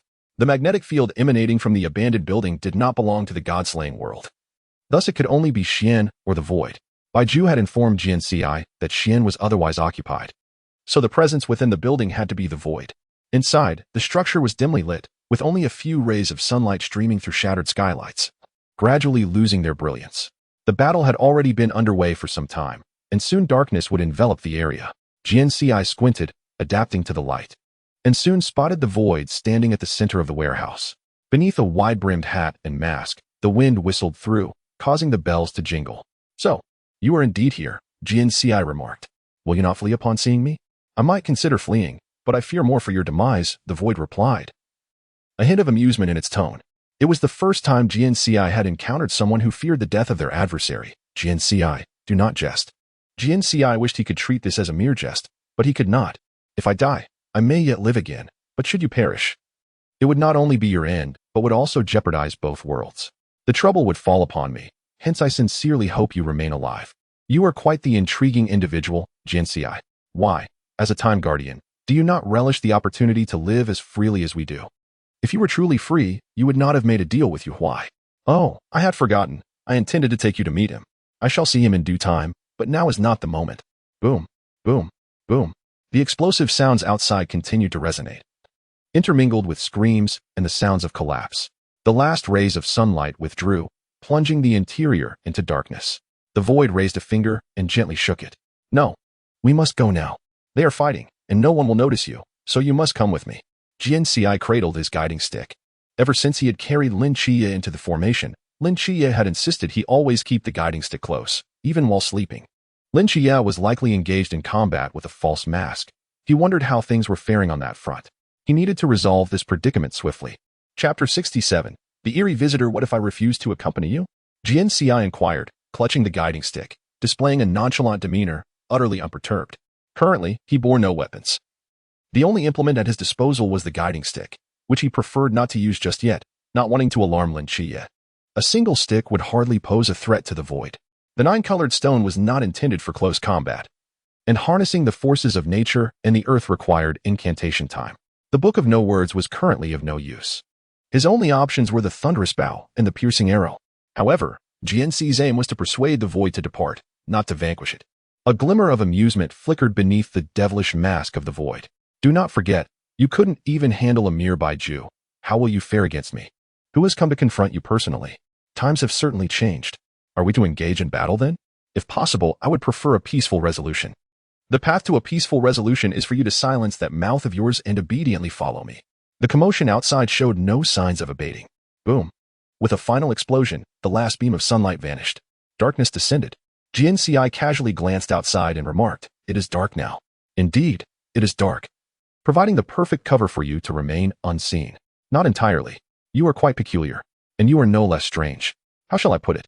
You could have taken me away directly, as I would have had no means to resist. Yet, here you are, engaging in idle chatter with me about the sunset. Is this not a form of procrastination? Procrastination? The reason and purpose? You ought to inquire within yourself. At this moment, a sudden clamor erupted outside, sounds echoing from afar. Look, what is that? A mysterious invasion. The atmosphere has shifted. Upon hearing this, Jian Ci smiled at Su Wu, seemingly indicating that there was no need for speculation. This does not hinder my intention to take you away. Su Wu's figure darted like a specter, suddenly transforming into a shadow that lunged toward Jian Ci with astonishing speed, distorting the very fabric of space. In the blink of an eye, however, a tranquil smile graced Jian Ci's lips as he gently tapped his cane against the ground. Wind. Heed my command. In an instant, a tempest arose, enveloping Jian Ci completely. The next moment, he was no longer within the dilapidated structure but standing outside. You ninjas. Your speed is exceedingly remarkable. What is happening? Above the training camp, the once serene night sky had taken on an eerie quality, with vibrant lights intertwining as if some unknown force were awakening. At the heart of those lights, a figure descended slowly, exuding a powerful and mysterious aura, a palpable sense of oppression washing over all. This is unusual. We have yet to leave the novice village, and the main antagonist should not appear so soon. Who is this? Bang. Just as Jian Ci voiced his thoughts, Su Wu charged at him once more. However, his dagger clashed against another blade, sparking brilliantly in the night sky. Are you all right? Lin Qiye's voice resonated in Jian Ci's ear. Jian Ci endeavored to maintain a calm demeanor, keeping his hand atop his cane throughout, yet Lin Qiye perceptively noticed. I am fine. What is happening above? I do not know. The recent appearance was unexpected, and also, the confrontation with the masked squad has concluded. Oh, did you win? I suppose so. Winning is winning, but does it truly count as a victory? Who is he? Lin Qiye seemed reluctant to elaborate further, focusing his attention on the Su Wu before them. This person's attire resembled that of the individual who had once guarded Jian Ci during his formation. The previous one was on my side. This one belongs to the opposition. However, do not kill him. He is not yet meant to die. Humph. Su Wu scoffed. Merely a rookie. Do not be so presumptuous. For others, such arrogance might be unwarranted, but this is Lin Qiye. Whether we are rookies is of little consequence. You should concern yourself with the being above. Jian Ci placed a hand on Lin Qiye's arm. The winds encircling Jian Ci, upon making contact with Lin Qiye's body, suddenly ceased, as if colliding with an impenetrable wall, their force dissipating in an instant. Jian Ci was taken aback. Was it his own power that was insufficient, suppressed by Lin Qiye's strength? Or was it that their powers clashed, neutralizing each other upon contact? Lin Qiye, however, appeared oblivious, stating, the masked squad and the instructors will deal with the being above, while I shall confront Su Wu here. The night breeze rustled Su Wu's black cloak, the bells under his hat chiming discordantly. The entity that had appeared above captured the attention of all combatants. Today's events are merely the beginning. Su Wu's voice echoed through the night sky, laced with an eerie chuckle, as if he possessed dominion over all that transpired. Jian Ci, we shall meet again in the future. Until then, strive to survive. No sooner had the words left his lips than Su Wu's figure dissipated like a wisp of smoke, vanishing into the surrounding darkness. Do not pursue him. Jian Ci's wrist tightened, stopping Lin Qiye from chasing after Su Wu. Though puzzled, Lin Qiye complied, halting his advance. Are you truly unharmed? Of course, I am perfectly well. Jian Ci bore no injuries whatsoever. Not a single hair was out of place. In contrast, Lin Qiye appeared fatigued, clearly having engaged in fierce combat moments prior. Let us return to the camp and regroup with the others. The phenomena above are too strange. The vibrant lights in the night sky wove together into bizarre patterns, spreading endlessly. Observing the sky, Lin Qiye seemed to sense something, his gaze shifting as he regarded the lights. Lin Qiye, Jian Ci. A voice suddenly called out from midair. The sound resonated hollowly, reverberating through the night sky. All eyes turned to Jian Ci and Lin Qiye, who had just returned. Below, the masked squad and the instructors stood poised, prepared for the celestial anomaly. Most of the new recruits remained in a state of panic, save for a few who maintained their composure, and many bore injuries from their earlier clash with the masked squad. Chapter 68. What persona has the system granted? Jian Ci began to question the nature of the persona the system had assigned to him. He had come to fulfill a mission. Upon its completion, he would restore the fractured timeline and be able to depart this world for the next task, after which this world would erase all memory of him, becoming merely a fragment of Jian Ci's recollections. Yet now, with the system vanished and the script in his hands rendered useless, he found himself singled out by the main antagonist. As an outsider traversing through dimensions, was he truly of such significance?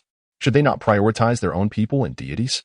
Once the battle commences, I shall find a safe place to conceal myself. Lin Qiye shifted his stance, positioning himself before Jian Ci to shield him. Given Lin Qiye's current strength, confronting such an apparent antagonist could be perilous. Fortunately, the masked squad and the instructors were formidable allies. At the very least, we had the advantage in numbers. Even if the opponent were powerful, they were but one individual. Lin Qiye Jian Ci. The figure in midair spoke once more.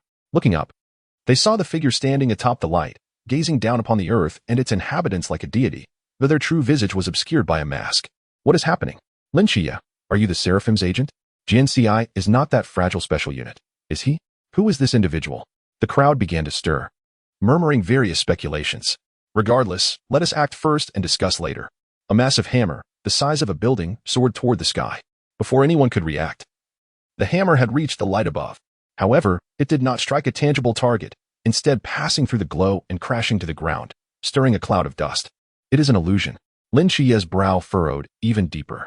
Jian Ci queried, a projector? Lin Qiye nodded in affirmation. In the dead of night, who would cast a shadowy light from above? A figure appeared to search among the crowd, ultimately fixing his gaze upon Lin Qiye and Jian Ci. Excellent. Both of you are here. I eagerly anticipate our meeting. His voice echoed in the air, imbued with an indescribable authority, yet devoid of any genuine excitement for that day. Lin Qiye and Jian Ci exchanged glances. As the voice faded, the brilliance in the sky dissipated like mist blown away by the wind, gradually becoming indistinct until it vanished entirely. The silhouette of that enigmatic figure was swallowed by the night. The sudden arrival and peculiar departure left the crowd in a brief silence before erupting into a cacophony. What was that? They wondered. Unclear, yet undoubtedly not benign. What could they possibly want with Lin Qiye and Jian Ci? Uncertain, yet surely not for good. Silence. Yuan Gang's voice thundered, barely concealing his fury. Today marked the assembly of new recruits, the inaugural day for all instructors, a day that should have unfolded normally, now disrupted by this incident. How could he, the head instructor, maintain his composure? Lin Qiye averted his gaze. As the proxy for the Seraph, he had long recognized his uniqueness after encountering the Night Watchers. It was only natural for him to attract attention. Jian Ci, however, was different. He was not a divine proxy and lacked any power from the divine ruins. Only Lin Qiye knew of the possibility of celestial beings finding Jian Ci. Others merely sensed he was different, capable of healing. Why would the enemy focus on him? As Lin Qiye turned his gaze toward Jian Ci, he found Jian Ci still gazing at the starry sky. The void of the night sky, dotted with twinkling stars, reflected his confusion and curiosity, as if he pondered the meaning behind the words spoken by that figure. What are your thoughts? Lin Qiye inquired. Jian Ci gently shook his head, uncertain. Your dormitory has been destroyed. Would you like to stay at my place tonight? A private courtyard offers solitude, and no one will mind. Lin Qiye declined with a shake of his head. The destruction of the dormitory meant others lacked shelter as well. He could not indulge in special treatment. That figure, are we certain he won't return? Lin Qiye's concern for Jian Ci's safety overshadowed thoughts of where they would spend the night. Jian Ci offered him a reassuring smile. He won't return, or perhaps he never intended to take me away. This is the new recruit training camp, and you have just faced them in combat. You should have a basic understanding of their capabilities. Their confrontation nearly dismantled the training camp, leaving uncertainty about how to manage the aftermath or arrange accommodations for the recruits that night. As for the mysterious light from earlier, the night sky remained empty, the stars flickering as if nothing had transpired. Jian Ci pondered, doubting whether that figure was a member of the Moon Tree or the Church of the Ancient Gods. Encountering them so soon was unforeseen.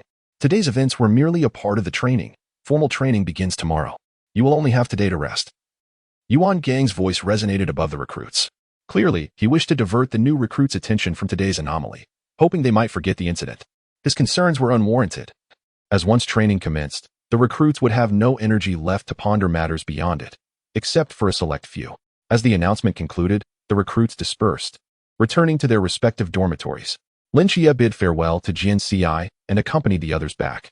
Jian Ci, however, took a different path, heading to his standalone dormitory. On his way back, he heard exclamations from the direction of the new recruits' dormitory, curious about what peculiar incident had occurred there. It did not sound like anything sinister. Yet, as Jian Ci lay in bed, sleep eluded him.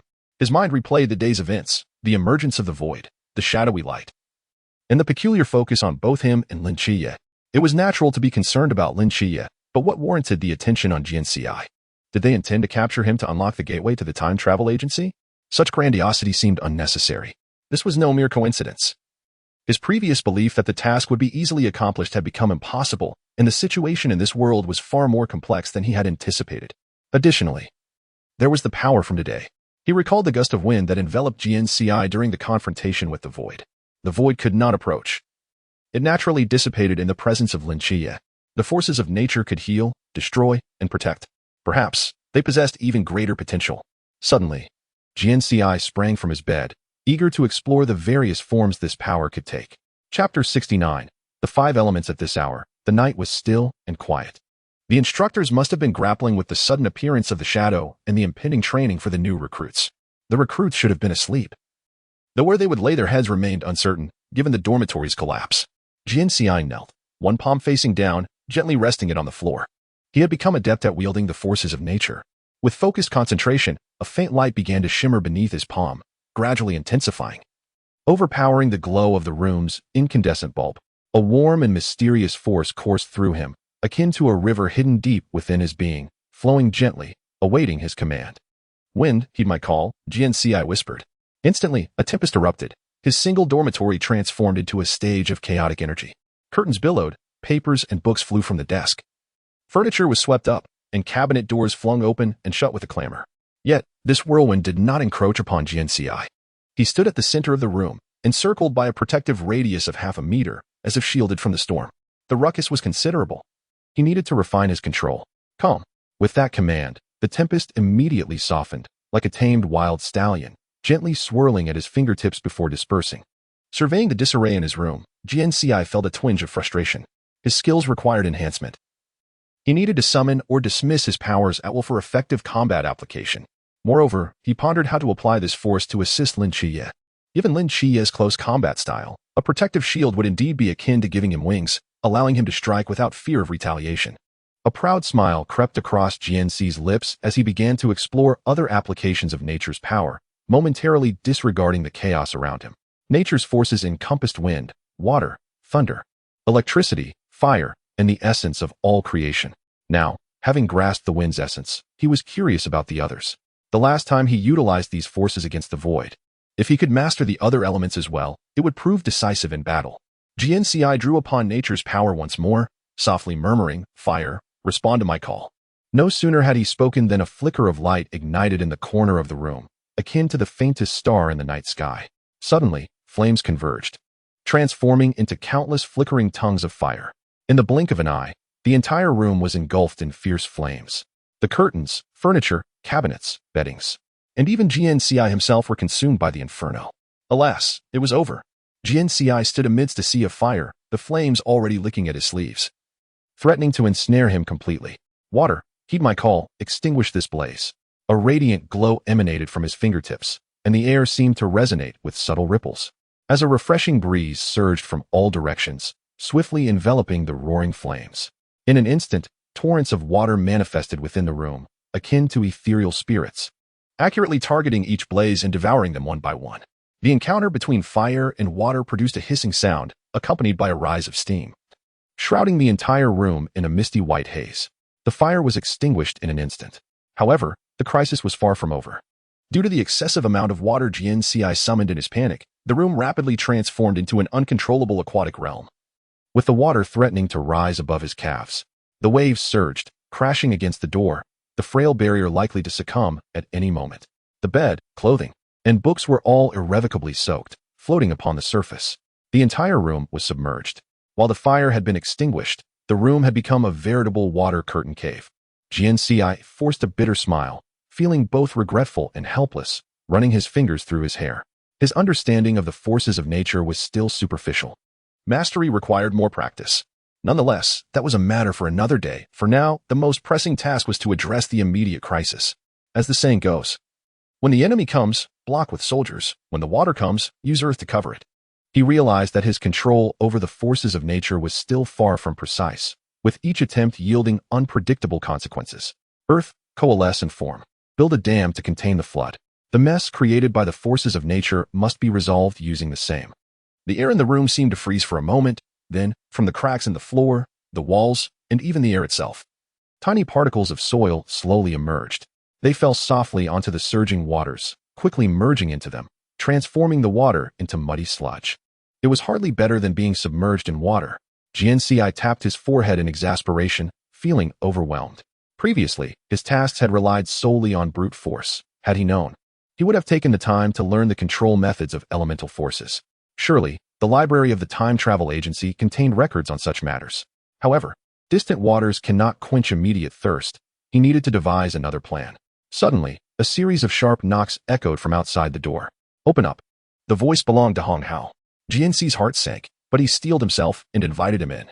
As the door opened, the muddy water within the room seemed to find its escape route, gushing out in a torrent. A figure darted aside, moving as swiftly as lightning. Jian Ci waded through the sludge to the door, peering outside. Indeed, it was Hong Hao. "Commander Hong, why are you still awake at this hour?" Jian Ci managed a faint smile. "What are you doing, tearing down the house?" The room looked as if it had endured a cataclysm. A chaotic mixture of mud and water, with remnants of fire scattered about. Hong Hao's brows furrowed as he surveyed the disarray. Jian Ci hastily explained. "I accidentally spilled some water and, added a bit of soil. But don't worry, Commander Hong, I'll clean it up. Spill some water, add some soil, and then flood the place, while conveniently messing it up with mud." Hong Hao frowned at him. "Though this place is remote, please maintain some quiet at night. And be cautious, clean it up and get some rest." Jian Ci nodded earnestly. "Yes, Commander Hong." Hong Hao cast one last glance at the unsightly room, relieved that the chaos was confined to this space and had not spread outside. Upon seeing the flames from a distance, he had feared someone was burning down the house. Such a unique special forces unit, he mused. When will Lu Huan return? Jian Ci wondered the same. Yet for now, he needed to focus on tidying up the room. Chapter 70. The charisma of a heartthrob. First, he needed to clear the water. Next, he had to remove the mud. Finally, he would clean the room. However, before Jian Ci could begin, a piercing whistle suddenly pierced the night sky. Do these instructors never sleep? Jian Ci set down what he was holding, realizing he hadn't even had the chance to change into clean clothes. Oh, he had no clean clothes, as they were all soaked in muddy water. Dressed in a muddy military uniform, he was the last to arrive at the training ground, except for a few, including Lin Qiye among the new recruits. Everyone else was running laps, some being timed. Those who didn't finish within the allotted time would likely face punishment. The same old training routine. Jian Ci knew that this night would not be an easy one. Hong Hao glanced at Jian Ci. "You're a special forces recruit. You need not attend physical training." This was a privilege. Jian Ci chose not to contest his status as a new recruit. He truly did not wish to endure that training again. It was merely a different flavor of terror, oddity, and severity. Yes, Commander Hong. However, with Lu Huan absent, Jian Ci had to blend in with the main group. He could not simply return to sleep, nor did he have a room to do so. Observing Jian Ci's disheveled appearance, as if he had just crawled out of a mud pit, Lin Qiye approached. "What happened?" "Long story. I was worried you all had nowhere to stay. And it turns out I'm the one without a place. We have a place. The dormitory has been repaired. That Wang Mian is a time agent." "How could you not have a place to stay?" "Time? Interesting. I'll elaborate on that later. Aren't we starting training tomorrow? Is it already beginning?" "It's past midnight." "Oh, after midnight means it's the next day." These instructors were indeed quite particular about such matters. Jian Ci appeared disheveled, yet his spirits were high. "Do you want to go back and change clothes?" Lin Qiye was reassured, but found Jian Ci's current attire quite unbecoming. Jian Ci looked down at himself, unconcerned, saying, "It's fine. I'm a man. A little dirt adds to my masculinity." His optimism was striking. After the new recruits finished their laps, Hong Hao instructed them to return to the dormitory. Jian Ci, however, remained at the training ground, showing no inclination to leave. As Hong Hao passed by, he said, "You can go back now. The sun is about to rise. By the time I walk back, it'll be time for breakfast again, and if I return late, I'll be the last to arrive. How embarrassing." Jian Ci spoke with a calm demeanor, his tone earnest. Hong Hao's eye twitched. As he turned to leave, Jian Ci heard him mutter quietly, "When will Lu Huan return?" This was also a concern for Jian Ci. He didn't leave. Lin Qiye stayed behind as well. "What happened in the dormitory to make you look like this?" The first task for the new recruits begins at the break of dawn, precisely at 3 in the morning. Lin Qiye perceives that in order to engage in even a brief exchange with Jian Ci in the future, he must seize every fleeting moment. Akin to extracting water from a sponge, Jian Ci, with a mysterious smile, reveals his endeavor to harness the forces of nature, discovering that he can manipulate the elements of the 5 phases, wind, fire, water, earth, that yield various effects. The wind offers protection, while the water, earth, and fire manifest as one might expect. He admits his struggle with precise control, requiring further practice. Elemental power? Lin Qiye muses, recalling similar concepts from Jian Ci's fantastical novels. "Don't you feel fatigued? Previously, I noticed that using such powers would render you drowsy." "Not at all," Jian Ci replies. I feel quite invigorated. In fact, I just jogged over. Lin Qiye's eyes widen in disbelief. Jian Ci rolls up his sleeves, flexing his arms to showcase his burgeoning muscles. Look, I've significantly bulked up. Haven't I? That level of strength is negligible, Lin Qiye remarks, his brow furrowing slightly. Can you still sense your own power? Of course, why wouldn't I? Jian Ci responds. I don't feel diminished or suppressed at all. At that moment, Jian Ci becomes alert, tapping his cane gently against the ground, a knowing smile gracing his lips. I knew it wouldn't be so straightforward. You're aware, aren't you? It's a classic tactic to prevent cheating. The primary focus is physical training. Lin Qiye gazes at him in confusion, pondering how he appears to possess such profound insight into the new recruit training. Before he can inquire further, a whistle pierces the air. Let us go. It's time for a meal. Prepare yourself mentally. As they observe the throng of new recruits racing toward them, Jian Ci leads Lin Qiye in the direction of the mess hall. Upon witnessing the morning's repast, Lin Qiye finally comprehends Jian Ci's warning to brace himself. He has encountered steamed buns paired with pickles before, but never with raw meat. It's all high in protein. If only they added a couple of earthworms. It would be perfection. Lin Qiye stares at Jian Ci in astonishment. Have you eaten this? Cough, cough, cough. I've seen it before, Jian Ci replies, facing only steamed buns, devoid of raw meat. It seems Hong Hao had instructed Jian Ci to adhere to the established protocol. Jian Ci, hesitant to consume raw meat, remains uncertain about the extent of his body's restoration through natural forces. A single misstep could lead to dire consequences. If Instructor Lu were to return and find the sole new recruit injured, it would be disastrous. Thus, Jian Ci diligently gnaws on his portion of steamed bun while observing others devouring raw meat. Some chew in silence, while others grumble, and a few indulge in steaming aromatic dishes. During this time, Lin Qiye receives a special invitation from the masked team, eliciting envious glances from fellow recruits. Lin Qiye possesses a unique aura, effortlessly drawing others' attention, compelling them to focus on him unconsciously. This, perhaps, is the essence of his charismatic charm. After finishing a bun, a sharp whistle resonates once more. This sound will accompany the new recruits throughout their year of training, echoing until it becomes second nature. Today's initial training session is unlikely to conclude easily. The lingering influence of the masked team's initial display has not yet faded. The instructors are eager to immerse the recruits in the experience. After all, the only exhaustion here is physical. Beyond the training campus gates, they will confront the mysterious threats to the Great Xia. In that moment, they will face the very battle between life and death. Chapter 71. A conversation with Wang Mi on Jian Ci is exempt from physical training today, instead following the established procedures. Physical training consists of only a few elements: weight-bearing, reaction drills, endurance, and the like. Lunch remains the same, steamed buns paired with raw meat, with a thoughtful addition of pickles. Interestingly, Lin Qiye has garnered a small admirer. The protagonist's halo is beginning to manifest its effects. However, Jian Ci's attention is drawn to another individual, Xin Qingzhu. A typical soldier type, he is a common archetype among new recruits, and such individuals often harbor intriguing stories. Jian Ci contemplates striking up a conversation with him, hoping to hear captivating tales. As he chews on his bun, he reflects on the lack of flavor.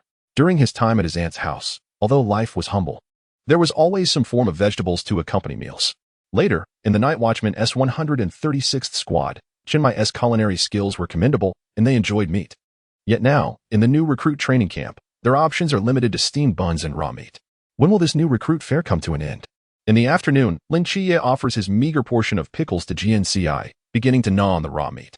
Though unpalatable, it is high in protein, necessary for sustaining energy. Based on the morning's experience, the afternoon promises to be even more arduous. Yes, I'll remain with you all until Instructor Lu returns. I'll stick with you. Jian Ci pushes all the pickles back toward Lin Qiye. You are the ones exerting yourselves, and sweating depletes your body as salt. I'll be fine with just a bun. Lin Qiye accepts without further protest, devouring the food voraciously. The two, accustomed to a life of frugality, never imagined they would one day barter over a few pickles.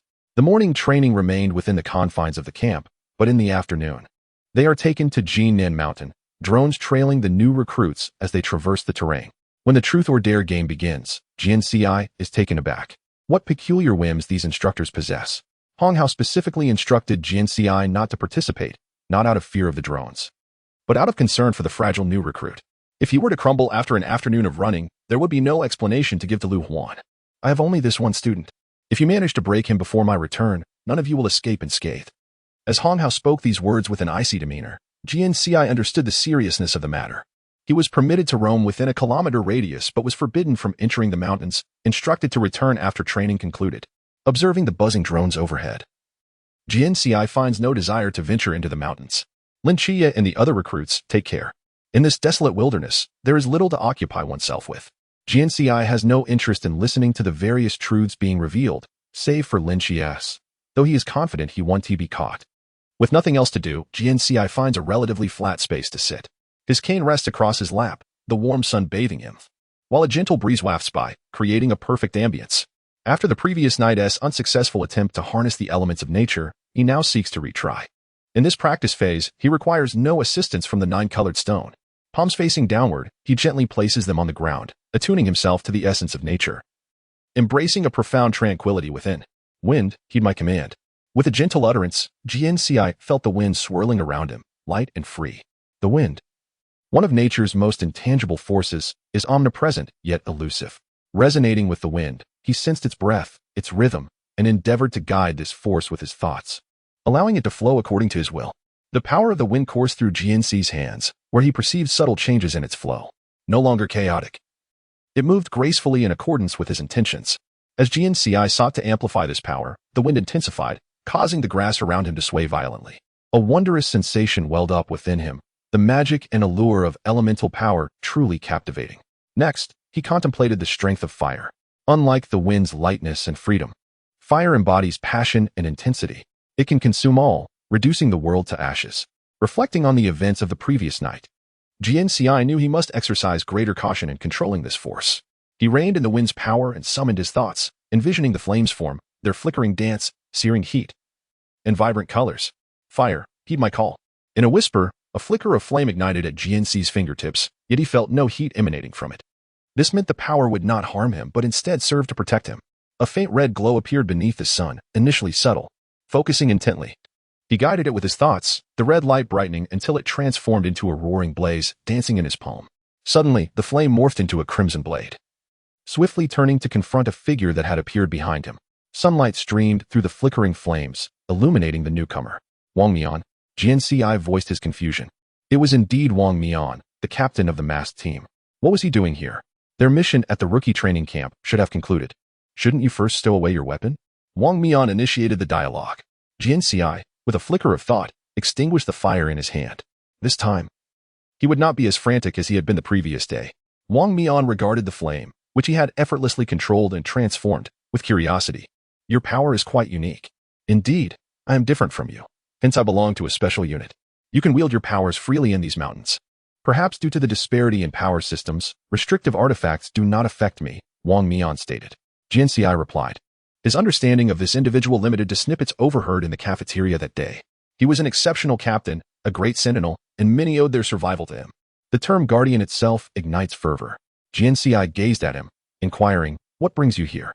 Wang Mian glanced back at the exhausted rookies, with drones hovering, either circling or flying straight, creating a tense atmosphere. After observing them, he turned back. Why did you not participate? I am part of a special unit. Due to my unique circumstances, I cannot partake in physical training. Like the power you just exhibited? And the healing ability? Excellent powers. After this remark, Wang Mian fell silent. Jian Ci noticed him exchange a few brief words with Hong Hao before departing. As a special team, they must have been quite occupied. Chapter 72. A soothing bath. After Wang Mian's departure, Jian Ci ceased his practice of natural energy. The sky gradually darkened, and one by one, the rookies were carried back until only Lin Qiye remained after Chao Yuan's return. Jinnan Mountain was entirely shrouded in darkness, a pitch-black expanse. At night, Lin Qiye's abilities would significantly enhance. As a starry night dancer, he would thrive. However, hours of continuous running would challenge even the strongest. Moreover, as a rookie, Lin Qiye had never undergone proper endurance training. Were the instructors being overly hasty? The instructor holding the tablet cast a curious glance at Jian Ci, who was nearly buried in the screen. After Chao Yuan was eliminated, Jian Ci's heart raced. He knew Lin Qiye well. Unless the drones truly captured him, he would endure until the end, running the full distance even if it meant drawing his last breath. Seconds ticked by, and merely watching the moving red dot on the screen no longer sufficed. He yearned to rush into the mountains and locate Lin Qiye. Such a mountain was no obstacle to him. If necessary, he had other methods to find Lin Qiye instantaneously. He's out, someone shouted. In the darkness, a figure emerged from the mountains, swaying slightly. Yet he had indeed completed the task. Lin Qiye, Jian Ci exclaimed, rushing forward to catch him before he collapsed. Don't speak yet. Jian Ci commanded, extending his hand, channeling chakra to perform healing. Lin Qiye was nearly at his limit, his body frail and bloodied. A gentle light flowed into Lin Qiye, revitalizing him and healing his wounds. The instructors gathered around. Completing a full 10-hour run during the first extreme training session was an unprecedented feat among rookies. The sight of the divine agent before them left everyone in awe. Water. Jian Ci sensed Lin Qiye gradually recovering, feeling a slight relief. He now needed hydration. Someone offered a water bottle.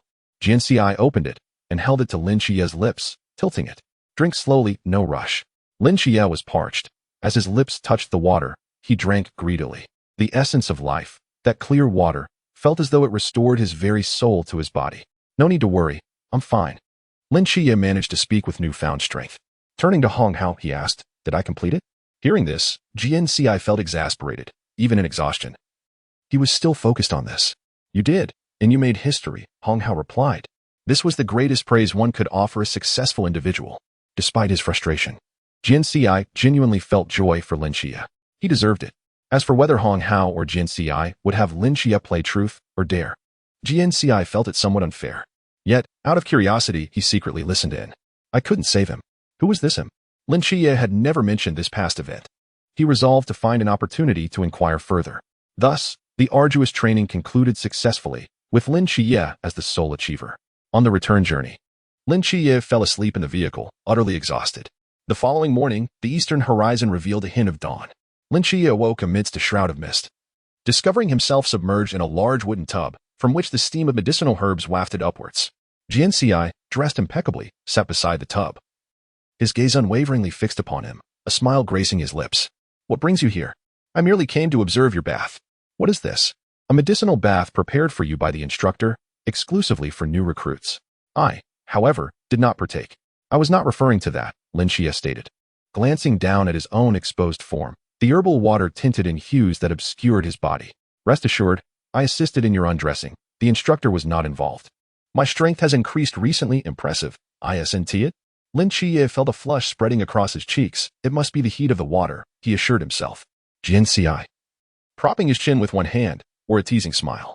What is there to be shy about? We are all men here, and remember, we bathed together when we were 7. 7 and 17 are worlds apart. Just then, the rotund Bailey, having finally awakened, disrupted Lin Qiye's thoughts with his bewildered expression. Jian Ci briefly explained the situation to him, also mentioning that breakfast consisted of steamed buns, fried dough sticks, and soy milk. Upon hearing this, Bailey's eyes lit up, and he bolted from the room. Don't look, Jian Ci exclaimed without hesitation, swiftly covering Lin Qiye's eyes. His movement was so quick that Lin Qiye caught but a fleeting glimpse of soft flesh, nothing else discernible. You said we're all men, Lin Qiye protested. This is different. How so? It simply isn't appealing. Watching Lin Qiye enjoy himself is one thing, witnessing another person in a similar state is quite another. Moreover, Jian Ci harbored a subtle concern about Lin Qiye's interest in others, especially in a state of undress. Outside the dormitory, shrieks from girls soon echoed, as Bailey clumsily returned to dress before hastily dashing out again.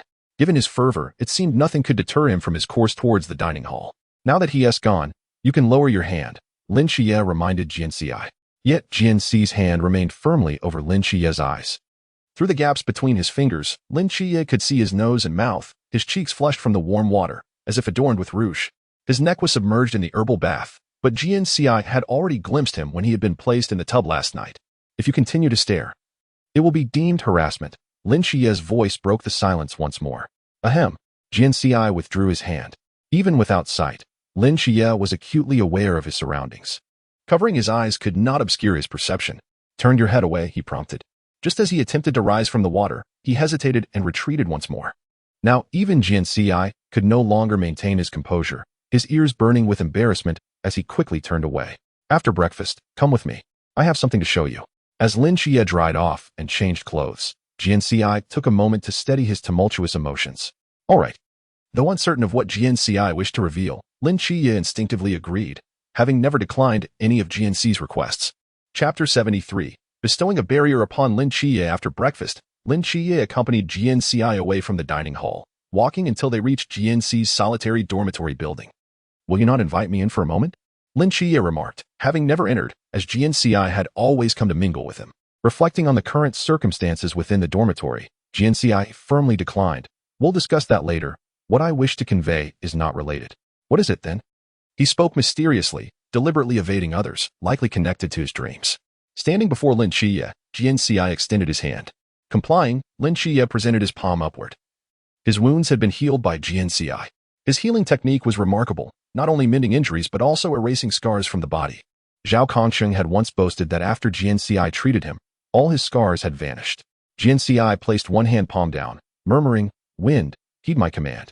A gentle breeze flowed from his palm, weaving delicately like fine threads, entering Lin Qiye's space, encircling him. "What is this?" Lin Qiye inquired, captivated by the dancing winds. "Akin to ethereal sprites. Just observe. You will understand shortly." Jian Ci carefully controlled the force, sensing that the winds met resistance upon contacting Lin Qiye. As if Lin Qiye's inherent strength repelled his own. "This should not be happening," Jian Ci muttered, increasing his effort. The natural force of the wind gradually gained dominance. These winds circled Lin Qiye, methodically weaving together, ultimately forming a translucent barrier. It requires refinement. Perfection lies in its invisibility, Jian Ci mused to himself before dissipating the barrier, returning the natural force to its origin. What was that? Lin Qiye gazed in astonishment at the freely moving winds, utterly perplexed. Jian Ci, stroking his chin in contemplation, finally spoke. "This is one of the elemental powers I developed in accordance with the natural forces, the power of wind." Wind? Indeed, wind is the most ubiquitous element in nature. Though invisible, it is ever-present and inexhaustible. As I mentioned before, when combating the void, I discovered that this wind could serve as protection. I thought, if I could wield it, then surely you could too. But what happened? When the void sought to seize me, you rushed in to protect me. And as I touched you, the wind surrounding me suddenly dissipated. I began to wonder if it was due to the incompatibility of our powers. If that is the case, why can it work now? Last night, after you traversed Jinnan Mountain, I treated you. Do you recall Zhao Kongsheng's blade? During their time on the desolate mountain, Jian Ci had upgraded Zhao Kongsheng's weapon, eliciting envy from all. However, when Hong Ying and others presented their weapons to Jian Ci, his power proved ineffective against them. The memory of that moment was vivid in Lin Qiye's mind. After a brief contemplation, he said, "Are you suggesting that in order to harness your power, we must first accept your healing?" Jian Ci tapped his forehead, conceding, "That seems to be the case, although it's not yet certain. Theoretical foundations require experimental validation. One thing is clear, my wind barrier is currently effective for you. Henceforth, when you engage in combat, I shall cast a protective layer over you, ensuring your safety and preventing injury." Yet Lin Qiye expressed concern. "What about your own well-being?" Previously, every time Jian Ci exerted his powers, he suffered great exhaustion, often collapsing and requiring several days of rest. He possesses confidence in his own abilities and does not wish for Jian Ci to suffer harm while protecting himself. Jian Ci smiled and shook his head, saying, "There is no need for concern. This is the power of nature. The forces of the natural world are meant for protection, not destruction. I have been feeling much better lately, and this small amount of power will not pose any danger to me. Thus, it is best. Well, for now. This is the only ability I can demonstrate to you. The others are still under development. Once I have completely mastered them, I will showcase them to you." "Are there more?" "Of course, nature is far more mysterious than we can imagine. I can also transform fire into a blade. I wonder when Zhu Rong will come to me." The deities had not appeared in Jian Ci's dreams for quite some time. The power of the divine ruins had been studied for a long time, and there were mentors to guide the process of harnessing and strengthening it. Therefore, during application, it would not be like a headless fly aimlessly flailing about, and the cost of trial and error would be minimized. Jian Ci was different. His power did not belong to the forbidden ruins but was an undiscovered force. It could be said that in his quest for understanding, he might take countless detours before finally finding the correct path, which would impose an unnecessary burden upon him. Lin Qiye looked at Jian Ci with concern, only to find him unfazed, even reveling in the swirling winds that danced around his fingertips. For him, wielding this power felt akin to playing a game. This individual truly was a natural optimist. "Well, as long as you enjoy it. I must go find the instructor. See you later at the training ground." Lin Qiye had other matters to attend to, needing to address some issues that arose during his confrontation with Wang. Jian Ci also needed to tidy up his room. If he did not do so today, he would have nowhere to stay at night. Thus, the two bid each other farewell. After Lin Qiye departed, Jian Ci noticed Miao Yaoning approaching. The researcher had stated he wanted to observe the students, yet he had not been seen the entire day yesterday. Wasn't the first day of training for new recruits the most worthy of observation? Did you finish your little rendezvous with your friends? Miao Yongning teased with a smirk. Jian Ci hoisted his cane onto his shoulder and replied, that was merely academic exchange. You should be at the new recruits training grounds, not lurking here. Who says I wasn't observing? Every move you make is under my watchful eye. Hiding behind a monitor and watching a live broadcast are not the same. Your tongue is quite sharp. Thank you for the compliment. Jian Ci shifted his gaze, asking, Mr. Miao, are you free now? Yes, nothing much on my plate. Then let us sit for a moment. Jian Ci placed a hand on Miao Yongning's arm and led him into the dormitory building. Cleaning up that room alone would have taken an eternity. Having a helper was a blessing. Chapter 74. Memories are not fabricated from thin air. By the time Jian Ci and Miao Yongning finished tidying the dormitory, it was already noon. Clothes, curtains, duvet covers, and sheets had all been washed. The floor was cleaned, but the walls needed repainting, and new bedding was required. The bed frame was iron, which was fortunate. Yet the wooden slats had to be left outside to dry for half a day. The wardrobe was also moved outside. Thankfully, it was a bright sunny day. After drying for an afternoon, they would be able to rest there that night. Miao Yongning's white outfit was now speckled with stains, and his pant hems were covered in mud. He felt that Jian Ci was somewhat of a burden. Each time they met, he seemed to incur some form of loss, whether it be financial or physical. Yet Jian Ci appeared quite content, a smile gracing his features. Mr. Miao, you worked hard today. Without your help, I would have had to sleep under the sky. No need for thanks, but I did not assist you for free. You owe me a demonstration of your powers. Of course, but gurgle. Jian Ci's stomach growled. Embarrassed, he rubbed his belly and said, I wonder if the cafeteria still has food. It's already closed. Come eat at my place. Huh. Jian Ci blinked rapidly. A private meal? Is this a special treat from the researcher? It's indeed a special treat. Fine. If you say it's a private meal, then I shall accept. Miao Yongning appeared to be filled with schemes, both rigid and somewhat elusive. Yet after spending time with him, Jian Ci found him quite intriguing. Moreover, he was not accustomed to rejecting others. He could have easily declined Jian Ci's request for help with cleaning, but he still came over, dedicating his efforts. Perhaps he was not as unpleasant as he initially seemed. Reflecting on Lin Qiye's remarks regarding Miao Yongning's past, Jian Ci felt a pang of sympathy for him. In this world, survival was not easy, and family was even more precious. He hoped that Miao Yongning had found his way past it. Following Miao Yongning into the researcher's domain, they entered through a large gate that separated them from others. The space was not large, and there were no more than 10 people coming and going. Did Jiang Zhen and Ding Ligua not come with you? They had other matters to attend to and will arrive later. Come inside. Miao Yongning opened the door to a single dormitory, which was considerably larger than Jian Ci's room. Inside was a single bed, a wardrobe, a desk, and a large table piled high with books and various documents, with some bottles and jars tucked in the corner. This was indeed the standard setup for researchers. Make yourself at home. Fortunately, I had some instant noodles stashed away. Just add a bit of sausage and 2 eggs, and it'll be ready. Mr. Miao, as a team leader, is this all you have to offer me? I expected a grand feast, perhaps seafood. Did I ever specify what we would eat? I suppose not. Jian Ci felt somewhat misled. Just make it. It will be ready soon. Miao Yongning began to prepare a simple meal. Jian Ci did not sit down but instead approached the stack of documents, pulling one from the pile. Ranking of the Forbidden Ruins. Research on the Divine Ruins. Types of agents. The Ancient God Church. The good and evil of deities. Mysterious skills and weaknesses. This could be shown to ye. Jian Ci pulled out another document from beneath the stack. This one looked aged, the edges frayed, and the paper yellowed, with damaged binding. Research on the Ghost Spirit Inducer and its effects. Upon seeing this title, Jian Ci recalled Zhao Kongqing. Zhao Kongqing had nearly perished after using the Ghost Spirit Inducer. He never expected to encounter this subject again so soon. The Ghost Spirit Inducer was strictly controlled regarding its distribution and use. Every night watchman was essential to the Great Xia, a priceless asset. So why continue researching such a thing? Jian Ci's gaze sharpened. A frail youth, once armed with a blade, could pierce another's throat with lethal precision. Miao Yongning wore a grave expression, for the night watchmen were far too few. The vast expanse of the Great Xia was populated by multitudes, compelling us to devise every possible means to augment the ranks of the night watchmen. Sparing no effort to safeguard this enigmatic land, the distinction between protecting an individual and the majority loomed large in his mind.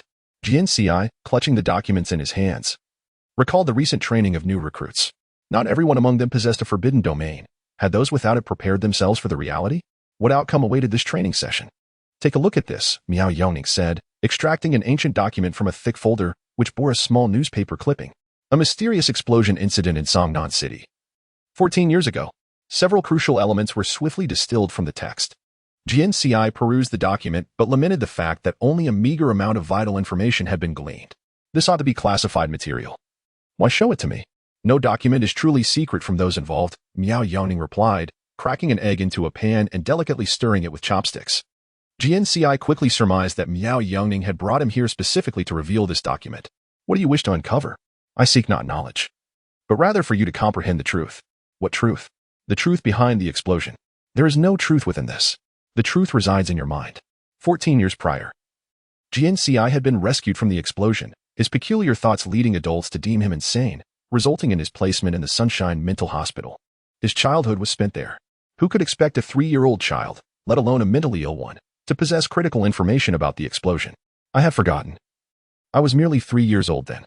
Memory neither fabricates nor vanishes. It endures within your mind, merely waiting for your willingness to confront it.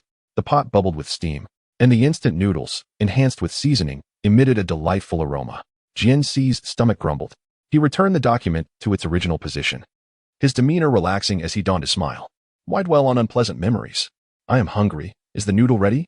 As for the explosion, it was an anomaly imposed by the system. The original world should not have contained such an event, if it was never meant to be. Why should Jian Ci expend effort in pursuit of this so-called truth?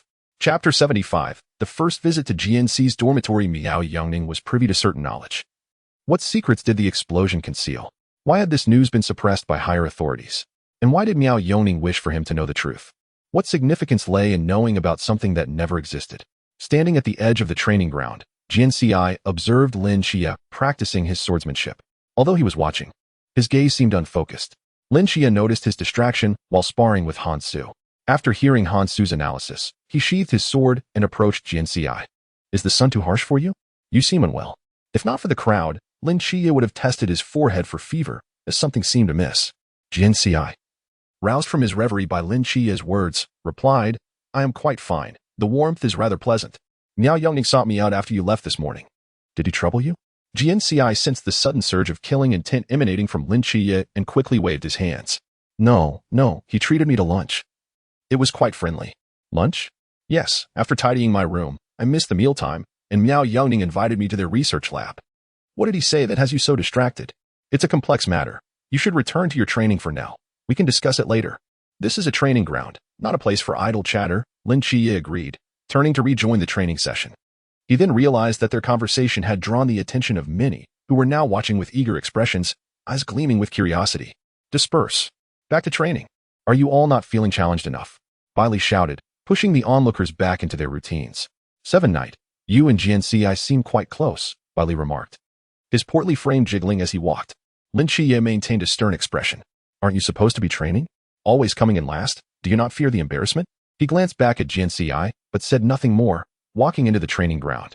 Bailey approached Jian Ci with a grin. 7 Night is just a man of few words, keeping his thoughts to himself. I understand, Jian Ci replied with a smile. He knew Lin Qiye better than anyone else. Bailey rubbed his belly and asked, they say you belong to a special unit. Since your instructor is absent, you train with us, but not alongside us. What are your skills? I possess healing abilities, some natural force, and I can shoot. Surely, those are common skills among you. That doesn't seem particularly special, Bailey retorted. Indeed, compared to your combat prowess, I fall short. What if you encounter something mysterious and cannot wield a blade? Will you resort to firearms? Jian Ci enjoyed conversing with the cheerful Bailey, who wore his emotions openly, lacking guile. Despite his affluent background, he often claimed to hail from a humble family. Hey, Bailey, it's your turn. Someone called out. Let us continue this conversation later, Bailey said, grabbing his sword and heading back to the training ground. Everyone was engaged in intense training, for this was the only year they could train without distractions. Once on the battlefield, they would not have the luxury of such opportunities. Jian Ci turned his gaze to the other side, observing Shen Qingzhu's languid demeanor. Taming him would not be an easy task, but that was precisely how it should be. A soldier must possess distinctiveness. Rebellious soldiers often prove to be formidable, bearing unique qualities. Chao Yuan had already created quite a stir. Jian Ci sensed that he would bring considerable trouble. Lastly, there was the special soldier Zheng Zhong, an ordinary man without a forbidden domain. Should he pass the new recruit training and officially join the Night Watchman, he would likely be assigned a ghostly guide, akin to Zhao Kongqing. Or perhaps, one day, he would be compelled to utilize the ghostly guide in dire circumstances, unlike Zhao Kongqing, who fortuitously had Jian Ci by his side. Jian Ci chose not to ponder further, for there was no need. Life was exceedingly fragile, and it was the experience of living that made it vibrant. The afternoon passed, the sky gradually darkening, and training ceased. After tidying their equipment, the new recruits gathered in groups to head for dinner. After the meal, Lin Qiye followed Jian Ci to the supply station, where Jian Ci required a new set of bedding. Having gathered their belongings, the two entered Jian Ci's dormitory. It was Lin Qiye's first time in Jian Ci's room. As they ascended the staircase, the hollow echoes resonated around them, accompanied by a chilling, eerie atmosphere that made Lin Qiye feel that this space was unfit for human habitation. It seems there are still vacancies in our dormitory. I suggested a transfer, but they refused, claiming it was an order from Instructor Liu. Who decides where the instructor places the students? Help me move the bed frame back. I tidied up this morning. Lin Qiye detected a damp odor emanating from the room. What happened in your room? I was practicing elemental power and lost control of the intensity, causing a flood. A flood? It almost led to a fire, in short. It's a long story. Please step back. Lin Qiye grasped the bed frame, urging Jian Ci to retreat. This was a task he could handle alone, without Jian Ci's assistance. Once the bedboard was in place and the bedding arranged, along with the clothes neatly stored, the dormitory started to resemble a home. He closed the window, preventing the night breeze from entering, and with an additional person in the room, it began to feel a bit more lively. Jian Ci pulled over the only chair, turned it around so the back faced the front, and sat down with a bold stride. You should sit too. I want to discuss what Miao Yongning sought me for today. With only one chair in the room, Lin Qiye settled on the bed. Go ahead. They've established a small research base just behind us, and Miao Yongning is the team leader. We didn't see him during training. He monitored through surveillance. This person is quite peculiar. He enjoys peeping. Ha ha ha, your description is quite apartment. Lin Qiye raised an eyebrow. So, what does he want from you? Jian Ci lowered his voice, articulating each word carefully. He wants me to recall the truth of the explosion. Regarding the explosion, Lin Qiye knew a bit.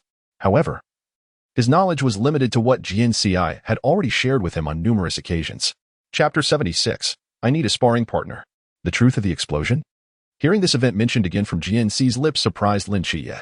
In fact, unless Jian Ci brought it up himself, Lin Qiye preferred no one to mention that incident in his presence. A 3-year-old child, who not only lost his parents, but also his health. Jian Ci's frail body was a consequence of that event, along with his ears. Although his hearing had recovered, his body remained irreparably damaged. Mentioning the explosion to him was akin to reopening old wounds. Don't be anxious. I am fine. What does Miao Yongning ultimately aim for? To be frank, I am uncertain, but I feel he harbors no ill intentions. Perhaps he believes that if I recall the truth of the explosion, it would benefit my life. You are too kind-hearted, influenced by his past. In this world, how many people are without a history? It would be wise to keep your distance from him. If it weren't necessary, I wouldn't seek him out. He is quite curious about my abilities and wishes for me to demonstrate them. Previously, I had only heard of it. Miao Yongning has never witnessed Jian Ci exhibit his powers. Perhaps every researcher possesses a curious heart. This morning, you mentioned that the power of fire can transform into a blade. How does that work? Lin Qiye was equally intrigued by Jian Ci's abilities. It seemed he was constantly refining and enhancing his powers, especially after the battle at Kushan, which had rendered his powers even more mysterious and unpredictable. Jian Ci smiled slightly, his eyes sparkling with joy as he slowly raised his right hand, palm facing up, softly uttering, "Fire, heed my call." His voice, though gentle, carried a commanding tone. With his decree, subtle waves stirred in the air, and soon, a small flame quietly emerged in the center of his palm, warm and bright, like the rising sun. Won't it burn you? Watching the flickering flame, Lin Qiye's initial shock was quickly replaced by concern for Jian Ci's safety. Jian Ci shook his head. No. While you can feel the temperature, there is none here for me. The power of wind is protective. The power of fire is offensive. Prepare yourself. The flame danced in Jian Ci's palm a few times before, as if imbued with life, it swiftly elongated and thinned, transforming in the blink of an eye into a sharp crimson blade, radiating a dazzling red light and exuding intense heat, making it difficult to look directly at. The blade hovered before Lin Qiye, just a centimeter from his eyes. He could clearly feel the heat of the flame and the sharpness of the manifested blade. How is it? Isn't it beautiful? Jian Ci relaxed his grip, and the blade vanished, reverting to its fiery state, dancing in his palm like a sprite. Lin Qiye marveled. Incredible. How did you accomplish that? Jian Ci explained. First, I guide the natural power into my body through my will. Then I continue to control that force with my consciousness, shaping it according to my intent. However, I am not yet very skilled. I can only form its shape but cannot apply it in practice yet. I need a sparring partner. As he mentioned sparring partner, his gaze was fixed on Lin Qiye. The implication was unmistakable. Who could be a more suitable sparring partner than Lin Qiye? Lin Qiye chuckled, saying, I only have time in the evenings. That is sufficient. But will that tire you too much? Not at all. The Starry Night Dancer allows me to be more agile at night, and my stamina recovers faster. Besides, isn't your wind power still in need of refinement to better suit me? Well, then, it's settled. After dinner each day, if there is no training, come to my place and be my sparring partner. All right. To help Jian Ci grow stronger, Lin Qiye was more than willing to accompany him, even if it meant some fatigue. Observing the flames in Jian Ci's hand, Lin Qiye remarked, It's truly remarkable. Just this morning, you managed to control your power so well. If only someone could guide you, you would become even stronger. Unfortunately, no one could provide him with guidance. Jian Ci smiled nonchalantly, saying, I find this power fascinating. Sometimes, I feel as though it is alive, capable of understanding what I say, responding to my will. The forces of nature resemble an endless river. The deeper one explores, the more profound mysteries one uncovers. However, his tone abruptly shifted, and he paused. But what? Lin Qiye pressed for an answer. Jian Ci furrowed his brow. When I explore the natural powers, I encounter obstacles. Normally, this should flow like rivers converging into the sea, uninterrupted. Or perhaps there are others wielding the same powers as you, competing for them. No, as I mentioned, natural power is infinite. Even if many people use it, there shouldn't be any competition. What do you think it is? The natural power has been corrupted. Corrupted by what? The fog. The fog that shrouds the world, plunging the Xia dynasty into a perilous state tainted by mystery. Lin Qiye furrowed his brows in contemplation for a moment before asking, Can you trace the source of the destruction, much like you did when seeking the nature deity last time? Jian Ci shook his head. No, this is different. Last time, I had the assistance of the heavens, and the nature deity was benevolent. He would not harm me. We do not know what this destructive force is or its nature. One misstep could cost me my life. Moreover, when I touched the edge of that mysterious fog during my previous encounter with the nature deity, it sent chills down my spine. Given my current strength, it is wiser not to provoke it. That strange fog is truly a headache. However, Jian Ci winked at Lin Qiye. If given the opportunity, I would like to see that fog for myself. Perhaps I would make new discoveries. As night watchman, after leaving the rookie training camp, we are faced with mysteries, and one day we must confront that eerie fog. That makes sense. Let us save this curiosity for later. It is getting late. You should return to sleep. Are you staying here alone? What? Do you wish to accompany me? There is only one bed here. I shall return to sleep. Before leaving, Lin Qiye glanced at the guide cane held by Jian Ci. He calculated the distance from the rookie dormitory to this place in his mind and then left with ease. After seeing him off, Jian Ci returned to bed. Chapter 77. Entering the sweet abyss, dreams descended like delicate veils after Jian Ci fell asleep, transporting him to a wondrous realm. Surrounding him was light and warmth, devoid of the night's cold and solitude, filled instead with eternal brilliance and comfort. The air was suffused with a refreshing fragrance, the pure essence of nature that could cleanse all worldly dust. Recent dreams had grown increasingly pleasant and peculiar. Jian Ci curiously surveyed his surroundings, discovering he stood upon a golden radiance, surrounded by lush, extraordinary plants that emitted soft light, echoing the sun in the sky. My young friend, we meet again, came a familiar voice. Surprised, Jian Ci turned to see the spring deity, Zhu Meng, approaching him with a gentle stride, wearing a straw hat. Jian Ci quickly bowed in respect. Zhu Meng extended a hand to steady him. It has been several days since we last met. How have you been? Thank you for your concern, spring deity. I am well. Jian Ci felt a mixture of surprise and honor at the spring deity's attention, who always exuded a sense of comfort and timeliness. Zhu Meng nodded with a warm smile. Today, I bring you here because someone wishes to meet you. Due to our last encounter, I have taken on this task. Come with me. A task? Jian Ci wondered if the deity he was about to meet held a status above Zhu Meng's. According to legends, Zhu Meng served the human emperor Fuxi. Jian Ci's blood surged with excitement at the thought of meeting Fuxi, his heart racing with anticipation. Maintaining a facade of composure, he replied respectfully, I shall follow the spring deity's arrangements. With a gentle wave of his sleeve, Zhu Meng seemed to create ripples in the air, enveloping Jian Ci in a warm and gentle force. The surrounding scenery began to swirl and shift, the golden light and extraordinary plants fading away, replaced by a profound and tranquil body of water, sparkling like a fairyland. This is the sweet abyss, the dwelling place of the sun god Shihi. Zhu Meng's voice carried awe and reverence. Jian Ci realized that the deity he was about to meet was not the human emperor Fuxi, but the sun god Shihi. He had heard many tales of Shihi riding the sun in a golden chariot, the supreme deity of sun worship and the creator of light for humanity. He never imagined he would witness the deity in person one day. As he gazed ahead, he saw a floating island in the center of the water, upon which stood a grand palace, shrouded in mist, appearing almost otherworldly. The palace exuded a soft, bright light that beckoned to him. "Please, my young friend."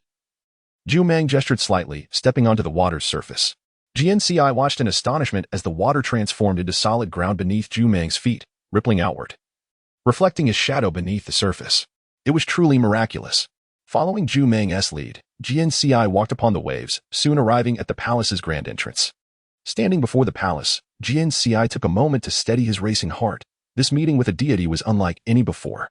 This was the sun god, the bringer of light to the world. Humanity's escape from darkness and existence in the sunlight depended entirely on this divine being's grace. Zhu Meng extended his hands, pushing open the palace doors, and a wave of sacred light poured forth, illuminating Jian Ci's face and every corner of his heart. Even before seeing the sun god, Jian Ci felt as if he had already been bathed in elevation. He took a deep breath and exhaled slowly, repeating this 3 times before signaling Zhu Meng to proceed. With a smile, Zhu Meng led Jian Ci into the palace, passing through the solemn grand hall. They followed a path paved with jade stones to the rear of the palace. This place was serene and harmonious, flanked by exotic flowers and plants swaying in the breeze, releasing soothing fragrances that invigorated the spirit. In the distance, a few kingfishers flitted through the trees, their songs adding vitality to the scene. Eventually, they arrived beside a crystal-clear stream, its gentle babble whispering ancient and mysterious tales. This place had existed for countless millennia, and the stories it held were surely innumerable. As Jian Ci gazed into the stream, he became entranced. Before him stood a deity as warm, gentle, beautiful, elegant, and noble as the rising sun. He felt that no words could adequately capture her beauty. The goddess wore a flowing robe interwoven with golden and orange hues, as if woven from the sunlight itself, shimmering with dazzling brilliance. The edges of her robe were embroidered with intricate sun totems. In ancient times, there were 10 suns, each taking its turn. Jian Ci counted meticulously, finding exactly 10 such totems. Golden light enveloped her form, her countenance serene, her eyes bright. The maternal warmth and divine majesty resided harmoniously within her. Shihi's lips curved into a gentle smile, radiating warmth akin to the sun's embrace, melting the ice within the hearts of those who beheld her. "Jian Ci, I have awaited your arrival for a long time." Her voice was ethereal, as if carried from a great distance, weaving into Jian Ci's ears like delicate threads. He hurried forward, bowing respectfully. "It is an honor to meet you, great sun god. To behold the sun god in her true form is a fortune beyond measure." Zhu Meng, standing nearby, also bowed and said, "I have brought Jian Ci here. You have worked hard. You may leave now." "Yes." With a slight wave of her hand, she sent Zhu Meng soaring into the sky as a greenish light, vanishing in an instant. Jian Ci, maintaining a respectful demeanor, asked, "Might I inquire why the sun god has summoned Jian Ci here?" "It is highly likely that something is about to be bestowed upon him once again. From the beginning with the 9 heavens mysterious maiden to the later encounter with the god of seasons, everyone, apart from the god of seasons, has been offering him various gifts. Although the god of seasons has not given him anything directly, she has imparted to him the essence of the revival of all things. In certain respects, this can also be considered a precious gift from the god of seasons. Please take a seat, my young friend. It is still early." With a slight wave of her hand, Shiha, the sun goddess, conjured a table out of thin air, upon which the faint fragrance of tea wafted, accompanied by a meditation cushion placed on the ground. "Thank you, sun goddess, for your kind invitation," Jian Ci replied, bowing slightly before kneeling on the cushion. Sitting opposite the divine being, Jian Ci felt a mixture of trepidation and curiosity. What could the sun goddess possibly wish to discuss with him? Chapter 78, The Sun Goddess. Shiha kneeling on the cushion before the noble and gentle sun goddess Shiha, Jian Ci was filled with both apprehension and intrigue. The surrounding environment was tranquil and harmonious, as if time itself had slowed its relentless march. All of nature seemed to exist in a state of serene equilibrium. With a smile gracing her lips, Shiha spoke, her voice akin to a gentle spring breeze. "Do you know why I have summoned you?" Dimly, Jian Ci sensed the reason behind the frequent appearances of these divine beings in his dreams. However, before the sun goddess, he dared not speculate recklessly. Cautiously shaking his head, he replied, "Forgive my ignorance. I humbly ask for your guidance, sun goddess. Behold this abyss, this floating island, this palace, this stream. These extraordinary flowers and rare herbs. None of these are mere products of human craftsmanship or divine power. Today, you witnessed this scene, yet tomorrow, it shall reveal an entirely different visage. Jian Ci, have you ever pondered the origins of nature's power and its miraculous ability to give birth to all things? What role does humanity play within this natural order? Everything within his sight appeared to be meticulously crafted. It hardly resembled the spontaneous creation of nature. Qiye's words enveloped Jian Ci in a haze of confusion, reminiscent of being lost in a fog. He recalled his previous conversation with the earth deity regarding the power of the earth. Now, the sun goddess sought to discuss the power of nature with him. The ancient deity's inquiry was a form of bestowal, one that he could not evade. In silence, Jian Ci observed the surrounding scenery, attempting to unearth answers. He believed that the power of nature originated between heaven and earth, representing the most primitive and pure force in the universe. It nurtured all life, bestowing vitality and vigor upon existence. As children of nature, humanity should revere, adapt to, and coexist harmoniously with it. The limited knowledge gleaned from his past readings did not provide him with much to draw upon in this moment. After speaking, Jian Ci fell silent. His response was merely a simple assemblage of words based on what he had read, and he was unsure of its correctness. You speak well. However, how is the power of nature intricately linked to the fate of humanity, and how does it influence human existence? This was something he could not articulate clearly at that moment. The sun goddess did not engage in cryptic riddles, but instead delved into a philosophical discussion with Jian Ci. A warrior might prefer to discuss martial arts rather than the dullness of philosophy. After all, he was no philosopher.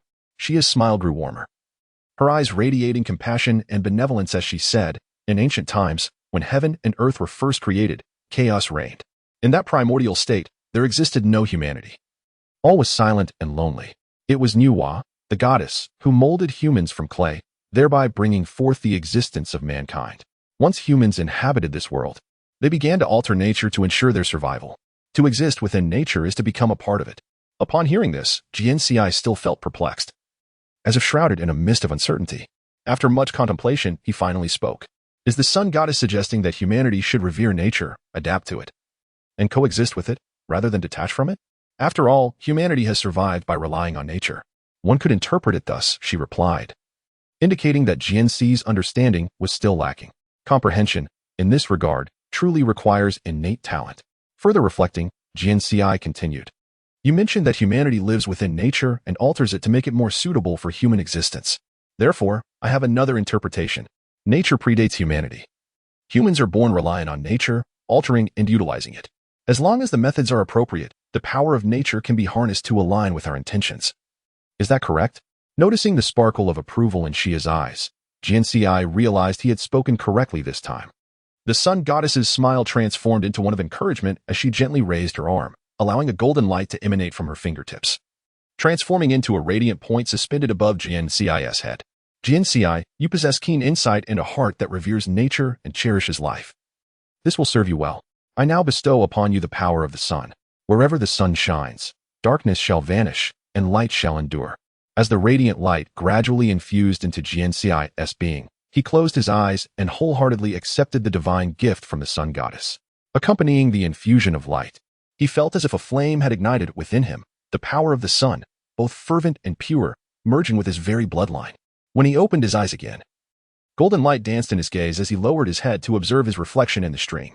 He perceived a similarity between this radiance and the brilliance of the seraphic light in Lin Qiye's eyes, albeit with the distinctive warmth that the sun goddess's symbol imparted. Straightening his attire, Jian Ci bowed respectfully in gratitude. Thank you, sun goddess. I shall undoubtedly wield this power with utmost caution and bestow blessings upon the realm of mortals. With great power comes great responsibility. By skillfully wielding this strength to safeguard all living beings, nature will in turn provide protection for humanity. Yes, I have learned well, Jian Ci replied. Although he concurred with the sun goddess's words, doubt still lingered in his mind. This was the realm of the Godslayer, where all beings, including the celestial deities, belonged to it. They had lent him this power for his use, and during his stay, it would offer protection to the inhabitants of the Godslayer world. However, one day, he would have to depart. Wouldn't this power become obsolete then? Should the great deities not seek another individual to bestow this power upon, perhaps Lin Qiye? Even if not Lin Qiye, it should belong to someone from the Godslayer world, rather than an outsider like him. All things are born of nature, governed by the principles of yin and yang. Jian Ci, the doubts you harbor will one day lead you to answers of your own finding. Now, it is time for you to return. It seemed that Qiye could see through Jian Ci's thoughts, as she imparted a phrase he could not yet comprehend before his departure. With the conversation reaching its conclusion, the sun goddess gracefully moved her arm, and as her sleeve swept through the air, the surrounding scenery began to transform. The surface of the abyss rippled, the flora on the floating island swayed in the breeze, and the palace shimmered with golden brilliance under the sun. The ancient deity's figure grew increasingly ethereal, and Jian Ci sensed his own form gradually fading, eventually vanishing within a cascade of resplendent light. A sharp whistle echoed from afar. The east still lay shrouded in gloomy clouds, the sun yet to rise, while the training for the new day commenced with fervor. Lu Huan had not yet returned, and Jian Ci was still obligated to follow the main group in continuing the process. Chapter 79. The Blade Test in the Training Grounds. Dust swirled as the new recruits sweated profusely. Even the corpulent Baili struggled to wield the heavy sword. Through a period of adjustment, Hanli had become well acquainted with each trainee's progress. Jian Ci found himself quite fond of this instructor as teaching style. He was gentler than Hong Hao and tailored his instruction to suit each student's strengths. Given enough time, he would undoubtedly emerge as an exceptional instructor. Watching the recruits wield their blades, Jian Ci felt a surge of eagerness. The last time he had held a sword was in Kushan, merely to assist Zhao Kongcheng in upgrading his weapon. The sword in hand exuded a magical power that ignited his blood. Jian Ci, is it? As he reveled in the sensation of gripping the sword, he suddenly heard someone call his name. Han Su. He snapped to attention, reporting to Instructor Han. I am Jian Ci. Come here. Yes. Jian Ci jogged to the training area and stood before Han Su. The latter fixed his gaze on him. Can you wield a sword? Reporting. I have never used one. Indeed, Jian Ci had never wielded a sword before. His previous weapons were not blades. In this new world, he was characterized as fragile and incapable of handling a sword. Lin Qiye, bring a sword, preferably the smallest wooden one. Yes. Lin Qiye complied. Fetching the lightest and smallest wooden sword from the side, Han Su accepted the wooden sword, weighing it briefly before turning the hilt towards Jian Ci. Let us exchange a few moves. Both Jian Ci and Lin Qiye were taken aback. Lin Qiye hastily interjected, Instructor Han, Jian Ci is a special operative. He doesn't need to train with us, and besides, he cannot wield a sword. Lin Qiye. Yes. Do not interrupt when the instructor speaks. Go practice on your own. Lin Qiye stiffened, standing still. Jian Ci turned to him. Instructor Han wants to teach me how to wield a sword. This is a good opportunity. You should train. His tone was casual. Han Su had specifically asked for a lightweight wooden sword, so it should pose no significant issue. After a moment's hesitation, Lin Qiye saluted Han Su and then turned to train elsewhere. Although he had left, his eyes remained fixed on the unfolding scene. Jian Ci was not one of their soldiers. He was a student of the instructor named Lu Huan. However, with Lu Huan absent, he was merely blending in with the main group. Neither Yuan Gang nor Hong Hao had paid him much attention, so it was perplexing why Han Su suddenly wished to spar with him. Jian Ci received the wooden sword from Hong Hao. I have never used a sword. I kindly ask Instructor Han to go easy on me. It remained uncertain who truly needed to be lenient. You attack first, using whatever method you are most comfortable with. Han Su gripped the sword with both hands, adopting a defensive stance. Jian Ci, on the other hand, held the sword with one hand, standing casually. This was his relaxed posture, similar to when he was shooting. Please. With that single word, Jian Ci brought the sword down in a straight chop. Han Su met the strike, but the blow was so feeble that it felt as if a feather had landed on his blade. Doubts began to creep into Han Su's mind. Did Jian Ci's sword truly make contact? This youth appeared to be as fragile as rumored. Just as Han Su prepared to counter Jian Ci's attack, the wooden sword in Jian Ci's grasp inexplicably vanished. When it reappeared, the blade had changed direction. Rising from below, Han Su hastily retreated a step, pressing his sword downward, just as it seemed about to collide with Jian Ci's blade, only for it to mysteriously disappear once more. Like a phantom, it appeared and vanished in an instant. Beneath the sun, Jian Ci stood before Han Su, maintaining an air of casual indifference, as though he were merely playing a mock battle with a wooden sword. Brother Qiye, Jian Ci truly conceals his talents. Baili, perspiring profusely, leaned in to witness this unexpected spar. Not merely concealed. Lin Qiye, slightly repulsed by Baili's odor, shifted aside, saying, look at their feet. Baili redirected his gaze. Moments later, his eyes widened in astonishment. Jian Ci had not moved an inch, while Han Su circled around him. Yet it appeared as though Jian Ci was the aggressor, and Han Su the defender. This was the crux of the matter. The one on the offensive remained immobile, while the defender was running all over the place.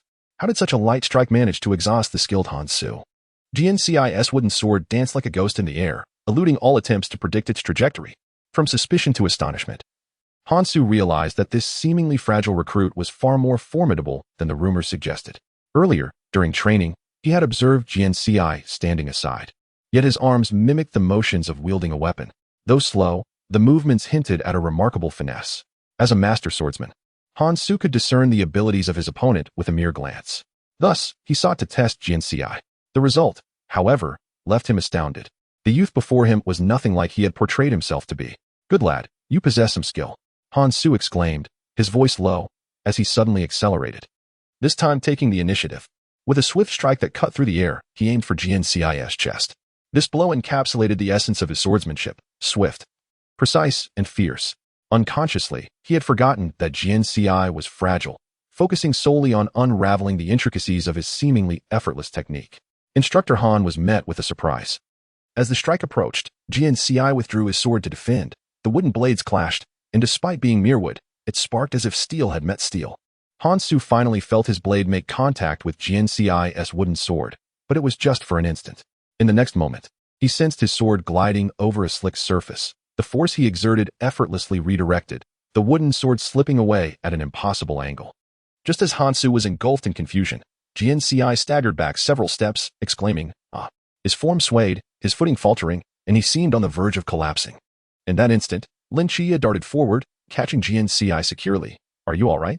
Jian Ci blinked at him, then turned to Han Su, saying, "Instructor Han's technique is exquisite. I am not his match. I look forward to your guidance in the future." Han Su's face darkened. That last move had clearly been a victory for Jian Ci, yet he had stumbled first. This youth was far from ordinary. Chapter 80. The tale continues. How is it that I was unaware of your swordsmanship? After dinner, as arranged, Lin Qiye came to serve as Jian Ci's sparring partner. He had witnessed the events of the day unfold before his eyes. Jian Ci's remarkable swordplay echoed in his mind, resonating with profound clarity. If sufficient force were applied to Jian Ci's technique, even Shinmai might not triumph in a confrontation, and he could very well gain the upper hand. Moreover, he discovered that Jian Ci, whether wielding a gun or a sword, or even when harnessing the forces of nature, relied solely on one hand. In his recollection, Lin Qiye had never observed Jian Ci using both hands simultaneously. Was he truly as fragile as he appeared? Jian Ci playfully twisted his wrist, watching the wind spiral around his fingertips, and replied, "I cannot wield a sword. As stated in the books, I merely strike at random." As detailed in the martial arts novels I've read, Lin Qiye had perused numerous texts as well, yet he could not wield a sword like Jian Ci. He regarded Jian Ci with a skeptical gaze. "You are not being truthful. I speak only the truth. You are aware of Tai Chi, right? There is a move called 4 ounces deflecting 1,000 pounds. My strength is limited, so I must rely on skill. Surprisingly, the results have been commendable." He continued, "I am familiar with Instructor Han's swordsmanship. You have compelled him to reveal his true techniques. Can this merely be coincidence?" Jian Ci rummaged through his mind for a plausible justification, yet it was evident that Lin Qiye was not easily deceived. "I often dream of deities, as you know. During my spar with Instructor Han today, it felt as though a force within me was guiding my movements. To be honest, it startled me. However, regrettably, I could only evade Instructor Han's attacks. I was unable to summon power in my hands. Had I encountered a genuine adversary, I would have long since faltered." He brought his fingers together, forming a hand blade shape, and gestured to his neck as if to signify a fatal strike. Lin Qiye crossed his arms, tilting his head slightly as if to say, "Continue your fabrication." "Very well," Jian Ci conceded.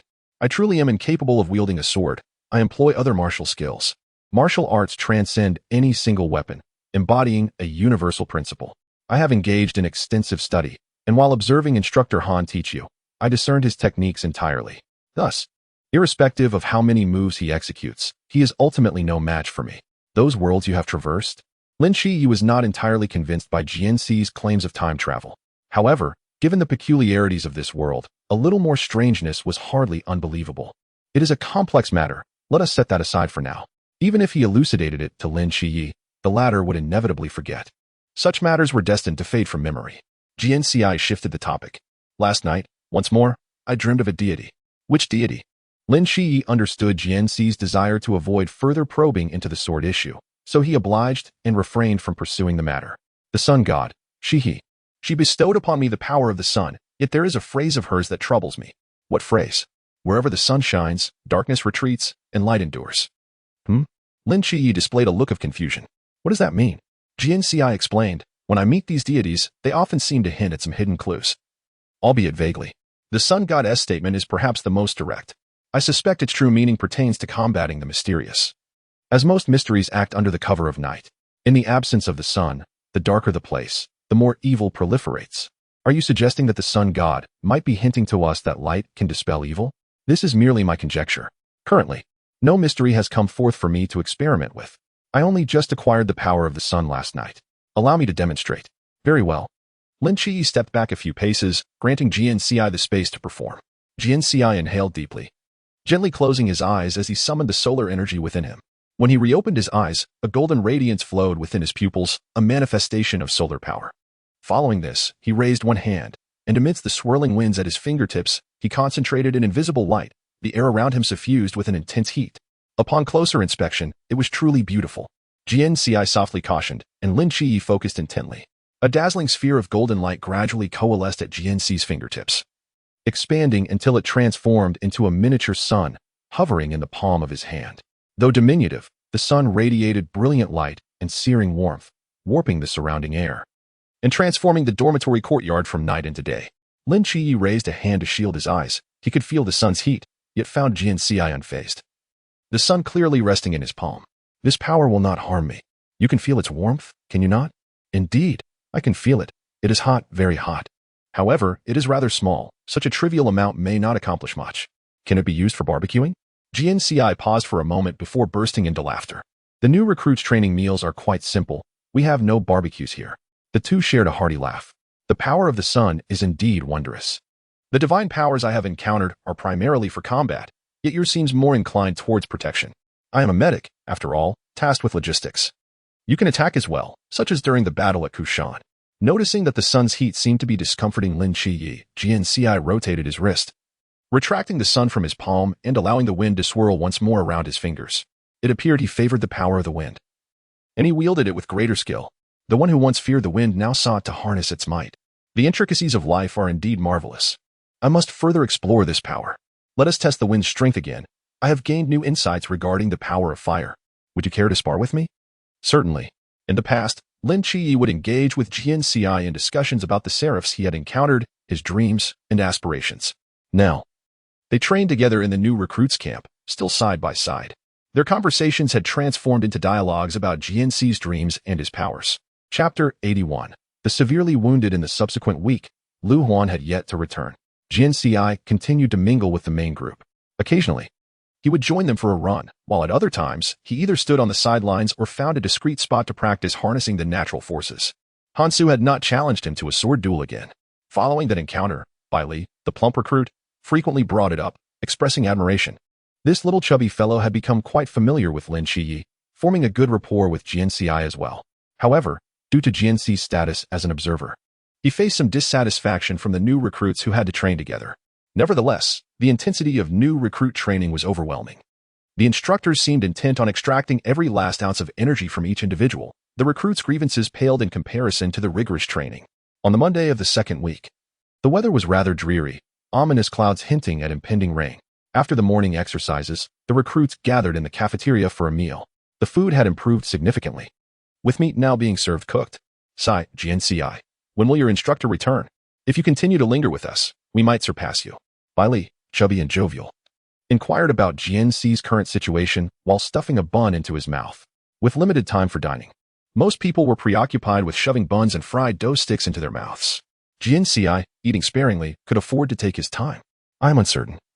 I previously asked Instructor Hong, but it seems they are also in the dark. Instructor Lu appears to be from a different system with an unpredictable whereabouts. Moreover, regardless of how much I practice, I cannot surpass you. Even running is a struggle for me. Why then do you wish to join the night watch? A fellow recruit overheard their conversation and turned to pose the question. Jian Ci shrugged and replied, the night watch has its frontline and logistical divisions. Come on, eat up. We have weighted training ahead. The individual intended to inquire further, but was interrupted by another, returning to their meal. Bai Li gulped down a large cup of soy milk, wiped his mouth, and winked at Jian Ci. If you continue to idle away, you may find yourself unable to be on the same team as Lin Qiye. Lin Qiye's performance garnered admiration from all, and his future was essentially predetermined. Jian Ci, however, had long since moved past his trial with Hansu, and to date, he had not exhibited any noteworthy abilities. Whether he could graduate from the training camp was uncertain. The notion of standing alongside Lin Qiye before others was nothing short of a fantasy. Yet, this was merely the opinion of others. Only Lin Qiye understood that Jian Ci's capabilities extended far beyond their perceptions. The beings he encountered in his dreams were beyond imagination. The week spent training together had also revealed to Lin Qiye that Jian Ci was progressing rapidly, harnessing the speed of the wind. Jian Ci's flaming blade technique was now capable of matching Lin Qiye in sparring. The sole hindrance to Jian Ci was his frail physique. If he were to recover, none among the recruits would likely rival him. Is Jian Ci here? The recruits hastily finished their meals and were moving toward the exit. Jian Ci and Lin Qiye were also preparing to depart. A military officer waded through the crowd, entering the dining hall, loudly calling out Jian Ci's name. Sounding quite urgent, Jian Ci rose, lifted his arm high, and responded, "I am here." Upon spotting Jian Ci, the officer waved him over. "Follow me." Jian Ci glanced back at Lin Qiye. "I'll check it out first. I'll meet you all at the training ground later." Lin Qiye nodded and left with Bai Li. Though the recruits were curious, the sharp sound of the training ground's whistle echoed through the sky, prompting them to hurriedly rush out. Jian Ci accompanied the officer away from the dining hall and into the medical room. To his surprise, Yuan Gang and Hong Hao were also present. This must mean that the ill individual was of great importance. Hong Hao's brow was furrowed, his expression dark. "Jian Ci, your records indicate that you possess healing abilities, having once revived Zhao Kongqing using the Divine Spirit Invocation." "Indeed, I have accomplished that." "Good. Take a look at him." The white curtain was drawn back, revealing a hospital bed where an officer lay, bloodied on one side, with an arm dangling helplessly, bandaged at the shoulder. His arm had been severely injured in combat, hanging by mere scraps of flesh. "Can you heal him?" Jian Ci blinked, momentarily stunned. Were they treating him as a deity? An arm severed, and they expected him to reattach it? "I need to assess the situation first." Zhao Kongqing's case involved a stroke of luck.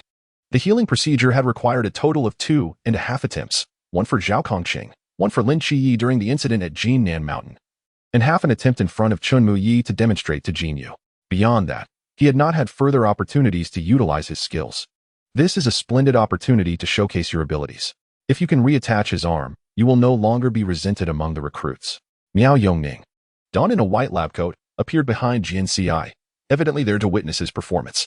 Jian Ci understood he could not decline, after all. One of the reasons he was admitted to the training camp as a special unit was his resurrection healing abilities. Should he fail to reattach even one arm, Chunmu Yi would come to take him away. Recalling the captain's hopeful yet concerned expression as he departed the office with Lin Qiye, Jian Ci knew he must succeed.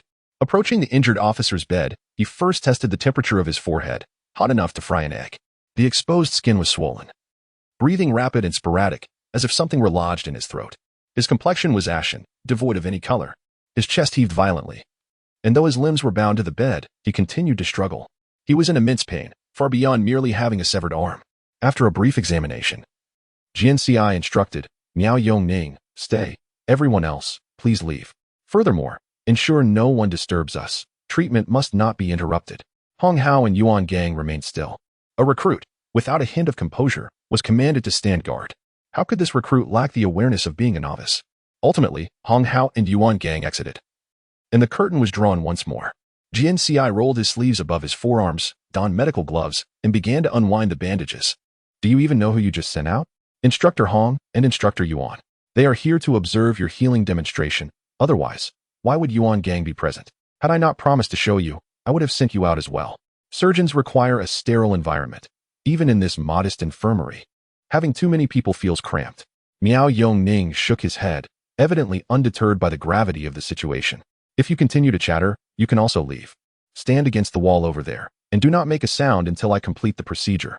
When Jian Ci spoke to him, he often wore a smile, even adopting a casual demeanor, but now his expression was serious, focused, and his brow furrowed as he concentrated solely on the patient before him, not missing a single flicker of emotion on the patient's face.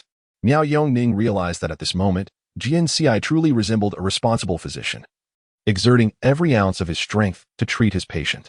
Chunmu Yi's strong recommendation for him to join the special forces was certainly not unfounded. Jian Ci cleared away the bandages and inspected the wound, confirming Hong Hao's account. Only a sliver of flesh remained attached, and the wound had begun to rot, emitting a foul odor.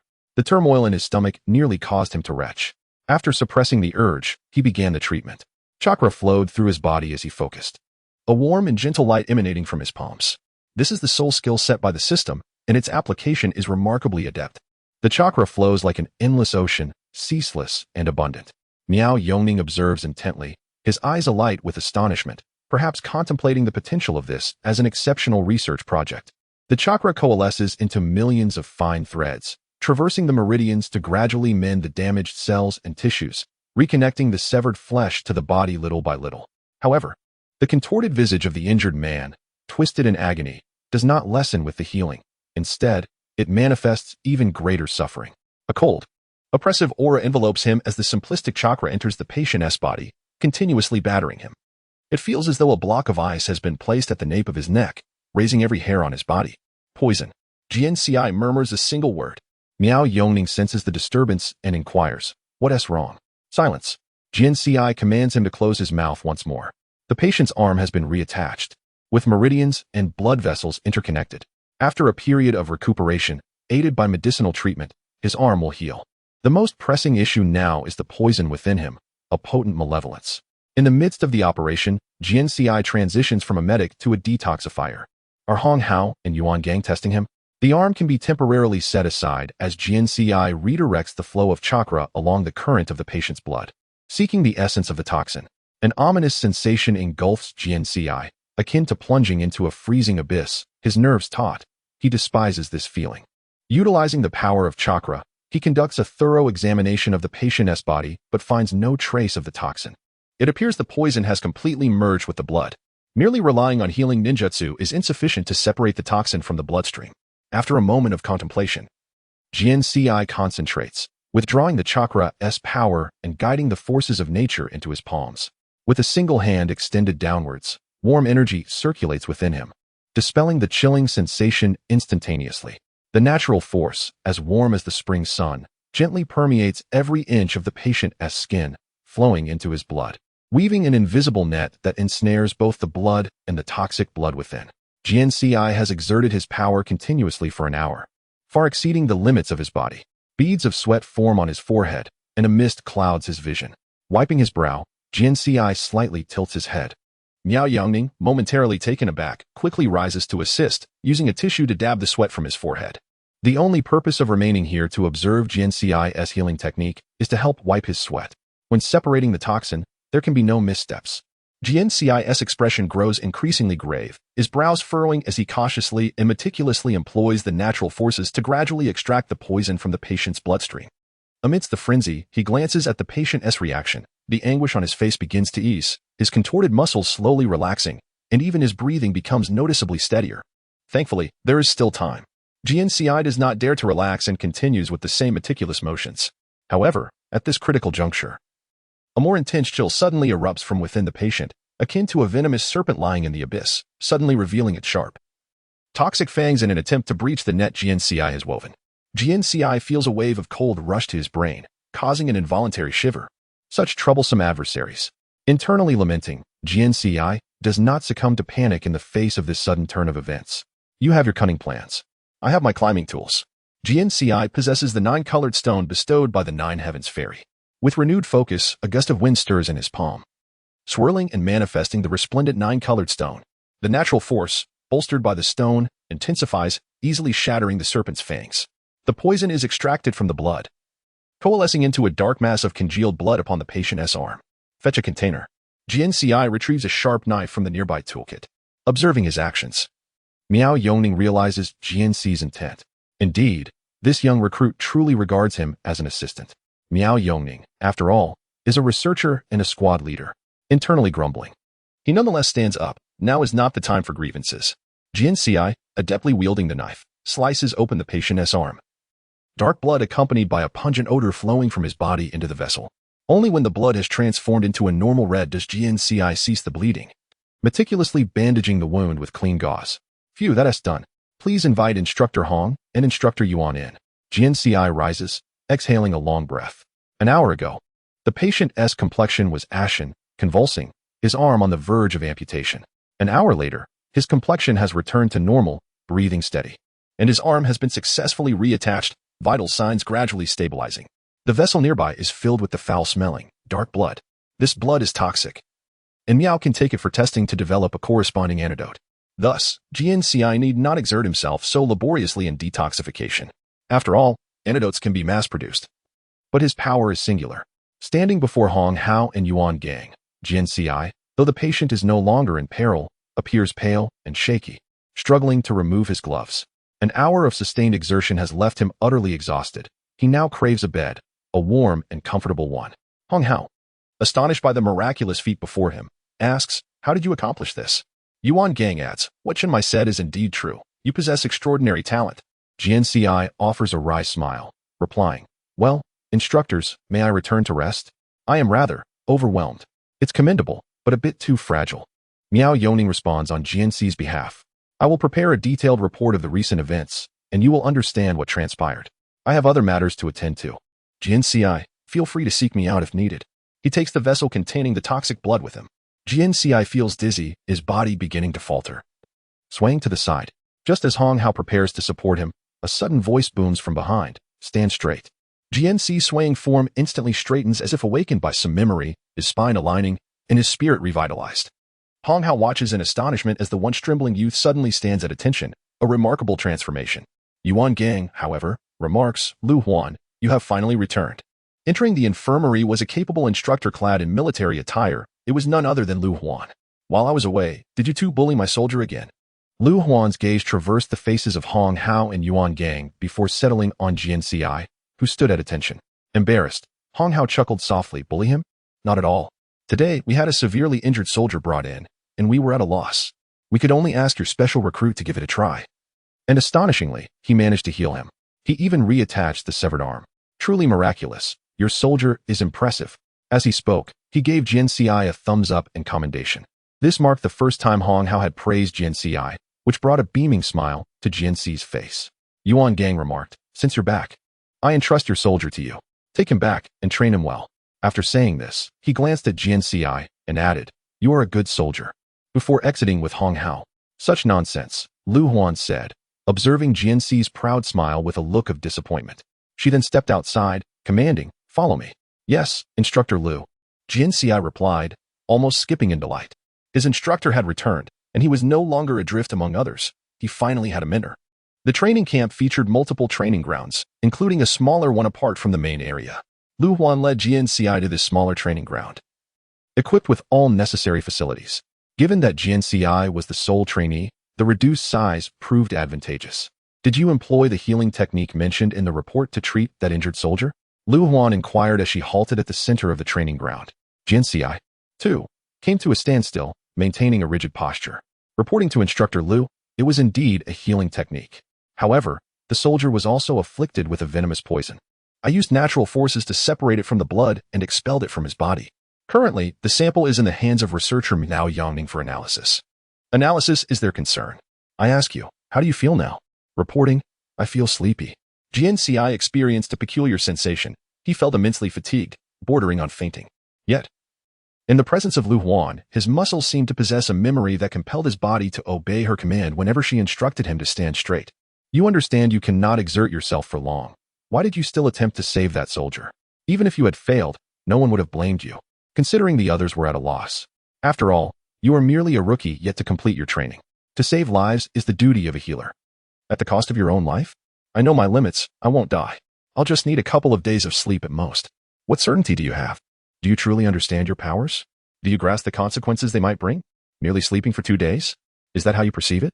Jian Ci opened his mouth, only to realize he was not entirely certain. While natural forces indeed represented a protective power, when those forces turned destructive, even deities might be rendered powerless.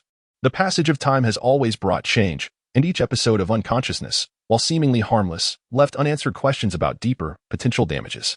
Are you unable to articulate your thoughts? Lu Huan pressed, her tone somewhat aggressive. Jian Ci raised his chin and replied, Instructor Lu just stated there was no other way. If I hadn't saved him, he would have died. Rather than worry about what is yet to happen, it is better to focus on the immediate situation. The immediate situation? Yes. That injured soldier standing before me is indeed the immediate concern. After speaking, he furtively glanced at Lu Huan. Her gaze swept over Jian Ci, assessing him thoroughly. Jian Ci noticed the corners of her lips curl into a faint smile. Excellent. You have passed the assessment. Assessment? From this day forth, you, Jian Ci, are officially my student, Lu Huan. For the coming year, you shall learn and train alongside me. Prepare yourself, young man. Her smile radiated warmth. Yet Jian Ci understood that the year ahead would not be devoid of challenges. Chapter 84, Without Magnetic Field Induction. I can still see through you. After establishing the instructor-student bond with Jian Ci, Lu Huan permitted him to rest. His body, sustained solely by mental strength, could not endure for long. When he began to sway again, Lu Huan promptly sent him back to his dormitory. Upon returning, Jian Ci collapsed onto his bed without even removing his uniform, falling into a deep sleep. This slumber lasted an entire day. The sun traversed from east to west, eventually sinking below the horizon, enveloping the sky in darkness. In the entire building, only Jian Ci's dormitory was occupied. By nightfall, the place transformed into a ghostly abode, shrouded in shadows, where even the slightest rustle resonated ominously. Lin Qiye often wondered if Jian Ci's current environment resembled the darkness he had experienced during his time of blindness, an expanse of blackness devoid of sight, where he could only rely on sound. After parting ways in the cafeteria that morning, Jian Ci had not been seen again. During lunch, Lin Qiye overheard discussions about the return of the Special Forces instructor. He knew that Jian Ci's long-awaited Lu instructor had returned, freeing him from the need to blend in with the larger group, and finally, he had become a soldier with an instructor of his own. Though this was indeed good news, Lin Qiye felt an unsettling emptiness within. For the first time, Jian Ci was not standing at the edge of the training ground watching them train. For the first time, he did not encounter Jian Ci in the cafeteria to share a meal. For the first time, no one awaited him during breaks in training. Gazing at the vacant spot on the training ground sidelines, Lin Qiye felt as though a piece of his heart had been hollowed out as well. Adjustments to habit are notoriously challenging. Jian Ci slept soundly, his breathing light and quiet, nearly imperceptible. After training concluded, Lin Qiye procured a meal from the cafeteria and made his way to Jian Ci's dormitory. The door was unlocked, and upon entering, he found Jian Ci in a deep slumber. The news of Jian Ci's treatment of the wounded soldier had spread widely throughout the day. Upon hearing the reports, Lin Qiye felt a wave of concern. Given Jian Ci's current state, he could not act as if everything were normal after exerting himself so severely. The injuries left by the explosion ran deep, and even the protective natural forces bestowed upon him could not mend them. Lin Qiye harbored doubts. After all, the explosion was a manifestation of earthly power. No matter how extraordinary Jian Ci was, he remained human. If even gods could resurrect the dead, why could they not heal a human body? Or was it possible that the damage to his body stemmed from causes beyond mere mortal injuries, rooted in unknown factors yet to be discovered? Furrowing one's brow detracts from one's handsomeness. While Lin Qiye indulged in his musings, the serene atmosphere of the room was suddenly interrupted by Jian Ci's voice. The lights were off, so how could you discern that I was frowning? The aura. Every individual possesses a unique aura, which fluctuates with their emotions, joy, anger, sorrow, and happiness. In essence, even without visual cues, one can gauge a person's emotional state through the shifts in their aura, correct? Essentially, yes. Facial expressions can be misleading, yet the aura seldom deceives. Unless one intentionally alters it, a feat few can accomplish. Lin Qiye remained silent. You are pondering again. I feel as though, since you have learned to perceive me through my aura, I am utterly transparent before you, as if I am laid bare. I do not rely on the aura to perceive you. I can see right through you. That's boasting. As Lin Qiye spoke, he reached for the light switch. Once the room illuminated, he beheld Jian Ci reclining on the bed, hands clasped behind his head, exuding a relaxed demeanor. Aside from a slight paleness, he appeared quite spirited. A brief slumber had replenished his energy and vitality. Instructor Lu has returned, and we are all aware of your efforts in attending to the injured. It is likely that Instructor Hong intentionally disseminated this information. They have heard that not only have you reattached severed limbs but also eradicated venom. And some are even discussing inviting you to join their ranks following the training. With such a formidable medic, our battles will undoubtedly be less encumbered by worries. Although somewhat fragile, you can be stationed in a protective role at the rear. Naturally, we must return to the office. We are members of the captain's team. The captain, of course, refers to Chen Mai. They have been away from the office for quite some time. Lin Qiye retrieved the meal from the thermal box. The cafeteria had already closed, so I found a thermal box. Have you been sleeping all day again? In 10 years, Lin Qiye intends to leave the Night Watchers. He ultimately wishes to return to Cangnan City. This was his thought. Jian Ci turned over, sitting up with a grin, since that officer summoned me this morning. I haven't eaten. You were quite considerate, leaving food for me. That unreliable instructor of mine dismissed me and never checked on me again. Why must I always encounter such untrustworthy superiors? The instructor is solely responsible for your combat training. They do not oversee your meals or personal needs. Hurry and eat. It will grow cold soon. Lin Qiye pulled a chair over and positioned it at the desk. Do you take care of my meals as well? Jian Ci winked at him rapidly.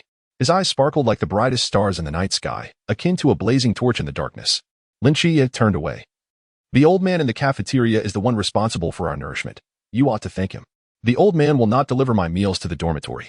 Jian Ci, indeed famished, had not eaten all day. His stomach was growling incessantly, eagerly awaiting sustenance to fill his insatiable hunger. The room contained only one chair. So Lin Qiye sat on the bed, observing Jian Ci devour his food with fervor, realizing that Instructor Lu was indeed rather unreliable. Let us rest for today. We shall practice again tomorrow. Ever since that day Jian Ci dreamt of the sun god Xia, Lin Qiye had been coming every evening to practice with him, while Jian Ci reciprocated as his training partner. Although their strengths belonged to entirely different realms, when Jian Ci's wind brushed against Lin Qiye, they began to harmonize increasingly well. No need. I have already recuperated. I cannot sleep now. I am merely hungry. My body has recovered, and if I could have 2 large pig trotters, that would be splendid. The meal Lin Qiye brought was consumed swiftly by Jian Ci. It was the first time Lin Qiye witnessed Jian Ci eat so much. He usually consumed very little. It seems I shall bring more next time, though pig trotters may pose a challenge. Seeing Jian Ci's hearty appetite, Lin Qiye felt reassured and prepared to accompany him in training. Although Jian Ci insisted he was fine, Lin Qiye remained concerned about him overexerting himself. Thus only practiced with him for about half an hour before, much like Jian Ci's instructor, sending him back to rest. After a restful night, Jian Ci appeared sprightly in the cafeteria the following morning. His arrival stirred quite a commotion, and some even volunteered to serve him food. This led to him discovering that Qiao Yuan had already taken a seat beside Lin Qiye. Was this person overly attached to Lin Qiye? He had missed 2 meals and yet rushed over to claim a spot. Jian Ci felt a twinge of annoyance, as if his very breath had become constricted. Jian Ci, sit here. I saved you a spot. Bai Li Pang Pang greeted him enthusiastically, his mouth stuffed with freshly fried dough sticks. No one attempted to claim the seat next to him. Instructor Lu has returned. I need not accompany you for today's training. Jian Ci set down his meal and began to eat. Alas, Bai Li Pang Pang nudged Jian Ci's arm with his elbow. They say you're a reincarnated divine physician with the ability to bring the dead back to life. Do you think you might be an agent for some legendary healer? Like Hua Tuo or Sun Simiao. However, they were not deities, were they? Their medical skills were so extraordinary that they must have ascended to divinity after death. That is also a possibility. While eating, Jian Ci glanced at Lin Qiye, only to find Lin Qiye gazing back at him. Next time, arrive earlier. Your leisurely nature cannot be amended, and you arrive late for meals. Jian Ci was about to explain when a new recruit approached and placed an egg directly in front of him. This egg was merely the beginning, and soon it became uncontrollable. In my opinion, Jian Ci, your weakness stems from insufficient food intake. 1 dough stick is hardly enough. Have another bun. A cup of soy milk too. Milk is more nutritious. How about a sausage? Within just a few minutes, Jian Ci's table was piled high, resembling a small mountain. Enough to last him a week. Bai Li Pang Pang patted Jian Ci's shoulder meaningfully, adopting a tone of gravitas. Jian Ci, you bear heavy responsibilities. Take care of your health. If we encounter misfortunes or injuries in the future, we shall rely on you. Eat more. Jian Ci shot him a peculiar glance, shrugged his shoulder, and shook off his hand. I cannot consume all of this. Do not waste food. You should eat more. He distributed most of the food to Bai Li Pang Pang, the milk to Lin Qiye, and the soy milk to Qiao Yuan. Once the group finished breakfast, the sharp whistle signaling training echoed through the air. Bai Li Pang Pang sprang to his feet. Hurry, we will be punished for being late. Qiao Yuan also stepped outside. Wait. Just as Lin Qiye was about to stride out, Jian Ci grasped his wrist. What is it? Next time, save me a spot. You know I cannot run as fast as you all. All right. Lin Qiye replied succinctly. Jian Ci bestowed upon him a satisfied smile, then released his grip. Instructor Hong's punishment for tardiness was never a pleasant experience. After parting ways with Lin Qiye, Jian Ci found himself alone at the small training ground. With his instructor back, it was time to commence systematic training. However, upon arriving at the training ground, he found it utterly deserted. Lu Huan was nowhere to be seen. A glance at the time, and then at the rising sun revealed that the main contingent had already completed their first round of training. Now was the second round, post-breakfast, and the distant sound of resounding slogans echoed through the air. In contrast, Jian Ci was enveloped in silence. Even with his instructor's return, training wasn't an immediate necessity. Sighing, he decided to practice alone. He had little expectation of learning anything from Lu Huan, as he was likely more familiar with the new recruit training procedures than even Hong Hao. Furthermore, his strength was already a unique system. He had encountered a myriad of peculiar training methods countless times. Given sufficient free time, he could compose a comprehensive guide on new recruit training, ensuring it encompassed the diverse methodologies across myriad worlds. Lost in thought, Jian Ci half-squatted, palms facing down, gently resting them on the ground. His lips moved silently, murmuring, "Power of the earth, come to me." The flowing energy obeyed his will, gathering in his palms, while a gentle breeze swirled around him, forming a natural barrier centered on him. Wind, heed my command. Raising his hand, the wind transformed into a tangible entity, almost possessing a soul, swirling around his fingertips at his behest. Fire, become my blade. Where his fingers pointed, the wind surged forth, flames coalescing into a searing blade, striking with precision. The powers of protection and offense could coexist, merging into an even more formidable force. How high can your flames reach? A voice suddenly resonated from behind him. Startled, Jian Ci was unable to retract his energy in time. In the wind, a flame pierced a tire resting at the edge of the training ground. In an instant, the tire ignited, flames leaping uncontrollably. First, extinguish the fire. Lu Huan stepped into the training area. Jian Ci quickly regained his composure, twisting his wrist and chanting, "Water, assist me in quenching the flames." A spring of clear water flowed from his fingertips, cascading over the tire. The flames crackled and hissed before yielding to a wisp of smoke. Jian Ci exhaled. Instructor Lu, how come you walk so silently? He had just activated his magnetic field perception, sensing everything around him, although his awareness was less acute while exerting power. It was still unusual for a living person to approach without him noticing. His gaze returned to Lu Huan. She was tall and slender. And though 17-year-old Jian Ci had grown, he still had to look up to meet her eyes. Lu Huan held a notebook in one hand and a pen in the other, deftly twirling the pen. Continuing from earlier, how high can your flames reach? I haven't measured, but they can melt iron. A rough estimate would be 1,538 degrees. Lu Huan jotted down notes rapidly. Is this a preliminary assessment? What powers do you currently possess? She continued writing without looking up. Jian Ci confirmed his suspicion that she was indeed here to gauge his abilities. As of now, I've experimented with wind, fire, water, earth, and healing powers. The wind serves as protection, while fire is for offense. They can merge, as demonstrated earlier. The tire extinguished by water still emitted wisps of smoke. Slightly embarrassed, he added, I can't fully control them yet. They sometimes go awry, just like now. That's no concern, Lu Huan replied, her pen still moving. Initially, powers are always uncontrollable. With time and practice, you will master them and wield them skillfully. You have a year to hone these abilities. Her tone did not resemble that of a stern instructor. The pen tapped lightly against the notebook's edge, producing a rhythmic sound. Now, demonstrate your powers so I can gain a comprehensive understanding before we begin your training. This process felt appropriate to Jian Ci. He was taken aback by Lu Huan's youthfulness. Yet she displayed remarkable competence and unique methods for training new recruits. A guardian does not harbor idlers, just as the people of Daxia do not venerate idle deities. Let's begin with the protective force, the power of wind. What level of protection can it provide? All right, Instructor Lu. Jian Ci agreed, raising one hand. Wait. The wind at his fingertips swirled, but Lu Huan halted him first. What is that cane for? Your eyesight seems fine. Oh, it's a gift from a friend. Meant to keep with me. If I'm in danger, he will sense it. Set it aside. Dangers encountered during training do not count as real threats. My first rule of training is to never question your instructor. Understood. Jian Ci complied, placing the cane at the edge of the training ground. He couldn't help but wonder what dangers might arise during training. The initial intimidation of new recruits had passed, and this was merely regular practice. Lu Huan tapped her pen against the notebook. Now we can begin. Temporarily casting aside his doubts, Jian Ci commenced demonstrating the power of wind. The wind at his fingertips whirled continuously, setting the surrounding air in motion. Wind, heed my command, become my shield. The gentle breeze obediently surrounded him, coalescing into a transparent wind barrier that encased him, isolating him from the outside world. Instructor Lu, Jian Ci exclaimed, astonished as he beheld Lu Huan drawing back her bow. An arrow poised and gleaming, aimed directly at his chest. Is she serious? He quickly dismissed his earlier assumption that this instructor was lenient. Her discipline was not merely verbal, it was tangible and immediate. In the next moment, a swift whoosh pierced the air as the arrow flew toward him. Jian Ci intensified the wind's power, the rapidly swirling gust lifting dust and debris into the air, obscuring his vision. The cacophony of the wind made it difficult to ascertain when the arrow would arrive. With a deafening crack, something grazed the barrier, producing a jarring sound. Amidst the swirling dust, sparks flew as Lu Huan's arrow skimmed the edge of Jian Ci's protective shield. Fortunately, it merely brushed past without breaching it.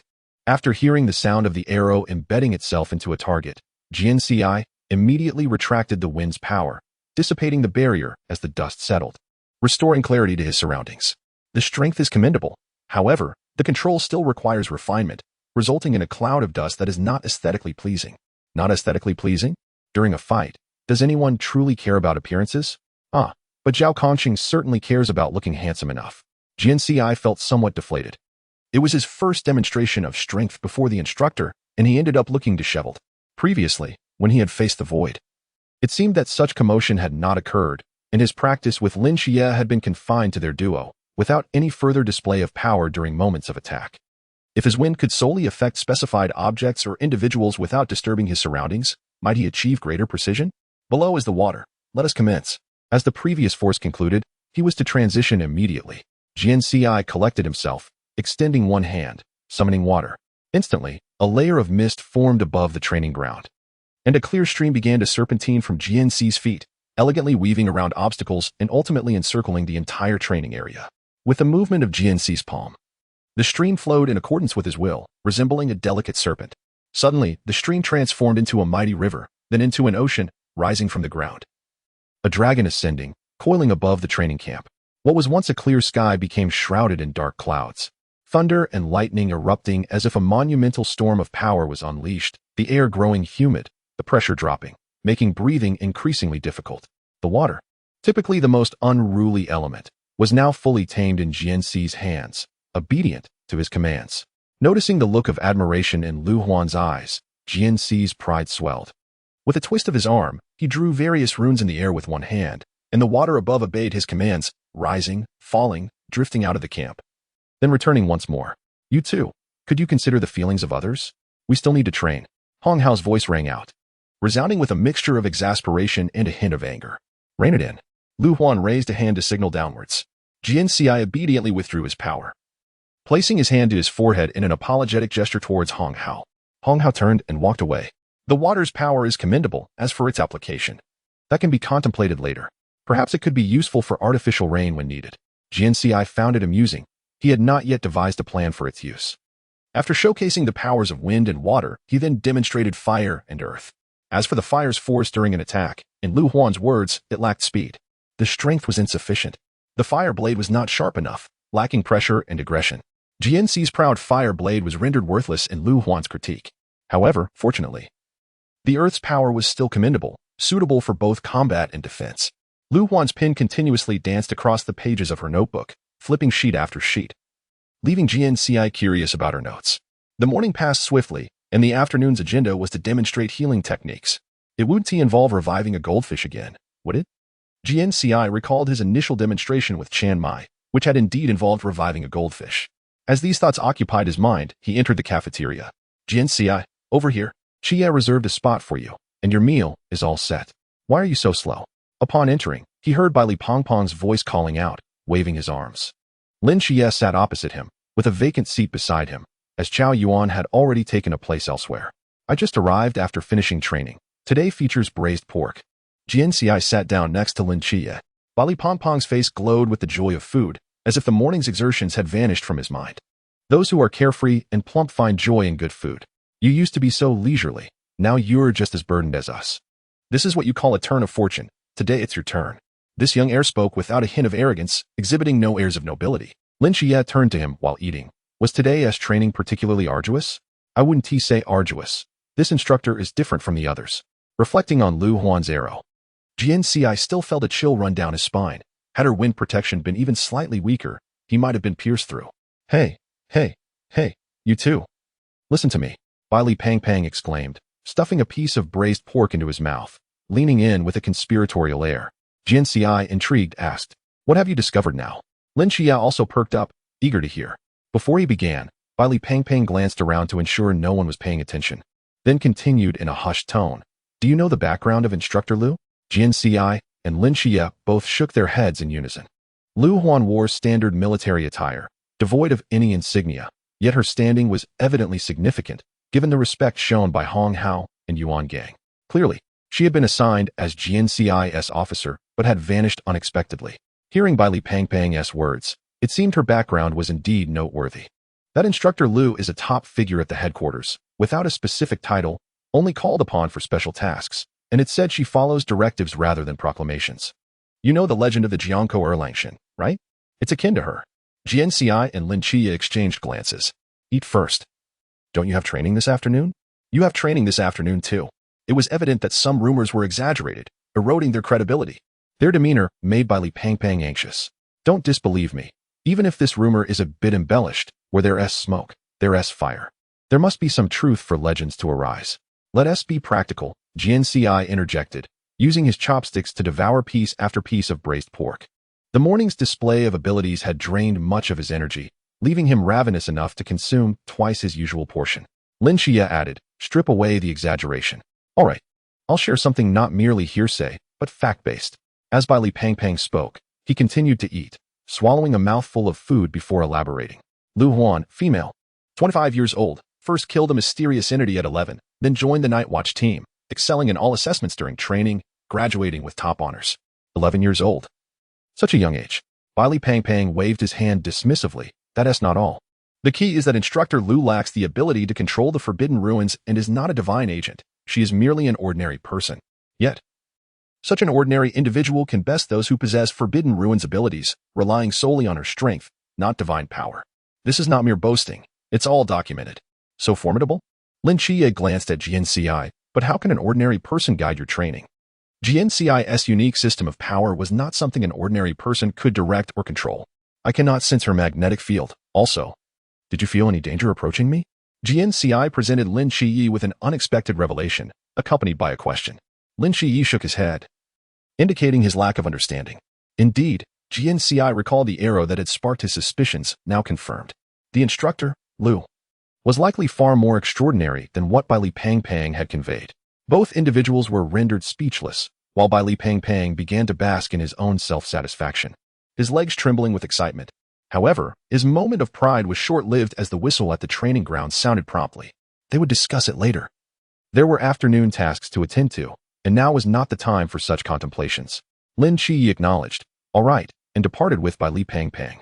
Jian Ci, however, returned to the small training ground. It remained empty as Lu Huan appeared to be late for the afternoon session.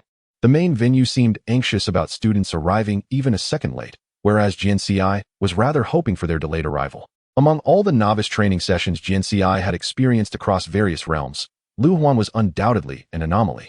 An hour later, Lu Huan leisurely strolled into the training ground, appearing as though she had just awakened from a nap. Did instructors also take naps? Jian Ci pondered, standing at attention. Instructor Lu. Lu Huan waved her hand dismissively. It's just the two of us. There's no need to be overly tense. As she spoke, she stifled a yawn, her hand covering her mouth. Instructor Lu. Would you like to sleep a little longer? No. If I sleep any longer, night will fall. All right, let us begin. Jian Ci noticed that she was carrying a cage, within which a small white kitten sat quietly, not moving an inch. It appeared no one at the training camp had a pet cat. Lu Huan placed the cage on the ground and gently lifted the kitten out.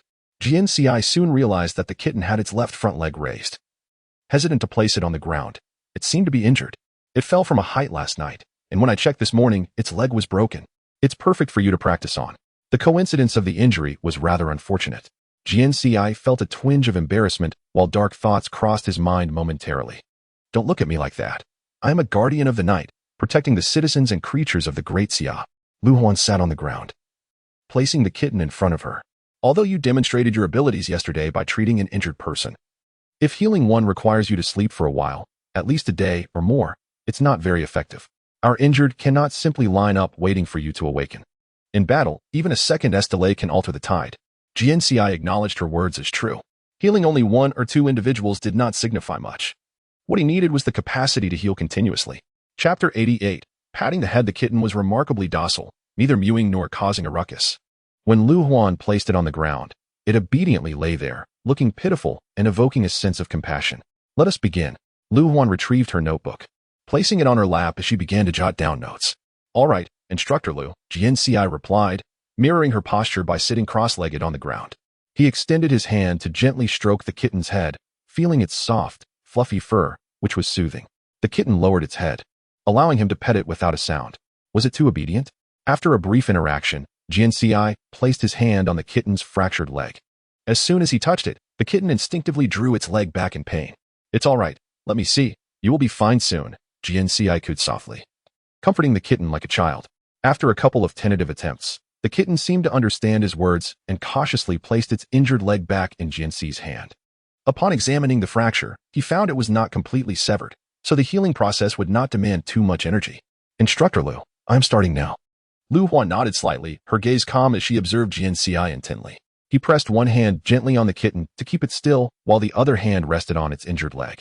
Channeling his chakra, a myriad of threads began to flow, gathering in his palms before transferring into the kitten's left front leg, transforming into a gentle force that permeated its bones and muscles, mending the fractures and damages. Time passed slowly as Jian Ci focused intently. Even a minor procedure warranted utmost care. A mistake could turn a tale of healing into a tragic incident. Throughout his treatment, Lu Huan's pen never ceased its movement, swiftly gliding across the paper as she documented the entire process. Moments later, the luminous energy dissipated, and Jian Ci released the kitten's leg. It landed firmly on the ground, and the kitten leapt lightly, appearing to be free from pain. Meow. The little cat finally displayed the lively and playful spirit typical of its kind. A smile graced Jian Ci's face as he announced, "Instructor Lu, I have completed the task." Lu Huan noted in her notebook, 5 minutes. The recovery speed was slightly slower than I anticipated. However, as previously mentioned, these are all matters for practice. During his solitary training days, Jian Ci had persistently honed his abilities. Although healing techniques could not be applied to himself, he felt a great comfort when the forces of nature flowed within him. The most potent energies of nature were subtly mending his body, though the extent of this healing remained unknown. The records indicate your marksmanship is commendable. At your age, achieving 100% accuracy in just a few months of practice is indeed rare. Beyond this, what other abilities do you possess? Lu Huan stood up, and the small kitten nestled at her feet, affectionately rubbing against her pant leg. Could this little cat belong to Instructor Lu? No wonder I had never seen it before. Jian Ci also rose, and as he listened to Lu Huan's inquiry, he gazed skyward, where the sun shone brightly, illuminating the realm of Great Xia. Instructor Lu, have you heard of artificial suns? Artificial? Yes. Jian Ci raised a hand, gently rotating his wrist, and a brilliant, radiant light flickered in his palm, gradually expanding until it formed a fiery orb the size of a basketball. Where the sun's light touched, darkness receded, and brilliance prevailed. This is what the sun god Shihe once conveyed to me. Light endures. Lu Huan echoed, light endures. To wield the powers of fire and the sun, Jian Ci. How many more surprises can you unveil? I once dwelled in darkness and despair, yet someone illuminated my path with hope. Instructor Lu, humans must live in the light to attain happiness, do they not? Jian Ci carefully controlled the intensity of the energy. The scorching sun would not burn him, but for anyone else, it would be unbearable. At Jian Ci's words, Lu Huan paused momentarily. Indeed, everyone yearns for the light. Only evil and terror seek the shadows. For darkness breeds despair. Every word spoken by Lu Huan was imbued with utmost caution, as if each phrase had been meticulously contemplated before being uttered. Thus, the radiant power of the sun bestows warmth and illuminates the world. Jian Ci spoke softly, gesturing forward with a single hand. And golden light cascaded down upon the little tabby cat, subsequently radiating outward, enveloping the training ground in a gentle golden glow. Instructor Lu was naturally present within this golden brilliance, appearing unaffected by any scorching heat. Such admirable power. Does Instructor Lu not feel warmth? If you have not harmed me, you shall not scorch me. Jian Ci, somewhat bewildered, withdrew his power, allowing the sun's essence in his palm to dissipate into myriad points of light. Once the brilliance faded entirely, tranquility returned to the training ground, though a trace of the sun's warmth lingered in the air. The last time he had demonstrated this before Lin Qiye, the heat had made Lin feel uncomfortable. Now, he had gained control over it. Wind, fire, water, earth, healing spells, and the power of the sun, combined with his impeccable marksmanship, Songnan City truly was a remarkable place, having produced a divine agent and now him. They had indeed struck gold. Regrettably, Jian Ci was not of this world. The treasures of Songnan City belonged solely to Lin Qiye. Nevertheless, Jian Ci was still pleased by Lu Huan's praise. Very well, Lu Huan said, putting away her notebook and gazing at Jian Ci. Today's testing concludes here. I shall provide you with the detailed training plan tomorrow. You may return to rest. Is that all? The sun is still high, and there is much time until nightfall. Lu Huan tucked her notebook under her arm, tilting her head to observe him. What? Do you wish to continue training? No, not really. Ending early is acceptable. I could still visit the main training ground to watch Lin Qiye and the others. He merely felt that Instructor Lu's training seemed rather simplistic. Well then, Instructor Lu. See you tomorrow. Wait a moment. Lu Huan suddenly called out to the departing Jian Ci. He halted and asked, Instructor Lu, is there something else? Lu Huan regarded him intently before unexpectedly reaching out, her palm gently resting atop Jian Ci's head, affectionately tousling his hair. Her sudden action caught him off guard, causing him to frown in confusion as he looked up. They had met only 3 times, How could they be so familiar already? And she was touching his head? So this is what it feels like from this angle. Jian Ci heard her murmur something before she turned and walked away. Chapter 89. Could she possibly have feelings for you? What did that head pat signify? What did her words mean? Surely, they were not on such intimate terms yet? This was merely a relationship between instructor and recruit, yet it sounded so much like that of an older sister and her younger brother. As the daylight waned, Jian Ci pondered this question, feeling a sense of perplexity. Lu Huan's hand was warm, and her smile exuded a comforting familiarity. In the realm of slaying gods, Jian Ci was portrayed as a 17-year-old youth, a role he earnestly embodied. Before others, he was merely a child, despite his inner thoughts. However, in Lu Huan's presence, he seemed to forget his own ancient soul of 800 years, instinctively perceiving himself as a mere child. How peculiar, truly perplexing. Jian Ci could not fathom it. His thoughts spiraling in confusion. You are merely 17. Going bald would not be appealing. As training concluded, Lin Qiye stood before Jian Ci. He had long noticed Jian Ci's absent-mindedness, puzzling over some issue, and when he observed Jian Ci tugging at his hair, he understood that Jian Ci was grappling with something genuinely troubling. Have you finished? Long finished. The training ground is empty now. The recruits, having endured a long afternoon, are flocking to the cafeteria, with Bailey plump racing ahead during mealtime. Jian Ci casually tousled his hair with his fingers. Shall we go eat? Didn't you get a new instructor? What brings you back here? The instructor let me off early. As they walked, they engaged in light conversation. Lin Qiye, curious, inquired. So leisurely? Indeed, precisely so. What did you practice? Nothing at all. I merely showcased my abilities, and that instructor Lu even has a cat. A cat? A little tabby. Perhaps girls are fond of cats. Lin Qiye then asked, what were you troubled about earlier? You looked as if you might pull your hair out. Firstly, Lin Qiye. Jian Ci paused. My hair is thick and well-rooted. I shall not go bald even at 80.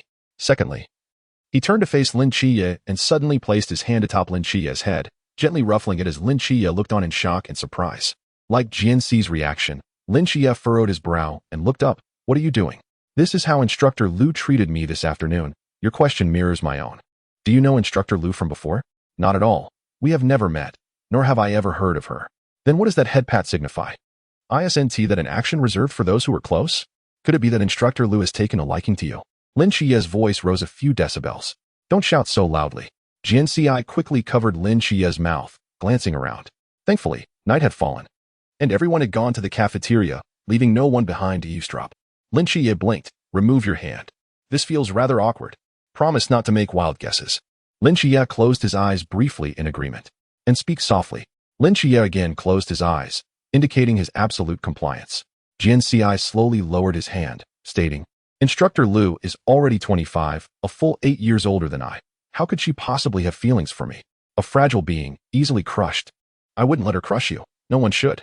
Lin Qiye was admirable in every regard, even responding seriously to Jian Ci's jest. Jian Ci tapped his forehead, saying, I have this strange feeling that Instructor Lu resembles an elder to me. In her presence, I feel like a child. A feeling I do not even experience before the captain. An elder? Yes. Lin Qiye frowned slightly. In his memory, he had only an aunt as an elder. Jian Ci placed a hand on Lin Qiye's wrist, pulling him toward the cafeteria. There is something even stranger. After dinner, I shall tell you. Today has been quite eventful. Though Lin Qiye was eager to hear, he knew that if it did not hurry, the cafeteria would close. A long night spent hungry would be unbearable. After dinner, Lin Qiye and Jian Ci returned to Jian Ci's dormitory together. Upon crossing the threshold, Jian Ci began to channel his innate powers, a whirlwind swirling around his fingertips. A glimmer of light radiating forth. He then released this luminous energy, casting a series of glowing orbs that adhered to the walls, illuminating the entire stairwell and dispelling any shadows. These radiant spheres also emitted warmth, transforming this brief passage into a realm not only of light but also of heat. The power of the sun? Lin Qiye recalled the first time he experienced such energy. He had found it unbearably scorching. Jian Ci nodded. This brings me to another matter I wish to share. This afternoon, I demonstrated the power of the sun to Instructor Lu. She was not harmed, which left me quite puzzled. Can you guess what Instructor Lu remarked? Instructor Lu likely said, you have no intent to harm her, thus your power cannot inflict damage. How did you know? Such an accurate deduction astonished Jian Ci. Quite simple, you would never harm a comrade. The two had arrived before Jian Ci's dormitory door. Jian Ci retrieved the key and unlocked the door. However, when I demonstrated it to you, it clearly caused discomfort, he added. That was your first attempt. You hadn't fully mastered control yet. I also didn't feel too distressed. Perhaps if I had persisted a bit longer, I would have adapted. The room had become warm and bright due to Jian Ci's powers. Once inside, Jian Ci placed his cane on the bedside and poured Lin Qiye a glass of water. If what Bailey said was true, then perhaps Instructor Lu could indeed guide me in honing this power.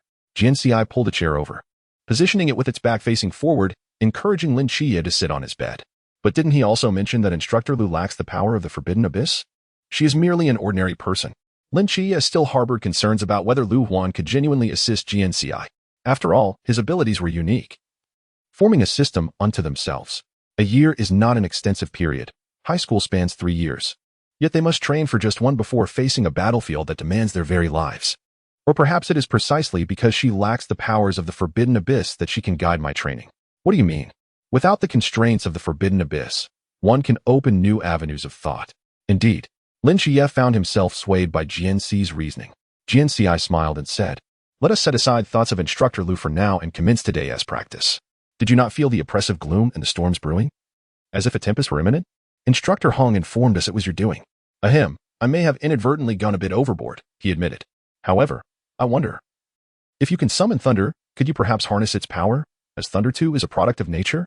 "Precisely." Jian Ci snapped his fingers, then moved to the center of the room. "I was considering whether it is possible to summon lightning directly, without first invoking the power of water. Shall we give it a try?" Lin Qiye felt a surge of enthusiasm. Of course, Jian Ci's expression was one of excitement, clearly eager to demonstrate the power of lightning to Lin Qiye. He raised one hand, palm upward, and the air around him began to stir. 2 slender currents of electricity converging rapidly in his palm. When summoning lightning for the first time, stand back and be prepared to flee, he warned. A smile playing on his lips. Lin Qiye, recognizing the jest, remained stationary. As Jian Ci spoke, the air in the room seemed to freeze momentarily. And then a dark cloud formed in his palm, flashes of lightning flickering within, accompanied by a low rumble of thunder. "Isn't it magnificent?" Jian Ci's eyes sparkled with excitement. "Let us test the strength of this power." Lin Qiye watched intently. In nature, lightning possesses the might to rend the heavens, though Jian Ci's manifestation appeared small. It undoubtedly held significant force, for it was lightning after all. The electricity danced rapidly in Jian Ci's palm, occasionally diving into the cloud, occasionally flashing brilliantly. The booming sound echoed clearly within the confines of the single dormitory. With a focused thought, Jian Ci intensified the lightning, which coalesced into a brilliant sphere of electric energy, pulsating with an exhilarating luminosity. Suddenly, the electric light surged forth, tearing through the air with a sharp shriek. As he turned his palm downward, the lightning cascaded naturally, striking the floor in the center of the room. Boom! A thunderous roar erupted as the electric sphere made contact with the floor, unleashing a violent tremor, followed by a plume of black smoke and the acrid scent of charred wood. When the smoke cleared, they beheld the once intact floor now punctured, leaving a hole the size of a fist, with debris scattered around, still wafting wisps of smoke. "Oh no, it seems I may have overexerted myself," Jian Ci lamented. Tapping his forehead, Lin Qiye stood dumbfounded, gazing at the scene before him. Such formidable power unleashed on a first attempt was astounding. No wonder this power clung to Jian Ci. His aptitude for wielding it could easily be described as genius. How about that? Is it not impressive? Jian Ci's pride was unabashed. As he spoke, he crouched down to inspect the hole. Lin Qiye joined him, saying, "Indeed, it is quite remarkable. However, what shall we do about this hole? Your dormitory seems to be quite the harbinger of misfortune, burned, flooded, buried, and now struck by lightning. It remains resilient, a testament to the hard work of the Night Watch's logistics team. Infrastructure in the Great Xia is, after all, non-existent. Is this hole connected to another room below?" Lin Qiye squinted, peering into the darkness beneath the hole, which revealed no signs of light. Jian Ci resided on the 3rd floor, with the 1st and 2nd floors unoccupied, their doors locked. He had always assumed this was merely a dormitory building and had never been curious about the other rooms. Now the situation had changed. The floor was breached, connecting them to another space. A glimmer ignited at Jian Ci's fingertips, a smile gracing his lips. "Let us find out." The luminous sphere descended through the opening into the abyss below. Lin Qiye initially intended to intervene but, driven by curiosity, merely raised his hand in a symbolic gesture without truly attempting to stop it. However, before they could hear the sound of the sphere hitting the floor below or discern what lay within that room, a resounding knock echoed from outside the door. Bang! Bang! Bang! The forceful knocking made the door tremble as though it might shatter at any moment. The two exchanged glances. Could it be Instructor Hong again? Jian Ci rose and approached the door, swinging it open. As he had anticipated, standing outside was indeed Hong Hao. Upon seeing Lin Qiye behind Jian Ci, Hong Hao's face darkened further, clearly displeased that their daytime training had not been sufficient, and that they were now engaged in mischief at such a late hour. Lin Qiye was about to speak when Hong Hao interrupted him, shifting his gaze to Jian Ci. This is the dormitory, a place for rest, not for practice. From now on, training should be conducted at the training ground. This place will eventually be demolished by you. The building is quite sturdy. Jian Ci, wearing a smile, replied, I apologize, Instructor Hong. I will be more careful in the future. Lin Qiye is here to help me practice. It's entirely my fault. He hasn't done anything wrong. Lin Qiye interjected, it was I who asked Jian Ci to demonstrate for me. If there is to be a punishment, it should be directed at me. Such loyalty. Brothers hand in hand, sharing the punishment, right? Then let us head to the training ground and run 10 laps. No sleep until you finish. That's how it is. Instructor Hong, they did nothing wrong, just a momentary lapse in control. A warning is sufficient. They should be given some grace. Lu Huan emerged from the stairwell and approached Jian Ci's dormitory door. Hong Hao glanced back at her, and Lu Huan nodded in acknowledgement. Your soldier, your decision. When I'm not around, he is under your command. This is the last warning. Hong Hao hesitated for a moment but then relented. Don't you think you should thank Instructor Hong for sparing you? Jian Ci and Lin Qiye promptly responded in unison, Thank you, Instructor Hong. Hong Hao awkwardly waved his hand. Next time, if you break anything, the punishment will be doubled. Now go to sleep. He left first. Lu Huan shot a glance at Lin Qiye. You and my fragile soldier seem to have a good rapport. A Seraph's agent, quite promising. Don't overindulge. Get some rest. Tomorrow is another training day. With that, she departed, leaving Jian Ci and Lin Qiye exchanging glances. Do you feel like they were performing a duet? Playing good cop and bad cop? Jian Ci mused, surveying the now empty corridor with suspicion. Their arrival seemed a bit too coincidental. Oh, that hole. When they returned to their room to check the hole, they discovered that the floor had been restored to its original state. The hole struck by lightning vanished as if it had never existed. Chapter 91. The Divine Beast by Zay. The night deepened, and moonlight streamed through the gaps in the curtains, casting a luminous glow on the floor. Jian Ci lay alone in bed, Lin Qiye having returned to his own dormitory to sleep. The events of earlier replayed in his mind. Hong Hao and Lu Huan arrived just in time. He had barely set down the light, or before they appeared. Once they left, the floor was repaired. How was it restored, and by whom? The speed of the repair seemed as if it wished to conceal something from Jian Ci and Lin Qiye. If they didn't want them to see, why then have Jian Ci stay here? Was that contradictory? With the floor now fixed, Jian Ci could not simply poke another hole. He had a hunch that if he did, Hong Hao and Instructor Lu would surely return. Thus, he reluctantly settled into bed. After tossing and turning for a while, he eventually fell asleep. The sound of the ocean waves crashing against the shore echoed a tranquil, yet prolonged melody, continuously washing over the rocky coastline. In the distance, the sky was a dull gray, with no discernible horizon. The sea and sky merged into one. One could wonder if, at the ocean's end, one could soar to the heavens, reaching the utmost heights. The sea breeze, laden with a salty tang, brushed against Jian Ci's face, stirring his drowsy mind into clarity. Where was he now? Jian Ci walked along the rugged coastline, and soon a magnificent palace came into view. Constructed from an unknown pure white stone, it radiated a soft and mysterious glow under the moonlight. As he approached, he found the grand doors ajar, seemingly inviting him inside. By the sea. A palace, could it be the domain of the sea goddess Matsu? The surrounding mist obscured the situation at sea. Was Matsu well? Jian Ci murmured to himself as he stepped into the palace. Inside, it was vast and empty, devoid of any worshipped statues or altars. Only a massive stone table occupied the center, surrounded by neatly arranged chairs. A faint fragrance lingered in the air, pleasant to the senses. Ah, this is not Matsu's palace. The decor piqued Jian Ci's curiosity further. He moved cautiously, his footsteps echoing softly against the ground as he surveyed his surroundings. Hoping to encounter a person or a deity. Surely, this could not be an ordinary dream. At that moment, a white figure caught his eye.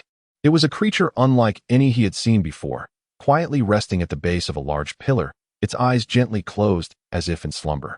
Its body was cloaked in pure, snow-like fur, and as the moonlight fell upon it, the fur appeared to glow. So white, so soft, so smooth, it would surely feel delightful to touch. No one could resist such a fluffy creature. Jian Ci approached quietly. But just as he reached out to stroke its soft fur, the animal suddenly opened its eyes. Their gazes met. What beautiful eyes! Jian Ci couldn't help but exclaim. Those were bright eyes filled with boundless wisdom. Jian Ci, I have been waiting for you for a long time. A clear voice echoed in Jian Ci's ears. He was taken aback, incredulous as he looked at the white creature before him. You can speak human language? The creature's eyes flickered. Jian Ci was certain it was looking down on him. Do you think you know where this is and who I am? The magnificent being before you is anything but ordinary. Jian Ci searched his mind, comparing what he knew to the creature before him. White, by the sea. Able to speak. Could it be that he had encountered the divine beast Baizet? How fortunate to have such knowledge. It was a pleasure to meet you. Really? Jian Ci was so astonished he nearly leaped. He scrutinized the divine beast Baizet from top to bottom. Previously, he had only dreamed of deities. This was the first time he had dreamt of a divine beast, and to meet the king of all spirits who could communicate with the gods was indeed extraordinary luck. Moreover, it was said that Baizet could predict the future by observing the movements of the stars. He wondered if he could ask it to foresee the future of the Great Xia. The script given by the president had become mere waste paper, without consulting the script. Jian Ci had no idea what would happen next. Do you truly know all that occurs in the world? Jian Ci asked cautiously. Baizet smiled slightly. A glint of cunning in its eyes. The tales of the world are a mix of truth and falsehood. It depends on how you discern them. Ah. So even the divine beings have a penchant for riddles. Jian Ci sat down on the steps beside Baizet. Moonlight cascaded down upon them, while the distant sound of the waves accentuated the tranquility of the moment. So, may I inquire, Baizet, why have you summoned me here? Though the palace was grand and imposing, its emptiness felt cold. Baizet could command myriad spirits. Why was it alone at this moment? Jian Ci held his questions within. Uncertain yet intrigued, Baizet rested his two forepaws atop one another, his large, furry head resting lazily on his legs, embodying an air of languor. The Nine Heavens' mysterious lady has invited me to meet with you. As for what I seek from you, it depends on what you can reveal to me. The mention of the Nine Heavens' mysterious lady perplexed Jian Ci. In his previous encounters with deities, they had all claimed to be summoned by her to meet him. Now, even the divine beast Baizet echoed such sentiments. The peril facing the Great Xia had been a long-standing concern. The gods of the Great Xia were expected to protect their realm. Jian Ci, do you understand the expectations of the Nine Heavens' mysterious lady? Baizet's tone was tinged with seriousness. Jian Ci pursed his lips in silence. The threat to the Great Xia stemmed from the enigmatic mists and the myriad foreign deities that had emerged, bringing with them an aura of mystery. The Night Watchers were tasked with safeguarding the Great Xia and eradicating these mysteries. Yet, without uprooting the source. No matter how many Night Watchers were trained or how many mysteries they vanquished, true peace would elude the Great Xia. The Night Watchers would only find themselves exhausted from endless pursuits. After a moment of hesitation, Jian Ci spoke. Why can't you simply tell me what I should do? What is the nature of this bizarre mist? Rather than ceaselessly battling the ever-appearing mysteries, wouldn't it be more effective to identify the source of the mist and obliterate the machine of mystery? All things in the world are a blend of truth and illusion, not so easily discerned. The crises of the Great Xia must be addressed by its own people. The conversation circled back again. So, what do you wish for me to see? Whatever you can show me, Jian Ci pondered. What could he possibly reveal to Baizet? The selection of him by the celestial beings, did it also imply his choice of them? Chapter 92. The domesticated divine beast. Is there anything I can show you? Jian Ci gazed skyward at the resplendent moon. In this place devoid of artificial light, the brilliance of the moon illuminated the surroundings, dispelling any darkness. In the absence of incandescent light pollution, the moon and stars sparkled ever more vividly, rendering the night clear and bright. I have nothing to show you. After a prolonged silence, Jian Ci uttered these words. Baizet paused momentarily. Have you thought this through?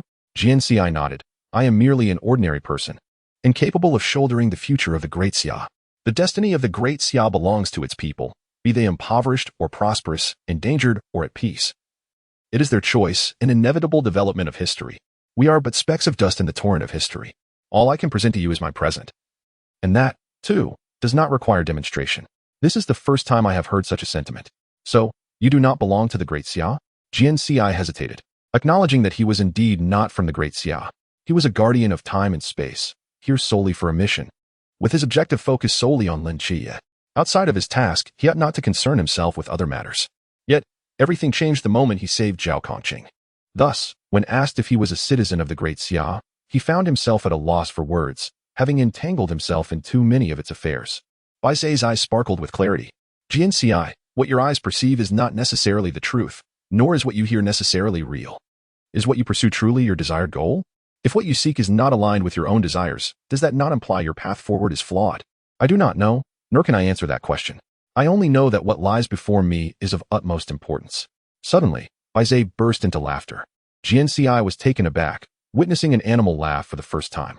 Bai Zai's mouth opened wide, revealing sharp teeth, his eyes squinting, his fur trembling with mirth. What is so amusing?